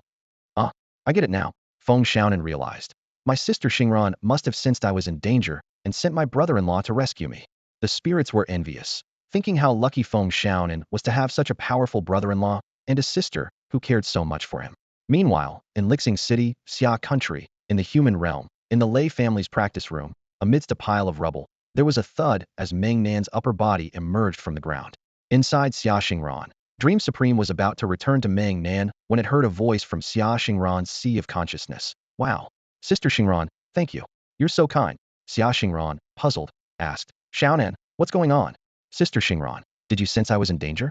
Brother-in-law just came to the spirit realm and buried a demon legion for us. Did he just return to the human realm? Xia Xingran and Dream Supreme both turned to look at the still-dazed Meng Nan, half buried in the rubble. Had he just been to the spirit realm? How did he get there? Neither Dream Supreme nor Xia Xingran could understand it, and even Meng Nan himself was clueless about what had happened. As for Little Stone, it had no idea either. In the spirit realm, above the circular pit created by Meng Nan's earth burial, Lung Xia concealed himself in the air, covering his face in disdain. Beside him stood a sunny, warm-hearted young man in a luxurious robe with golden threads on a red base. His golden hair emitted a sacred glow, and his golden pupils were as gentle as holy light. With a slight dimple, he smiled and said, "Did you see your precious disciple? He seems quite lively, doesn't he? Now you won't worry, right?" Lung Xia scratched his head awkwardly and said, "You're right, my lord. I'll continue to train diligently in the spirit realm." The man smiled gently, then waved his hand. A divine light shone over the giant pit, restoring the collapsed ground.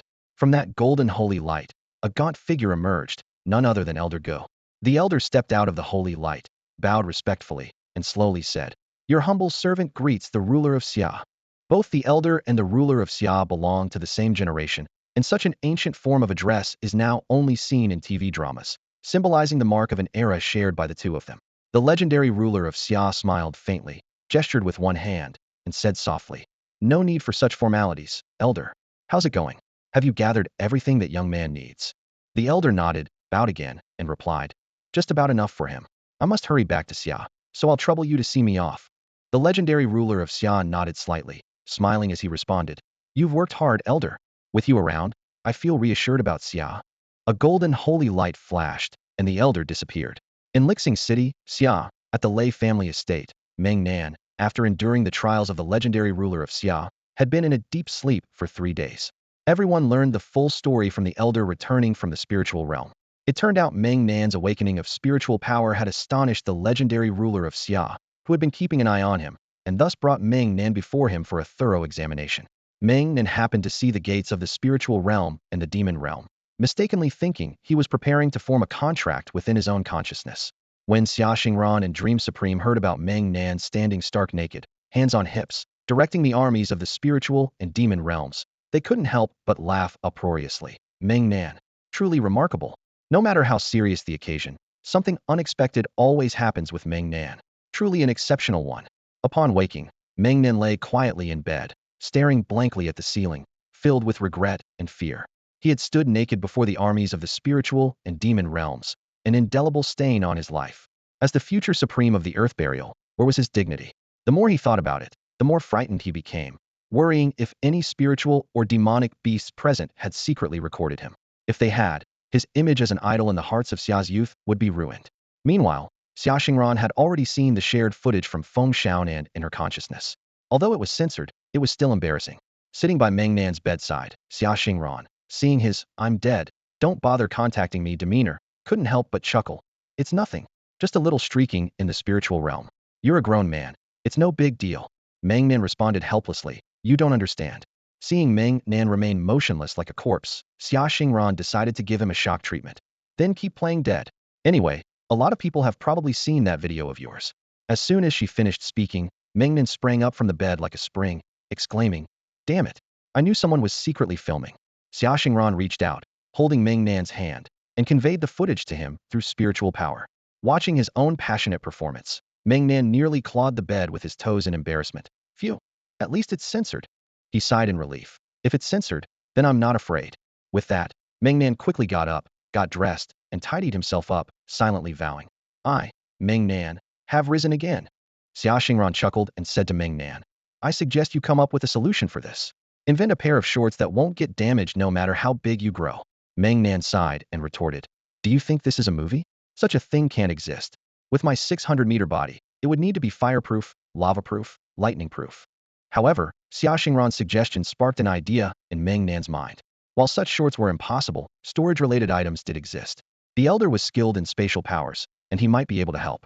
Coincidentally, Meng Nan also needed to see the elder to gather resources, so he and Xia Xingran headed back to the training base.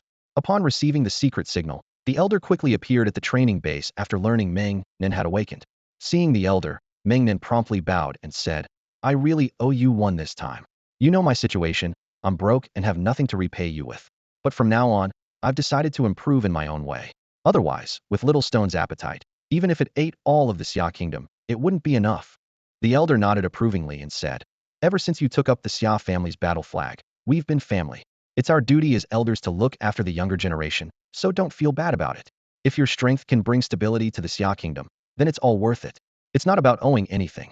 However, the elder also shook his head with a wry smile. What little stone needs, the Xia kingdom truly can't provide enough.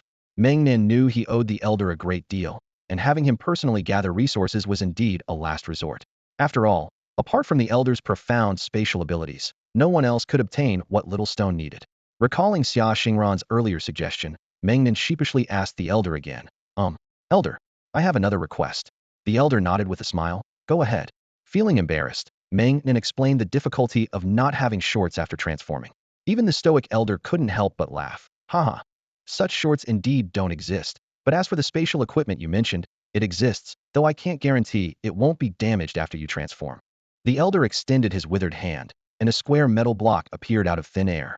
Before Meng Nan could examine it, the little stone on his chest suddenly acted. A small, earth-colored hand grabbed the metal block and pulled it into its body. Meng Nan's hand, reaching for the block, froze midair, and he exchanged a speechless glance with the elder. Meng Nan awkwardly chuckled. Elder, please be generous. Don't mind it. Little Stone is still a child, and can't even speak properly yet. The elder waved his hand to indicate it was fine. Go on. Meng Nan, try it. Shorts. Meng Nan was stunned, full of disbelief. He hadn't fully understood what Little Stone said, but he grasped its intent. Ever since his soul resonance with Little Stone, he seemed to understand Little Stone's thoughts more clearly. Could this be a meeting of minds? Meng Nan quickly grabbed 2 pieces of clothing and placed them on Little Stone on his chest. With a swift motion, a small, earth-colored hand pulled the clothes into Little Stone's body. Wow, amazing. Little Stone, throw one back. Whoosh, the piece of clothing that had been taken in was immediately thrown back out. Meng Nan was secretly thrilled. After their soul resonance, Little Stone could use the elder's spatial storage equipment on Meng Nan's behalf. And whenever Meng Nan wanted something, Little Stone could sense it immediately. No more relying on understanding and guessing for communication. This change in their relationship was truly a meeting of minds. Meng Nan marveled at the soul resonance with Little Stone, deeply impressed. If he had to describe their relationship in one sentence now, it would be 2 minds, 1 soul, perfectly in sync. Meng Nan had never felt the power of the soul before, so he didn't really understand it. However, after resonating with Xiao Shitu's soul power, he finally understood. The strength of an S-level soul contract lies in the seamless coordination between a person and their contracted beast. They can communicate almost telepathically without needing to speak. Previously, although Meng Nan and Xiao Shitu's SS-level blood contract was powerful in combat, their coordination was nearly non-existent. Meng Nan had no idea what Xiao Shitu intended to do, and everything was led by Xiao Shitu while he remained relatively passive. Now, it felt as if Meng Nan had formed a soul contract with Xiao Shitu once again. What could happen when an SS-level blood contract is combined with an S-level soul contract? Meng Nan didn't dare to ask the elder, as he thought the elder might not know either. Even the legends of the Xia kingdom were astonished by this, indicating that Meng Nan's awakening of soul power had caused quite a stir. The golden holy light still resided within Meng Nan, like a protective mark, similar to what the elder had left for Lung Xia. At this moment, Meng Nan finally realized he was truly an anomaly, clearly out of place with his own persona. As Dean Zhao had said, anomalies often lead to unexpected events. Putting himself in Zhao Tuo's shoes, Meng Nan began to understand the feeling of everyone is ordinary, only I am unique. Realizing one's difference from others inevitably leads to a skewed mindset, as if one is chosen by destiny and others are not worthy of competition. If reason cannot overcome desire, over time, one might descend into madness. Meng Nan snapped out of his thoughts, taking a deep breath to calm himself. He didn't understand why he suddenly had all these realizations. Was it the soul power? The elder watched Meng Nan with a furrowed brow, seemingly sensing his psychological fluctuations, as if aware that his mind was being affected. It appeared that this young one had a touch of madness within. No one is perfect, and his journey was still long. Being self-aware is a good thing. Coming back to his senses, Meng Nan quickly shook his head and apologized to the elder. I'm sorry for keeping you waiting. I don't know what happened just now. I suddenly got lost in thought. The elder's kindly face showed a hint of gravity as he earnestly reminded. Cultivating your state of mind is extremely important. You're still young and haven't encountered much yet. For those with an unstable state of mind, reaching the pinnacle means certain death. There are many kinds of talents in this world that can affect your state of mind, even devour your soul. Think about it. Xia Chen. The elder's words made Meng Nan instantly realize. Yes, Uncle Xia's ability, the heartless Gu King Gi, is like a poison to soul power, capable of shattering a person's mental defenses with no way to guard against it. This explained why those Meng Nan had seen, controlled by Xia Chen, were driven to madness. tearing at their own flesh, because their states of mind were not stable enough. Moreover, talents in the realms of perception and illusion could easily exploit any weaknesses in one's mental state. Meng Nan suddenly understood and quickly bowed to the elder. Thank you for the reminder, elder. I have learned a valuable lesson. The elder smiled and nodded, offering encouragement to Meng Nan. He spoke slowly. The beginning of an unstable mindset stems from the word fear. Once fear arises in the heart, it becomes the root of all calamities. Setting an example, the elder revealed his own scars to Meng Nan. Years ago, my fear of internal chaos in the Xia kingdom allowed Yusha to exploit the situation, and I didn't agree to Xia Renjia's plan. That was the start of all the troubles.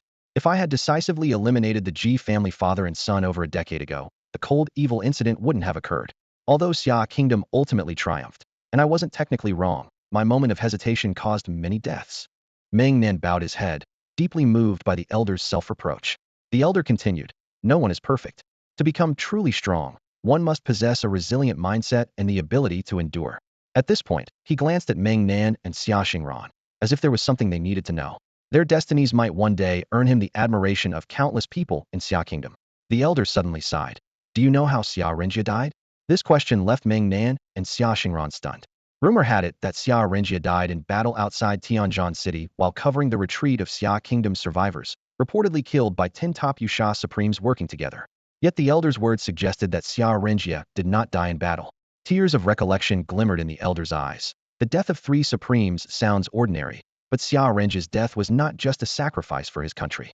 He, along with 2 other Supremes, died outside Tianjin City to cover others' retreat. But the true cause of death was Xia Renjia's voluntary sacrifice. He was an SS-level blood pact, and he didn't have to die. His contracted beast had a passive skill called the Death Curse that could only be used once in a lifetime. All those who participated in killing him would be afflicted by this curse, unable to advance further until death. The price was Xia Renjia and his contracted beast fighting to their deaths. The elder continued. Thus, the Yusha Supremes who participated in killing Xia Renjia were all cursed. Xia Renjia's last words to me were, with my life, I exchange for all the Supremes of this generation of Yusha to have no more legends. Only Xia Chun and I know the true cause of his death. That was the tearful plan I agreed to back then, for Xia Kingdom's legends were no more, and Yusha was overwhelmingly powerful. Xia Renjia used his life to secure Xia Kingdom's future. At least, this generation of top Yusha Supremes would have no more legends. Without legends, Xia Kingdom still had time. Up to today, Yusha has indeed not advanced to legend status. Those top Supremes who participated in killing Xia Renjia no longer hold peak power. The elder's voice was low yet firm. Moreover, Yusha does not know why their Supremes were cut off from the path to legends. Xia Kingdom, relying on the forbidden magic formation of Tianjin City, began to bide its time. Apart from Xia Chun and me, no one knows of Xia Renjia's sacrifice, and it can't be made public, nor can Yusha find out. As the only SS-level blood pact phantom beast, only Xia Renjia possessed the ability of the death curse. There is no evidence left, no trace to follow. The elder's long-held guilt spilled out, leaving Meng Nan and Xia Xingran overwhelmed. Xia Renjia, a hero of our Xia Kingdom. Xia Renjia's spirit of dedication deeply moved Meng Nan, stirring his emotions and filling him with admiration.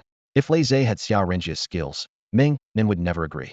The elder's resolve was as firm as a rock, solely devoted to the Xia Kingdom, at the cost of a lifetime of guilt. The name Xia Renjia was like a sharp knife, deeply embedded in the elder's heart.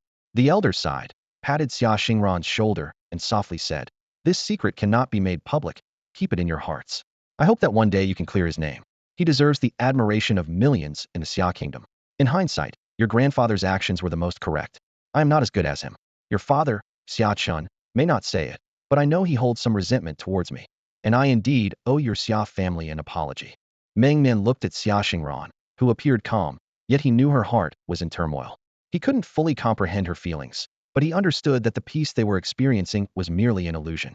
He realized, upon meeting those 13 black-clad assassins, that without their battles in the shadows, no one could enjoy such tranquility. Generation after generation, some people dedicate their lives to their ideals, yet remain unknown.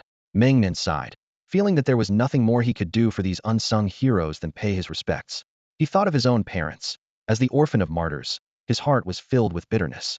Meng Beixing and He Yu, those unfamiliar names, were his parents. The year Xia Renjia died in battle, Lung Xia was the catalyst, leading to numerous deaths. But 10 years earlier, when the Ji family conspired with Yusha, how many more perished? There are no records now. Perhaps they were deliberately erased. Meng Nan spent 17 years in the orphanage in Pangsheng, as his parents died in battle 17 years ago. If not for the Ji family's collusion with Yusha, his parents, even in death, would not have been posthumously honored as martyrs. Such honors were reserved for those who died in the line of duty, sacrificing for the nation. His parents might not have been powerful, but 17 years ago, countless ordinary soldiers like them sacrificed silently. He was in a worse situation than Xia Xingran. At least she still had her parents, while he had nothing.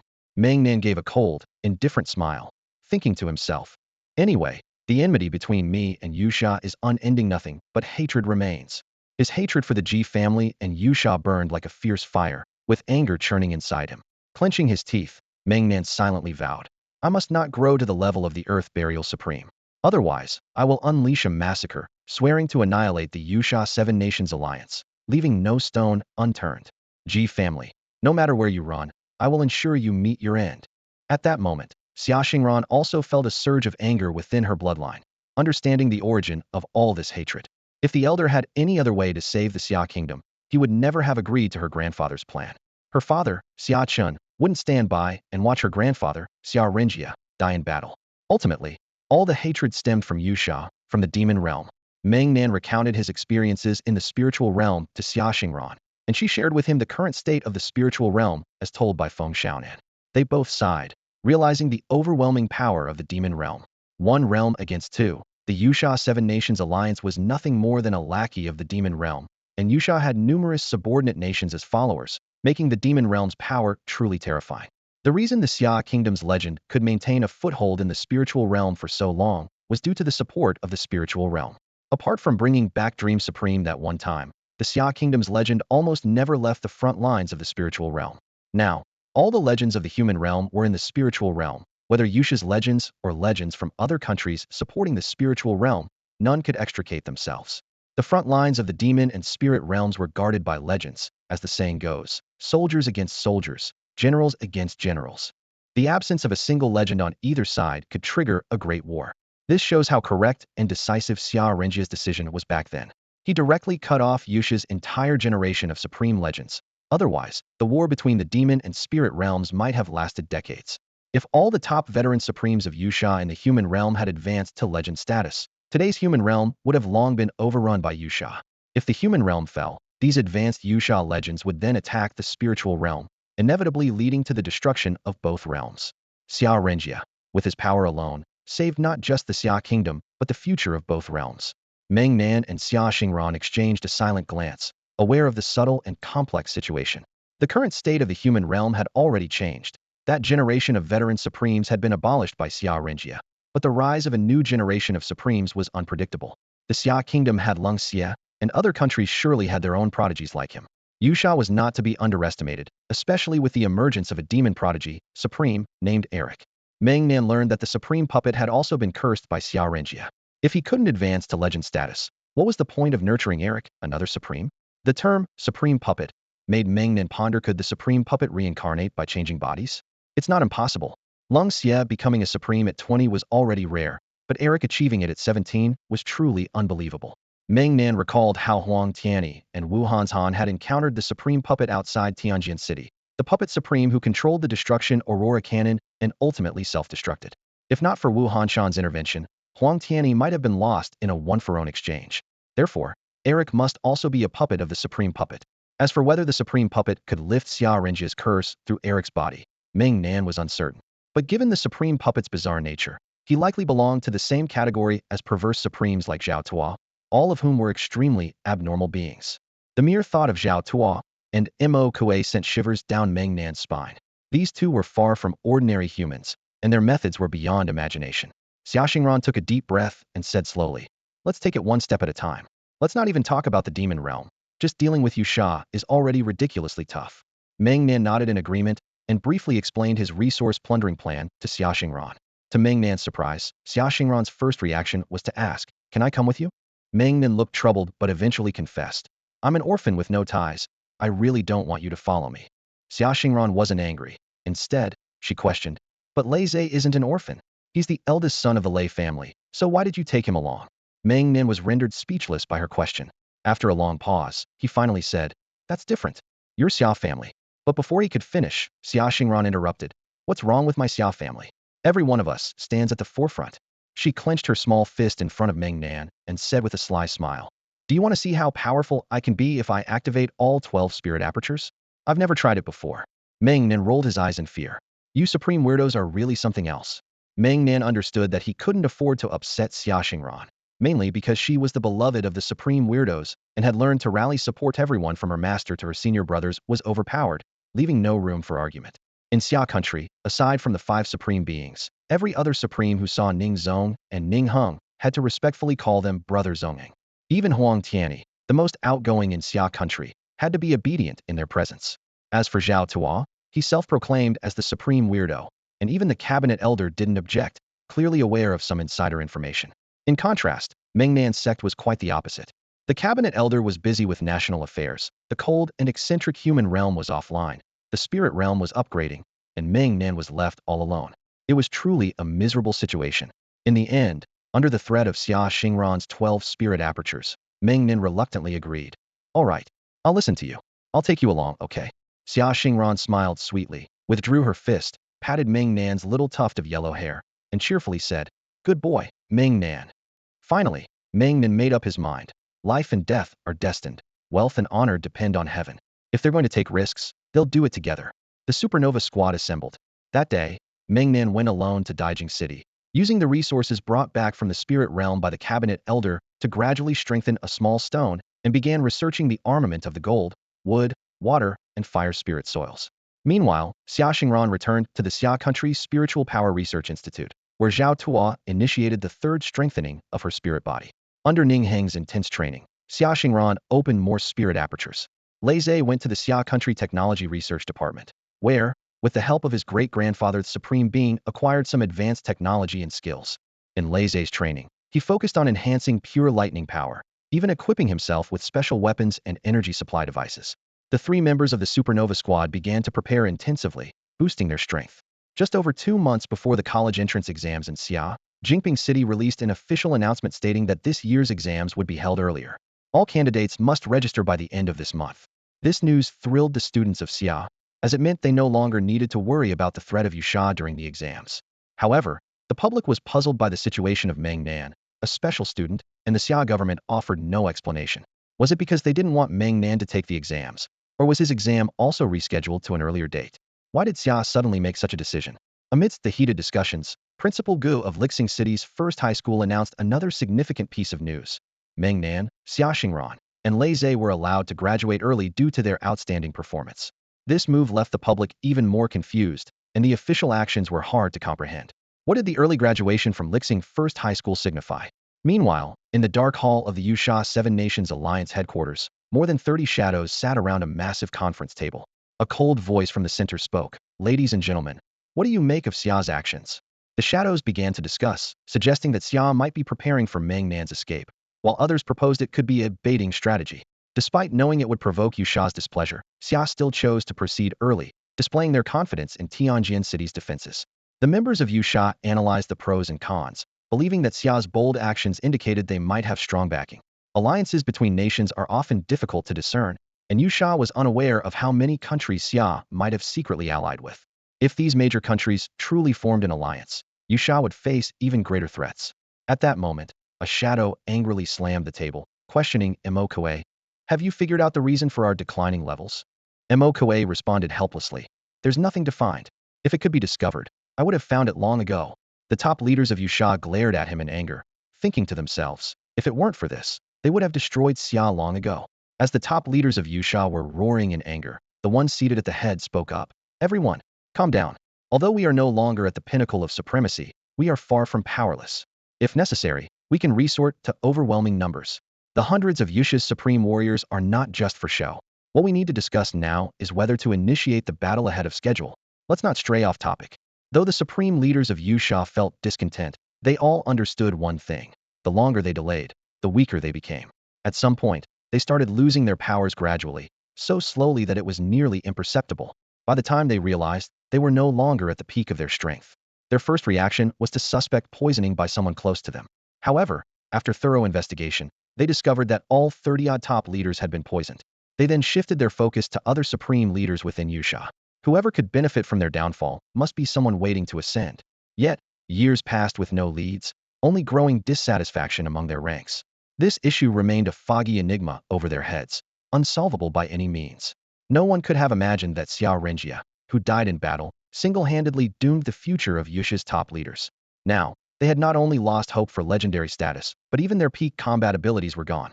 Back then, only 10 top leaders were directly involved in Xiao Renjia's killing, a fact witnessed by everyone, including those from the Xia kingdom. However, among the Yusha leaders present, who hadn't taken a shot at Xiao Renjia, directly killing him wasn't necessary. Even a supportive role or a buff counted as participation. Xiao Renjia, with his SS-level blood contract, fought 10-1, forcing everyone to partake in the battle to some extent. Hence, the idea that it could have been him never crossed Yusha's mind. Besides, who would have thought Xiao Renjia's contract beast had a death curse as a passive skill? This secret will remain unsolved as long as Yusha exists. Alongside Xiao Renjia, two other top leaders, Ning Tianwu and Wu Qi, also perished. Like Xiao Renjia, they fought 10-1, shielding everyone else as they retreated to Tianzhan City until their deaths.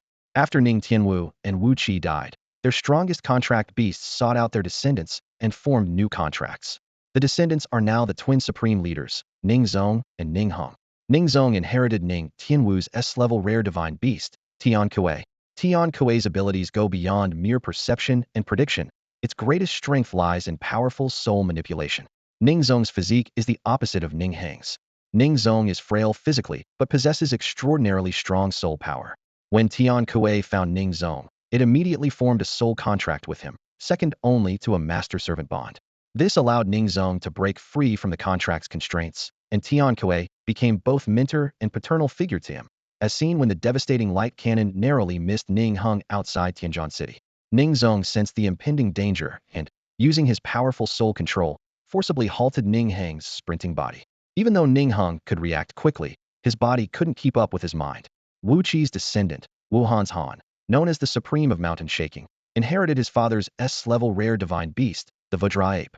The Vajra Ape is the most ferocious attack beast of the metal element, with a defense far surpassing that of the earth element, making it a perfect blend of offense and defense. In the past, Ning Tianwu and Wu Qi merged with their contract beasts, just like Ning Zong and Ning Hung do now. Once combined, they swept through all opposition. Back then, when the demon puppet supreme self-destructed to kill Huang Tianyi, Wu Han's Han shielded him at the crucial moment, taking the full force of the supreme puppet's explosion. The demon puppet supreme's remark to Wu Han's Han, "Since you're here, I guess there's no fight," was actually directed at the Vajra Ape. Even at his peak, the demon puppet supreme dared not face the Vajra Ape's monstrous defense and fierce attack heat. As a result, Xiao Renjia, Ning Tianwu, and Wu Qi could withstand the assault of over 30 supreme ghost shades. Although they ultimately perished, their achievement remains unmatched.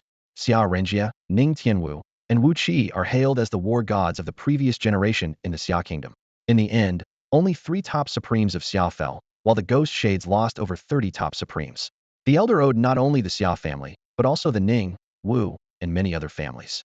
He had been discreetly guarding the nation for over 3 centuries, holding firm to the belief that, for the Xia kingdom, the legacy must never perish, and hope must continue. 3 days later, the ghost shades finally made a decision. To be cautious, they planned to pressure the Xia kingdom by forcing a duel between the warrior and Eric. If the warrior survived, they would march on the Xia kingdom. In response to the ghost shade's aggressive stance, the Xia kingdom appeared indifferent, stating, "Let's talk after the college entrance exams." These 11 words seemed like a provocation, showing no respect to the ghost shades. The world fell into silence, the tension palpable, with both sides waiting for the other to yield. However, the Xia kingdom's dismissive attitude left the ghost shades in a dilemma: either launch an attack or wait.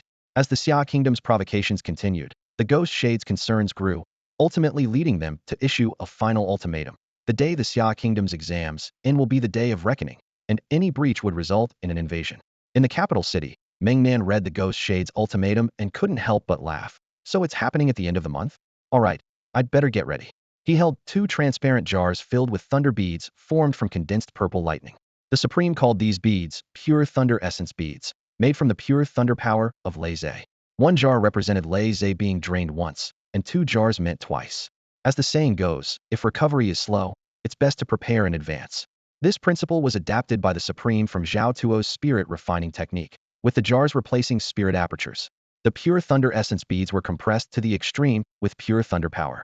Meng Nan mused, "Brother Lei, after all these years of restraint, isn't it a bit much now?" Lei sat beside Meng Nan, holding an empty jar and slowly compressing pure thunder power into it, looking helpless. I really don't want to output anymore. Listening to Lei's woeful complaints and seeing his pitiful demeanor, Meng Nan couldn't help but feel a twinge of sympathy. In one's youth, the value of spiritual power isn't appreciated, but in old age, all that's left are empty jars. Brother Lei, you really need to take care of yourself. You've become so thin these past few days that you're almost unrecognizable. At this moment, Lei didn't even have the energy to banter with Meng Nan. He could only weakly hold the empty jar, his eyelids drooping as he drifted off to sleep. Meng Nan picked up a soft cushion and gently placed it behind Lei, immediately transferring a sense of comfort. Lean back a bit, Brother Lei. This should make it a little more comfortable for you.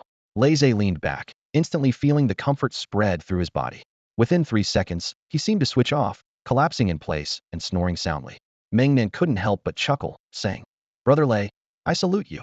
Speaking of the pure thunder elemental pearl, it wasn't Meng Nan who insisted on it. Rather, it was Lei who insisted on cooperating in this way. As he put it, the more, the merrier. He didn't want to feel completely drained of energy after every fusion, leaving him with no combat strength. At least with spiritual power reserves, he wouldn't be at a disadvantage in a fight. Otherwise, if his combat strength disappeared the moment they fused, winning would be fine. But if they lost, he'd have to run, which would only hold them back. Honestly, having a teammate like Lei was really reassuring. Meng Nan swapped out the blanket, gently covering Lei before quietly leaving the Xia Kingdom's Technology Research and Development Department. In Daijingshi, the elder had prepared a spacious secret training room for Meng Nan. It was stocked with all the resources brought back from the spiritual world, with shelves filled with a dazzling array of spiritual soil, ores, and metals. Meng Nan frowned, having thought that once he activated the golden tooth, voraciously devouring spiritual soil would result in a rapid increase in combat power. He hadn't expected that these materials would also need time to be refined, and Xiaoshi had informed him that he couldn't consume them too quickly, or they wouldn't be refined in time. The advantage of spiritual power allowed Meng Nan to directly sense Xiaoshi's thoughts, enabling seamless communication as if they were in perfect sync. Meng Nan's daily routine became 3 meals a day, morning, noon, and night-off spiritual soil feasts, occasionally adding a midnight snack. Meng Nan sat at the desk in the secret chamber, took out a delicate dish, and filled it with the shimmering golden spiritual soil. He picked up a spoon, tasted a small bite, and his elegant movements appeared anything but clumsy. Elegance never goes out of style. He activated the golden tooth, slowly chewing while using earth elemental spiritual power to convert the contract power, continuously supplying Xiaoshi. Xiaoshi mentioned that this method of eating aids digestion. Compared to the previous frenzied crunching sounds, a meal now took 2 hours. Although the slow chewing took more time, it was more in line with the body's needs. Since the upgrade at Shiyuan Mountain, Xiaoshi seemed to have digestion issues, possibly from consuming too much of the magma veins, and no longer devoured recklessly as before. Meng Nan pulled a book from the shelf, carefully studying it during meal breaks. It was a gift from the elder, personally written by him, titled Inheritance Spiritual Power Chapter. The book recorded the insights of countless practitioners into spiritual power over more than 300 years in the Xia Kingdom and documented the history of spiritual power development in the kingdom, making Meng Nan feel as if he had found a treasure.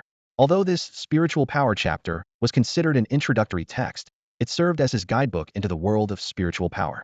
Meng Nan had been engrossed in this ancient tome for 3 days straight and finally made a significant discovery. He put down the golden spiritual soil in his hand, his eyes shining as he flipped through the yellowed pages, carefully organizing his findings. Firstly, spiritual energy is not exclusive to the spiritual realm. The book clearly states that spiritual power exists in every world, including the demon realm. The spiritual energy in the demon realm has mutated due to the infusion of negative elements, eventually becoming known as demonic energy, but it is essentially still spiritual energy. As for the weakening of spiritual energy in the human realm, it stems from the disturbances in the center of the desolate region during ancient times. Each disturbance further weakens the spiritual energy in the human realm, though the specific reasons are not detailed in the book. Secondly, spiritual power itself has no inherent attributes but manifests in different forms depending on the race. The most well-known are the 7 elemental types: metal, wood, water, fire, earth, light, and dark. Although termed common, certain attributes like the metal and light elements are quite rare, usually requiring bloodline inheritance. In this respect, the human race's inheritance is far less stable than the spirit races, even prone to mutations. The book recounts a laughable case. A couple with fire element spiritual power gave birth to a child with water element power, leading the parents to briefly doubt the child's parentage, though tests confirmed their blood connection. Even more intriguing are the special attributes like perception and illusion, which Meng Nan once dismissed. These are actually variants of the 7 elemental types. These seemingly unique categories result from powerful soul energy causing spiritual power mutations, yet they are still governed by the elemental interactions. A classic example is the class illusionary beasts of the demon race, which, though categorized under illusions, are essentially dark type, and thus instinctively fear the light type. Consequently, even though 80 of the demon realm comprises dark types, they actively eliminate the light type lineage within their ranks. The final point, and perhaps the most thought-provoking, is the concept of spiritual power vaporization. This unfamiliar concept is quite simple. Practitioners can re-vaporize their internal spiritual power, allowing it to merge seamlessly with the surrounding air. This ability requires extreme mastery over spiritual power, and the spirit race excels far beyond the human race in this regard. Among the beings Meng Nan knows, only 3 have achieved this: Xiaoxingran's S-class Hurricane Dragon Beast, Longxie's Black Mist, and a special existence like Ningzong. When Ningzong merges with Ninghong, only Ninghong is visible, surrounded by a multicolored spiritual aura, the ultimate display of spiritual power vaporization. Reflecting on this, Meng Nan looked down at himself, his eye twitching involuntarily. Although the book suggests that very few humans can master spiritual power vaporization, could he, this not quite normal person, be an exception? Could his earth element spiritual power also reach such a state? Meng Nan stood up and moved to an open area, feeling the change in the earth element spiritual power throughout his body. Instantly, his master-level spiritual contract power manifested as a protective shield around him. A layer of earth-colored spiritual energy enveloped him like a gauzy robe. Meng Nan tapped lightly on this protective shield, sensing its solidity and the impressive density of the spiritual power. Is it possible to transform this solid spiritual power into spiritual energy? Meng Nan pondered. He released the spiritual power from his hand, and the earth-colored energy instantly dissipated into the air. He frowned, feeling puzzled. Once it turns into energy, it just scatters away? No wonder the books say that few humans can achieve the transformation of spiritual power into energy. Without relying on contract beasts, it's almost impossible. Meng Nan's thoughts differed from most. He wasn't focused on how to achieve the transformation, but rather on the gap between humans and the spiritual beings. Why could the spiritual beings do it so easily, while it was so difficult for humans? He extended his hand again, experimenting a few more times, but he remained unsuccessful. The biggest gap between spiritual beings and humans is the physical body. There's hardly any difference in spiritual power, unless it's the power of the contract. Meng Nan attempted again, this time calling on Xiao Shi to lend me your contract power to help me transform my spiritual power. With a buzzing sound, his hand began to dissipate like flowing sand. His eyes changed, and he thought to himself, it didn't succeed, but there's hope. Although I didn't achieve complete transformation, at least it didn't scatter this time. He realized that without the contract power of a contract beast, achieving this with one's own strength was extremely difficult. Meng Nan experimented again, this time converting his spiritual power into contract power, not giving it to Xiao Shi, but instead using his contract power to connect with the spiritual power. With a soft whoosh, his hand became intangible, seemingly vanishing into the air. Vanishing into the air isn't actually that hard, he thought joyfully, but to truly achieve elemental spiritual power transformation, it was beyond the reach of most people. Because obtaining more contract power depended on the contract beast's willingness. At this moment, he recalled Zhao Tuo's explanation of compatibility and suddenly understood. No wonder so few humans can achieve elemental spiritual power transformation. In terms of contract power, humans have almost no initiative. Without initiative, you can't gain more support from contract power. So you must rely on the power of contract beasts to achieve the transformation. He sighed, realizing that for everyone to gain this ability, there seemed to be only 2 paths. Either easily obtaining a contract beast like Lei Zhe, or having the skill to form a master-servant contract to completely control a contract beast. Meng Nan reflected. It seems many people know this truth, but still, no one can achieve it because it's simply impossible. The spiritual beings not only have powerful bodies, but also far surpass humans in spiritual power reserves. As for contract power, it's at their discretion. What they give you is yours, and if they don't, you have no recourse. Unless humans could possess bodies like the spiritual and demon races, along with their extraordinary spiritual power reserves. Ah, Ninghong. What a pity. He had both the physical and spiritual power attributes, but the modified Ninghong has permanently lost the ability to form contracts. His body was composed of cells from the 3 tribes of demon spirits. No wonder he couldn't form a contract. All these cells belonged to Ninghong, making it impossible to forge a contract. They were all of the same kind. So how could they form anything else? It's no surprise Zhao Tuo said that if it weren't for Ningzong backing him, Ningheng's weaknesses would be too obvious.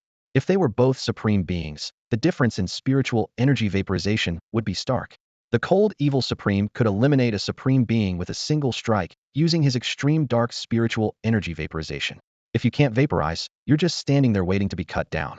That's the advantage of an SS-level contract. The main body fights, sharing life and death, with ample contract power.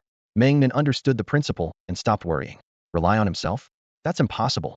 Why not use my little stone's strength instead of messing around on my own? That would be truly foolish. Little stone, give me contract power and Earth's spiritual energy. Meng Nan shouted. Let me see what I can become. Little stone began to vibrate, emitting an earthy yellow glow as spiritual energy slowly seeped out. Meng Nan's body gradually became ethereal, the yellow earth's spiritual energy breaking down into spiritual aura like flowing water, enveloping his body and slowly merging with the air. Just as the earth's spiritual energy vaporization was nearly complete, Meng Nan suddenly became visible, gasping for breath, utterly exhausted. The consumption of spiritual energy vaporization was astonishing, as if his body was continuously evaporating spiritual energy. Even with his Earth's spiritual energy and Little Stone's support, it was far from enough. Even with an honor-level spiritual energy reserve, it wouldn't last long. Meng Nan couldn't help but marvel. Xia Xingran is incredible. She reached master level early on, able to vaporize her entire body, with an impressive spiritual energy reserve. Suddenly, Meng Nan was struck by a thought. How in the world does the cold, evil Supreme manage to stay in the air all the time? I used to hang around him, and that guy and those 12 black-furred creatures were constantly in the air for 24 hours a day, not just for a day or two, but every day. It's not just about having a lot of spiritual energy. It would evaporate completely. Meng Nan pondered deeply, and the only reasonable explanation was the ability of the cold, evil Supreme's black mist contract beast. That must be it. Meng Nan was filled with admiration. To progress, you really have to learn from others. Without learning, you wouldn't know how weak you are as a master-level spirit contract practitioner. The road ahead is long, and there's no room for complacency. While spiritual energy training isn't immediately urgent, it is undoubtedly the foundation for becoming a supreme being of the earth burial in the future. Without strong spiritual energy, even if you happen to advance, you'll end up like Meng Nan, easily cut down and unable to escape. Shaking his head, Meng Nan reminded himself, spiritual energy levels can't be rushed. First, improve the armament. Metal element. The strongest attack type. I wonder how much the metal spirit soil I've consumed can arm me now. He shouted. Little stone, activate the metal spirit soil armament. Little stone vibrated once more, emitting a faint golden glow. Meng Nan's body began to swell, transforming into a golden stone figure, but then started to shrink, even becoming smaller than his original height. Meng Nan quickly called out, stop shrinking, or I'll turn into a baby. After a brief communication with Little Stone, he finally understood the principle. It's a matter of density. The armament effect of the metal spirit soil is different from hellfire. The more tightly compressed it is, the stronger the attack and defense. In other words, concentration is the essence. So he compressed all the metal spirit soil, focusing it on his right hand, instantly forming a small, shining golden short sword. The sharp blade was so intense that even Meng Nan's skin could feel a piercing pain. Damn, all this metal spirit soil, and I can only make a small short sword? What a waste. He cursed inwardly, yet had no choice but to accept the outcome. Meng Nan looked at the golden dagger in his hand, then walked to the wall of the secret chamber. According to the elder, the material of this secret chamber was the top scientific achievement in Daijing City, with presumably high strength. Meng Nan raised the golden dagger and lightly pressed the tip against the wall, producing a clear ding sound. Indeed, the material of this wall was remarkable. He decided to test the result of this clash of strengths. Stepping back, Meng Nan suddenly lunged forward and slashed at the wall with the dagger. The golden dagger, imbued with the power of a pact, instantly sliced across the wall, emitting a loud ding and then a buzzing sound. The blade trembled continuously, making Meng Nan's arm numb. If this golden earth weapon wasn't part of his body, the sheer force of the vibration might have broken his wrist. Looking at the wall again, he noticed a deep knife mark and thought to himself, impressive. Daijing City's technological prowess is indeed ahead of its time, and the strength of this wall is undeniable. The strength of the golden dagger is also confirmed. Carrying the golden dagger, Meng Nan left the secret training room, contemplating testing it again in a different form. Although this highly condensed golden earth weapon was powerful, turning his entire golden earth into a dagger had limited use. Unless extreme offensive actions were needed, the utility of this golden earth weapon was not significant. As Meng Nan walked through the Summer Country's technology research department in Daijing City with the dagger in hand, people on the street quickly stepped aside. Whoa, what's up with the master? Is he planning to use the dagger on someone? Maybe he's tired of burying people and wants to try something new. Faced with the crowd's astonishment, Meng Nan smiled helplessly. The test wasn't over yet, and arming himself consumed a lot of resources. Meng Nan was quite frugal and always adhered to the principle of saving whenever possible. Upon entering the technology research department, Meng Nan saw Lei Zhe, who was leaning on a cushion, charging a jar with pure thunder essence. The sound of Meng Nan's footsteps made Lei Zhe look up instinctively, and when he saw Meng Nan approaching with a dagger, he accidentally tossed the jar aside. Whoa, Meng Nan, let's talk this out. Just put the dagger down. Meng Nan stopped, smiling as he asked. Lei, why are you so agitated? Lei Zhe was speechless. You're coming at me with a dagger. Why wouldn't I be agitated? Meng Nan waved the dagger in his hand, then had a sudden idea and asked, Hey Lei, this dagger is my latest golden earth weapon. How about we try a gold thunder combo? Lei Zhe understood and exclaimed, Whoa, you scared me. He released a bit of pure thunder power, directing it to Meng Nan's golden dagger. Buzz, buzz, buzz. Both of them were puzzled. Why was there no reaction at all? Could the gold element not be enhanced by pure thunder power? Meng Nan swung the dagger, feeling it, and said, There's no sense of enhancement, but something seems different. Your pure thunder power seems to have mutated. Lei Zhe looked confused. Explain. What do you mean by the pure thunder power mutating? Meng Nan held the dagger horizontally in front of Lei Zhe, saying meaningfully, It seems that my gold element's offensive power has skewed your pure thunder power. Now grab my hand and feel the pure thunder power in this golden dagger. Lei Zhe was skeptical as he reached out to grip the handle of Meng Nan's golden knife. Zzz, zzz. A flash of purple lightning passed, and Lei Zhe quickly withdrew his hand, eyes wide with disbelief. Damn, brother Meng, is this my pure thunder power? Isn't this supposed to be attack-type thunder? This thunder energy is way too volatile. Meng Nan waved the golden knife in front of Lei Zhe again, asking meaningfully, Didn't you understand something? Lei Zhe was confused at first, then shocked, and finally exclaimed, Damn. Swallowing hard, he asked Meng Nan to confirm, Are you saying, my pure thunder power can transform into attack-type thunder energy when channeled through your metal-infused weapon? Meng Nan nodded, clearly affirming it. This time, Lei Zhe's pure thunder power isn't working as expected. It can enhance the metal spirit, but instead, it's enhanced into attack-type thunder energy. Lei Zhe was so excited, he was practically jumping. Damn, brother Meng, I have a bold idea. Meng Nan couldn't help but chuckle, coughing lightly as he asked, Just how bold is this idea of yours? Lei Zhe glanced around before whispering in Meng Nan's ear. As Meng Nan listened, his expression grew more intrigued, thinking to himself, This clever idea is really something else. Lei Zhe's biggest weakness was that his pure thunder power lacked lethality. He wanted Meng Nan to incorporate it into the metal spirit's armament and then take the lead. He even painted a grand vision for Meng Nan. If I can bond with the Thunder Lion God Beast, and that 15 to 20 meter Thunder Lion God Beast is equipped with metal spirit attack armor, it would be an attack defense powerhouse. It would be like a golden attack version of the Thunder Lion God Beast. Being the main C would be awesome, especially with elemental advantages, like against wood and water elements. I guarantee I can sweep through them. Lei Zhe's grand vision was indeed enticing to Meng Nan. Equipping the Thunder Lion God Beast's avatar with attack armor sounded impressive, especially Lei Zhe's final remark. Wood, water, total domination. The water element is notoriously tricky. Once it completes energy transformation in water, it's tough to defeat. The wood element also has strong regenerative abilities.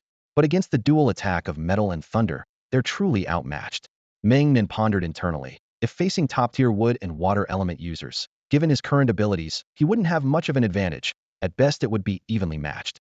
But Lei Zhe's thunder element, much like the Thunder Demon Supreme, offers wide-range attacks, which are difficult to counter. Elemental energy vaporization, with Cold Evil Supreme being the top tier, still gets heavily injured by Thunder Demon Supreme's indiscriminate wide-range bombardment. The idea of the Thunder Lion God Beast avatar with metal attack armor was indeed appealing. Meng Nan nodded, thinking, if we ever face these evasive wood and water element users, I'll just be Lei Zhe's armor. Returning to the present, he patted Lei Zhe on the shoulder and said, I think it's doable. Once you can create the avatar, we can give it a try. Lei Zhe extended his fist towards Meng Nan, saying, Brother Meng, my dream of being the main C depends on you. Meng Nan raised an eyebrow with a mischievous smile, also extending his fist to bump Lei Zhe's. When the time comes, we'll be an unbeatable duo. Instantly switching elemental advantages, we'll outsmart many lackeys. Meng Nan and Lei Zhe's fists met, their faces simultaneously breaking into sly grins. Ha ha ha. Half a month flew by in the blink of an eye, and the three members of the Supernova team were still in the thick of their preparations.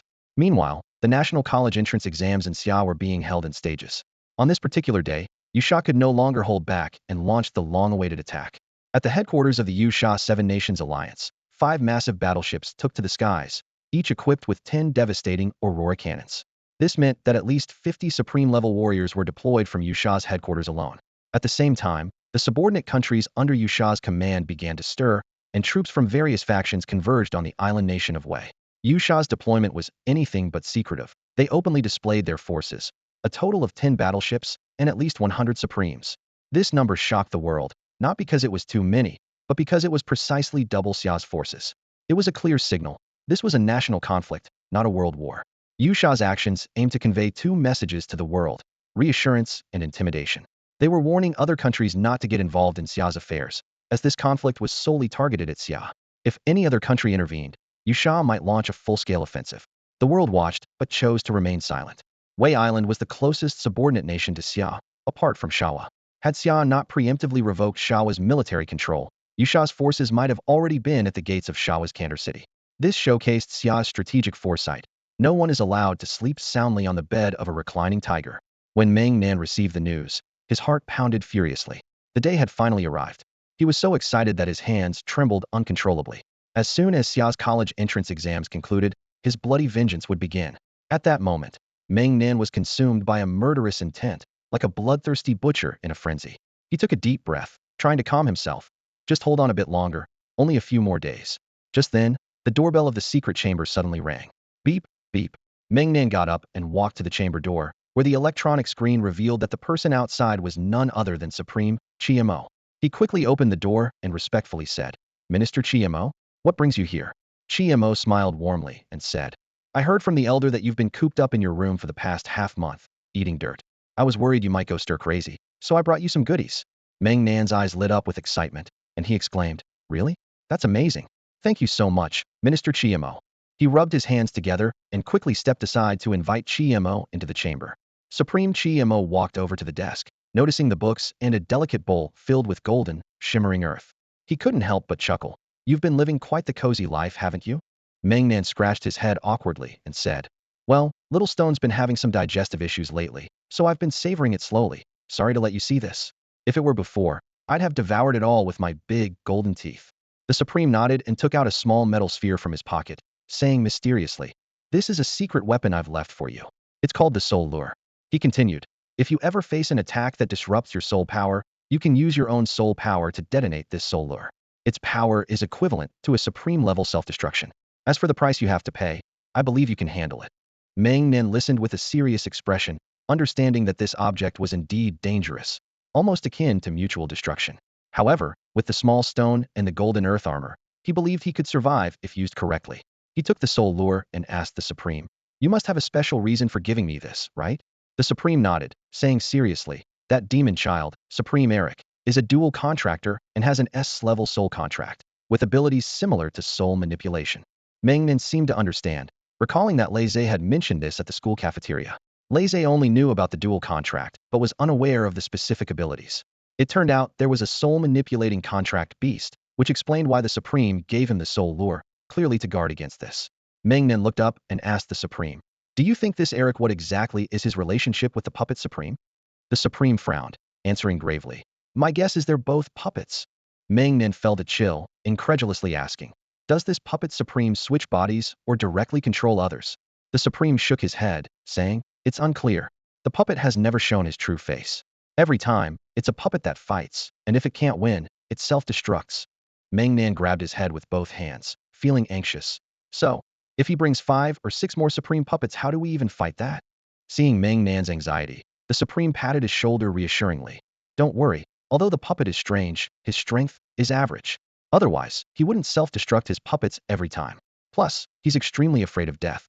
If you dare to choose mutual destruction, he will certainly retreat. That's why I gave you the Soul Lure, to threaten him, as he's very afraid of it." Meng Nan realized, "Oh, so, if I use this thing to fight the puppet, he'll definitely panic, right?" He regained some confidence and sheepishly asked, "Do you have any other advice for my deathmatch with Eric?" The Supreme smiled mysteriously. "You'll know when the time comes." Meng Nan was puzzled. What does that mean? He looked at the Supreme's mysterious smile, stroking his chin in thought. Could this be Xia's confidence in taking the exam early? Is Xia really setting a trap for Yusha? Meng Nan squinted his eyes, looking at the Supreme again, shaking his head. "Are you saying whether I win or lose, it's the same?" The Supreme gave Meng Nan a reassuring look, comforting him. "Winning is certainly good. But now you should understand. Since Yusha has sent his troops, he won't easily retreat. This battle has already begun, it's just a matter of who falls first. Meng Nan nodded seriously, fully understanding Supreme Chi Mo's words. The war had begun, and the outcome of his battle with either Eric or the Supreme Puppet wouldn't change the overall situation. Regardless of victory or defeat, the fight would continue.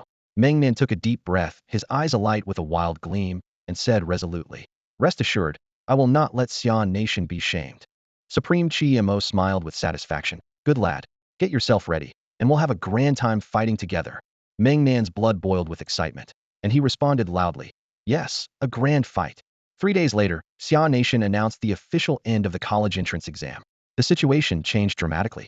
The Yusha army was stationed 30 miles from Tianjin City in the wasteland, with 10 massive warships ready to strike. Yusha declared to the world that the duel between Meng Nan and Eric would take place there. However, Xia Nation ignored this and chose the duel location to be 1 kilometer outside Tianjin City, even constructing a special arena. Leaders of the 3 network company led a professional team to set up live broadcasting equipment on the city walls, preparing to stream the event globally in real time. This move put Yusha in a dilemma.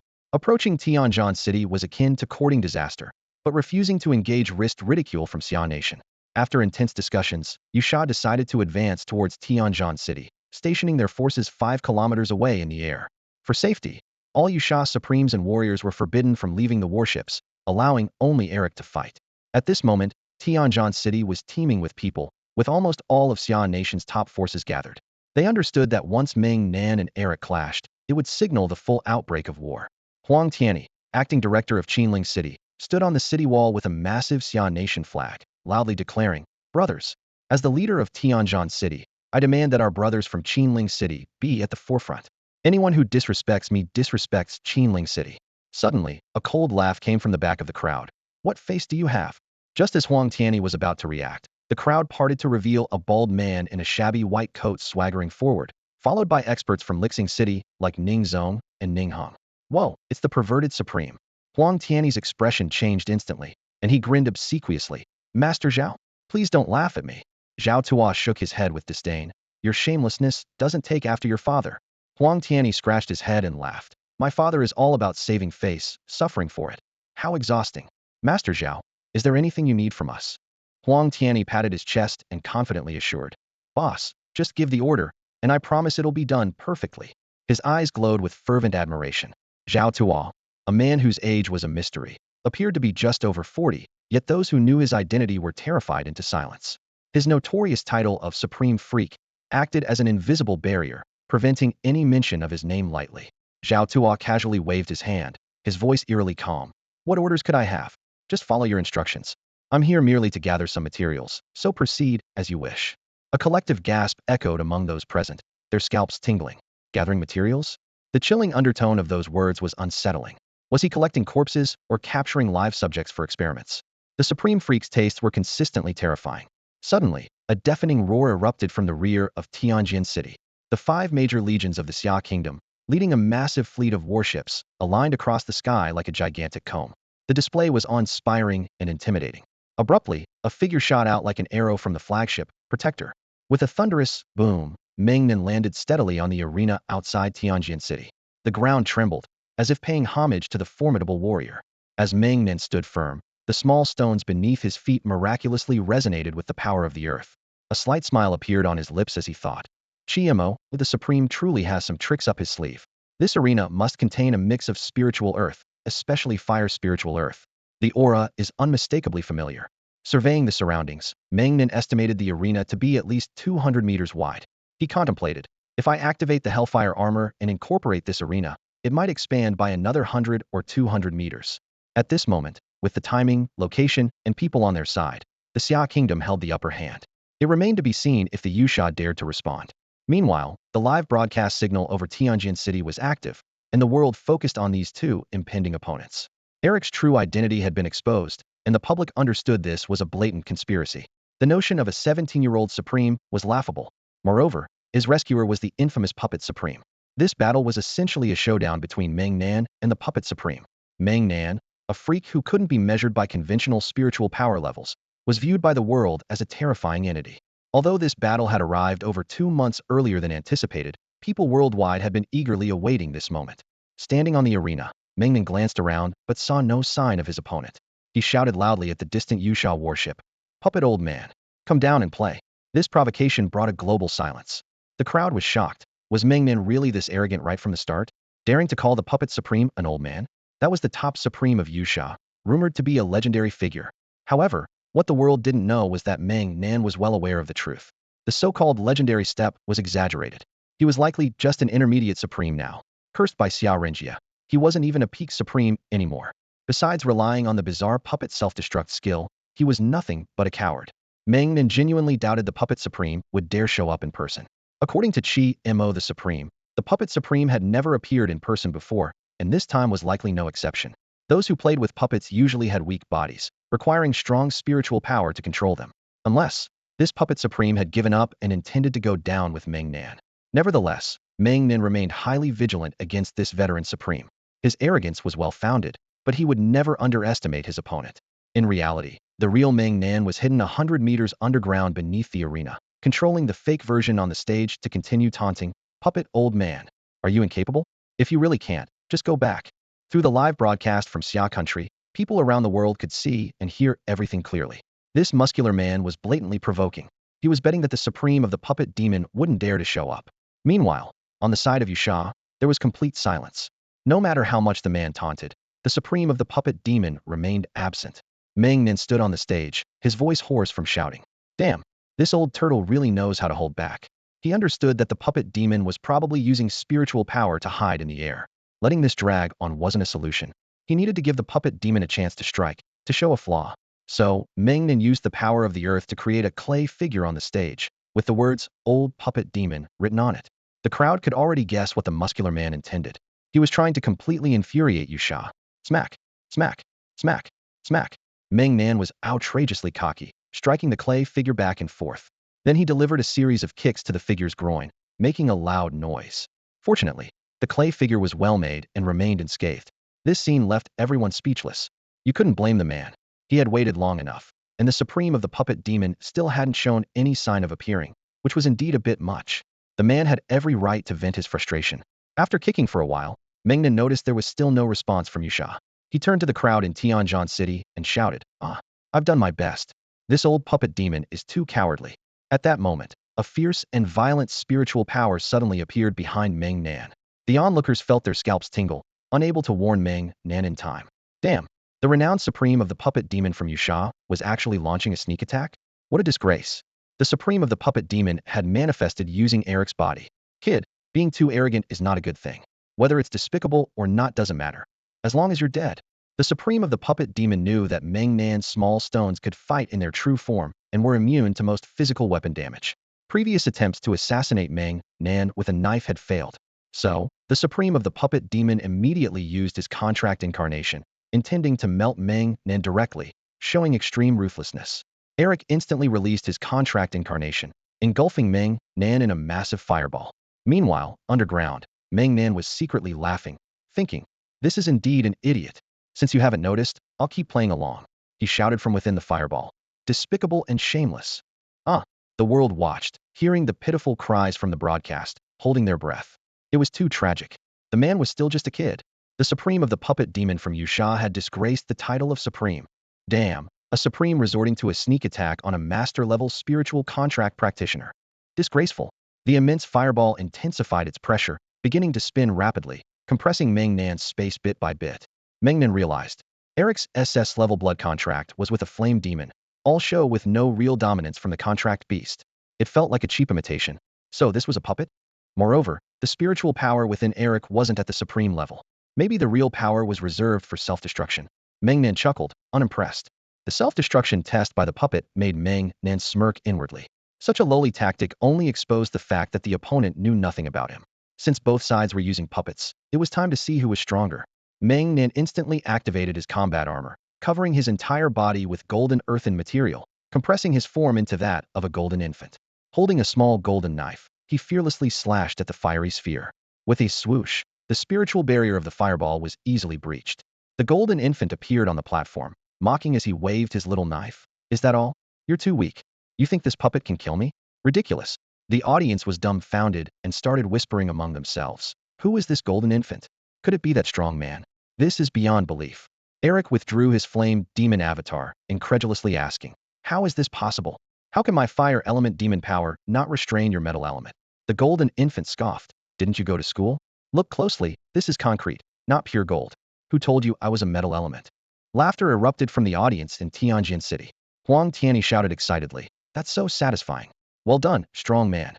The golden infant put his hands on his hips, pointing at Eric. You already tried it. Fire doesn't work on me. If you're going to self-destruct, hurry up. Eric took a deep breath, pondering whether this transformation was actually earth-based. Meanwhile, his puppet master was utterly baffled, unable to comprehend the strong man's transformation. In fact, Meng Nan had already revealed the truth. It was indeed metal-based concrete. The puppet master originally planned to detonate the 2 soul bombs within Eric, expecting the strong man to escape underground. However, the strong man didn't do so this time, and the puppet master couldn't confirm if this was the real strong man. The puppet master gritted his teeth and decided to test directly. Eric transformed again into a flame demon, simultaneously triggering an S-level soul contract. A powerful soul force invaded the golden infant's forehead. The real Meng Nan, hidden underground, immediately sensed this and revealed a sinister smile. Finally, you're using this move. Watch me blow you up.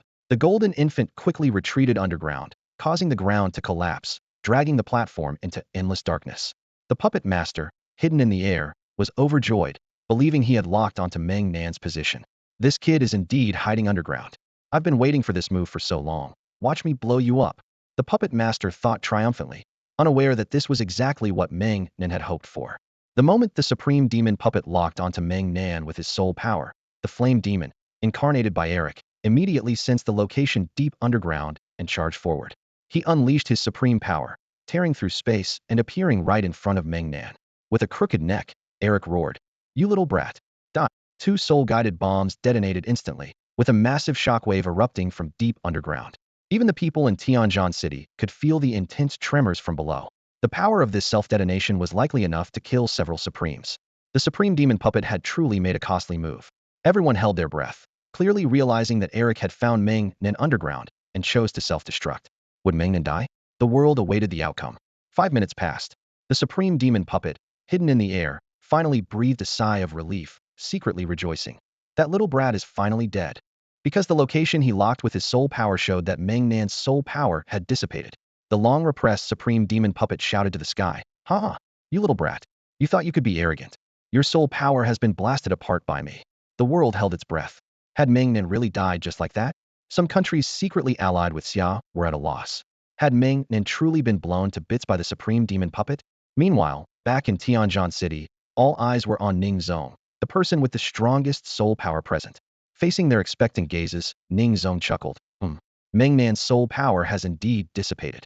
Upon hearing this, some couldn't help but want to act, but Ning Zong's dramatic pause nearly drove everyone crazy. They turned to him again, anxiously asking, "Come on, tell us. What's really going on?" At the same time, deep underground, a small pink-blue spider emerged from a pure golden stone. "It's done, Brother Meng Nan. I've locked onto that demon puppet." The golden stone's true form shifted, moving Meng Nan away from the explosion's center, while the Dream Supreme used soul power to block the demon puppet's lock, creating the illusion of Meng Nan's soul power scattering.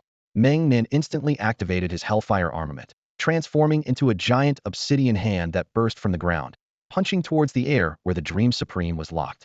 With a thunderous boom, the soul-guided bomb in the obsidian hand exploded instantly, forming a massive mushroom cloud that appeared before the eyes of the world. Wow! Is this using their own method against them? Is this Xia's soul-guided bomb?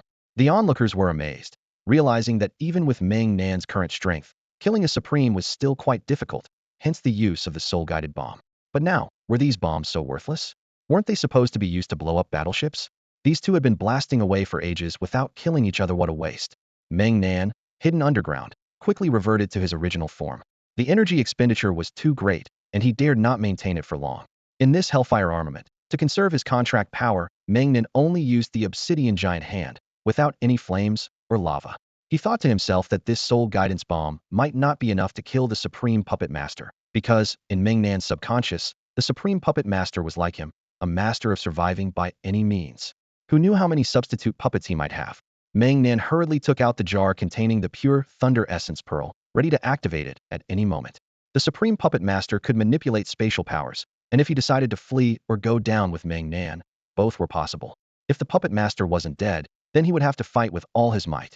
This jar contained the pure thunder power of Laze, and combined with his hellfire armament, it could at least hold off 3 Supremes. Although killing a Supreme seemed unlikely, it would at least ensure his survival. The world watched through the broadcast as dust clouds billowed outside Tianjin City. Neither the Supreme Puppet Master nor Meng Nan were in sight, until all the dust settled, leaving only traces of the soul guidance bomb on the ground.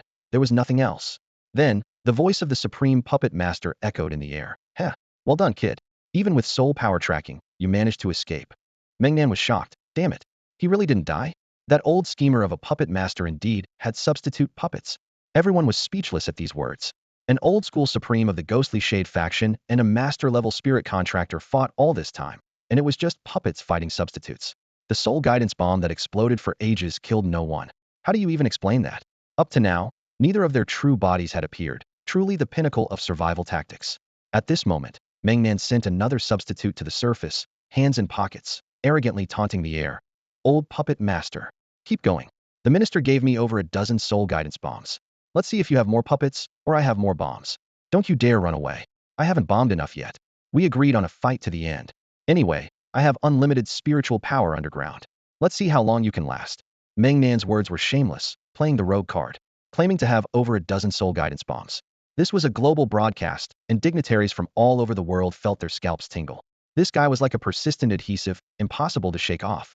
The battle between the Supreme Puppet Master and Meng Nan was truly an eye-opener for everyone. They fought and bombed all day, and in the end, 2 puppets and 2 substitutes were dead, but the 2 of them? Not a scratch, just pure annoyance. Just as everyone was complaining, the Supreme Puppet Master suddenly appeared. Clad in a black robe, his outline was indistinct, as if he were hidden in a phantom world. You don't need to provoke me, kid. Continuing this fight is pointless. Your strength is far from enough to kill me, and all this bombing is just a waste of time. Let's call these 2 rounds a draw. Meng Nan was bewildered. Wasn't it the Ghostly Shade faction that said it was a fight to the end? How could there be a draw? Meng Nan walked up to the Supreme Puppet Master, tilted his head, looking at the phantom-like figure, and without a word, pulled out another soul guidance bomb and detonated it. Boom! Another mushroom cloud. When the dust cleared, everyone gasped. My God, can these 2 even be considered human? Amidst the dust, the 2 of them, one tall and one short, continued to stare at each other. The Supreme Puppet Master looked down at Meng Nan, as if to say, not only do I have puppets, but I also have substitutes. Meng Nan started cursing. Damn it. After all this, that old schemer of a puppet master was just like him, truly infuriating. He's a master of survival. Meng Nan tilted his head back, his neck stiff, glaring intensely at Mo Kuei. Mo Kuei, with a darkened expression, looked down at him with disdain. The 2 stood face to face, glaring at each other, creating an awkward scene. The onlookers wore puzzled expressions, thinking to themselves, at this rate, even after hundreds of rounds, there might be no conclusion. Could it really end in a draw? The warships of both sides were already deployed. It can't possibly end so anticlimactically, can it? Standing before Mo Kuei Supreme, Meng Nan rolled his eyes and continued to taunt. You're such a coward. What will the world's Supremes think? I'm just a master, so it's fine if I'm cowardly, but for an established Supreme like you to be this cowardly, isn't it a bit much? Mo Kuei Supreme wasn't angered. He simply let out a cold laugh and retorted, Oh? Do you dare to come out in your true form and fight me? Meng Nan clicked his tongue, full of curiosity, and asked, What if I say, I dare? Do you dare? The crowd was breathless, thinking, is this guy looking for death? A master-level spiritual contractor daring to fight in his true form is sheer arrogance. The people of Xia at Tianjin City knew Meng Nan's eccentricities well, even if the world did not. The Supremes of Xia knew what Meng Nan meant by his true form was planning to unleash the Hellfire armament. At that moment, Zhao Tuo suddenly interjected, Mo Kuei, stop hiding and come out in your true form to fight this kid. You've embarrassed all of us older Supremes. The crowd in Tianjin City burst into laughter, and with Zhao Tuo's words, the people of Xia chimed in, their jeers growing louder and the atmosphere more heated. Mo Kuei Supreme's face turned grim as he was at a loss for words. Would he dare to reveal his true form? The answer was clearly no. Meng Nan still had the soul guide, and there seemed to be a master by his side who could shield his soul power. What did that imply? The master beside Meng Nan must have superior soul power. In this situation, Meng Nan, a master, had him cornered. As for revealing his true form, that was Mo Kuei's greatest fear. If his true form was exposed, Xia might directly attack and kill him. This was war, and there was no such thing as dishonor. Just like his sneak attack on Meng Nan, whatever it took to kill the opponent was fair game. Mo Kuei coldly retorted to the people of Xia at Tianjin City. Trying to provoke me won't work. If you're so great, come down here and see if I can't blow you all up. His countertaunt made the people of Tianjin City jump with anger. At this point, Lei squeezed out from the crowd, ran to the edge of the city wall, and looked down. He understood that in the standoff between Meng Nan and Mo Kuei, if either side showed weakness, the other would surely launch an attack. The awkward part was that it seemed to be a stalemate, with neither side able to gain an advantage. If this balance wasn't broken, dragging it out wasn't a solution. Lei had a sudden idea and immediately contacted the Thunder Lion beast in his mind. Alay. Lei was brimming with excitement and thought to himself, as long as I can find that sneaky Mo Kuei's location, it doesn't matter how wide the area is. He took a deep breath, gathered his spiritual power, and emitted a special sound, buzzing continuously like ultrasonic waves, spreading towards Mo Kuei Supreme. Everyone quickly realized that Lei intended to use the echo of the sound waves to pinpoint Mo Kuei Supreme's position. Meng Nan heard Lei's sound and thought to himself, Lei, you're truly loyal. However, Lei stopped suddenly after a while because he realized he had run out of energy. Meng Nan, let's head home. What's the point of fighting? Lei shouted helplessly, leaning against the wall of Tianjin City. His voice was loud and clear, audible even to the Yusha Supremes on the opposing battleship. Everyone was puzzled. Was Mo Kuei really not nearby? Where could he have gone? The people of Xia were perplexed.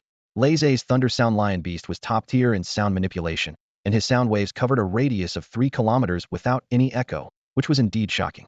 Could Mo Kuei also hide underground? Doubts filled everyone's minds. How could the esteemed Mo Kuei Supreme have hidden himself 3 kilometers away? How could the battle continue? Meng Nan felt helpless and thought to himself, when it comes to hiding, Mo Kuei is indeed a master. He decided it was pointless to activate his Hellfire armor and chose not to fight, turning back towards the gate of Tianjin City. At that moment, Meng Nan lifted his right foot and stomped hard, causing the ground to shake and a massive stone arm to rise from the earth, standing 10 meters high with a giant rocky fist. Everyone was baffled, wondering what Meng Nan was up to. As everyone was still confused, Meng Nan had already turned back towards Tianjin City, while the giant stone fist slowly raised a middle finger, an internationally recognized gesture, causing an uproar among the crowd. Whoa, Meng Nan is really something. The people of Tianjin City were astonished, giving their approval to Meng Nan's 10-meter-tall stone sculpture, which was the ultimate mockery.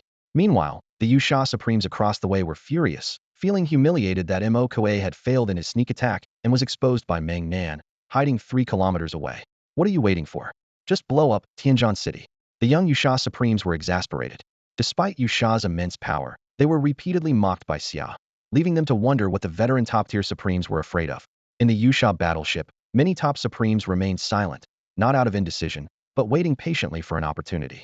Suddenly, a figure emerged above Tianjin City in the Xia Kingdom, the Supreme Minister of the Technology Development Department. He hovered above the city, his voice booming like thunder. To all in Yusha, this battle, whether you admit it or not. We, the Xia Kingdom, have won. The spectators from Xia Kingdom cheered in unison. We have won. The master of sneak attacks among the Supremes managed to escape 3 kilometers away, choosing to flee rather than fight. Indeed, the Xia Kingdom had won this battle. Nations around the world were astonished, wondering what Yusha was up to, launching such a high-profile attack only to retreat in embarrassment. At that moment, the 100 destruction light cannons on Yusha's 10 battleships lit up simultaneously, mercilessly revealing their true nature of a sneak attack. Boom, boom, boom, boom, boom, boom, boom, boom.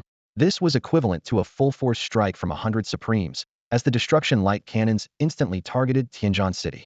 Nations around the world were left breathless. Yusha had no sense of honor. Xia Kingdom's warriors declared war, yet Yusha chose to ambush. After Xia Kingdom claimed victory and the Supreme spoke again, Yusha dared to attack once more. As expected, unable to win, they resorted to a sneak attack. What a bunch of cowards.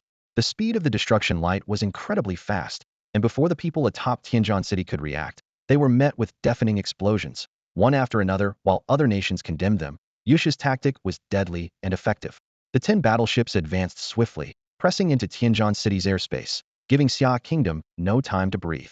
They needed to destroy Tianjin City's anti-magic array immediately. The 100 destruction light cannons launched another indiscriminate attack. Boom, boom, boom, boom, boom, boom, boom, boom. Tianjin City collapsed in an instant.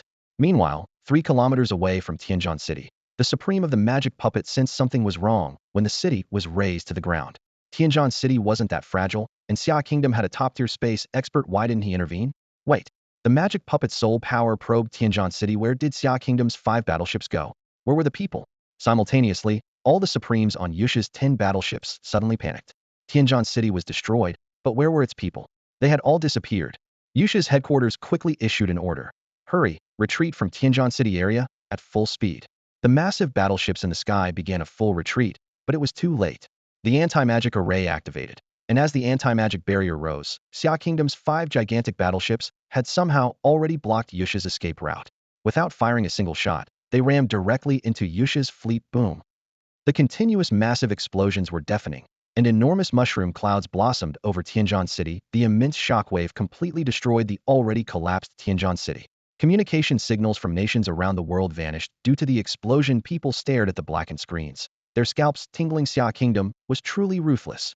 The secret of Tianjin City has finally been unveiled. Hidden within are spatial passages. The 5 warships of the Xia Kingdom did not vanish and reappear on the retreat route of the Yusha warships by magic. They used these secret passages to encircle them. Even more astonishing is the presence of a large-scale spatial teleportation array in Tianjin City, which had safely relocated all residents before the city was attacked. Those 5 seemingly ordinary Xia warships were actually a meticulously planned trap. They were unmanned and filled with explosives. When the explosion echoed through the sky, the shockwave swept across the horizon. What was the cost of this massive explosion? Xia Kingdom sacrificed a city and 5 warships, but the losses for Yusha were far greater. 10 main warships were obliterated in an instant, and more importantly, 100 supreme warriors and tens of thousands of Yusha soldiers likely suffered heavy casualties. Just as the explosion resounded, the 5 major legions commanded by Xia Chun were already poised for action in the second city of Qinling, Wengqing, behind Tianjin City. They abandoned the cumbersome large warships in favor of agile small landing crafts, organized into 100-man teams, ready to strike. Xia warriors attack. With Xia Chen's command, hundreds of small landing crafts swiftly reached the battlefield through preset spatial passages. Before them lay scorched earth. The once majestic Tianjin City was unrecognizable. Witnessing the devastation, the soldiers of the 5 legions were filled with fury and a thirst for battle. "Don't let those bastards escape," the warriors shouted in unison. The anti-magic array in Tianjin City was initially intended to prevent Yusha Supremes from escaping through magic before the explosion. Once the explosion occurred, the array collapsed, allowing Xia Chen's 5 legions to seamlessly penetrate the heart of the battlefield. At this point, the 10 main Yusha warships had already crashed into the ruins. Although their hulls were not completely shattered, the terrifying blast wave had incapacitated everyone. The weaker Yusha soldiers perished instantly in the explosion, and even the supreme warriors were left disoriented. After the wreckage landed, the Yusha forces barely regained some awareness. A Yusha Supreme sensed the situation outside and cried out in terror, "It's over. We're surrounded." The leader of this Yusha expedition was the Mad Demon Supreme, a top-tier veteran warrior, and one of the 10 who personally killed Xia Renji years ago. Unlike other Yusha Supremes, he possessed a unique half-demon, half-human bloodline, granting him not only a powerful physique, but also the ability to enhance his strength by burning demon blood. Due to his special lineage, the Mad Demon Supreme couldn't simultaneously form contracts with both humans and demons. He had to forcibly bond with a spirit beast as a master servant under the assistance of powerful beings from the demon realm. This unique power configuration placed him among the upper ranks of Yusha veteran Supremes. As the commander of this battle, the Mad Demon Supreme was deeply troubled. An inauspicious start. He muttered to himself, then loudly ordered, "All Supremes, break out of Tianjin City." Upon receiving the command, the Yusha Supremes began tearing through space with magic, scrambling to escape. Only the Mad Demon Supreme remained motionless. Someone had locked onto him with soul power. Fate, he sneered. This disgusting feeling, just like back then. The one who locked onto the Frenzy Supreme was none other than Xia Chun. He would never forget the 10 people who personally killed his father. One died back then, leaving 9. Now, with the death of the Demon Spider Supreme in Kant City, only 8 remain. You are the 7th. Frenzy, prepare to die. Xia Chen's eyes were bloodshot as years of pent-up anger erupted in an instant. His terrifying soul power and the sticky dark blue spirit energy instantly enveloped the wreckage of the battleship where the Frenzy Supreme was. Xia Chun transformed into the Heartless Gu King, his body swelling to 20 meters before stopping, and lunged fiercely at the battleship wreckage of the Frenzy Supreme. With a thunderous crash, the Frenzy Supreme transformed into a massive demon bear, charging forward. Black steel needles on the Heartless Gu King's enormous insect body instantly sprayed deep blue mucus, splattering onto the demon bear's body. "Ha! Xia Chun, your father died by my hand back then. Today, I'll personally send you to meet him." The Frenzy Supreme arrogantly declared, his demon bear form expanding once more, even sacrificing the spirit beasts he enslaved. All the spirit energy fused into his demon body, and demon blood boiled. The Heartless Gu King that Xia Chun had become opened its massive abyssal mouth, roaring furiously. You bastard, how dare you? Back then, there were over 30 of you trash against my father and his two companions, and you still struggled. And yet you're proud? A bastard is a bastard. This word was the greatest humiliation in the Frenzy Supreme's heart. His mother had betrayed the human race, offering herself to a demon king, making the Frenzy Supreme a human-demon hybrid. Both humans and demons called him a bastard behind his back. In that instant, a crack appeared in the Frenzy Supreme's mental state. That's exactly what Xia Chun wanted to break his composure. The sticky dark blue spirit energy breached the Frenzy Supreme's soul defense, penetrating directly into his sea of consciousness. At that moment, the Frenzy Supreme saw the scene of his mother sycophantically offering herself, driving him insane. I want you all dead. Kill you all. The Frenzy Supreme, burning his demon blood, charged into the ranks of the Yusha Supreme's forces, killing everyone he saw. In his frenzied eyes, these mocking demons were in reality the Yusha Supremes. The Summer Nation Supremes besieging the Yusha Supreme were stunned by the scene, quickly stepping aside. Damn, Xia always drives them crazy. At this moment, Xia Chun roared, "Brothers, leave the rear to me. All of you chase the ones ahead. Make sure to stop every last one of those Yusha bastards. Yes, leave the rear to Xiao alone. We'll only hinder him here. Let's chase." With that command, the 5 great armies of the Summer Nation abandoned the rear battlefield, pursuing ahead, 10 men per team, each targeting a Supreme. Using sheer numbers, whether they fought or not, they would swarm them, ensuring the mission was accomplished by stopping them all. After the warriors left the rear of Tianjin City, Xia Chun unleashed his full potential. The colossal lost mind Gu King tore through space and instantly appeared within the range of the frenzied Demon Supreme's onslaught. At this moment, the frenzied Demon Supreme's power was nearing its peak, making him an unbeatable force against the newly risen ghostly Fiend Supremes, causing them to scatter in every direction. Frenzied Demon Supreme. Snap out of it. We're on the same side, one of the ghostly Fiend Supremes shouted in panic. Stop wasting time. Run. The frenzied Demon Supreme has lost it, another urgently responded. Meanwhile, the lost mind Gu King had reached the pinnacle of spirit power vaporization, with deep blue spiritual liquid weaving like a web, tightly binding the soul power of the ghostly Fiend Supremes. This pervasive deep blue spiritual liquid vaporized instantly, dispersing into the air and gradually eroding their minds. The young ghostly Fiend Supremes were oblivious to the fact that their actions were being manipulated by the lost mind Gu King hidden in the air. Running is pointless. Can you outrun the frenzied Demon Supreme? Fight together. Let's kill him first. One of the ghostly Fiend Supremes roared. Yes, kill him.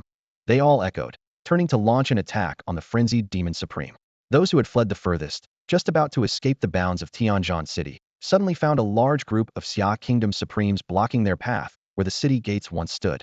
Damn it, they cursed internally, realizing their dire situation. The top warriors and Supremes of Tianjin City had returned to the gate, trapping them like fish in a barrel. Although Tianjin City had been razed, leaving no walls standing, the mightiest Supremes and elite teams of Xia Kingdom stood there, their imposing presence far surpassing that of any wall. Huang Tianyi, carrying the massive Xia Kingdom battle flag, thrust it into the ground and roared, "You damn ghostly fiend bastards. You're all staying here. Die with Tianjin City. Attack!" The Qinling City battle teams, led by Huang Tianyi, charged forward. His mysterious contract beast quickly linked with all the Supremes and unparalleled warriors from Qinling City, transforming their immense spirit power into an unstoppable spearhead, striking a group of ghostly Fiend Supremes and throwing the scene into chaos. As Huang Tianyi had said before, this was their home. This was their Tianjin City. The Qinling City teams had to lead the charge.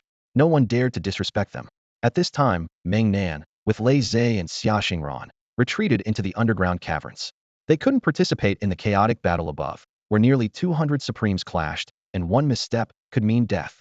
Although they were powerless on the battlefield, it didn't mean they couldn't do anything else. Meng Nan plunged his hands into the soil, using the earth power of Little Stone to frantically absorb spirit energy. At the original site of Tianjin City's walls, the ground shook violently as massive stone pillars erupted from the earth. The power of the earth surged, forcefully raising the destroyed walls once more. 10 meters, 20 meters, 30 meters. Meng Nan roared, "Little Stone, give it all you've got." Little Stone trembled wildly, its chest stone changing from earthy yellow to red in an instant. Lava spewed from the ground, coating the new walls, raising Tianjin City's defenses to 40 meters, 50 meters high.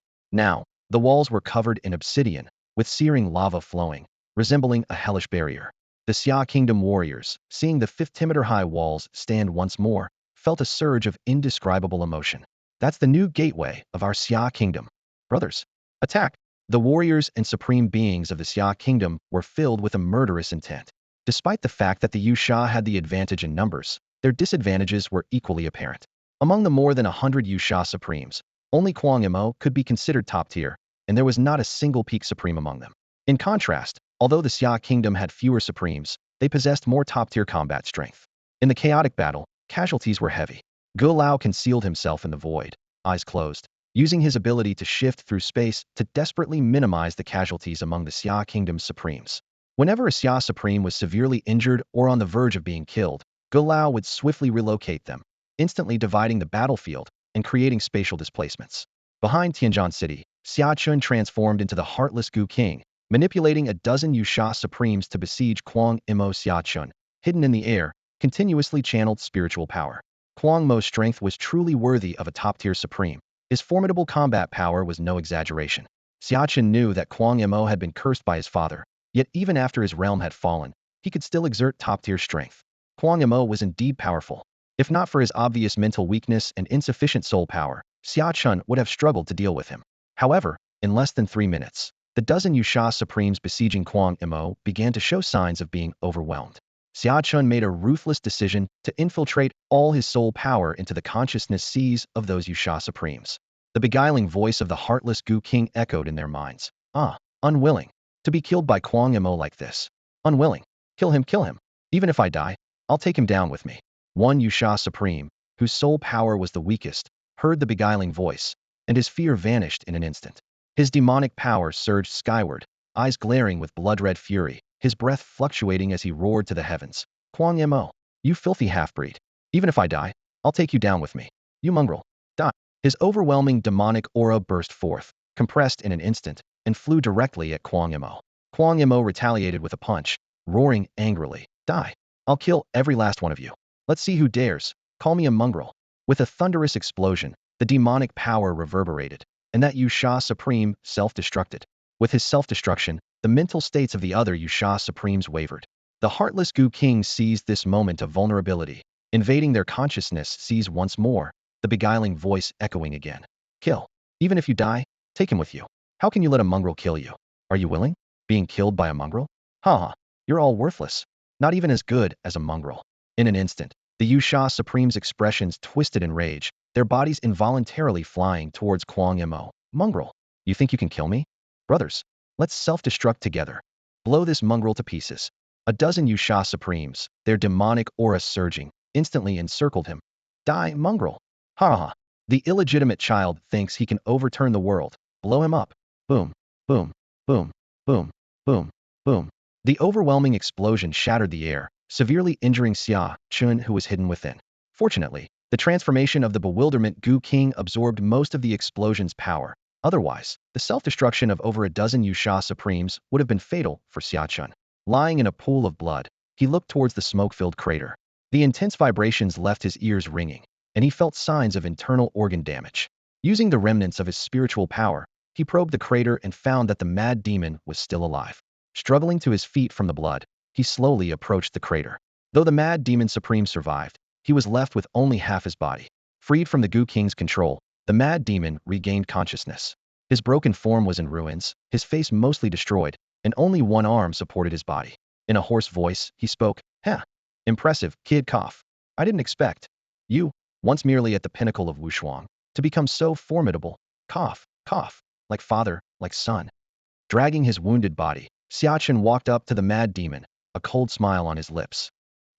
Don't expect any mercy from me. You don't deserve it. You've carried the name, bastard, all your life, and today, I'll set you free. In your next life, remember to thank me. With that, he delivered a punch filled with the overwhelming hatred of avenging his father's death, smashing the mad demon's head into oblivion. Boom! The notorious top-tier supreme of Yusha, the mad demon, died without a complete corpse. Xia Chun furrowed his brow, spitting out a mouthful of blood and staggering as his vision blurred. At that moment, a spatial force appeared, and Xia Chun vanished from the rear of Tianjin City. Simultaneously, in the west of Tianjin City, within an independent battlefield cut by the spatial force of Elder Gu, Ning Zong and Ning Hung faced 20 Yusha Supremes. Although these 20 were from the subsidiary states of Yusha and not of the highest rank, they were still Supremes, making the situation dire. So these are the famous Twin Supremes? What a joke. I thought they'd be formidable. Turns out they're nothing. Haha. No spiritual power, huh? Go ahead, show off now. Haha. Luck is on our side. Half of these 20 Yusha Supremes carried absolute spirit stones. After a bout of entanglement, they formed a small spirit-restricting array. Now, Ning Zong and Ning Hung were trapped, forced to dissolve their fusion. Faced with the ridicule of the Yusha Supremes, Ning Zong and Ning Hung merely smirked. Ning Hung glanced at Ning Zong and said coldly, "Brother, how do you want to split them?" Ning Zong, with a calm demeanor, smiled slightly. "Your brother's body is frail, and I'm not good at fighting. How about you take all 20? Ning Hung was speechless. His brother truly had confidence in him, expecting him to take on 20 alone. Annoyed by the calmness of the twins, the 20 Yusha Supremes were infuriated. Clearly, they were on their last legs, yet they dared to be so arrogant. Huh. The strongest fusion of the twin Supremes can't be used. Their spiritual power is gone. What do you have to be arrogant about? Ning Zong slowly turned to the Yusha Supremes, a strange smile curling at his lips, full of mockery. Who told you that without fusion, the twins are powerless? Ning Zong's words immediately made the 20 Yusha Supremes feel uneasy. Nevertheless, they still had faith in the power of the spirit suppression array. They believed that no matter how strong the two Lingqi masters were, without spiritual power, they couldn't possibly defeat them. Especially Ning Hung, whose greatest strength came from his extraordinary reserves of spiritual power, a belief shared among the Yusha Supremes. Without that power, Ning Hung was nothing more than a weakling. As for Ning Zong, although he rarely showed his abilities, his contracted beast was also a sensory type. Without spiritual power, he was even more useless than Ning Hung. Faced with the disdain from the Yusha group, Ning Zong suddenly dropped his smile. He had heard every single thought in their minds, and it was clear they underestimated him as the older brother. The gentle warmth disappeared from Ning Zong's face, replaced by a cold, lethal expression. He said to Ning Hung, "Brother, I've changed my mind. I didn't want to get involved, but these fools keep mocking me." Ning Hung nodded and replied coldly, "All right, since this space is already sealed by the Elder, your power won't be exposed." Standing within the spirit suppression array, Ning Zong let out a strange smile. Today he would show these Yusha fools how the Twin Supremes could annihilate them without using spiritual power. Ning Zong slowly raised his hands, his long fingers dancing as if playing an instrument. Instantly, powerful soul energy flowed from his fingers like 10 invisible threads. Before one of the Supremes could comprehend what was happening, his expression froze, his eyes filled with blood, and his body trembled uncontrollably. With a series of explosive sounds, he bled from all orifices and died on the spot, terrifying the other Yusha Supremes. Could Ning Zong's soul power really be this strong, shattering a supreme sea of consciousness? Realizing the danger, the Yusha quickly shouted, "Hurry, attack together. We must kill Ning Zong first." Ning Zong calmly stepped back, raising his hands again as his fingers danced. The soul energy thread struck once more, claiming another Yusha Supreme. This scene frightened the remaining Supremes, leaving them no choice but to act swiftly. They could not allow Ning Zong any time to recover. The 18 remaining Yusha Supremes charged at Ning Zong. At that moment, Ning Hung suddenly stepped in front of Ning Zong. His muscles swelled, and everyone present could hear the thundering sound of blood rushing through his body. Ning Hung's body grew to 3 meters tall, and scales began to appear on his bulging muscles. His hands transformed into dragon-like claws, with nails as sharp as steel blades. With a swift movement, Ning Hung lunged at the approaching Yusha Supremes, attacking them ferociously. Once more, Ning Zong extended his hands, and the soul energy threads from his fingers flowed into Ning Heng's body, boosting his speed again as if he could foresee the future. Under Ning Zong's control, Ning Hung evaded every lethal attack with an uncanny agility. The Yusha Supremes were driven to madness. They realized they had to kill Ning Zong first. Without doing so, they couldn't even touch Ning Hung. Ning Zong glanced over the bodies on the ground. 6 were dead. An idea struck him, and he decided to make use of these corpses. The threads of soul power on Ning Zong's fingers instantly retracted from Ning Heng's body. "Brother, here's a little gift for you," he shouted, quickly directing the threads of soul power towards the 6 corpses of the Yusha Supremes. With a sweep of his arms, he pulled forcefully. The 6 already dead Yusha Supremes, 2 with heads and 4 without, suddenly stood upright where they were and rushed towards the other Yusha Supremes. Although their souls were dead, the demonic energy within their bodies hadn't completely dissipated. Boom, boom, boom, boom, boom, boom. Ning Zong didn't care if Ning Hung was caught in the chaos. He directly detonated all the demonic energy within the 6 corpses. Amidst the violent explosions, Ning Hung went berserk again, with the cells of the human, demon, and spirit races within him growing wildly, absorbing the demonic energy from the explosion. The temporary spirit-restricting formation set up by the Absolute Spirit Stone was ineffective against demonic energy, and because Ning Hung had demon cells within him, the demonic energy was something he could utilize. At this moment, Ning Hung was like a humanoid beast, with demonic energy enhancing his speed and strength. Taking advantage of the momentary distraction among the Yusha Supremes, Ning Hung decapitated two more. Just then, Ning Zong suddenly stopped and quickly retreated 2 steps, holding his forehead with his right hand, eyes tightly shut. The consumption of soul power was too great. His sea of consciousness began to waver. Ning Zong's contracted S-level soul contract, Tian Kuei, was warning him to recover quickly. If he didn't, Ning Zong's sea of consciousness would collapse. Tian Kuei, take control of my body for a while and help me recover. Tian Kuei's soul power manifested in Ning Zong's sea of consciousness through the gate to the spirit world. Ning Zong opened his eyes again, just as two Yusha Supremes bypassed Ning Hung and charged at him. Tian Kuei controlled Ning Hung to raise his hands, forcibly inserting Tian Kuei's soul power into the two's sea of consciousness. The two Yusha Supremes were immobilized in midair, filled with terror, as Tian Kuei extracted their soul power. While absorbing their soul power, Tian Kuei converted a portion of the pure soul power for Ning Zong's recovery. With a thud, the two Yusha Supremes fell to the ground. At this moment, the gate to the spirit world in Ning Zong's sea of consciousness suddenly closed, and Tian Kuei's soul power was forced to return to the spirit world. Ning Zong opened his eyes again and exhaled a long breath. This damned spirit-restricting formation had reduced the time the spirit world gate could remain open, preventing his full recovery and forcing Tian Kuei's early withdrawal. Ning Zong and Ning Hung had now killed 10 Yusha Supremes, but without the support of soul power, both began to show signs of exhaustion. Without Ning Zong's soul power support, Ning Hung couldn't dodge the attacks from so many foes, and his physical wounds were increasing. Despite Ning Hang's body being as strong as a beast, facing the remaining 10 Yusha Supreme siege, he was now at the end of his rope, with his body on the verge of collapse. Just as Ning Zong and Ning Hung were about to make a desperate stand, a thunderous crash resounded. The Elder's spatial barrier shattered, causing the spirit-restricting formation to fail as well. Ning Zong instantly sensed the resurgence of soul power and quickly shouted, "Brother, merge!" The explosion within Tianjin City was incredibly powerful, rivaling the previous explosion of the battleship. The cause of this massive blast was a hidden supreme from the Yusha headquarters. Although not a top-tier supreme, he was sent by Yusha as a disruptor to prevent the anti-magic barrier in Tianjin City from being reactivated. Yusha had deliberately left this contingency plan, implanting nearly 20 soul triggers within him. Originally, after the barrier failed, he wouldn't need to act, but due to the presence of the Elder, their space was isolated. This Supreme's power was ordinary, and during the spatial transfer, he and two other Yusha Supremes faced off against Supreme Lama and Supreme Chichi. It wasn't until he was slain by Lama, with his soul power dissipating, that he detonated the soul triggers. The Elder heroically attempted to mitigate the explosion, but few could be saved. The explosion of 20 soul triggers was so immense that even the Elder's spatial barrier was shattered, and the blast force swept through the entire city. The Summer Nation's warriors suffered heavy casualties. Nearly a third of their Supremes were lost. Out of over 50 Supremes, more than 10 perished instantly.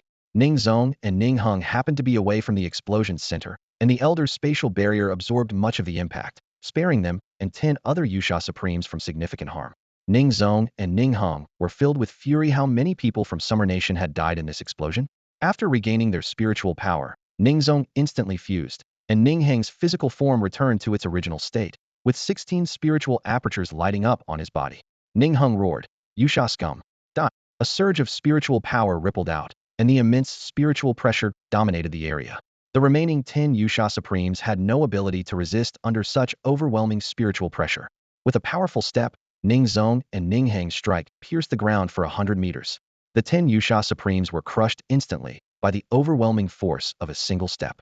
After obliterating the 10 Yusha Supremes, they rushed into the central battlefield, filled with urgency, knowing that time was their only hope to save their comrades.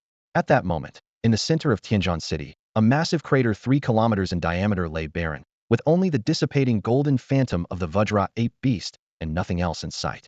When Ning Zong and Ning Hung arrived, they were overwhelmed with despair. Apart from Wuhan's Han, transformed into the Vajra ape beast, no one had survived within 3 kilometers. Ning Hung gritted his teeth in fury, cursing, "Damn it, Yusha bastards." Ning Zong quickly leapt into the crater, anxiously shouting, "Old Wu, how are you?" Wuhan's Han, in his Vajra ape beast form, was losing spiritual power, and as he unfolded his tightly clasped arms, two people were revealed inside Huang Tianyi and his son, Wu Ju. At this moment, both of them were gravely injured and on the brink of death. The warriors from Qinling City, who had charged forward and were closest to the explosion's center, now only Huang Tianyi and Wu Ju remained. Wuhan's Han knelt in the deep pit, tears streaming down his face. He could only save these two. Any more was beyond his ability. His heart was filled with Rajihi had personally trained the warriors of Qinling City, and now they were reduced to nothing but ashes. Gu Tianxian appeared in an instant, his dark green spiritual energy enveloping the three of them. Clenching his teeth, he immediately told Zongheng, "Leave the wounded to me. You go and kill. Now is not the time for sorrow. Wipe out these Yusha scum." Ning Heng's face twisted with fury, and he hissed coldly through his teeth, "Don't worry, old Gu. We'll make sure these bastards are obliterated." Zongheng got up and charged into the eastern battlefield, shouting, "Yusha scum, die." In the eastern battlefield, Zhao Tuo, wearing a tattered white coat now stained with blood, carried 10 heads of Yusha Supremes in his hands. Seeing Ning Heng approach, he said coldly, "You head north. Help the Supremes there. I can handle things here alone."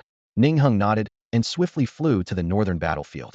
With the 10 heads in hand, Zhao Tuo continued advancing toward the Yusha Supremes, a twisted smile on his face as he taunted, "Come on, keep going. Do you really want to force my hand?" With every step Zhao Tuo took forward, the Yusha Supremes retreated. This bald Supreme, clad in a blood-soaked robe, was too terrifying. They couldn't even be sure he was a Supreme, as none of their defenses could withstand his attacks. Most importantly, this man could sever their contract power. In his presence, their contract beasts could only tremble. As Zhao Tuo closed in, the Yusha Supremes continued to back away. "Ha ha ha, what are you afraid of? Come to me. Offer up all your contract power, and I'll grant you eternal bliss." Zhao Tuo dropped the heads he was holding, and with his bloodstained hand, touched his bald head. Suddenly, his hair began to grow rapidly, in a dazzling array of colors. The hair grew longer and longer, reaching up to 6 meters, writhing like tentacles, causing the Supremes to shriek in terror. In this world, hair color signifies spiritual power attributes. While it can be changed through dyeing, it fundamentally represents one's spiritual attributes. Zhao Tuo's multicolored hair indicated he truly possessed a multitude of spiritual powers. With a maniacal grin, Zhao Tuo charged into the midst of the Yusha Supremes. Instinctively, they activated their contract transformations. "Ah, how delightful the taste." Zhao Tuo grabbed one of the Yusha Supremes, smirking. "Oh, a water element, is it?" All the water blue strands of his hair plunged into the Supreme's body, voraciously absorbing the water element's spiritual power. To Zhao Tuo, it didn't matter if it was spiritual or demonic energy absorbed it all according to the elemental category, as much as came his way. The water element Yusha Supreme struggled desperately, screaming hysterically, "Contract beast! Why aren't you helping me?" Zhao Tuo sneered. "If it dares to use contract power, I can invade its consciousness and kill it. Ask if it dares." In just an instant, the water element Yusha Supreme was drained by Zhao Tuo's hair, and with a slap, Zhao Tuo claimed another head. At the northern battlefield of Tianjin City, Gu Lao, Gu Tianxian, Ning Zong, Ning Heng, and others were holding the last line of defense. Behind them lay the fallen soldiers of the Xia Kingdom's campaign and the final wall of Tianjin City. The war between Xia and Yusha continued. Yet this was just the beginning. Despite Xia's fierce resistance, Yusha kept reinforcing its troops, with a second batch of the Supreme Legion dispatched from Weidao Nation once again. Within Weidao, there are spatial passages connecting the various nations of Yusha, and from the massive Forbidden Spirit Array, another batch of the Supreme Legion charged out, heading straight for Tianjin City and Xia. The so-called Supreme Legion consists of a team with 1 Supreme and 9 unsurpassed warriors. When over 50 teams are assembled, they are referred to as a Supreme Legion, representing over 50 Supremes and more than 450 unsurpassed warriors. This second batch of the Supreme Legion from Yusha was still testing the limits of various nations. Judging by the composition of this legion, it was evident that they came from Yusha's vassal states, with a disorganized force seemingly sent as cannon fodder to probe Xia's defenses, lacking even a single top-tier Supreme. Meanwhile, at the front lines of the spirit realm, the legend of Xia stood atop a mountain, gazing eastward with golden light flickering in his eyes, as if he could see through to the distant Xia kingdom. Beside him stood another legend, rugged and unkempt, even appearing slovenly. His long ice-blue hair was matted with the blood of various magical beasts, his stature immense and muscular, draped in a massive magical beast hide, exuding a fierce aura and wildness. He was the ruler of the Winter Snow Kingdom, located north of Xia, and for over 3 centuries, he had been Xia's most steadfast ally. Although called a kingdom, the Winter Snow Kingdom is essentially a tribe, relying on the harsh, cold northern lands, with a sparse population but extraordinary individual combat strength, specializing in elemental ice and earth, both defensive and offensive. In the eyes of the demon and spirit realms, the ruler of the Winter Snow Kingdom is regarded as an uncivilized tundra barbarian, akin to the tribes at the heart of the human wilderness. These tribes are referred to as kingdoms because the legend of Xia established a massive fortress for them in the extreme north, providing a nominal political center. However, the people of the Winter Snow Kingdom still retain their primal, untamed nature. Xia Master, why did you have Xia start the war early? The Winter Snow Kingdom legend asked in confusion. The legend of Xia withdrew his gaze and replied with a smile. The power of destiny guides me. Xia needs to be reborn through the flames of war in our old Xia saying. This is called nirvana.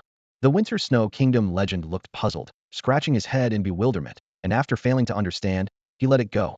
So, should we have our winter tribe march south to Tianjin City? The legend of Xia shook his head gently, saying softly, no need. This is Xia's own destiny. The war had just begun, and the situation had not yet reached a fever pitch.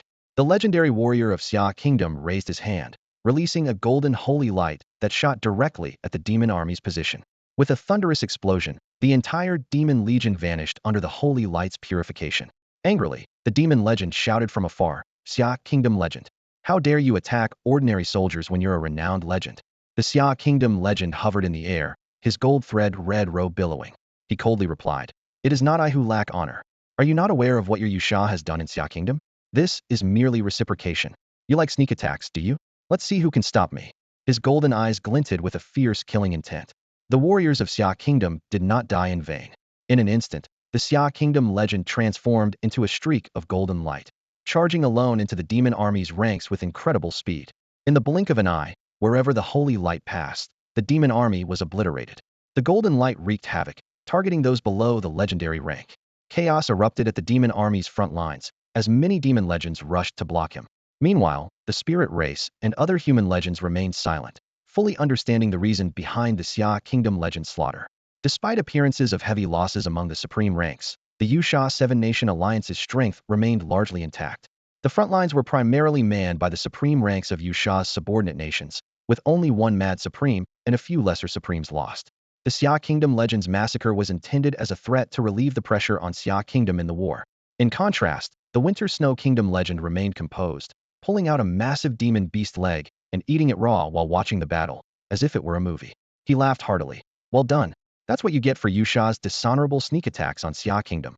As he ate, he commented, infuriating the demon legends who glared at him. Glaring at me, are you? This is a personal feud. Our non-involvement is already a courtesy. Don't take it for granted. Pointing the beast leg at the demon legends, he continued to roar. You, and you, glare at me again, and I'll twist your head off. The demon legends turned away, knowing it was unwise to escalate matters further. The personal vendetta between Yusha and Xia Kingdom was already significant, and any escalation could be disastrous. The Demon Lord's plan must not be compromised. The time was not right for the Demon Realm to start a war. The Xia Kingdom legend's early attack was prompted by his recognition of this variable. In Tianjin City of Xia Kingdom, 100 meters underground in a cavern, Meng Nan, Xia Xingran, Lei Dream Supreme, and Gu Tianqian Supreme were strategizing. The news of Yusha's second military campaign had been detected by the Celestial Eye in Daijing City, necessitating a timely response. Supreme handed several anti-magic stones to Dream Supreme, who transformed into countless small spiders, carrying the stones to the base of Tianjin City's walls. With the anti-magic formation ready, Supreme and Gu Tianqian Supreme began channeling spiritual power into the formation, preparing for the possible arrival of the Second Supreme Army. Once everything was ready, Supreme Gu Tianqian turned to Meng Nan and couldn't help but ask, Meng Nan, we need someone to lure them into the range of Tianjin City's walls. Can you do it? Gu Tianqian's question put Meng Nan in a difficult position. It wasn't that he was afraid, but given his macho persona, it was really challenging for him to entice the enemy into a trap. Meng Nan scratched his head and tried to explain, they probably won't fall for it that easily. If I stand at the city gate, they'll definitely think it's an ambush. Besides, after my battle with the demon puppet, even if they see me, they won't pay any attention to me. In response to Meng Nan's explanation, the Supreme suddenly said, don't worry, they'll definitely try every way to get into the city. This Supreme Army batch is of mixed quality, without a top-level Supreme among them. They're probably just here to test our Xia Kingdom's backup. Meng Nan was taken aback. Does Xia Kingdom have a backup? He thought to himself. He had seen the current battle situation inside Tianjin City. So many had died. Not to mention what Xia Kingdom's backup might be. The situation seemed on the verge of collapse to him. Even if Xia Kingdom could win, it would be a Pyrrhic victory. Now another Supreme Army had arrived, and although they were ragtag, they still numbered nearly 550 ragtag Supremes, plus nearly 500 unmatched warriors. Even if they're not great, they still count for something. What if these 50 ragtag supremes launch another suicide attack? Could the remaining supremes of Xia Kingdom withstand it? Despite his anxiety, Meng Nan could only trust the words of the supreme and the others. If they dared to send him to battle, it meant there must be a way. Meng Nan stood up from the underground chamber, stretched his muscles, and resolutely said, "All right. There's still a platform of fire spirit earth under the Tianjin city gate that I can use. Previously, when I built the city walls, the small stones consumed quite a bit of fire spirit earth. Although I can't reach the extreme of 600 meters now, with Laze's fusion, my Hellfire armament can still reach about 200 meters. That's more than enough to block a city gate." The Supreme nodded approvingly and earnestly said to Meng Nan and the two others, "Remember this. You're no longer young boys. This is war, as you've seen. There's no right or wrong, only life and death. Once the anti-magic array is activated, Old Gu and I will do our best to suppress all the Yusha Supremes. You know the situation in the city now. There are no extra Supremes to guard the city gate." Meng Nan, Xia Xingran, and Lei Zhe all nodded, fully understanding what this meant. If Tianjin City were lost, it would mean the nation would fall. The Yusha Supreme Army would come in a third, fourth wave. Meng Nan's phantom rose above the ground, looking towards Tianjin City, where the sounds of battle still roared. He had already seen the brutal reality inside the city. The warriors from Qinling City were wiped out. The 5 major armies of Xia Kingdom suffered countless casualties. As Meng Nan sighed, the sound of something cutting through the air echoed from the skies above the wilderness outside Tianjin City. Meng Nan turned to look, and just like Xia Kingdom, small landing crafts were rushing from the distant wilderness. The leader of the second wave of the Yusha Supreme Army, speeding from afar, immediately spotted the conspicuous figure of the macho man under the Tianjin City gate. Too conspicuous. Alone, standing on the desolate scorched earth. On the landing ship, a young Supreme next to the leader of Yusha asked softly, "Leader, the brood is here. Could there be an ambush?" The leader of Yusha knew well, an ambush? Huh, we're here to scout for ambushes. Fool. Of course, he wouldn't say this outright, so he coldly replied, "Ignore him. Go straight over the walls of Tianjin City and charge in." Whoosh, whoosh, whoosh. The landing ships didn't slow down at all, flying directly over Meng Nan's head. Meng Nan was furious. Bastards. He muttered to himself, "Supreme, I told you I'm not good at baiting, but you wouldn't listen." Just as the fleet of landing ships was about to fly over the gates of Tianjin City, a strange scene unfolded. The Yusha landing ships seemed to hit an invisible wall, and one by one, they exploded. Boom, boom, boom. The Yusha Supremes abandoned their ships in disarray, while the weaker Wushuinga level ones didn't even have time to react and were killed instantly. Meng Nan took a sharp breath, eyes wide open. What's going on? At that moment, the voice of the elder came through. "I've sealed the space within Tianjin City again. These 50 Supremes can only use the gate. Work with them and bury these bastards." Meng Nan was dumbfounded. "Elder, this isn't a joke. 50 Supremes. I can handle 2 or 3 with my Hellfire armament, but 50 is impossible. Elder? Already gone?" Meng Nan was exasperated. "Which eye of yours thinks I can take down 50 Supremes? Wait, I still have those dozen soul lures. Oh, got it. With the anti-magic array, blow these bastards to pieces." Meng Nan's expression turned grim. The scene within Tianjin City was too overwhelming for him. This was his first real battlefield experience in his life. The brutality of war far exceeded his imagination, and the strength of Yusha brought him back to reality. Even without deploying their top Supremes, Yusha is still a formidable foe for Xia Nation. The absolute disparity in the number of Supremes made him finally understand the Elder's pain. The Elder tearfully agreed to Xia Renjia's sacrifice because there was no other choice. Yusha is truly too powerful. If not for Xia Renjia's death curse back then, those 30-plus top Yusha Supremes could have easily wiped out Xia Nation with just 5 or 6 of them. Meng Nan coldly stared at the Yusha Supremes in the sky, devoid of emotion. "Yusha bastards. Do you want to enter the city?" He pointed to the gate behind him. "There's only this one way in, come. Walk this way." The Yusha Supremes in the sky all looked at Meng Nan, their murderous intent undisguised. One of the Supremes said coldly, "Little brat, watch your mouth. Don't think that provoking us will make us fall for it. We know you still have those dozen soul lures." Outwardly, Meng Nan remained incredibly composed, but inside, he was almost at his breaking point. He couldn't even set a trap if he wanted to. This little trick had been thoroughly seen through in the battle with the magic puppets. Meng Nan realized that provoking them was pointless, but it was better than doing nothing. With a smirk, he taunted, "What? You have a problem with me calling you mongrels? You choose to be Yusha's lapdogs instead of being decent people. What else are you if not mongrels?" The group of Yusha Supremes was infuriated, but they knew this audacious man was just a decoy. Attacking him would be pointless and might even lead to their own demise. "Hold it." At that moment, the leading Yusha Supreme raised a hand to stop the verbal battle, saying coldly, "There's no point in arguing with him. Wait here while I check the city wall. With that, he flew towards the wall of Tianjin City. As he was about to investigate the mysterious wall, a massive spiritual pressure erupted suddenly. With a loud boom, the leading Yusha Supreme was instantly crushed by the force. An ambush. Quick, lower your altitude. The Yusha Supremes panicked and descended rapidly. A stern voice echoed from the wall. Yusha mongrels. Fly up again, and I'll take you down.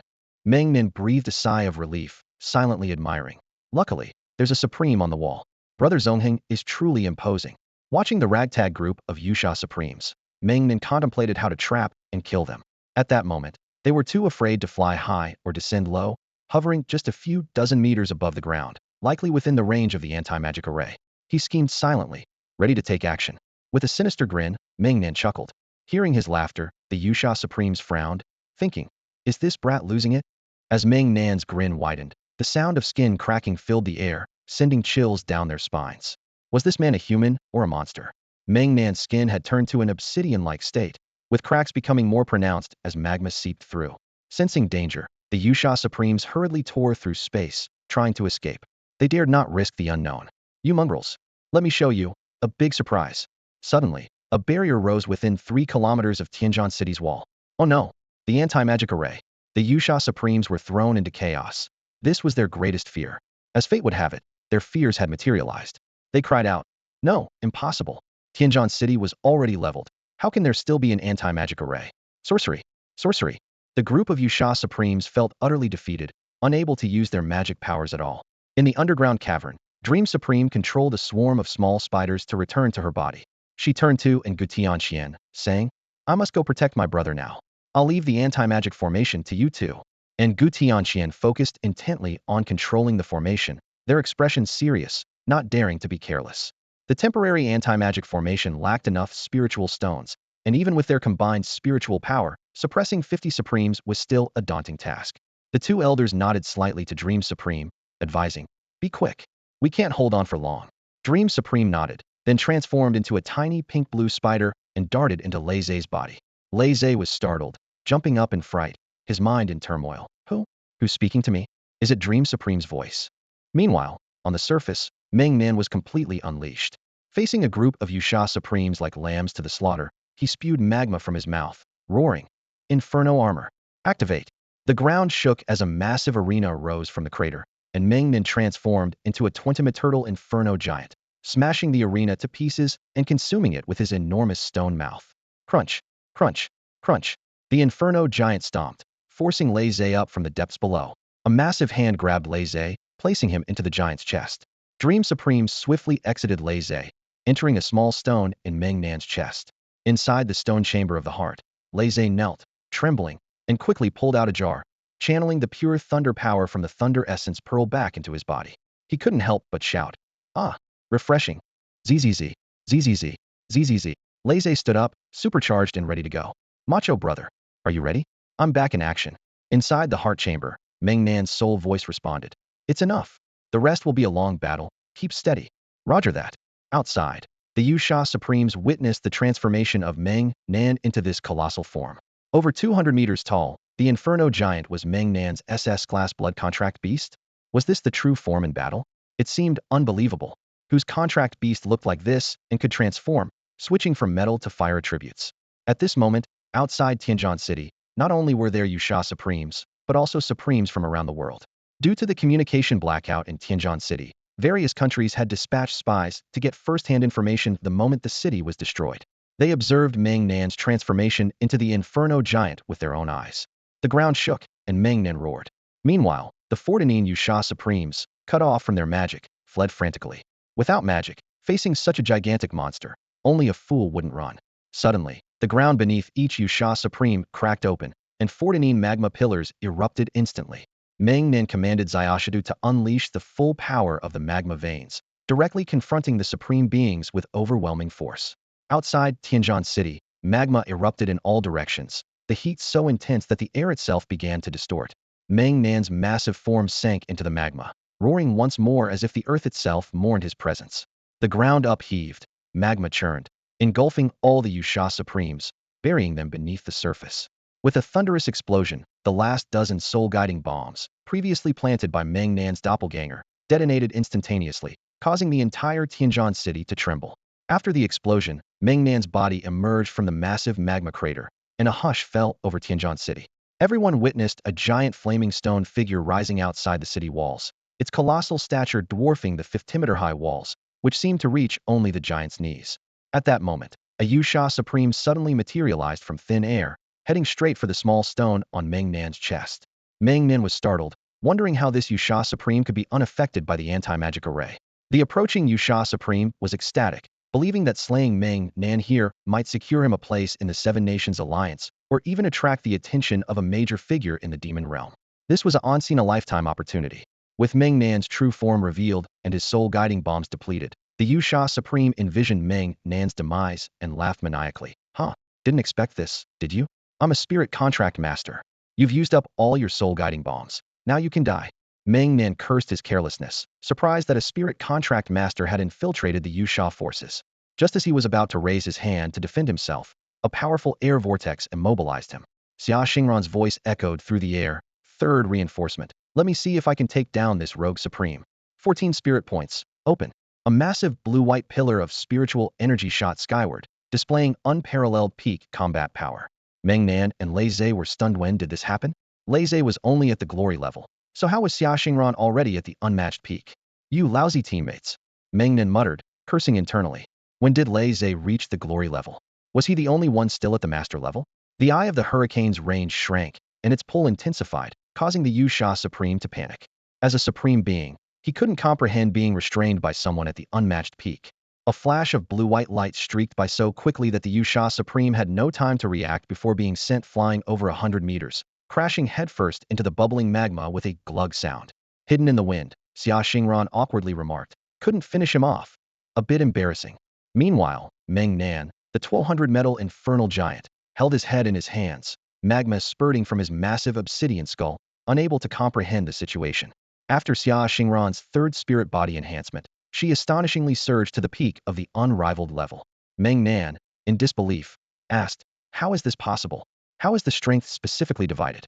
Concealed within the wind, Xia Xingran replied, panting heavily. It's the glory level. Meng Nan and Lei Zhe exchanged glances, utterly shocked.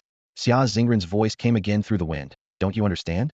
My internal spirit power reserve is at the glory level, excluding those 14 spirit apertures. I'm not like my senior brother.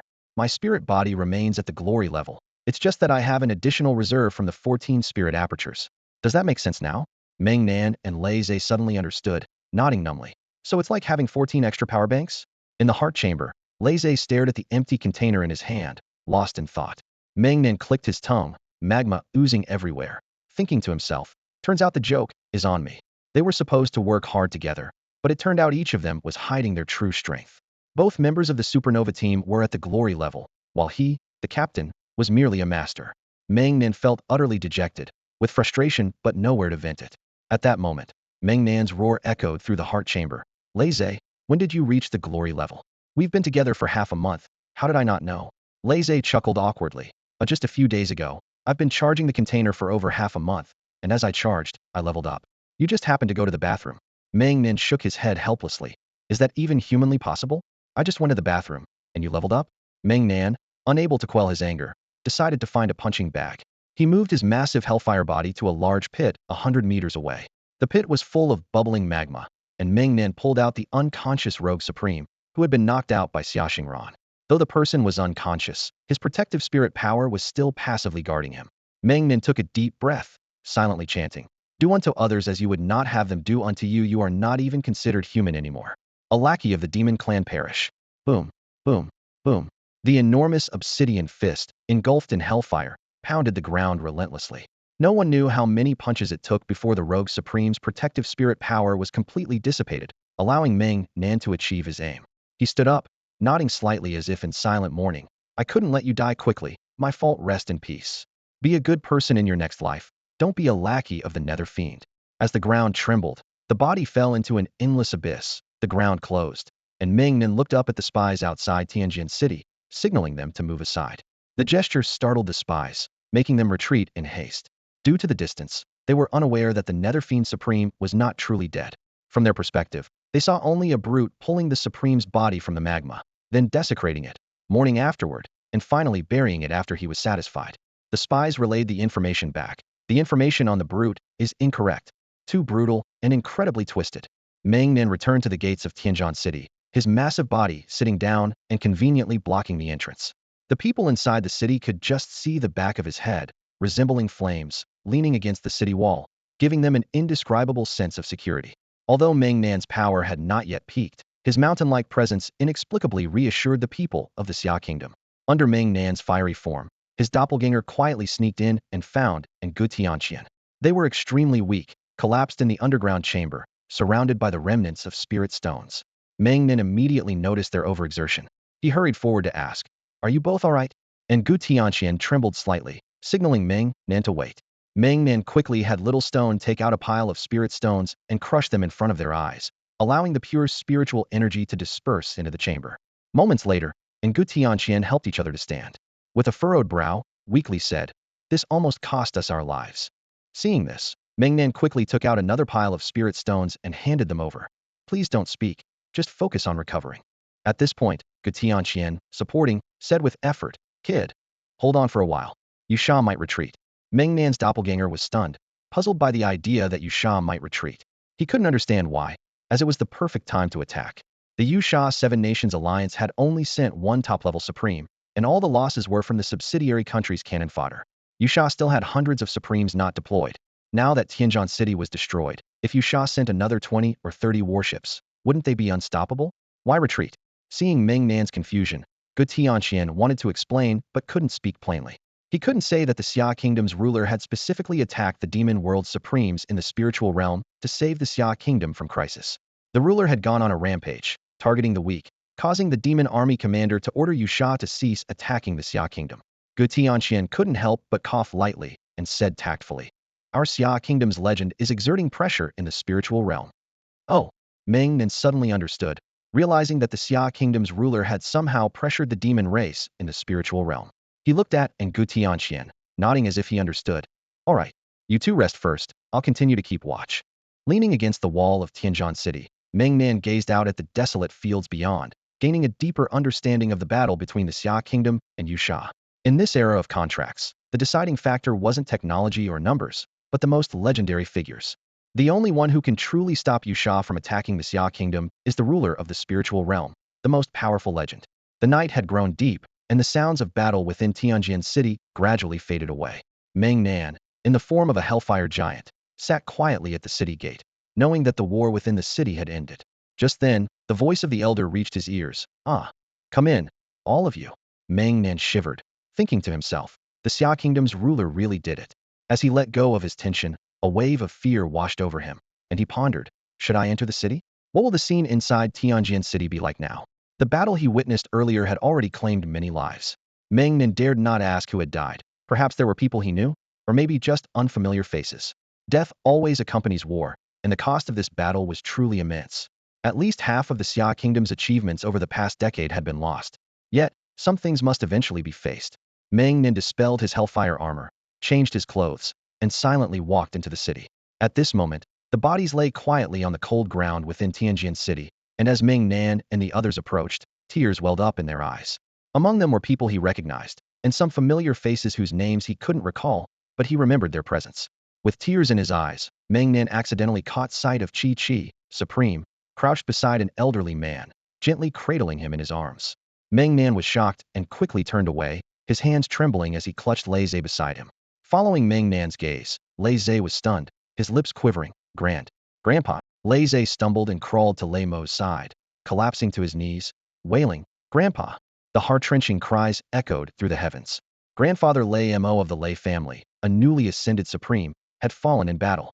Despite being moved by the elder, the force of the explosion, which he was closest to, shattered his heart instantly.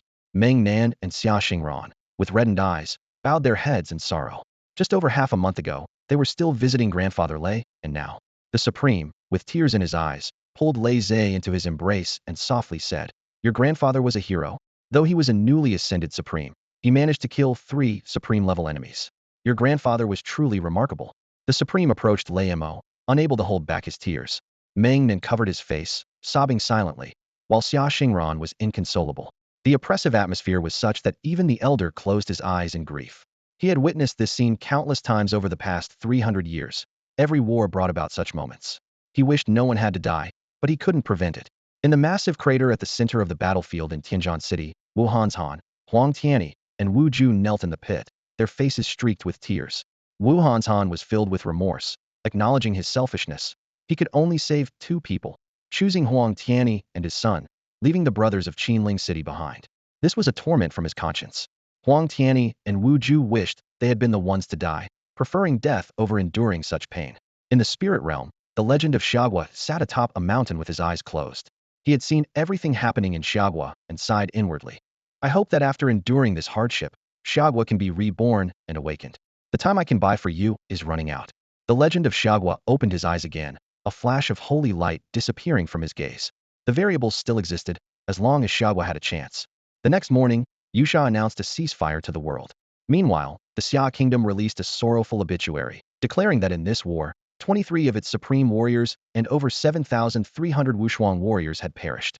The entire nation mourned, with countless citizens spontaneously flocking to Tianjin City to welcome the return of their heroes' souls to their homeland. The massive crater at the center of Tianjin City had been filled by Meng Nan using the power of the earth, and a large stone monument now stood there, recording the events of the war and the names of all the fallen heroes. At that moment, Meng Nan sat atop the city wall of Tianjin, overlooking the countless mourners below, feeling a profound sadness. The Xia kingdom did not achieve victory or defeat in this war.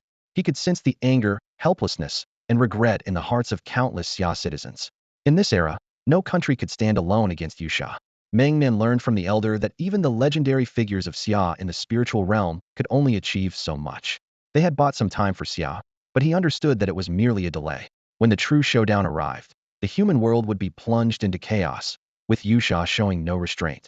7 days later, the post-war reconstruction of Tianjin City began. To the astonishment of Xia's citizens, the reconstruction was undertaken by the Xia Kingdom's Technology Research Department. Those in the know remained silent, as Xia planned to deploy the latest technology from Daijing City in Tianjin City as a last stand against Yusha. Xia's overall military strength remained weak, and enduring another war of this scale would lead to the complete loss of hope. A series of new announcements from Jingping City declared that Tianjin City would become Xia's first independent city, and the country's first war academy was officially established there. Previously known as Xia's first military academy, it was the alma mater of the Cold Evil Supreme, with many students serving as reserves for Xia's 5 major corps. Before the war, the original residents of Tianjin City had been relocated to Weng City, the second city of Qinling City. Xia announced that from now on, ordinary residents would no longer be allowed to settle in Tianjin City. It would become a city of war, inhabited only by those who could and dared to fight. Suddenly, battle teams and armies from various cities across Xia flocked to Tianjin City to settle. The political landscape of Xia also shifted once more, as the war had claimed too many supremes and Wushuang warriors, leaving many government positions vacant. The hidden experts in Daijing City finally emerged from the shadows and appeared before the people of Xia. These ancient families, personally chosen by Xia's legendary figures, were the last sword left in Daijing City, with a legacy spanning nearly 400 years.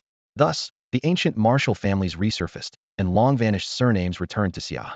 All the visible supremes of Xia had already gone to Tianjin City, not only for post-war reconstruction, but also to train and seek vengeance. For a time, the people of the Xia kingdom united, pouring all their resources and wealth into the construction of Tianjin City. All the warriors and armies gathered there, forming a powerful Tianjin legion. At the Lei family's home in Lixing City, in front of the grandfather's grave, Meng Nan and Xia Xingran stood beside Lei Zhe after paying their respects. "Brother Lei, my condolences." At this moment, the playful smile on Lei Zhe's face was gone. The once carefree boy had matured overnight. Just then, a refined middle-aged man approached Lei Zhe and softly said, "Ace, are you really not planning to stay?" Lei Zhe looked up, staring coldly at the middle-aged man, and replied, "Why should I stay? Grandfather is gone. You are the head of the Lei family now. This responsibility isn't mine to bear. My duty is to become the second supreme of the Lei family, to fight until there's no one left in Yusha." Lei Zhe's eyes were bloodshot, fixed on the middle-aged man. At that moment, a graceful woman approached, gently patting Lei Zhe's shoulder, and softly said, "Your father doesn't mean that. He just can't bear to let you go." Lei Zhe withdrew his gaze and remained silent. Meng Nan and Xia Xingran realized it was best not to intrude on the Lei family's affairs, and quickly said their goodbyes.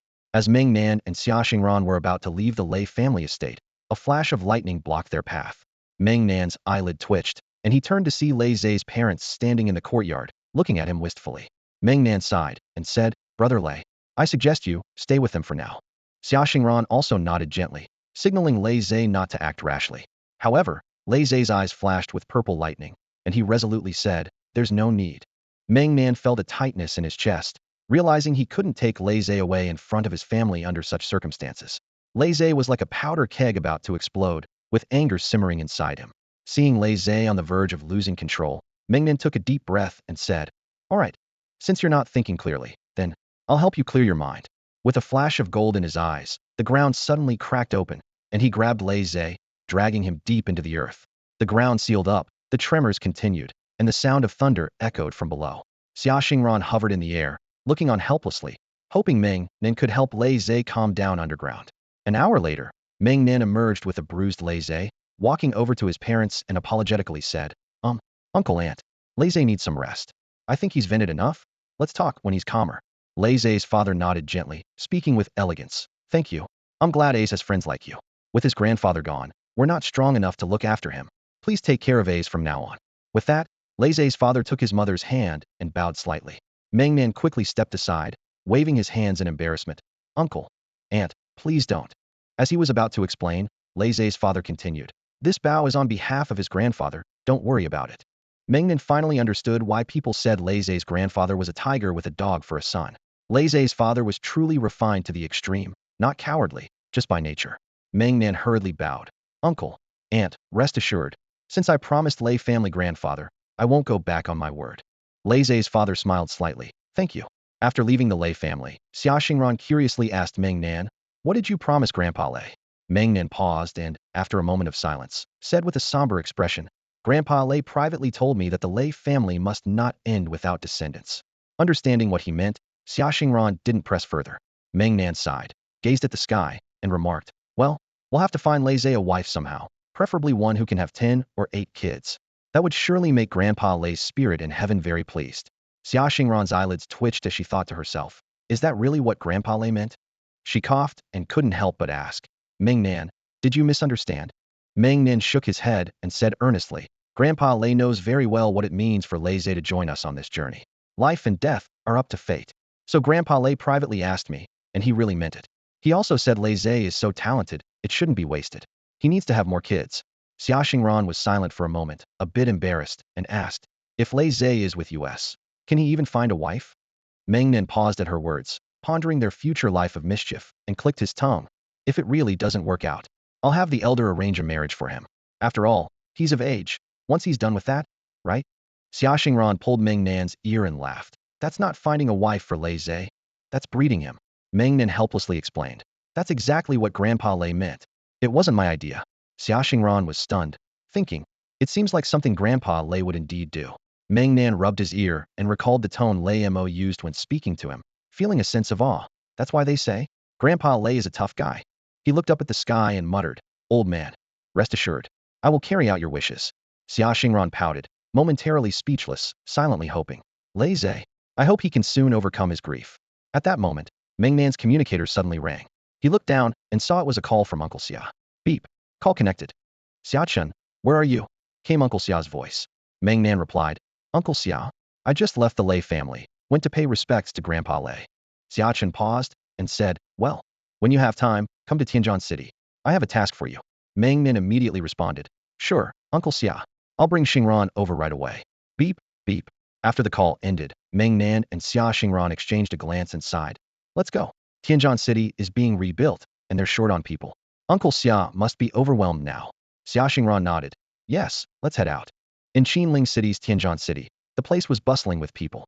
Meng Nan and Xia Xingran were taken aback, having just mentioned the lack of manpower, and now seeing the throngs of people. Xia Xingran, using the power of wind, hovered in the air with Meng Nan, overlooking Tianjin City. The view below was filled with a sea of people, shoulder to shoulder. The atmosphere was as lively as a temple fair during Chinese New Year. Xia Xingran couldn't help but marvel. This is too much. Meng Nan looked around, feeling his claustrophobia creeping in, and quickly opened his communicator to call for help from Xia Chen. Beep. Connection established. Meng Nan, Uncle Xia. I've arrived at Tianjin City, but why are there so many people here?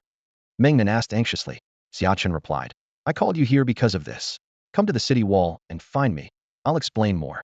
With that, he hung up the call. Xia Xingran and Meng Nan flew towards the city wall of Tianjin City. The wall was still the hellfire wall that Meng Nan had built, but now it was devoid of lava and hellfire. From a distance, it appeared dark and somewhat unsightly. Meng Nan grabbed Xia Xingran's arm and suddenly asked, "Doesn't the wall look a bit off without the lava and hellfire?" "Absolutely. It's hideous," Xia Xingran replied without hesitation. Meng Nan clutched his chest, feeling a pang of heartache. The supreme beings on the wall saw Meng Nan and Xia Xingran approaching and greeted them warmly. Meng Nan and Xia Xingran landed on the wall and quickly paid their respects to the supreme beings. At this moment, Meng Nan felt as if he were among comrades, treated as an equal by these supreme beings.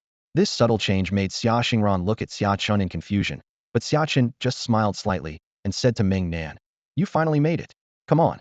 Xia Chun pulled Meng Nan to a large projection on the wall and pointed at Tianjin City below, saying, "Stand here, compare it to this projection, and take a good look." Meng Nan carefully examined the large projection in front of him, which appeared to be the blueprint for the new Tianjin City. What Xia Chun pointed out were black squares, each marked with different numbers. One of the squares displayed length 1000 m, width 300 m, height 300 m, depth 100 m. Meng Nan was initially confused until he saw the word depth. Cough, cough. Was Uncle Xia asking him to dig holes? As an earth element construction fanatic, he was indeed skilled at digging, but to dig such large and numerous pits, Meng Nan must be the number one in the Xia kingdom. With a face full of resignation, Meng Nan looked at Xia Chen. "Uncle Xia, are you asking me to dig holes?" Xia Chen's eyes lit up, and he patted Meng Nan's shoulder, saying, "That's right. But digging is just the first step. You have a big responsibility. The elder has decreed that the new Tianjin City must be completed before New Year's Eve. There's less than 2 months left. There's no one else in the Xia kingdom who can complete this project but you. Building a city in less than 2 months? Are you all crazy?" Meng Nan's eyes widened as he looked incredulously at the supreme beings. They all nodded, especially Gu Tianqian, who not only nodded but also clapped. With Gu Tianqian leading, the other supreme beings followed suit, applauding. Even Xia Xingran joined in the antics. Meng Nan was flabbergasted. He was about to become the Xia kingdom's top construction maniac. Can I ask a question?" The supreme beings were curious, waiting quietly for Meng Nan's question. Meng Nan put on a destitute look, hands in his pockets, and then flipped his pockets inside out, spreading his hands as he asked, "So, if I take on such a big project, is there any reward?" The group of supreme beings couldn't help but almost burst into laughter at the sight of Meng Nan asking for money. However, Meng Nan remained unfazed and patiently explained, "You all have large families and businesses, so you probably can't understand my predicament. To be honest, I haven't had a penny in my pocket for a year. I've been living off someone else. I don't even know how much I owe Xia Xingran now." The laughter abruptly stopped, and their smiles faded as they all turned their attention to Gu Tianqian, as if suggesting, "You're the wealthy one here, with a family fortune that rivals a nation." Standing beside Meng Nan, Xia Xingran quickly tugged his arm and whispered, "Oh my, what are you saying? Living off someone else? That's so embarrassing." Meng Nan looked at Xia Xingran seriously and said, "What do you know? What if I don't marry you in the future? I need to save some money. Otherwise, what will you eat in the future? If I eat dirt, can you eat dirt with me?" Xia Xingran's cheeks turned red instantly, and she quickly covered Meng Nan's mouth with her hand, afraid he might say something more inappropriate. Gu Tianqian, struggling to hold back his laughter, cleared his throat and said, "Ahem. This is all minor stuff.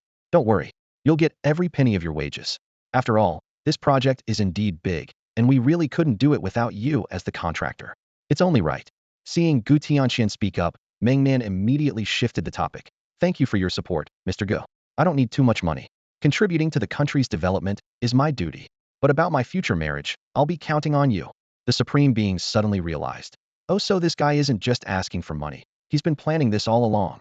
Gu Tianqian chuckled, shaking his head helplessly. "Good kid.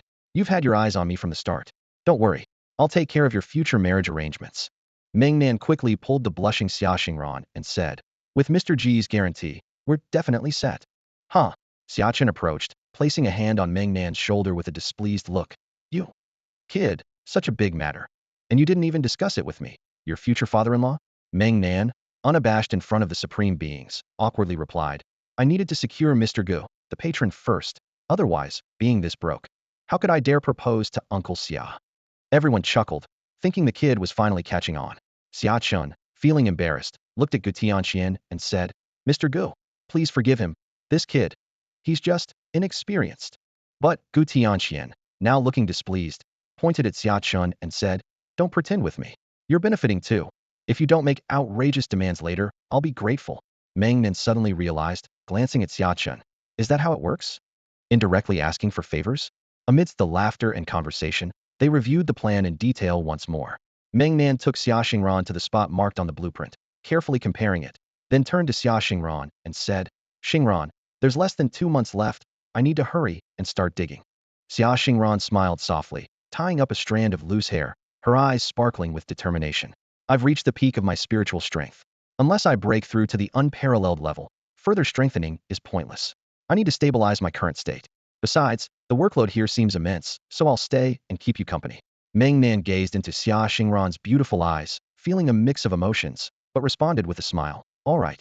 It looks like you'll have to work hard to support me, the foreman, for the next 2 months. With a playful glint in her eyes, Xia Xingran replied, Don't worry. Taking care of my younger brother is what a big sister should do. Internally, Meng Nan felt a bit helpless. He initially thought Xia Xingran had a nurturing quality, but her words made him feel it was all an illusion. Although she was younger, she often took advantage of him. It seemed like he would have to wait forever for her to sweetly call him Big Brother. Taking a deep breath, he handed his shirt to Xia Xingran and said confidently, Xingran, do as you please. Your big brother is off to work now. But, with that, Meng Nan disappeared underground to start digging. Holding Meng Nan's shirt, Xia Xingran blushed slightly, thinking to herself, I know you want to hear it. Humph, I won't say it. Not when you haven't made any effort. You big fool.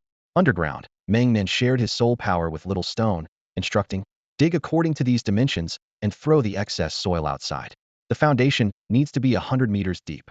As Meng Nan manipulated the earth, the ground began to tremble. Using the power of the earth, he quickly commenced the excavation. Meanwhile, the Xia Kingdom's Technology Research Department dispatched a team of professional construction experts, all Earth Element spiritual contractors, to assist him. Despite their efforts, Meng Nan's digging speed was astonishing, requiring neither spiritual power nor rest. In contrast, the experts were left breathless, exclaiming, Meng Nan is truly our kingdom's top construction maniac. As time passed, Meng Nan became more adept, and his digging speed increased, creating towering piles of soil. The construction experts felt the pressure and urgently called for help. After discussions, they decided to summon all Earth Element warriors, regardless of their construction experience, to assist. Thus, while Meng Nan continued to dig underground, hundreds of Earth Element spiritual contractors busily transported the soil above.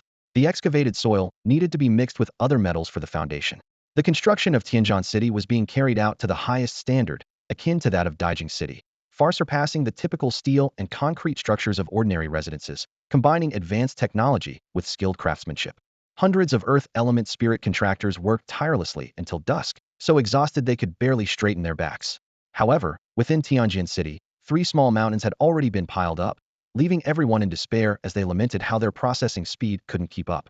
An older Earth Element spirit contractor clutched his aching back and sighed. We really can't compare to Meng Nan's talent. Everyone nodded in agreement, secretly thinking, Meng Nan is like a human excavator, truly impressive. At that moment, the logistics core of Tianjin City suddenly broadcasted, Brothers, take a break. Dinner is ready. We've got some good stuff for dinner today. As this wonderful announcement echoed, the Earth Element spirit contractors no longer felt any pain in their backs or legs and sprinted off eagerly. A young man in his early 20s with dyed yellow hair laughed heartily. Finally, it's time to eat. I can eat 20 buns today. Everyone couldn't help but chuckle. Look at you, so skinny like a monkey. You should eat more meat to build yourself up. Meng Nan, who had dug 4 large pits during the day, immediately surfaced upon hearing the news of dinner. As soon as he emerged, he saw Xia Xingran descending from the sky with 2 trays. She gently blew a breeze to disperse the dust from Meng Nan's body. Surprised, Meng Nan exclaimed, Is this the legendary dry cleaning? Impressive. The power of the wind lifted one of the trays and floated it to Meng Nan. He smiled and said, My dear Xingran is so thoughtful. Xia Xingran rolled her eyes at him and gave a soft hum. Meng Nan felt a surge of joy, thinking there might be a chance.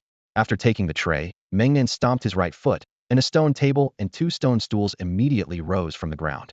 A hint of a smile flickered in Xia Xingran's beautiful eyes. Not bad. Little Meng Nan. Meng Nan smiled slightly, thinking to himself, From now on, no matter what, I won't take such words seriously. If she plays hard to get, so will I. When he saw the dinner on the tray, he was stunned.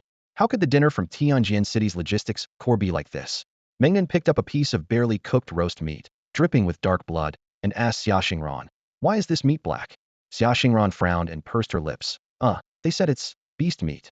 Meng Nan was shocked, wondering if this was a public provocation to the demon tribe. And where did this beast meat come from? Could it be the work of the legendary figure from the Xia Kingdom? Did he really let the Tianjin core eat beast meat?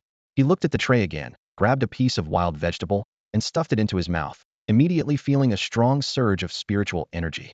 This was a spiritual plant from the spirit world.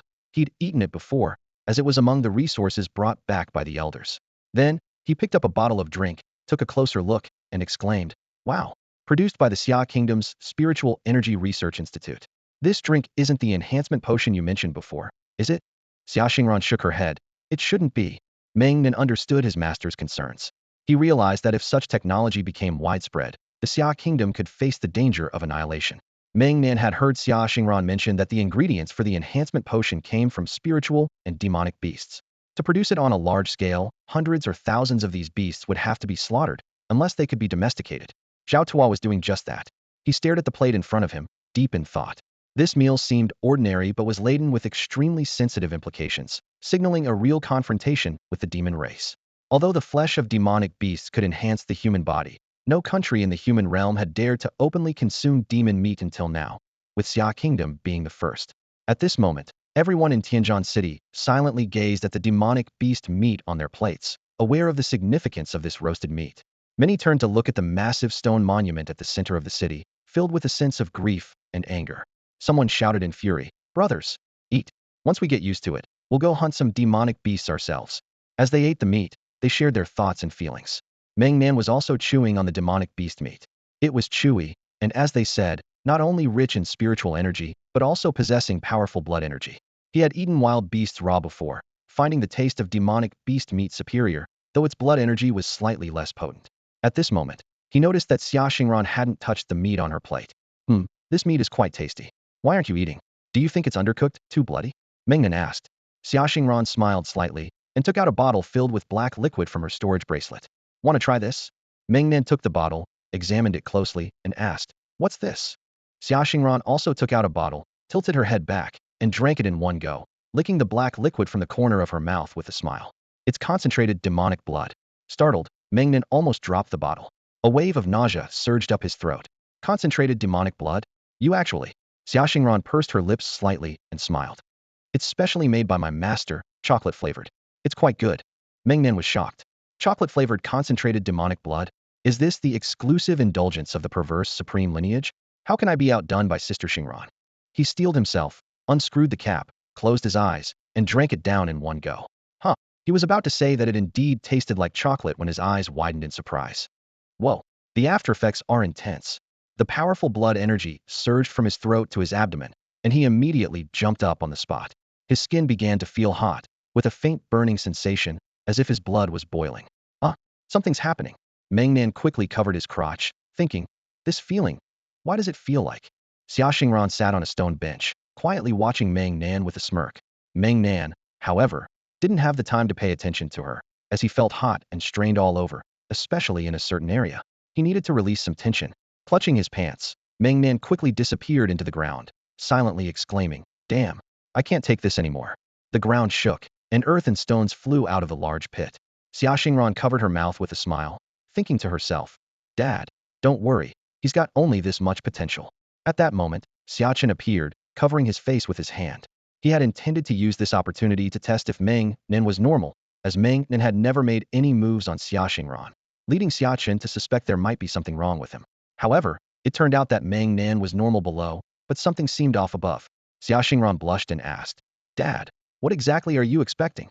Xiachen's expression was complex, shifting between red and black, and after a long pause, he finally sighed.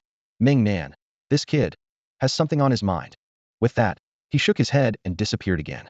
Meanwhile, a group of Earth Element construction workers, having eaten and drunk their fill, were burping as they headed back, only to see dust flying from the large pit in the distance and huge stones being thrown out. They exclaimed, "Wow, that guy is a beast. Is he on steroids or something?" The old man leading them quickly called out, "Don't just stand there. Get to work after eating and drinking." The magic beast meat wasn't free. The group rolled up their sleeves and jogged over. As night fell, Meng Nan had vented for nearly 3 hours, and the force of blood and energy in his veins finally calmed down. He marveled. The level of this blood and energy, Xia Xingran drank it all without a problem. Her spiritual body strength is kind of freakish. No wonder she can knock out even a supreme with one kick. The supreme lineage really can't be understood with normal logic. Drinking concentrated demon blood like it's chocolate milk, Even a dog would mutate. Meng Nan emerged from the ground. It was already 10 p.m. He looked around. Everyone seemed to have gone to bed, except for Xia Xingran, who was lying alone on the stone table, her snores faintly audible. Meng Nan glanced back at his work. He had dug 8 large pits today, and according to the blueprint, he should be able to finish the task before New Year's Eve. This meant he had to dig at least 8 pits a day to stay on schedule. He was responsible for the pits over 100 meters deep, while the shallower ones were handled by other professionals. He understood the purpose of these deep pits, which were to construct an underground city in Tianjin City according to the standards of the capital city. From what he knew, some formidable figures were likely to be placed in this underground city. Meng Nan brushed the dust off his body, changed into clean clothes, and walked over to the stone table, gently tapping Xia Xingran's shoulder. "Xingran, are you asleep?" Xia Xingran softly responded with a snore. Meng Nan thought helplessly. I didn't need to ask. The girl wasn't pretending to be asleep earlier. She was genuinely asleep. Meng Nan shook his head with a wry smile, crouched down, and hoisted Xia Xingran onto his back. Standing up, he carried her towards the temporary camp. Resting on Meng Nan's back, Xia Xingran lightly placed her chin on his shoulder and murmured, "Where are you taking me?" Meng Nan chuckled, knowing she was pretending again. "I'm taking you back to the camp, of course. You can come find me tomorrow after you wake up. I still have to work overtime tonight to finish the project here as soon as possible."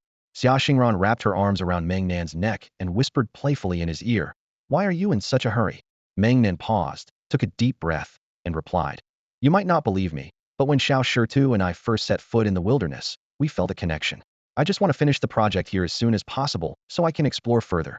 Xia Xingran was silent for a moment before suddenly jumping off Meng Nan's back. She then said, "Then I don't need to go back to the camp. Just build me a small stone house by the pit." Meng Nan was taken aback by the suggestion but thought it was a great idea, saving him the trouble of going back and forth. He took Xia Xingran back to the pit and used his earth power to build a small stone house for her. Then he said, "You can sleep here. I'm going to dig a new pit over there. It's far enough not to disturb your sleep." Xia Xingran nodded lightly and playfully asked, "How late do you plan to work? Will you come back to sleep?" Meng Nan blushed, thinking to himself that he wouldn't dare.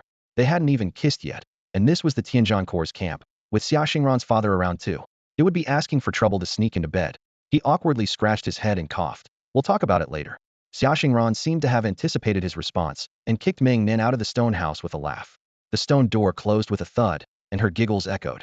"Oh, Meng Nan, you're such a coward. Xingran is being so forward, and look at you." The Dream Supreme, in the form of a little spider, lay on a small stone, mocking him mercilessly. Meng Nan shrugged, genuinely afraid. There were too many eyes around, and it wasn't the right place for such matters. Besides, Uncle Xia might be lurking somewhere, which he remembered well from when Xia Chun had done the same in Jingping City. If he hadn't been so honest, he would have been caught red-handed long ago. The Dream Supreme chuckled softly. "Haven't you ever thought that Xia Chun might be expecting something?"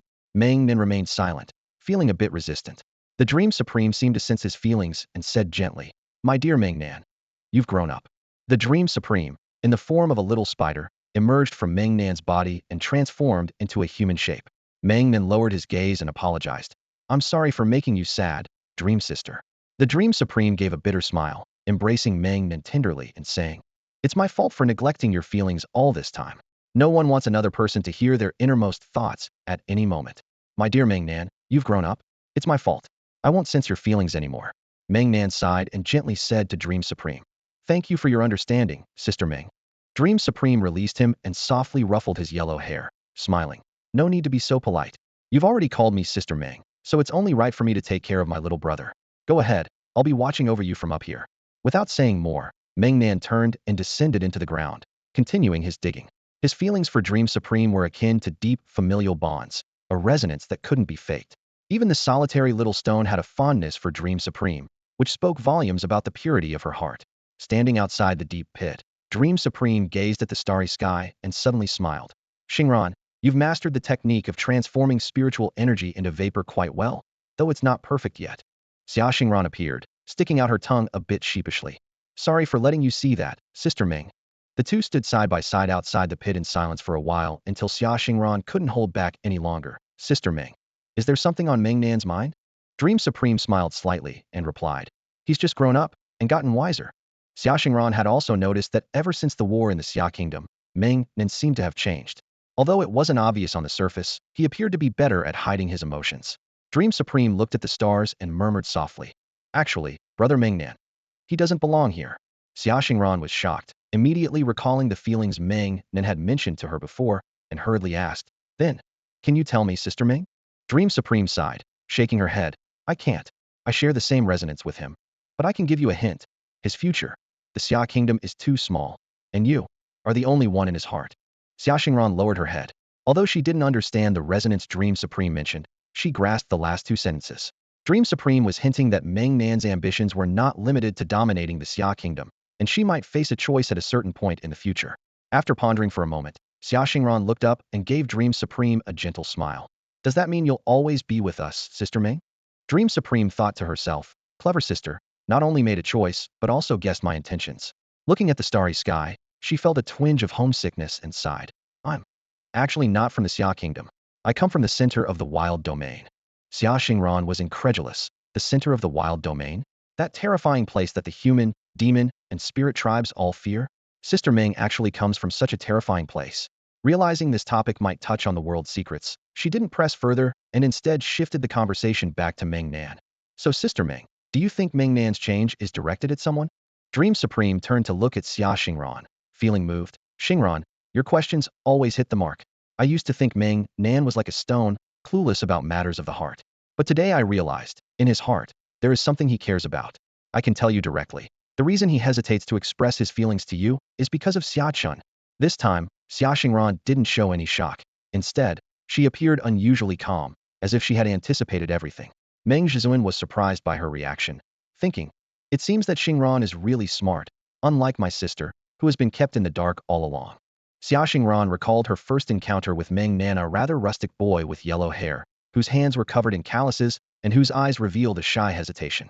That day, when the blood pact was exposed, it was Meng Nan who saved her. At that time, he didn't know much, and perhaps he understood he might die, yet he chose to save her anyway. From that moment, Meng Nan was deeply imprinted in Xia Xingran's heart, becoming the stubborn young man she held dear.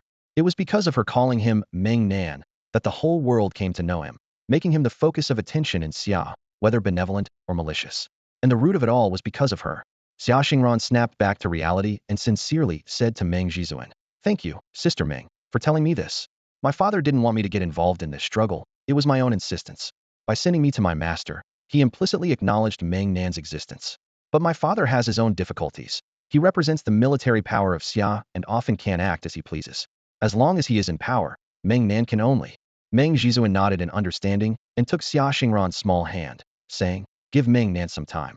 He needs to become stronger. You are the person he cares about the most, and Xia really needs him right now." With Lung Xia absent, Meng Nan is Xia's greatest deterrent against other nations. Lung Xia went through the same thing back then. If he returns after becoming a legend, with Lung Xia's temperament, even if Meng Nan lets himself go, no one would dare say a word against him. Xia Xingran couldn't help but chuckle, teasing, "Is Sister Meng saying that Lung Zhizuan is protective of his own?"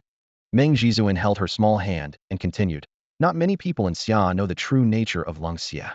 The elder describes him with one phrase, indifferent to life and death, and ready to fight if challenged. Lung Xia, besides being Xia's legend, isn't even afraid of the elder. Otherwise, why do you think he's so strong?" Xia Xingran exclaimed, "Really?" She had been with Lung Xia for so long, but hadn't realized he had such an unruly nature. Meng Zhizuan smiled gently. "Look at your senior brother Ninghong. They're so strong and proud, yet they treat Lung Xia with utmost respect. There's a reason for that. If Lung Xia truly wanted to kill someone, no one in Xia could stop him, not even the elder. Lung Xia is a double-edged sword, and so is Meng Nan. They're quite similar." A peculiar feeling surged in Xia Xingran's heart, marveling at the wonders of fate. Ever since she met Meng Nan, everyone around her seemed odd, each with a hidden identity, even her father, who suddenly became the flag-bearer of Xia's military power. If not for Meng Nan's appearance, she might never have known about her family's history. At this moment, in Xia Xingran's eyes, Meng Nan was like a key that could unlock all secrets, altering the situation in Xia and the world. And the variable in Xia's legendary eyes was Meng Nan. A variable even he couldn't comprehend. The survival of Xia hung on an 18-year-old boy. The legendary figure of Xia, who had lived for over 400 years, not only gambled, but also staked everything Xia had. Day by day, with the hard work and dedication of the people of the Xia kingdom, Tianzhan City gradually took shape, with buildings rising like mushrooms after a rain. Today marked the last day of December, a special occasion. On this day, Meng Nan unexpectedly skipped work, and apart from Xia Chun and Dream Supreme, no one knew where he had gone. In the desolate lands of the Shawa kingdom, Meng Nan held Xia Xingran's hand as they sat atop a mountain peak. "Happy birthday, Xingran," he said, presenting a small cake with a candle the size of a pinky finger. Xia Xingran couldn't help but laugh. "For such an important day, this is the tiny cake you prepared?" Meng Nan smiled awkwardly. "It's better than nothing. You're being picky. I made this myself yesterday in the supplies department, a one-o fakened cake in the world." A mist of emotion clouded Xia Xingran's eyes, not because of the cake, but touched by Meng Nan's smile and the tone of his words. Since entering the desolate lands, he seemed as free and happy as a fish in water, never losing his smile. She slowly closed her eyes, clasped her hands together at her chest, and made a wish. Meng Nan grinned sheepishly. After a moment, Xia Xingran opened her eyes and gently blew out the candle. She divided the cake in half and handed a piece to Meng Nan. With a chuckle, Meng Nan further divided the cake into 3 parts, offering them to his chest. "Sister Dream, these 2 small pieces are for you and Little Stone," he said. Little Stone extended a tiny, earth-colored hand and grabbed the cake. Soon after, Little Stone began to tremble uncontrollably. "Little Stone, Meng Nan. Not tasty." Meng Nan's face darkened instantly, while Xia Xingran couldn't help but laugh. She took a small bite. The taste of this cake is indescribable." She swallowed it with her eyes closed, relieved that Meng Nan had only made a small portion. Seeing Xia Xingran's peculiar expression, Meng Nan frowned. "Is my cake really that bad?" He took a bite, chewed twice, and froze. "What is this strange flavor? What oil did I use yesterday? This doesn't taste right." He swallowed it with his eyes closed and then apologized. "Sorry, everyone. That was unexpected." At this moment, Dream Supreme emerged from Meng Nan's chest, transforming into human form, and patted her chest as she dry heaved. "Oh, Brother Meng, your cooking skills are indescribable." Meng Nan laughed awkwardly. Haha, I think I used the wrong oil yesterday." Xia Xingran quickly took out 2 bottles of water, handing them to Meng Nan and Dream Supreme. After drinking the water, Meng Nan scratched his head, muttering to himself, "Didn't the guy from the supplies department say this oil was good for cakes? I asked him if it was suitable, and he said yes. Could it be? It just barely works." He coughed in frustration, thinking to himself, "That guy really deserves a scolding. When I get back, I'm going to have a word with that guy in the supply department. How could he assure me that this oil was good when it tastes so terrible?" Xia Xingran couldn't help but laugh, then turned to comfort Meng Nan. "Never mind. Tomorrow is January 1st, isn't it your birthday? I'll make something for you then, and show you what real cooking is." Meng Nan looked embarrassed and quickly covered his mouth, chuckling. Well, it seems tomorrow isn't actually my birthday. I just said that to trick you, and it just slipped out." Xia Xingran was stunned. "Meng Nan, are you asking for trouble?" She was so angry she pounced on him, pinching him playfully. "Ow, ow, I was wrong. Please let me go, ow." Meng Nan was grabbed by the collar and lifted up, a hint of mischief in his eyes. "You better tell me honestly. When is your real birthday?" Meng Nan shivered slightly, realizing she was serious, and quickly put on a pitiful look, waving his hands. "I'm not really sure, because I don't know myself." Xia Xingran paused, her grip loosening a bit, seemingly realizing Meng Nan's dilemma, and a hint of regret appeared on her face. Meng Nan chuckled. "Don't worry about it. I'm definitely older than you. I was probably born under unusual circumstances, so it wasn't easy to register my birth. I was moved to Pangsheng after my parents passed away. I can't be certain of my actual birthday." Xia Xingran bit her lip and softly asked, "Can you celebrate your birthday with me from now on?" Meng Nan grinned. "Of course." At that moment, Meng Jizuan approached and suddenly asked, "Was it during the chaos 18 to 19 years ago?" Meng Nan nodded. "Yes. Last year marked either 17 or 18 years." Meng Jizuan pondered, recalling how the legend of Xia had brought her back amidst widespread unrest, even in the heart of the desolate realm, let alone in Xia. Meng Nan chuckled. "No need to think about it, Sister Meng. Uncle Xia has already looked into it. There's nothing suspicious. Besides, I don't want to know too much. Some things are best left unknown to avoid unnecessary trouble." Meng Jizuan and Xia Xingran exchanged a glance and quickly changed the subject. "Brother Meng, you're right. Today is both Xingran's and your birthday. You can celebrate together from now on." Xia Xingran quickly nodded and asked, "So, do you want to make a wish?" Meng Nan looked at her with a mysterious smile. "All my wishes have already come true, so there's no need to wish for anything more." Upon hearing this, Meng Jizuan playfully transformed into a little spider and darted into Meng Nan's chest, thinking to herself about the abundance of affection she was witnessing. Xia Xingran blushed and turned her head away, avoiding eye contact with Meng Nan. Meng Nan sighed. "This girl, high offense but low defense. Seems like a slow and steady approach is best. If she loses control, with that flash of anger earlier, my life could be in danger." He took Xia Xingran's hand and pointed towards the desolate realm. "You asked if I had a wish earlier, and I do have a dream. Would you like to hear it?" Xia Xingran glanced at Meng Nan and murmured, "Yes, I would." Meng Nan took a deep breath, standing on the mountain peak overlooking the vast, desolate realm, his emotions surging. I want to become the ruler of this desolate realm. Meng Nan's words stunned Xia Xingran and Meng Jizuan. They couldn't imagine such ambitions coming from him. His dreams were far beyond their expectations. Meng Nan slightly turned his head to look at Xia Xingran, a gentle smile on his face. Xiaoshi, Sister Meng, and I are all from here. In the Xia Kingdom, I can't become stronger, even if I drained everything from it. To protect the Xia Kingdom and fight off Yusha, I must be like a legend here, capable of threatening the demons in the spiritual realm. And in the desolate region, I can threaten Yusha? My path lies in this wild land, and I aim to dominate this unclaimed territory. Listening to Meng Nan, a sense of understanding flashed in Xia Xingran's eyes. She tightly held his hand and gazed into the desolate region. Her fate had been intertwined with Meng Nan's from the moment they met, seemingly destined never to part. She turned her head to him, smiling softly. Wherever you want to go, I'll be with you. Meng Nan gently embraced Xia Xingran, whispering in her ear, thank you. Leaning against him, Xia Xingran sighed. About my father. I hope you can let go of any resentment. He actually acknowledges you. Meng Nan chuckled, tapping the little stone on his chest, teasing. Sister Meng, you ratted me out again. Meng Jizuan hurriedly denied. No, it's Sister Xingran who's smart. She figured it out on her own. Meng Nan shook his head, realizing Xia Xingran might have misunderstood him, patiently explaining. I remember everything Uncle Xia and Dean Zhao did for me. My resentment is just my own obsession. When I first decided to take up this banner, I knew these results would follow. They needed my contributions, and I needed their protection then. My master, Lung Xia, told me before he left that now I am no longer an orphan. I have you all. Holding Xia Xingran's small hand, Meng Nan continued. Actually, besides gratitude, I also feel guilty towards Uncle Xia. He took me out of Pang City and gave me the best opportunities, yet I ended up taking his precious daughter away.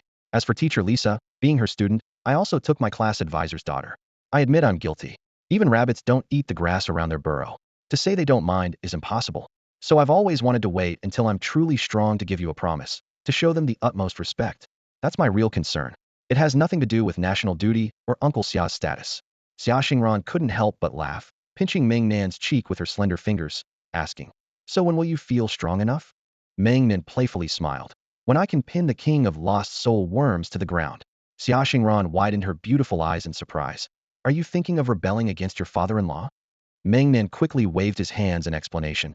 It's just a metaphor. I mean reaching that level, not actually fighting Uncle Xia. I haven't married my wife yet.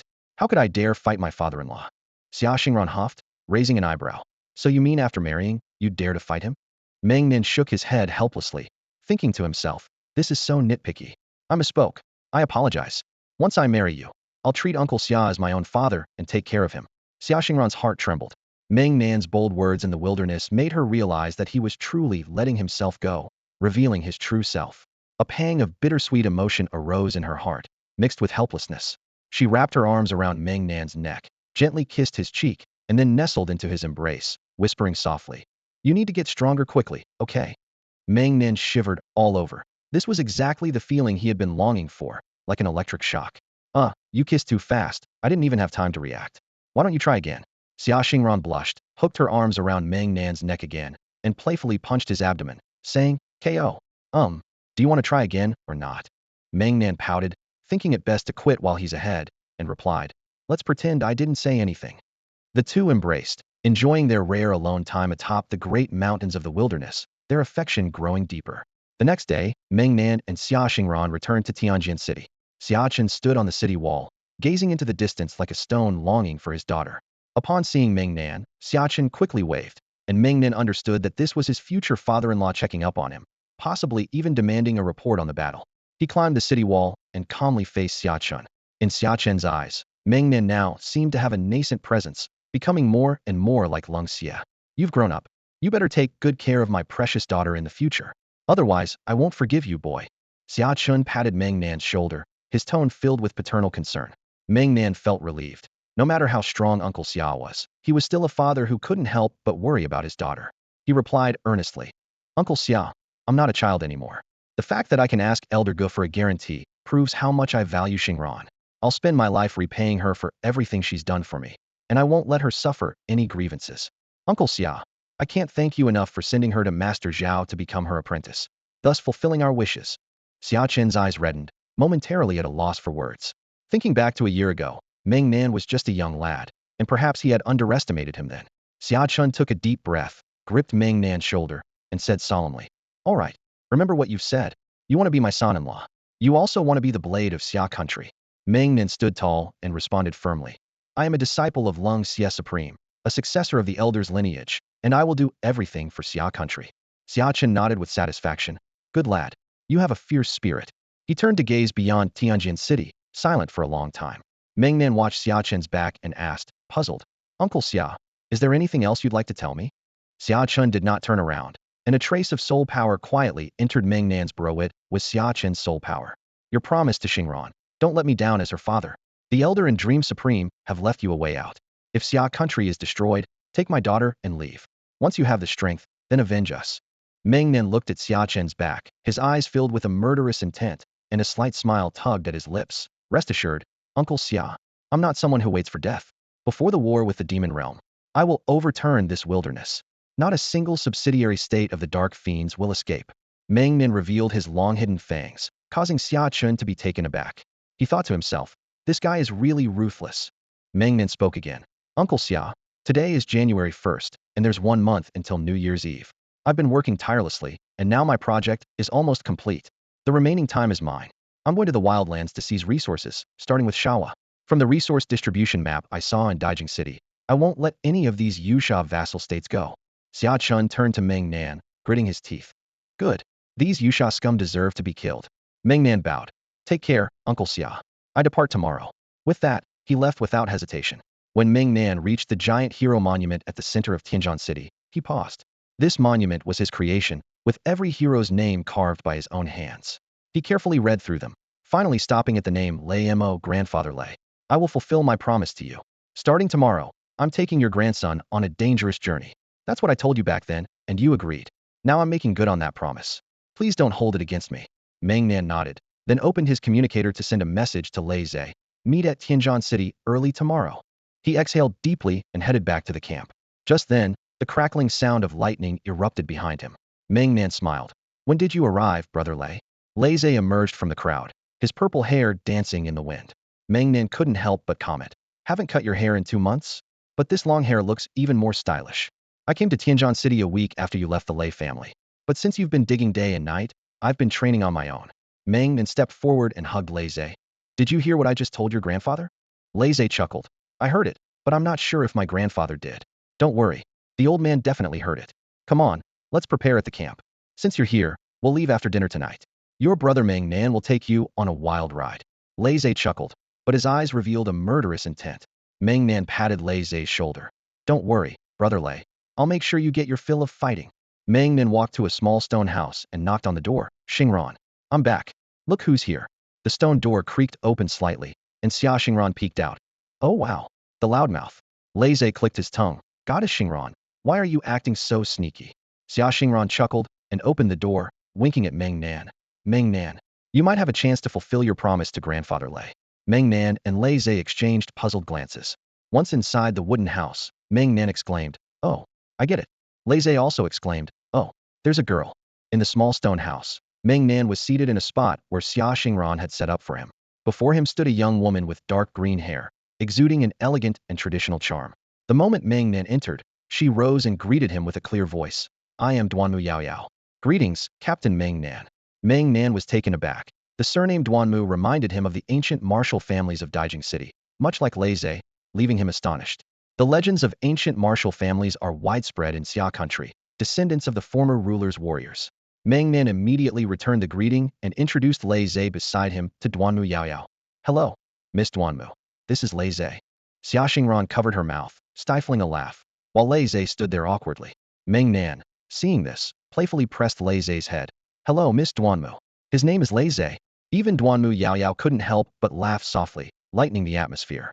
However, the silence among the four soon turned the mood awkward again. Meng Nan silently cursed himself for losing his wit at such a crucial moment. Where did his usual glibness go? Finally, he broke the silence. "By the way, what did you mean by calling me captain earlier, Miss Duanmu?" Duanmu Yao Yao composed herself and explained softly. "The elders and Chief Xia sent me. They mentioned that the Supernova Squad is about to undertake a mission in the wilderness, but lacks a healer, so they asked me to join." She continued to introduce herself. "Duanmu Yao Yao, 22 years old, currently studying at the First Military Academy of Xia Country. I'm a dual-element S-level contract spirit beast user, specializing in water and wood elements, with a spirit beast called Water Soul Vine. I excel in healing and soul power toxins, and my spirit master level is at the pinnacle of the unparalleled tier. Meng Nan couldn't help but cover his face, thinking, so this is my fourth teammate? An unparalleled pinnacle healer? Her talent is extraordinary. He cleared his throat, trying to maintain composure. Let's all welcome Miss Duanmu to the team. Applause. The four of them applauded, easing the tension slightly. Meng Nan continued. Since this arrangement comes from the elders and Uncle Xia, you should be aware of our team's unique nature. He boasted. Our supernova squad's biggest trait is having low spirit power levels, but our combat strength is absolutely top-notch. We've even taken down a supreme being. Duanmu Yaoyao nodded earnestly, clearly a fan of Meng Nan. Even among the ancient martial families, Meng Nan's reputation was well known. She thought to herself, as the new war god of Xia Country, Meng Nan, who had earned the top-tier guardian medal, was truly admirable. Meng Nan felt a sense of excitement.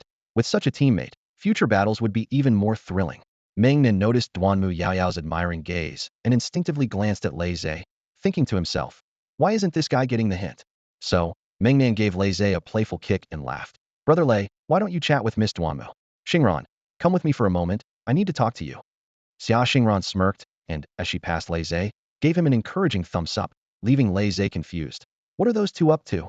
What's it got to do with me? Outside, Meng Nan quickly pulled Xia Xingran aside and whispered, what did you talk about with Miss Duanmu? Xia Xingran chuckled. Of course, I was matchmaking for you and Lei Zhe. I already told Yaoyao about it, but I also mentioned that Lei Zhe doesn't know. Meng Nan perked up at this. Did Miss Duanmu say anything? Xia Xingran covered her mouth and whispered. She said she's a fan of yours and doesn't know Lei Zhe well, but her impression is good. Meng Nan's mind raced. An older woman is like a treasure. This might just work out. He quickly added, let's keep this under wraps from Lei Zhe to avoid awkwardness and see how it plays out. Xia Xingran's eyes sparkled with excitement. Yes, I was thinking the same.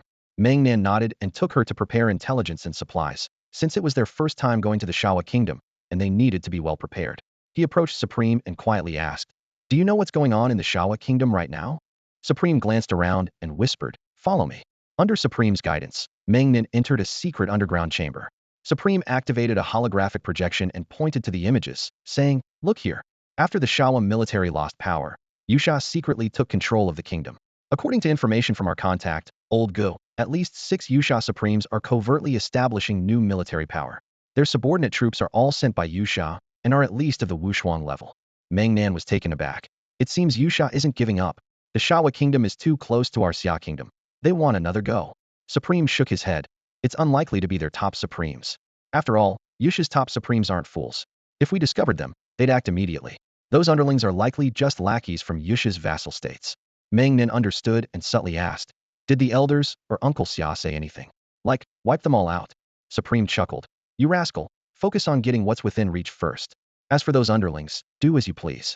But remember, Old G's contact mentioned 6 Supremes, but that doesn't mean there are only 6. Meng Nan nodded, understanding. These days, there are plenty of sly ones around. With this in mind, he rubbed his hands together and slyly said, do you still have any soul guides?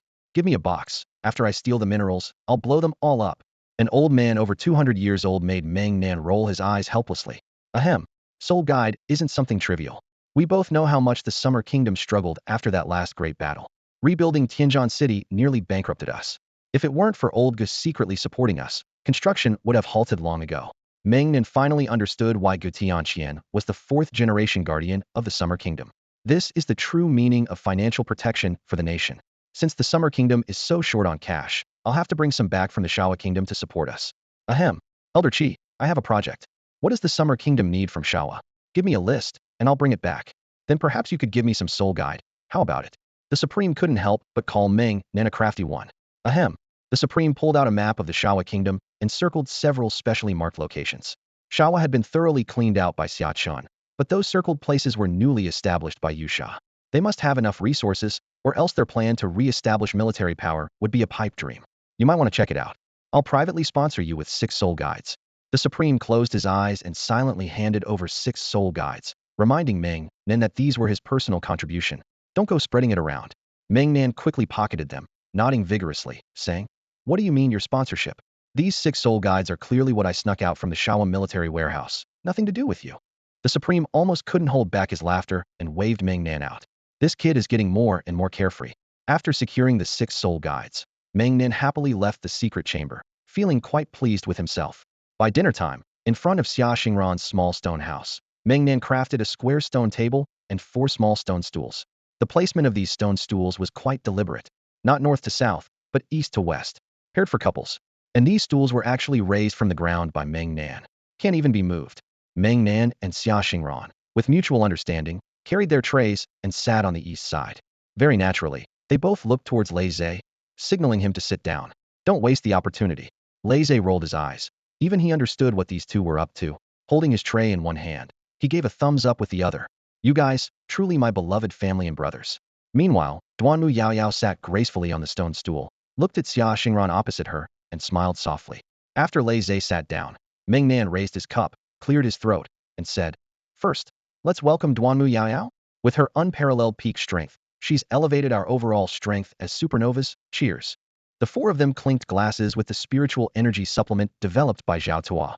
Duanmu Yaoyao smiled gently. "Thank you for the special welcome. It's truly unique."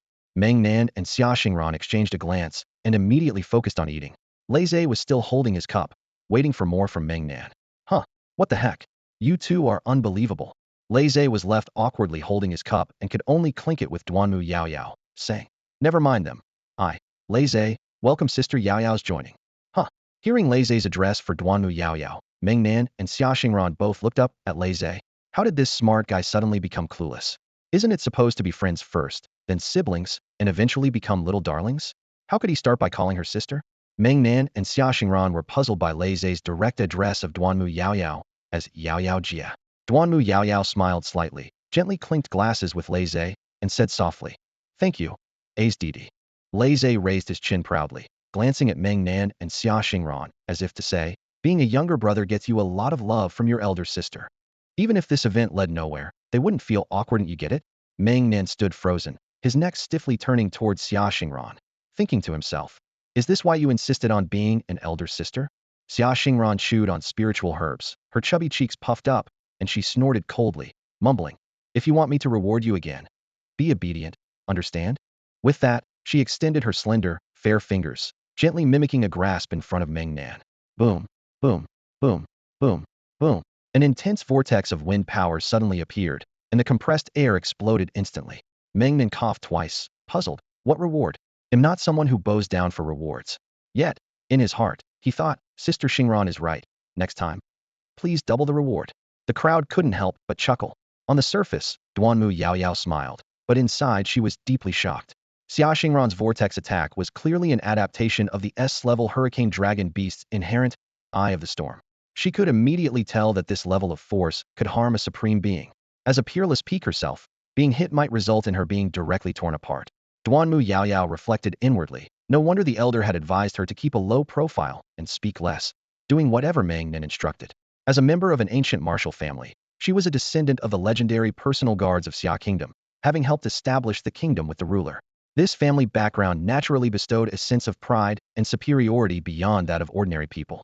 Yet in this team of supernovas, even though her apparent strength was the highest, her role seemed not as significant. At this moment, Duanmu Yaoyao recalled Xia Chen's warning before leaving. Don't cause trouble for Meng Nan. He's far more complex than you think. He was trained by the cold, evil supreme. She kept pondering the meaning of this warning, feeling a chill in her heart. The notorious cold, evil supreme was known for ruthless killings. Ultimately, she came to an unbelievable conclusion. If she provoked Meng Nan, he might very well kill her outright. Thinking of this, Duanmu Yaoyao couldn't help but shiver. Meng Nan and the others glanced at her simultaneously, and Duanmu Yaoyao chuckled, rubbing her arms, joking. Suddenly felt a cold wind, a bit chilly. The 3 of them exchanged a knowing look and continued eating. Meng Nan, Xia Xingran, and Lei Zhe understood that this new member, placed by the elder, was surely okay. Their team indeed lacked a top-tier healer, and the elder and Xia Chen's arrangement must have been well-intentioned. But as for human nature, who can guarantee anything? Only time will tell. Duanmu Yaoyao continued to eat her dinner slowly, her gaze occasionally drifting towards the 3 people who seemed to have a perfect understanding with each other, causing a slight pang of envy in her heart. It seemed that fully integrating into this team would not be easy for her.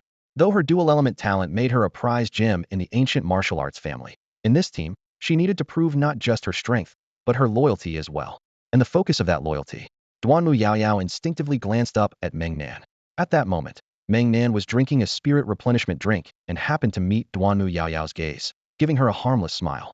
Duanmu Yaoyao panicked instantly and quickly lowered her head. Although she was a fan of Meng Nan, it didn't mean she wasn't afraid of him. She knew full well about Meng Nan's past. As a butcher of the wild lands, for him to show such a smile, it was indeed as President Xia had said, he was very dangerous. Meng Nan, you seem to have scared this young lady quite a bit. Dream Supreme's reminder made Meng Nan chuckle inwardly. Afraid of me? Isn't that normal? In this human world, aside from Xia country, which country doesn't describe me as a butcher? Recently, a video of me desecrating corpses in Tianjin City has gone viral online. Sister, haven't you seen it? These countries, whether affiliated with Yusha or not, don't want to portray me positively. Instead, they push me towards infamy. Because they're afraid, they want to unite and suppress me, wishing to kill me as soon as possible. Dream Supreme had personally witnessed the incident of Meng Nan desecrating corpses, which was purely a misunderstanding. She hadn't expected this misunderstanding to be exaggerated by countries worldwide to such an extent. The intentions of the masterminds were obvious. Now, Meng Nan's reputation worldwide was one of brutality and bloodlust, cruel and inhumane, comparable to a beast. Meng Nan sneered inwardly. Dream sister, don't worry about these trivial matters. You know best what your brother is like. I will make them get what they deserve.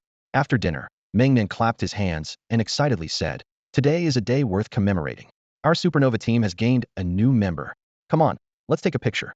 He quickly opened his communicator, snapped a photo in a flash. Laze glanced over and complained, Meng Nan, this is too hasty. I wasn't ready. You all look great, and I'm the only one rolling my eyes, looking awful. Meng Nan chuckled, no worries, it's not a big deal. After taking the photo, he immediately posted it online with a caption, I'm heading out. Be careful, everyone. The countries that had been smearing Meng Nan reacted most intensely, all going on alert. Netizens worldwide started their keyboard warrior mode, with some uninformed individuals believing that the butcher Meng Nan was about to wreak havoc in the wild lands again, cursing him vehemently. This sentiment grew stronger under some people's deliberate instigation, showing signs of a collective attack. In contrast, the netizens from Xia country were relatively calm. A user named Smart1 made a comment that instantly quieted down the countries causing a ruckus. You can badmouth our Meng Nan all you want, but are you brain dead? The louder you yell, the worse your fate. Originally, Meng Nan wasn't planning to mess with your countries, but seeing how ignorant you all are, wouldn't he prioritize teaching you a lesson? Many netizens liked this comment and left messages under the post. It was just the Tail Island nation making the most noise earlier. Deal with them first. Yes, we can all testify. There are pictures and evidence. Deal with them first. They are the closest to Xia country anyway. Meng Nan, we support you. Deal with Tail Island nation first. Meng Nan sat at the stone table, a peculiar smile playing on his lips. Xia Xingran and Lei Zhe didn't react much, clearly used to Meng Nan's scheming. However, to the new member, Duanmu Yaoyao, this smile seemed somewhat unsettling. At that moment, the official Yuosha Seven Nations Alliance issued a stern warning. During the truce period, Yuosha and the Xia Kingdom are prohibited from engaging in war. Meng Nan, are you going to unilaterally break the treaty on behalf of the Xia Kingdom? People worldwide fell silent, waiting to see what would happen. What was Yuosha up to? How would Meng Nan handle this? Upon seeing the message, Meng Nan quickly replied, how on earth can an unemployed guy from the Xia Kingdom represent the country? Which eye of yours sees me as a representative? I've graduated, and I'm planning to travel with my friends. Why do you care? Or is there a country willing to invite me for a free trip? The world fell silent. Meng Nan made a good point. The message from the Yuosha Seven Nations Alliance elicited chuckles from Xia Xingran and Lei Zhe, finding it amusing. However, Duanmu Yaoyao was still trying to keep up with the new team's dynamics, and simply liked Meng Nan's comment. Meng Nan shut off his communicator, snapped his fingers, and said, let's go. Under the watchful eyes of many in Tianjin City, the 4 members of the Supernova team stepped out of the city. Cheers erupted inside the city. Meng Nan is awesome. Supernova is awesome. The atmosphere was electric. However, Meng Nan transformed into a concrete giant, placing the other 3 members inside his chest, and instantly sank underground. The world was stunned. Meng Nan had indeed left. Especially in the Tail Kingdom, there was panic.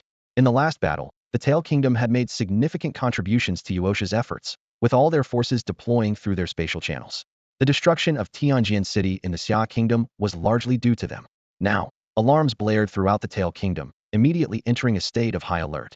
The supreme leaders rushed to the wilderness outside the national gates, beginning surveillance and reconnaissance to prevent Meng Nan from infiltrating the Tail Kingdom. Underground, outside Tianjin City, Meng Nan paused after diving in. The 4 members of the Supernova team were having a meeting 100 meters below the surface, where Meng Nan briefly outlined his plan.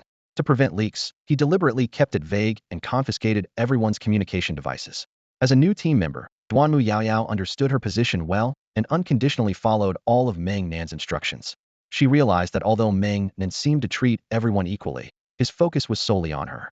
The first step of Meng Nan's plan was not to head directly to the Shawa kingdom, but to a place he had long been, i.e. Inga Massive Canyon in the wilderness of the Xia kingdom, where he first witnessed a grand spectacle. It was the canyon where the Shawa kingdom's supreme leader killed the S-class red-armored black Kuei. The red-armored black Kuei is a subterranean creature, a fire-type spirit beast, and its habitat must contain fire veins. Otherwise, it cannot cultivate fire-based spiritual power. After the red-armored black Kuei was killed by the supreme ruler of the Shawa kingdom, Monanti, it triggered a war between the Xia kingdom and Shawa. Meng Nan understood that the fire elemental ley line must still exist there. Among the various types of ley lines, spirit stone ley lines are the most sought after, while other ley lines in the desolate regions are typically not exploited by any country. A fire elemental ley line, for instance, is of little use to anyone other than those who wield fire-based spiritual power, making it unlikely for any country to expend significant resources to mine it in a desolate area. The only reason to mine so openly in such a region would be if it were a spirit stone ley lineage gamble that could yield huge profits, given that spirit stones are the universal currency across the human, demon, and spirit realms. However, Meng Nan's needs were the opposite of these countries. Spirit stone ley lines were the least useful to him, whereas the single-element ley lines that countries didn't value were his treasures. Meng Nan moved stealthily until he sensed a scorching heat emanating from the underground soil, prompting him to stop. Through the vibrations in the ground, he discovered that there were many spirit beasts active within this fire elemental ley line, likely the main nest of the red-armored black Kuei. Meng Nan was not surprised. For a subterranean spirit beast like the black Kuei, it would be unusual to find only one. After contemplating for a moment, Meng Nan decided to enter the nest. In such a fire elemental ley line, his stone creature was invincible, capable of taking on any number of them. With a loud crash, Meng Nan punched through the subterranean rock wall, and a wave of intense magma heat rushed toward him. He licked his lips, marveling at the scale of this magma ley line, which was much larger than that of Shin Mountaina True Fortune. As he stepped into the nest, the rustling noise grew louder, and a swarm of red-armored black Kuei surged toward him. Meng Nan chuckled coldly, thinking to himself that these little creatures were of no real threat. He shouted out to the black Kuei, demanding they bring forth their leader, as he was not interested in a massacre. Meng Nan's decoy stood in front, with his concrete stone golem behind, giving the impression that he was accompanied by a stone monster. The swarming black Kuei quieted down. Moments later, a massive tremor resonated from the depths of the nest, followed by a piercing shriek that echoed throughout. The rumbling grew closer until a gigantic red-armored black Kuei, nearly 40 meters in size, appeared in Meng Nan's sight. In this vast lava nest, the creature occupied almost half the space. Standing in the cavern with his hands in his pockets, Meng Nan appeared calm, though internally he was astonished. Damn, this one's even bigger than the one that died. Could this be its father? At the same time, the giant black Kuei, recognizing Meng Nan, was equally shocked. A man with a stone monster, there was only one combination like that in the world, Xia Kingdom's Meng Nan. Don't underestimate this spirit beast, it knew just as much as anyone else. Who said spirit beasts couldn't go online? The enormous black Kuei instantly transformed into a humanoid figure, with blazing red hair and dark skin, resembling a burning matchstick figure. Seeing the black Kuei take human form, Meng Nan immediately realized it was a supreme-level black Kuei. Moreover, it clearly recognized him and was transforming to indicate it meant no harm. Meng Nan was contemplating how to negotiate with Qi Jiahe Kuei, but to his surprise, Qi Jiahe Kuei spoke first. Master Meng Nan, what brings you to our Qi Jiahe Kuei clan? The title, Master Meng Nan, nearly made Meng Nan collapse. He wondered to himself how Qi Jiahe Kuei managed to get online so quickly. It wasn't unusual for spiritual beasts to take on human form and use the internet, but the speed still amazed him. Suppressing a smile, Meng Nan asked, what should I call the leader of Qi Jiahe Kuei? Qi Hua, sensing Meng Nan's lack of hostility, relaxed and replied, I am the chief of the Qi Jiahe Kuei clan. You can call me Qi Hua. We don't follow the human tradition of supreme titles. Meng Nan nodded and was about to ask more when a bold idea crossed his mind, prompting him to change his tone and ask seriously. Qi Hua, a year ago, the Qi Jiahe Kuei that died above this canyon, what was she to you? Qi Hua visibly trembled, a wave of anger emanating from him as he closed his eyes and sighed. She was my wife. Meng Nan felt a spark of opportunity and quickly sent a secret message to the elder.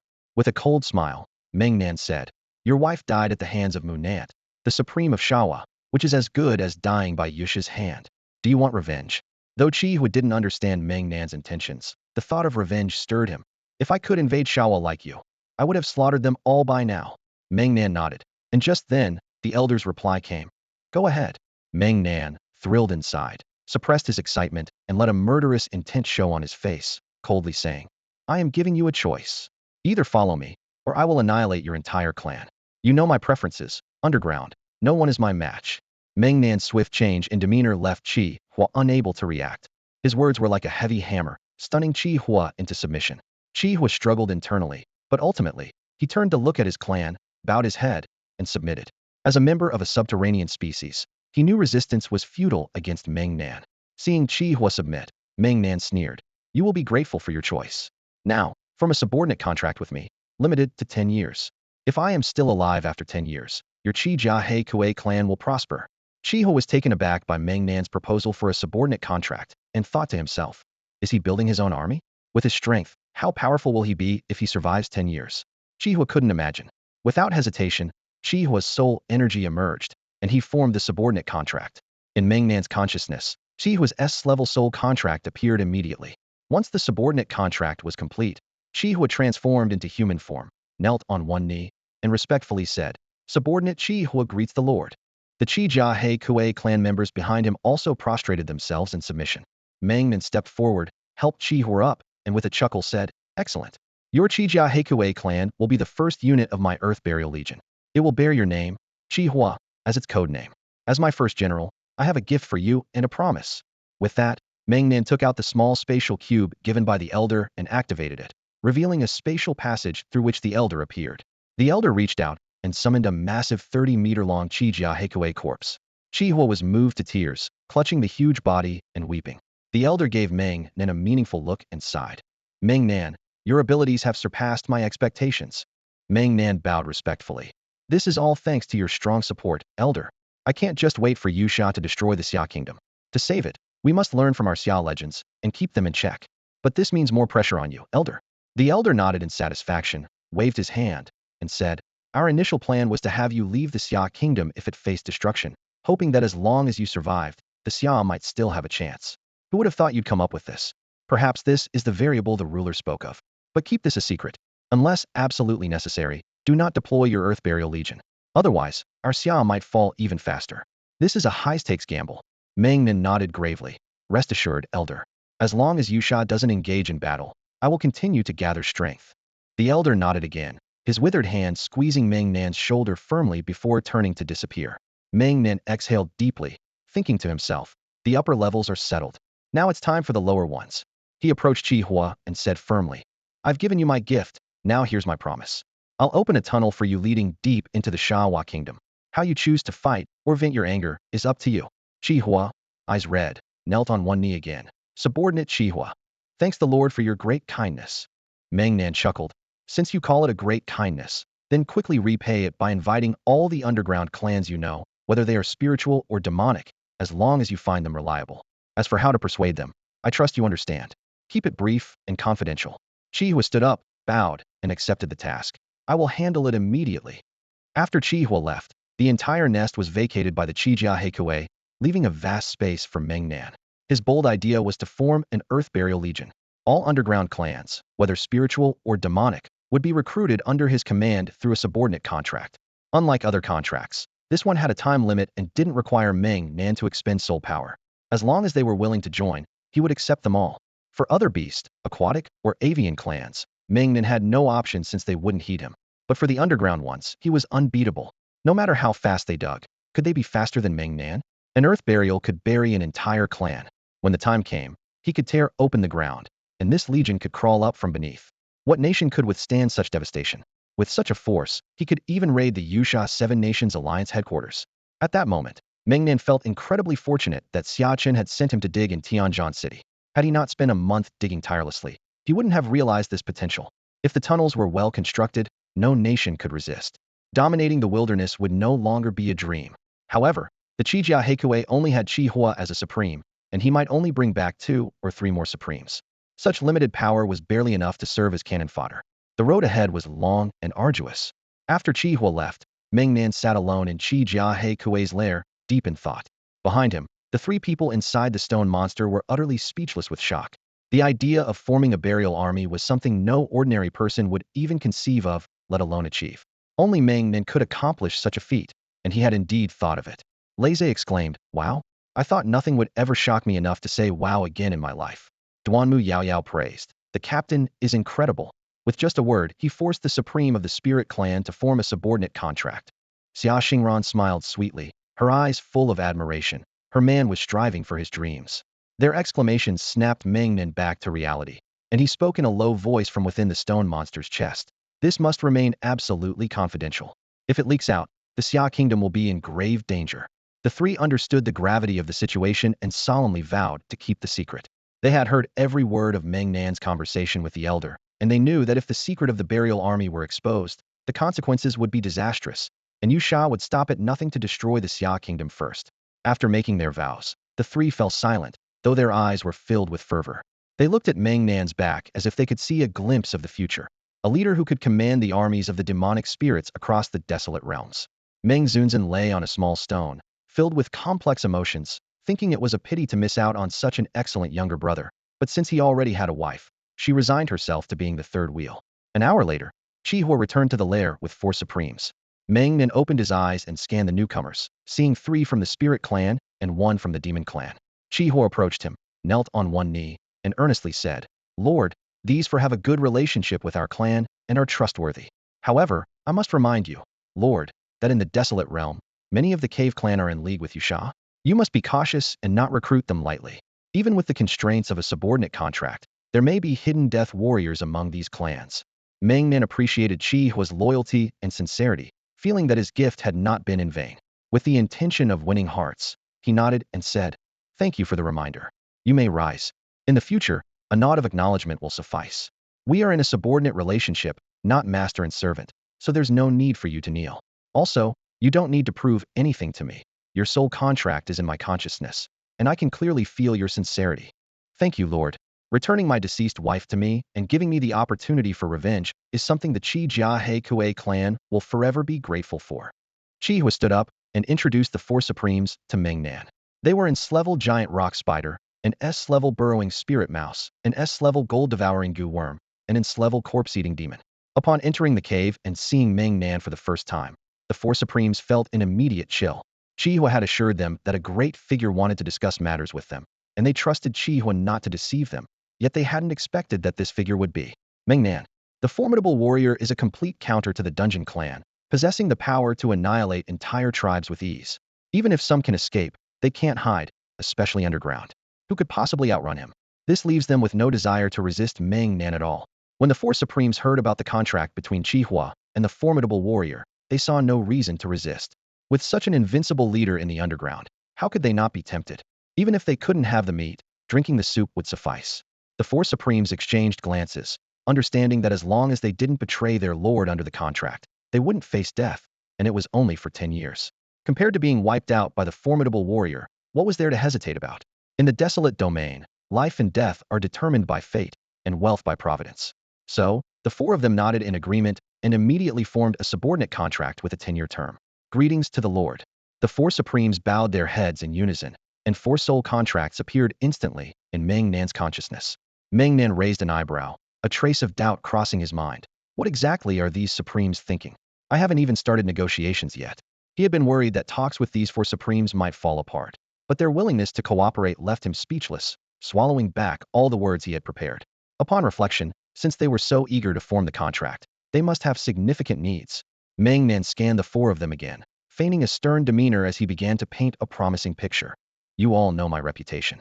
The benefits of joining my burial army need no elaboration. Your cultivation resources will be plentiful. All the affiliated nations of the Yusha are our targets. Imagine how many resources there will be. You can choose from the unclaimed lands of the desolate domain at will. What you can't conquer, I will. Above ground, I may not be much, but underground, I am invincible."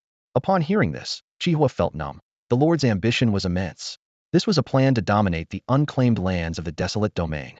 The straightforward supreme of the Corpse Eater clan bowed and said, "My lord, our clan can only grow stronger by absorbing the death energy from dead bodies to refine necromantic energy." Meng Nan nodded, understanding. "Don't worry about that. My profession and hobby, you should know. There's a saying in Xia Kingdom about a way of dying called dying without a whole body. Have you heard of it? From now on, the corpses of those Yusha bastards will be yours. Plenty of them. The supreme of the Corpse Eater clan was instantly ecstatic. This was a dream come true, finding a leader perfectly aligned with their needs. Thank you, Lord, for your great kindness. Our clan's rise is hopeful. The rock spider and burrowing spirit mouse weren't worried about resources, as Meng Nan was earth elemental, just like them, ensuring abundant resources. Only the supreme of the gold-eating goo clan felt embarrassed. Lord, our clan needs to consume a large amount of metal elemental resources. But you know, metals are quite rare. Raising soldiers for our clan is much harder than for the other 4 clans. Meng Nan was speechless, internally mocking. I finally understand why these 4 supremes agreed, so Riadilithiri, even poorer than I am. So poor and weak. It's no wonder they couldn't survive in the spiritual and demonic realms, and had to flee to the human realm's desolate domain to eke out an existence. 2 rely on eating earth, 1 on eating corpses, and the other on consuming gold mines. For such tribes, raising soldiers and strengthening the clan is nearly an impossible task. Faced with the challenge of feeding the metal-eating insect clan, Meng Nan pondered seriously for a moment, then looked at the supreme leader of the clan with a smile on his face.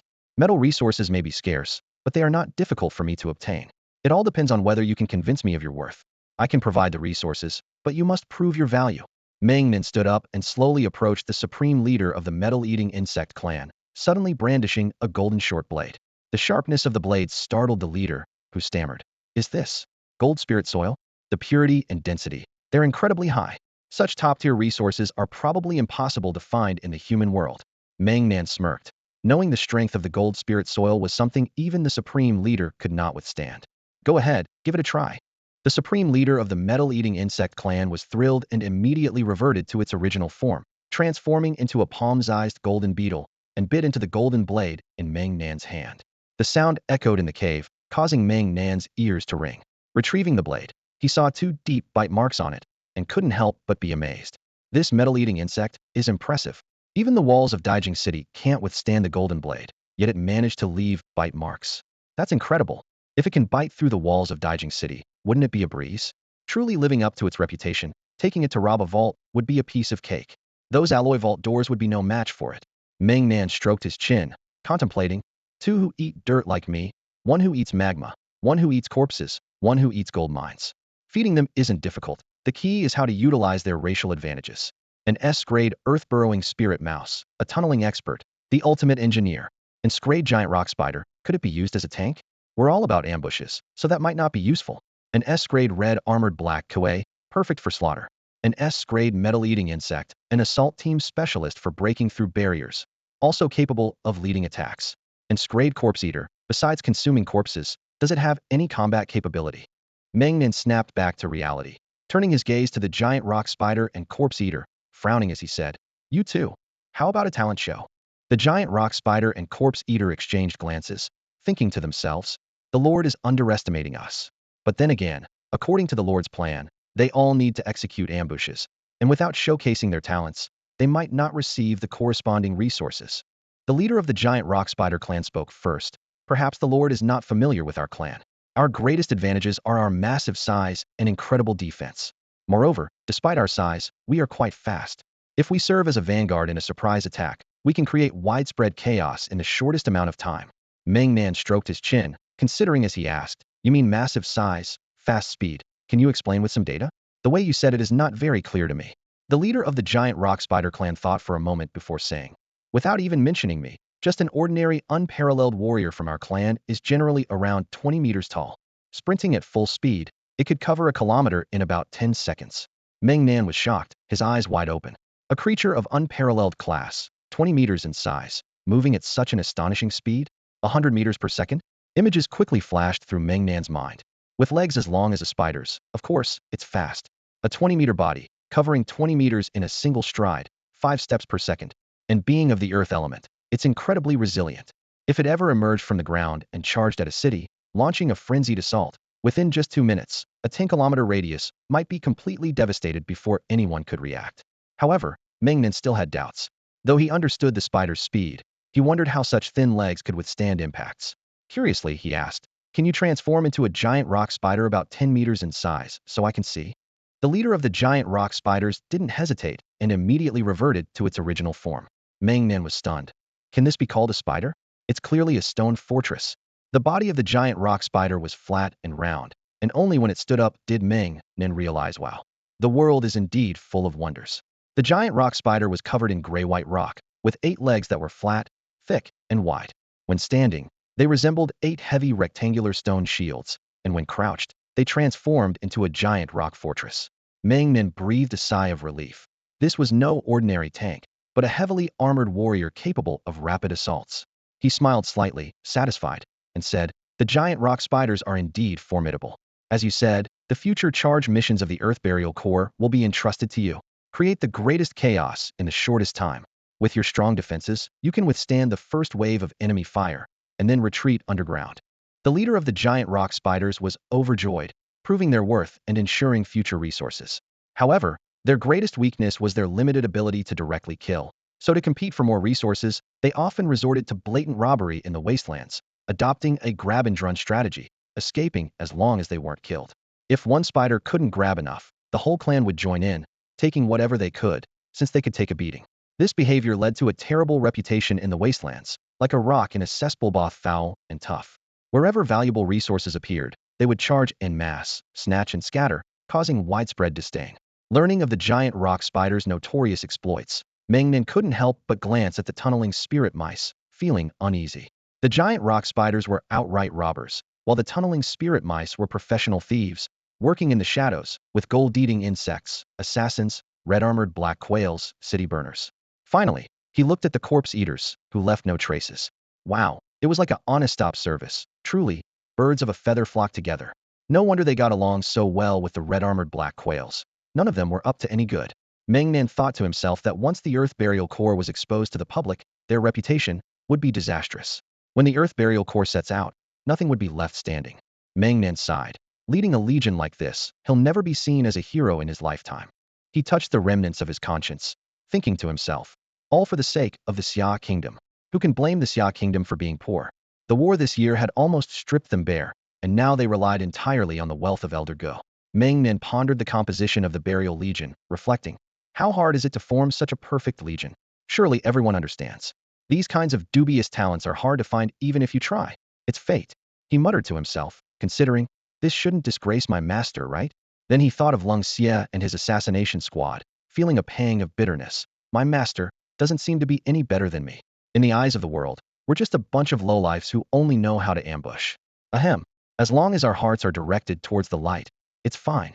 The leader of the Ghoul clan watched Meng Nan's changing expression with growing fear. The other 4 clans had demonstrated their worth, yet the Ghoul clan had not shown any significant contribution.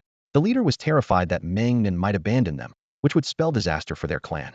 He hurriedly stepped forward and bowed, saying, Lord, our Ghoul clan can still be of use to you. Meng Nan snapped back to reality, curiously asking, oh, tell me more. I'm quite curious about what your clan can do besides disposing of bodies. The leader of the Ghoul clan quickly responded, poison. Our Ghoul clan can consume corpses to absorb necromantic energy, which can be concentrated into a corpse poison. Once this poison enters the bloodstream, it spreads, causing the enemy to go mad and attack each other, similar to the mental toxins of your Xia Kingdom's Legion commander. Except this poison spreads through blood. Once we join the battle, some enemies will turn into allies. Meng Nan's expression became animated. The more you fight, the more allies you gain, until they start fighting themselves, right? Wow. All geniuses. Very well. From now on, the 5 subordinate units of the Burial Legion will be led by you. The 5 supreme leaders bowed in unison. We obey. We obey. We obey. At this point, Meng Nan approached Chi Hua and couldn't help but ask. Earlier, you mentioned a clan from the underground that is close to Yusha. What's that about? Tell me more. Chi Hua bowed and said, I'm not sure how many clans are involved with Yusha, but there is one clan for certain. They are called the Subterranean Beasts. The name might sound crude, but their numbers are immense. Meng Nan's pupils widened instantly. What the hell? It's a small world, isn't it? Damn it. The first time I entered the wildlands, I was nearly blown to bits by an invincible subterranean beast. If it weren't for Lung Xie saving me, I'd be dead. Well then, very well. Meng Nan's murderous intent flared like a burning flame, causing the 5 supreme leaders of the Earth Burial Legion to shiver. Their leader had a heavy inclination towards violence, so they knew they must be extra cautious when dealing with him in the future. However, Meng Nan quickly reconsidered, realizing that the cave-dwelling beasts were not easy to handle either. Since they were closely tied to the Yusha, it meant they were essentially on the same side. Moreover, this clan was vast, possibly sent by the demon world to gather intelligence in the human realm. The desolate region was so expansive that killing could never completely purge it. As for the clan of cave-dwelling beasts known to Chihua, they were likely responsible for gathering intelligence near the Xia Kingdom's desolate region. If they were killed, it might alert others. It's best to hold off for now. The priority is to seize resources to strengthen power. It's time to assign tasks to the Earth Burial Legion. Meng Nan looked at Chihua and then glanced at the other four supreme leaders. Apart from Chihua, he couldn't remember their names, which secretly troubled him. So, he said to the five supreme leaders, your units need code names for easier identification. Chihua, Jian, Chuanshan, these are your unit code names. The gold-eating goo worm clan will be called Golden Armor. As for your corpse eater clan, the name is too unpleasant, which disrupts harmony. Think of something more appealing. The other four supreme leaders, who already had code names, smiled and all looked at the corpse eater clan's leader. Being disliked by the leader due to an unpleasant name was quite something. The corpse eater clan leader felt a bit awkward, his mind racing until he thought of a nickname and quickly responded, my lord, our clan has a nickname. Would you consider it? The smiles on the other four leaders' faces immediately faded, and they hastily explained to Meng Nan. Their clan's nickname was too embarrassing. In the demon world, the Corpse Eater clan was responsible for cleaning battlefields to prevent corpses from decaying and causing plagues. After battles, they were called to clean up, eventually earning the nickname Ground Cleaners. Upon hearing this, Meng Nan thought to himself, Ground Cleaners? That name really lowers the status of my Earth Burial Legion. He scoffed and said aloud, demons lack culture. Ground Cleaners, this should be called Soil Purification, the Pure Soil Unit. From now on, when our Earth Burial Legion works, your Pure Soil Unit will fight and clean simultaneously to prevent polluting the Yusha's national land environment. The supreme leaders were stunned. Pure Soil Unit? Corpse Eater clan? The prestige just shot up. The leaders applauded, praising their lord's brilliance. Thus, the code names for the 5 units of the Earth Burial Legion were officially established. Chihua, Golden Armor, Jiyan, Chuanshan, and Pure Soil. Meng Nan looked at the 5 supreme leaders of the Legion and remarked, your 5 clans are weak, with only 5 supreme leaders, which is why you've ended up developing in the desolate human realm. The priority now is to strengthen your forces quickly. The 5 supreme leaders of the Earth Burial Legion awkwardly lowered their heads. Meng Nan's words stung, but they were indeed in decline. They understood the importance of moving forward and relied entirely on Meng Nan's guidance. We await your orders, my lord. Meng Nan took out a map of the Shawa Kingdom, where he had previously seen fire and metal veins in the city of Daijing. Come over here. Look at this. These 2 circles represent the fire and metal veins. Steal these veins. How much you can take depends on your skills. Whatever you can hold on to is yours. If exposed, Chihua and Golden Armor may act, but the 3 of you must not show yourselves. Chihua has a vendetta against Shawa Kingdom, and Golden Armor's seizing the metal vein is reasonable, and since you're friends, avenging a brother is a given. Chihua and Golden Armor acknowledged. Understood, my lord. After assigning tasks to Chihua and Jinjia, Meng Nan turned to the other 3 and instructed, Chuanshan, you're in charge of digging tunnels. Gather intelligence and retreat quickly once you've collected enough.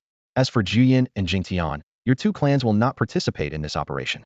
Stay in the wilderness and continue your activities, whether it's seizing resources or stealing corpses. Also, keep an eye on any other potential resources near the nest, especially those you've been eyeing but couldn't previously acquire. Once I'm back, I'll help you devour them. The 5 supreme leaders of the Earth Burial Legion nodded enthusiastically. Following such a leader was truly exhilarating. This was their first mission, and they were determined to complete it flawlessly.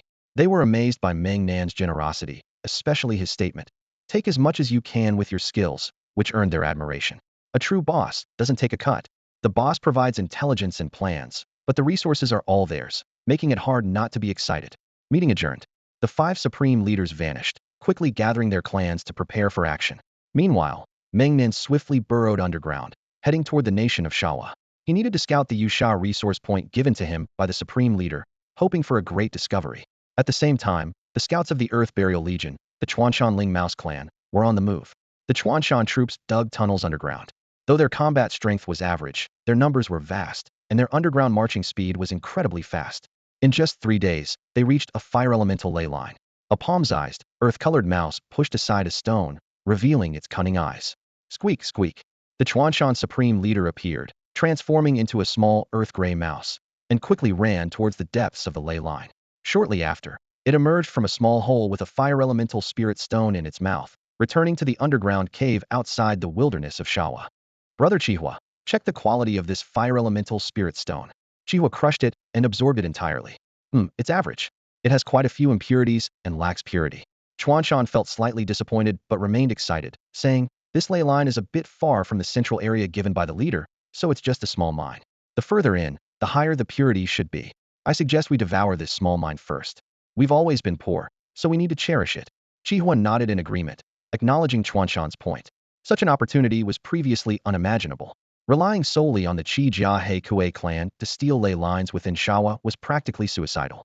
He quickly called out to a group of smaller Qi Jia He Kuei who rushed into the tunnel. "Clan members, eat as much as you can and bring back whatever you can't finish." "Yes, clan leader." The dense group of Qi Jia He Kuei was thrilled. This was a feast. Fire elemental spirit stones were far more luxurious than soaking in magma at the nest. Plus, the clan leader said to eat freely, which was simply blissful. In Shawa, the city of Moraes lay to the north of Canny City, the third city in the region. At this moment, Meng Nan was crouched in an abandoned warehouse on the outskirts of Moraes City. This place had been bombed by the Xia Kingdom and was now deserted and overgrown with weeds. Meng Nan spread out the map, continuing to check directions and distances while noting the number of Yusha soldiers encountered along the way.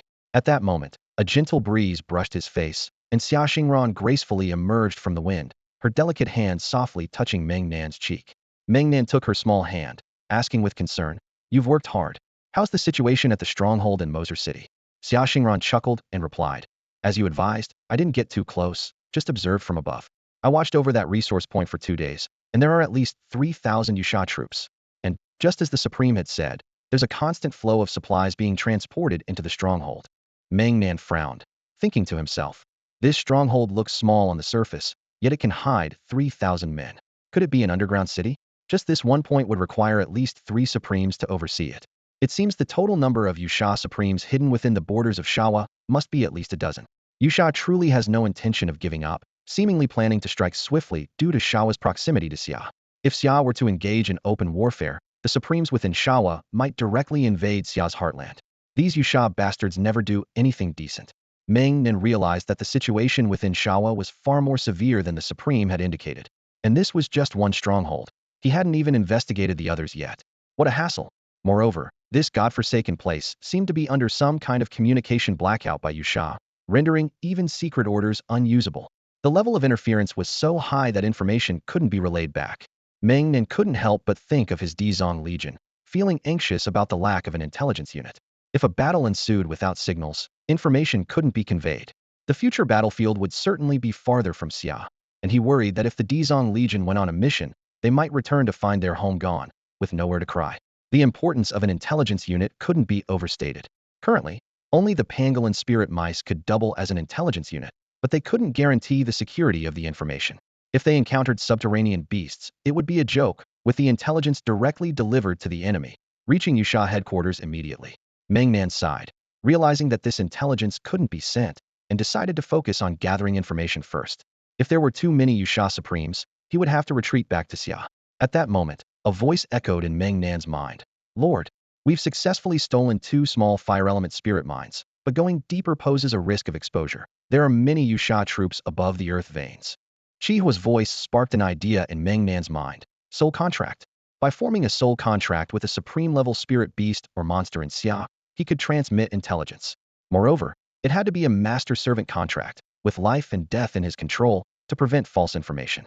After pondering for a moment, Meng Nan used the soul contract to reply to Chihua. "Pull back for now, and stay on standby in the wastelands.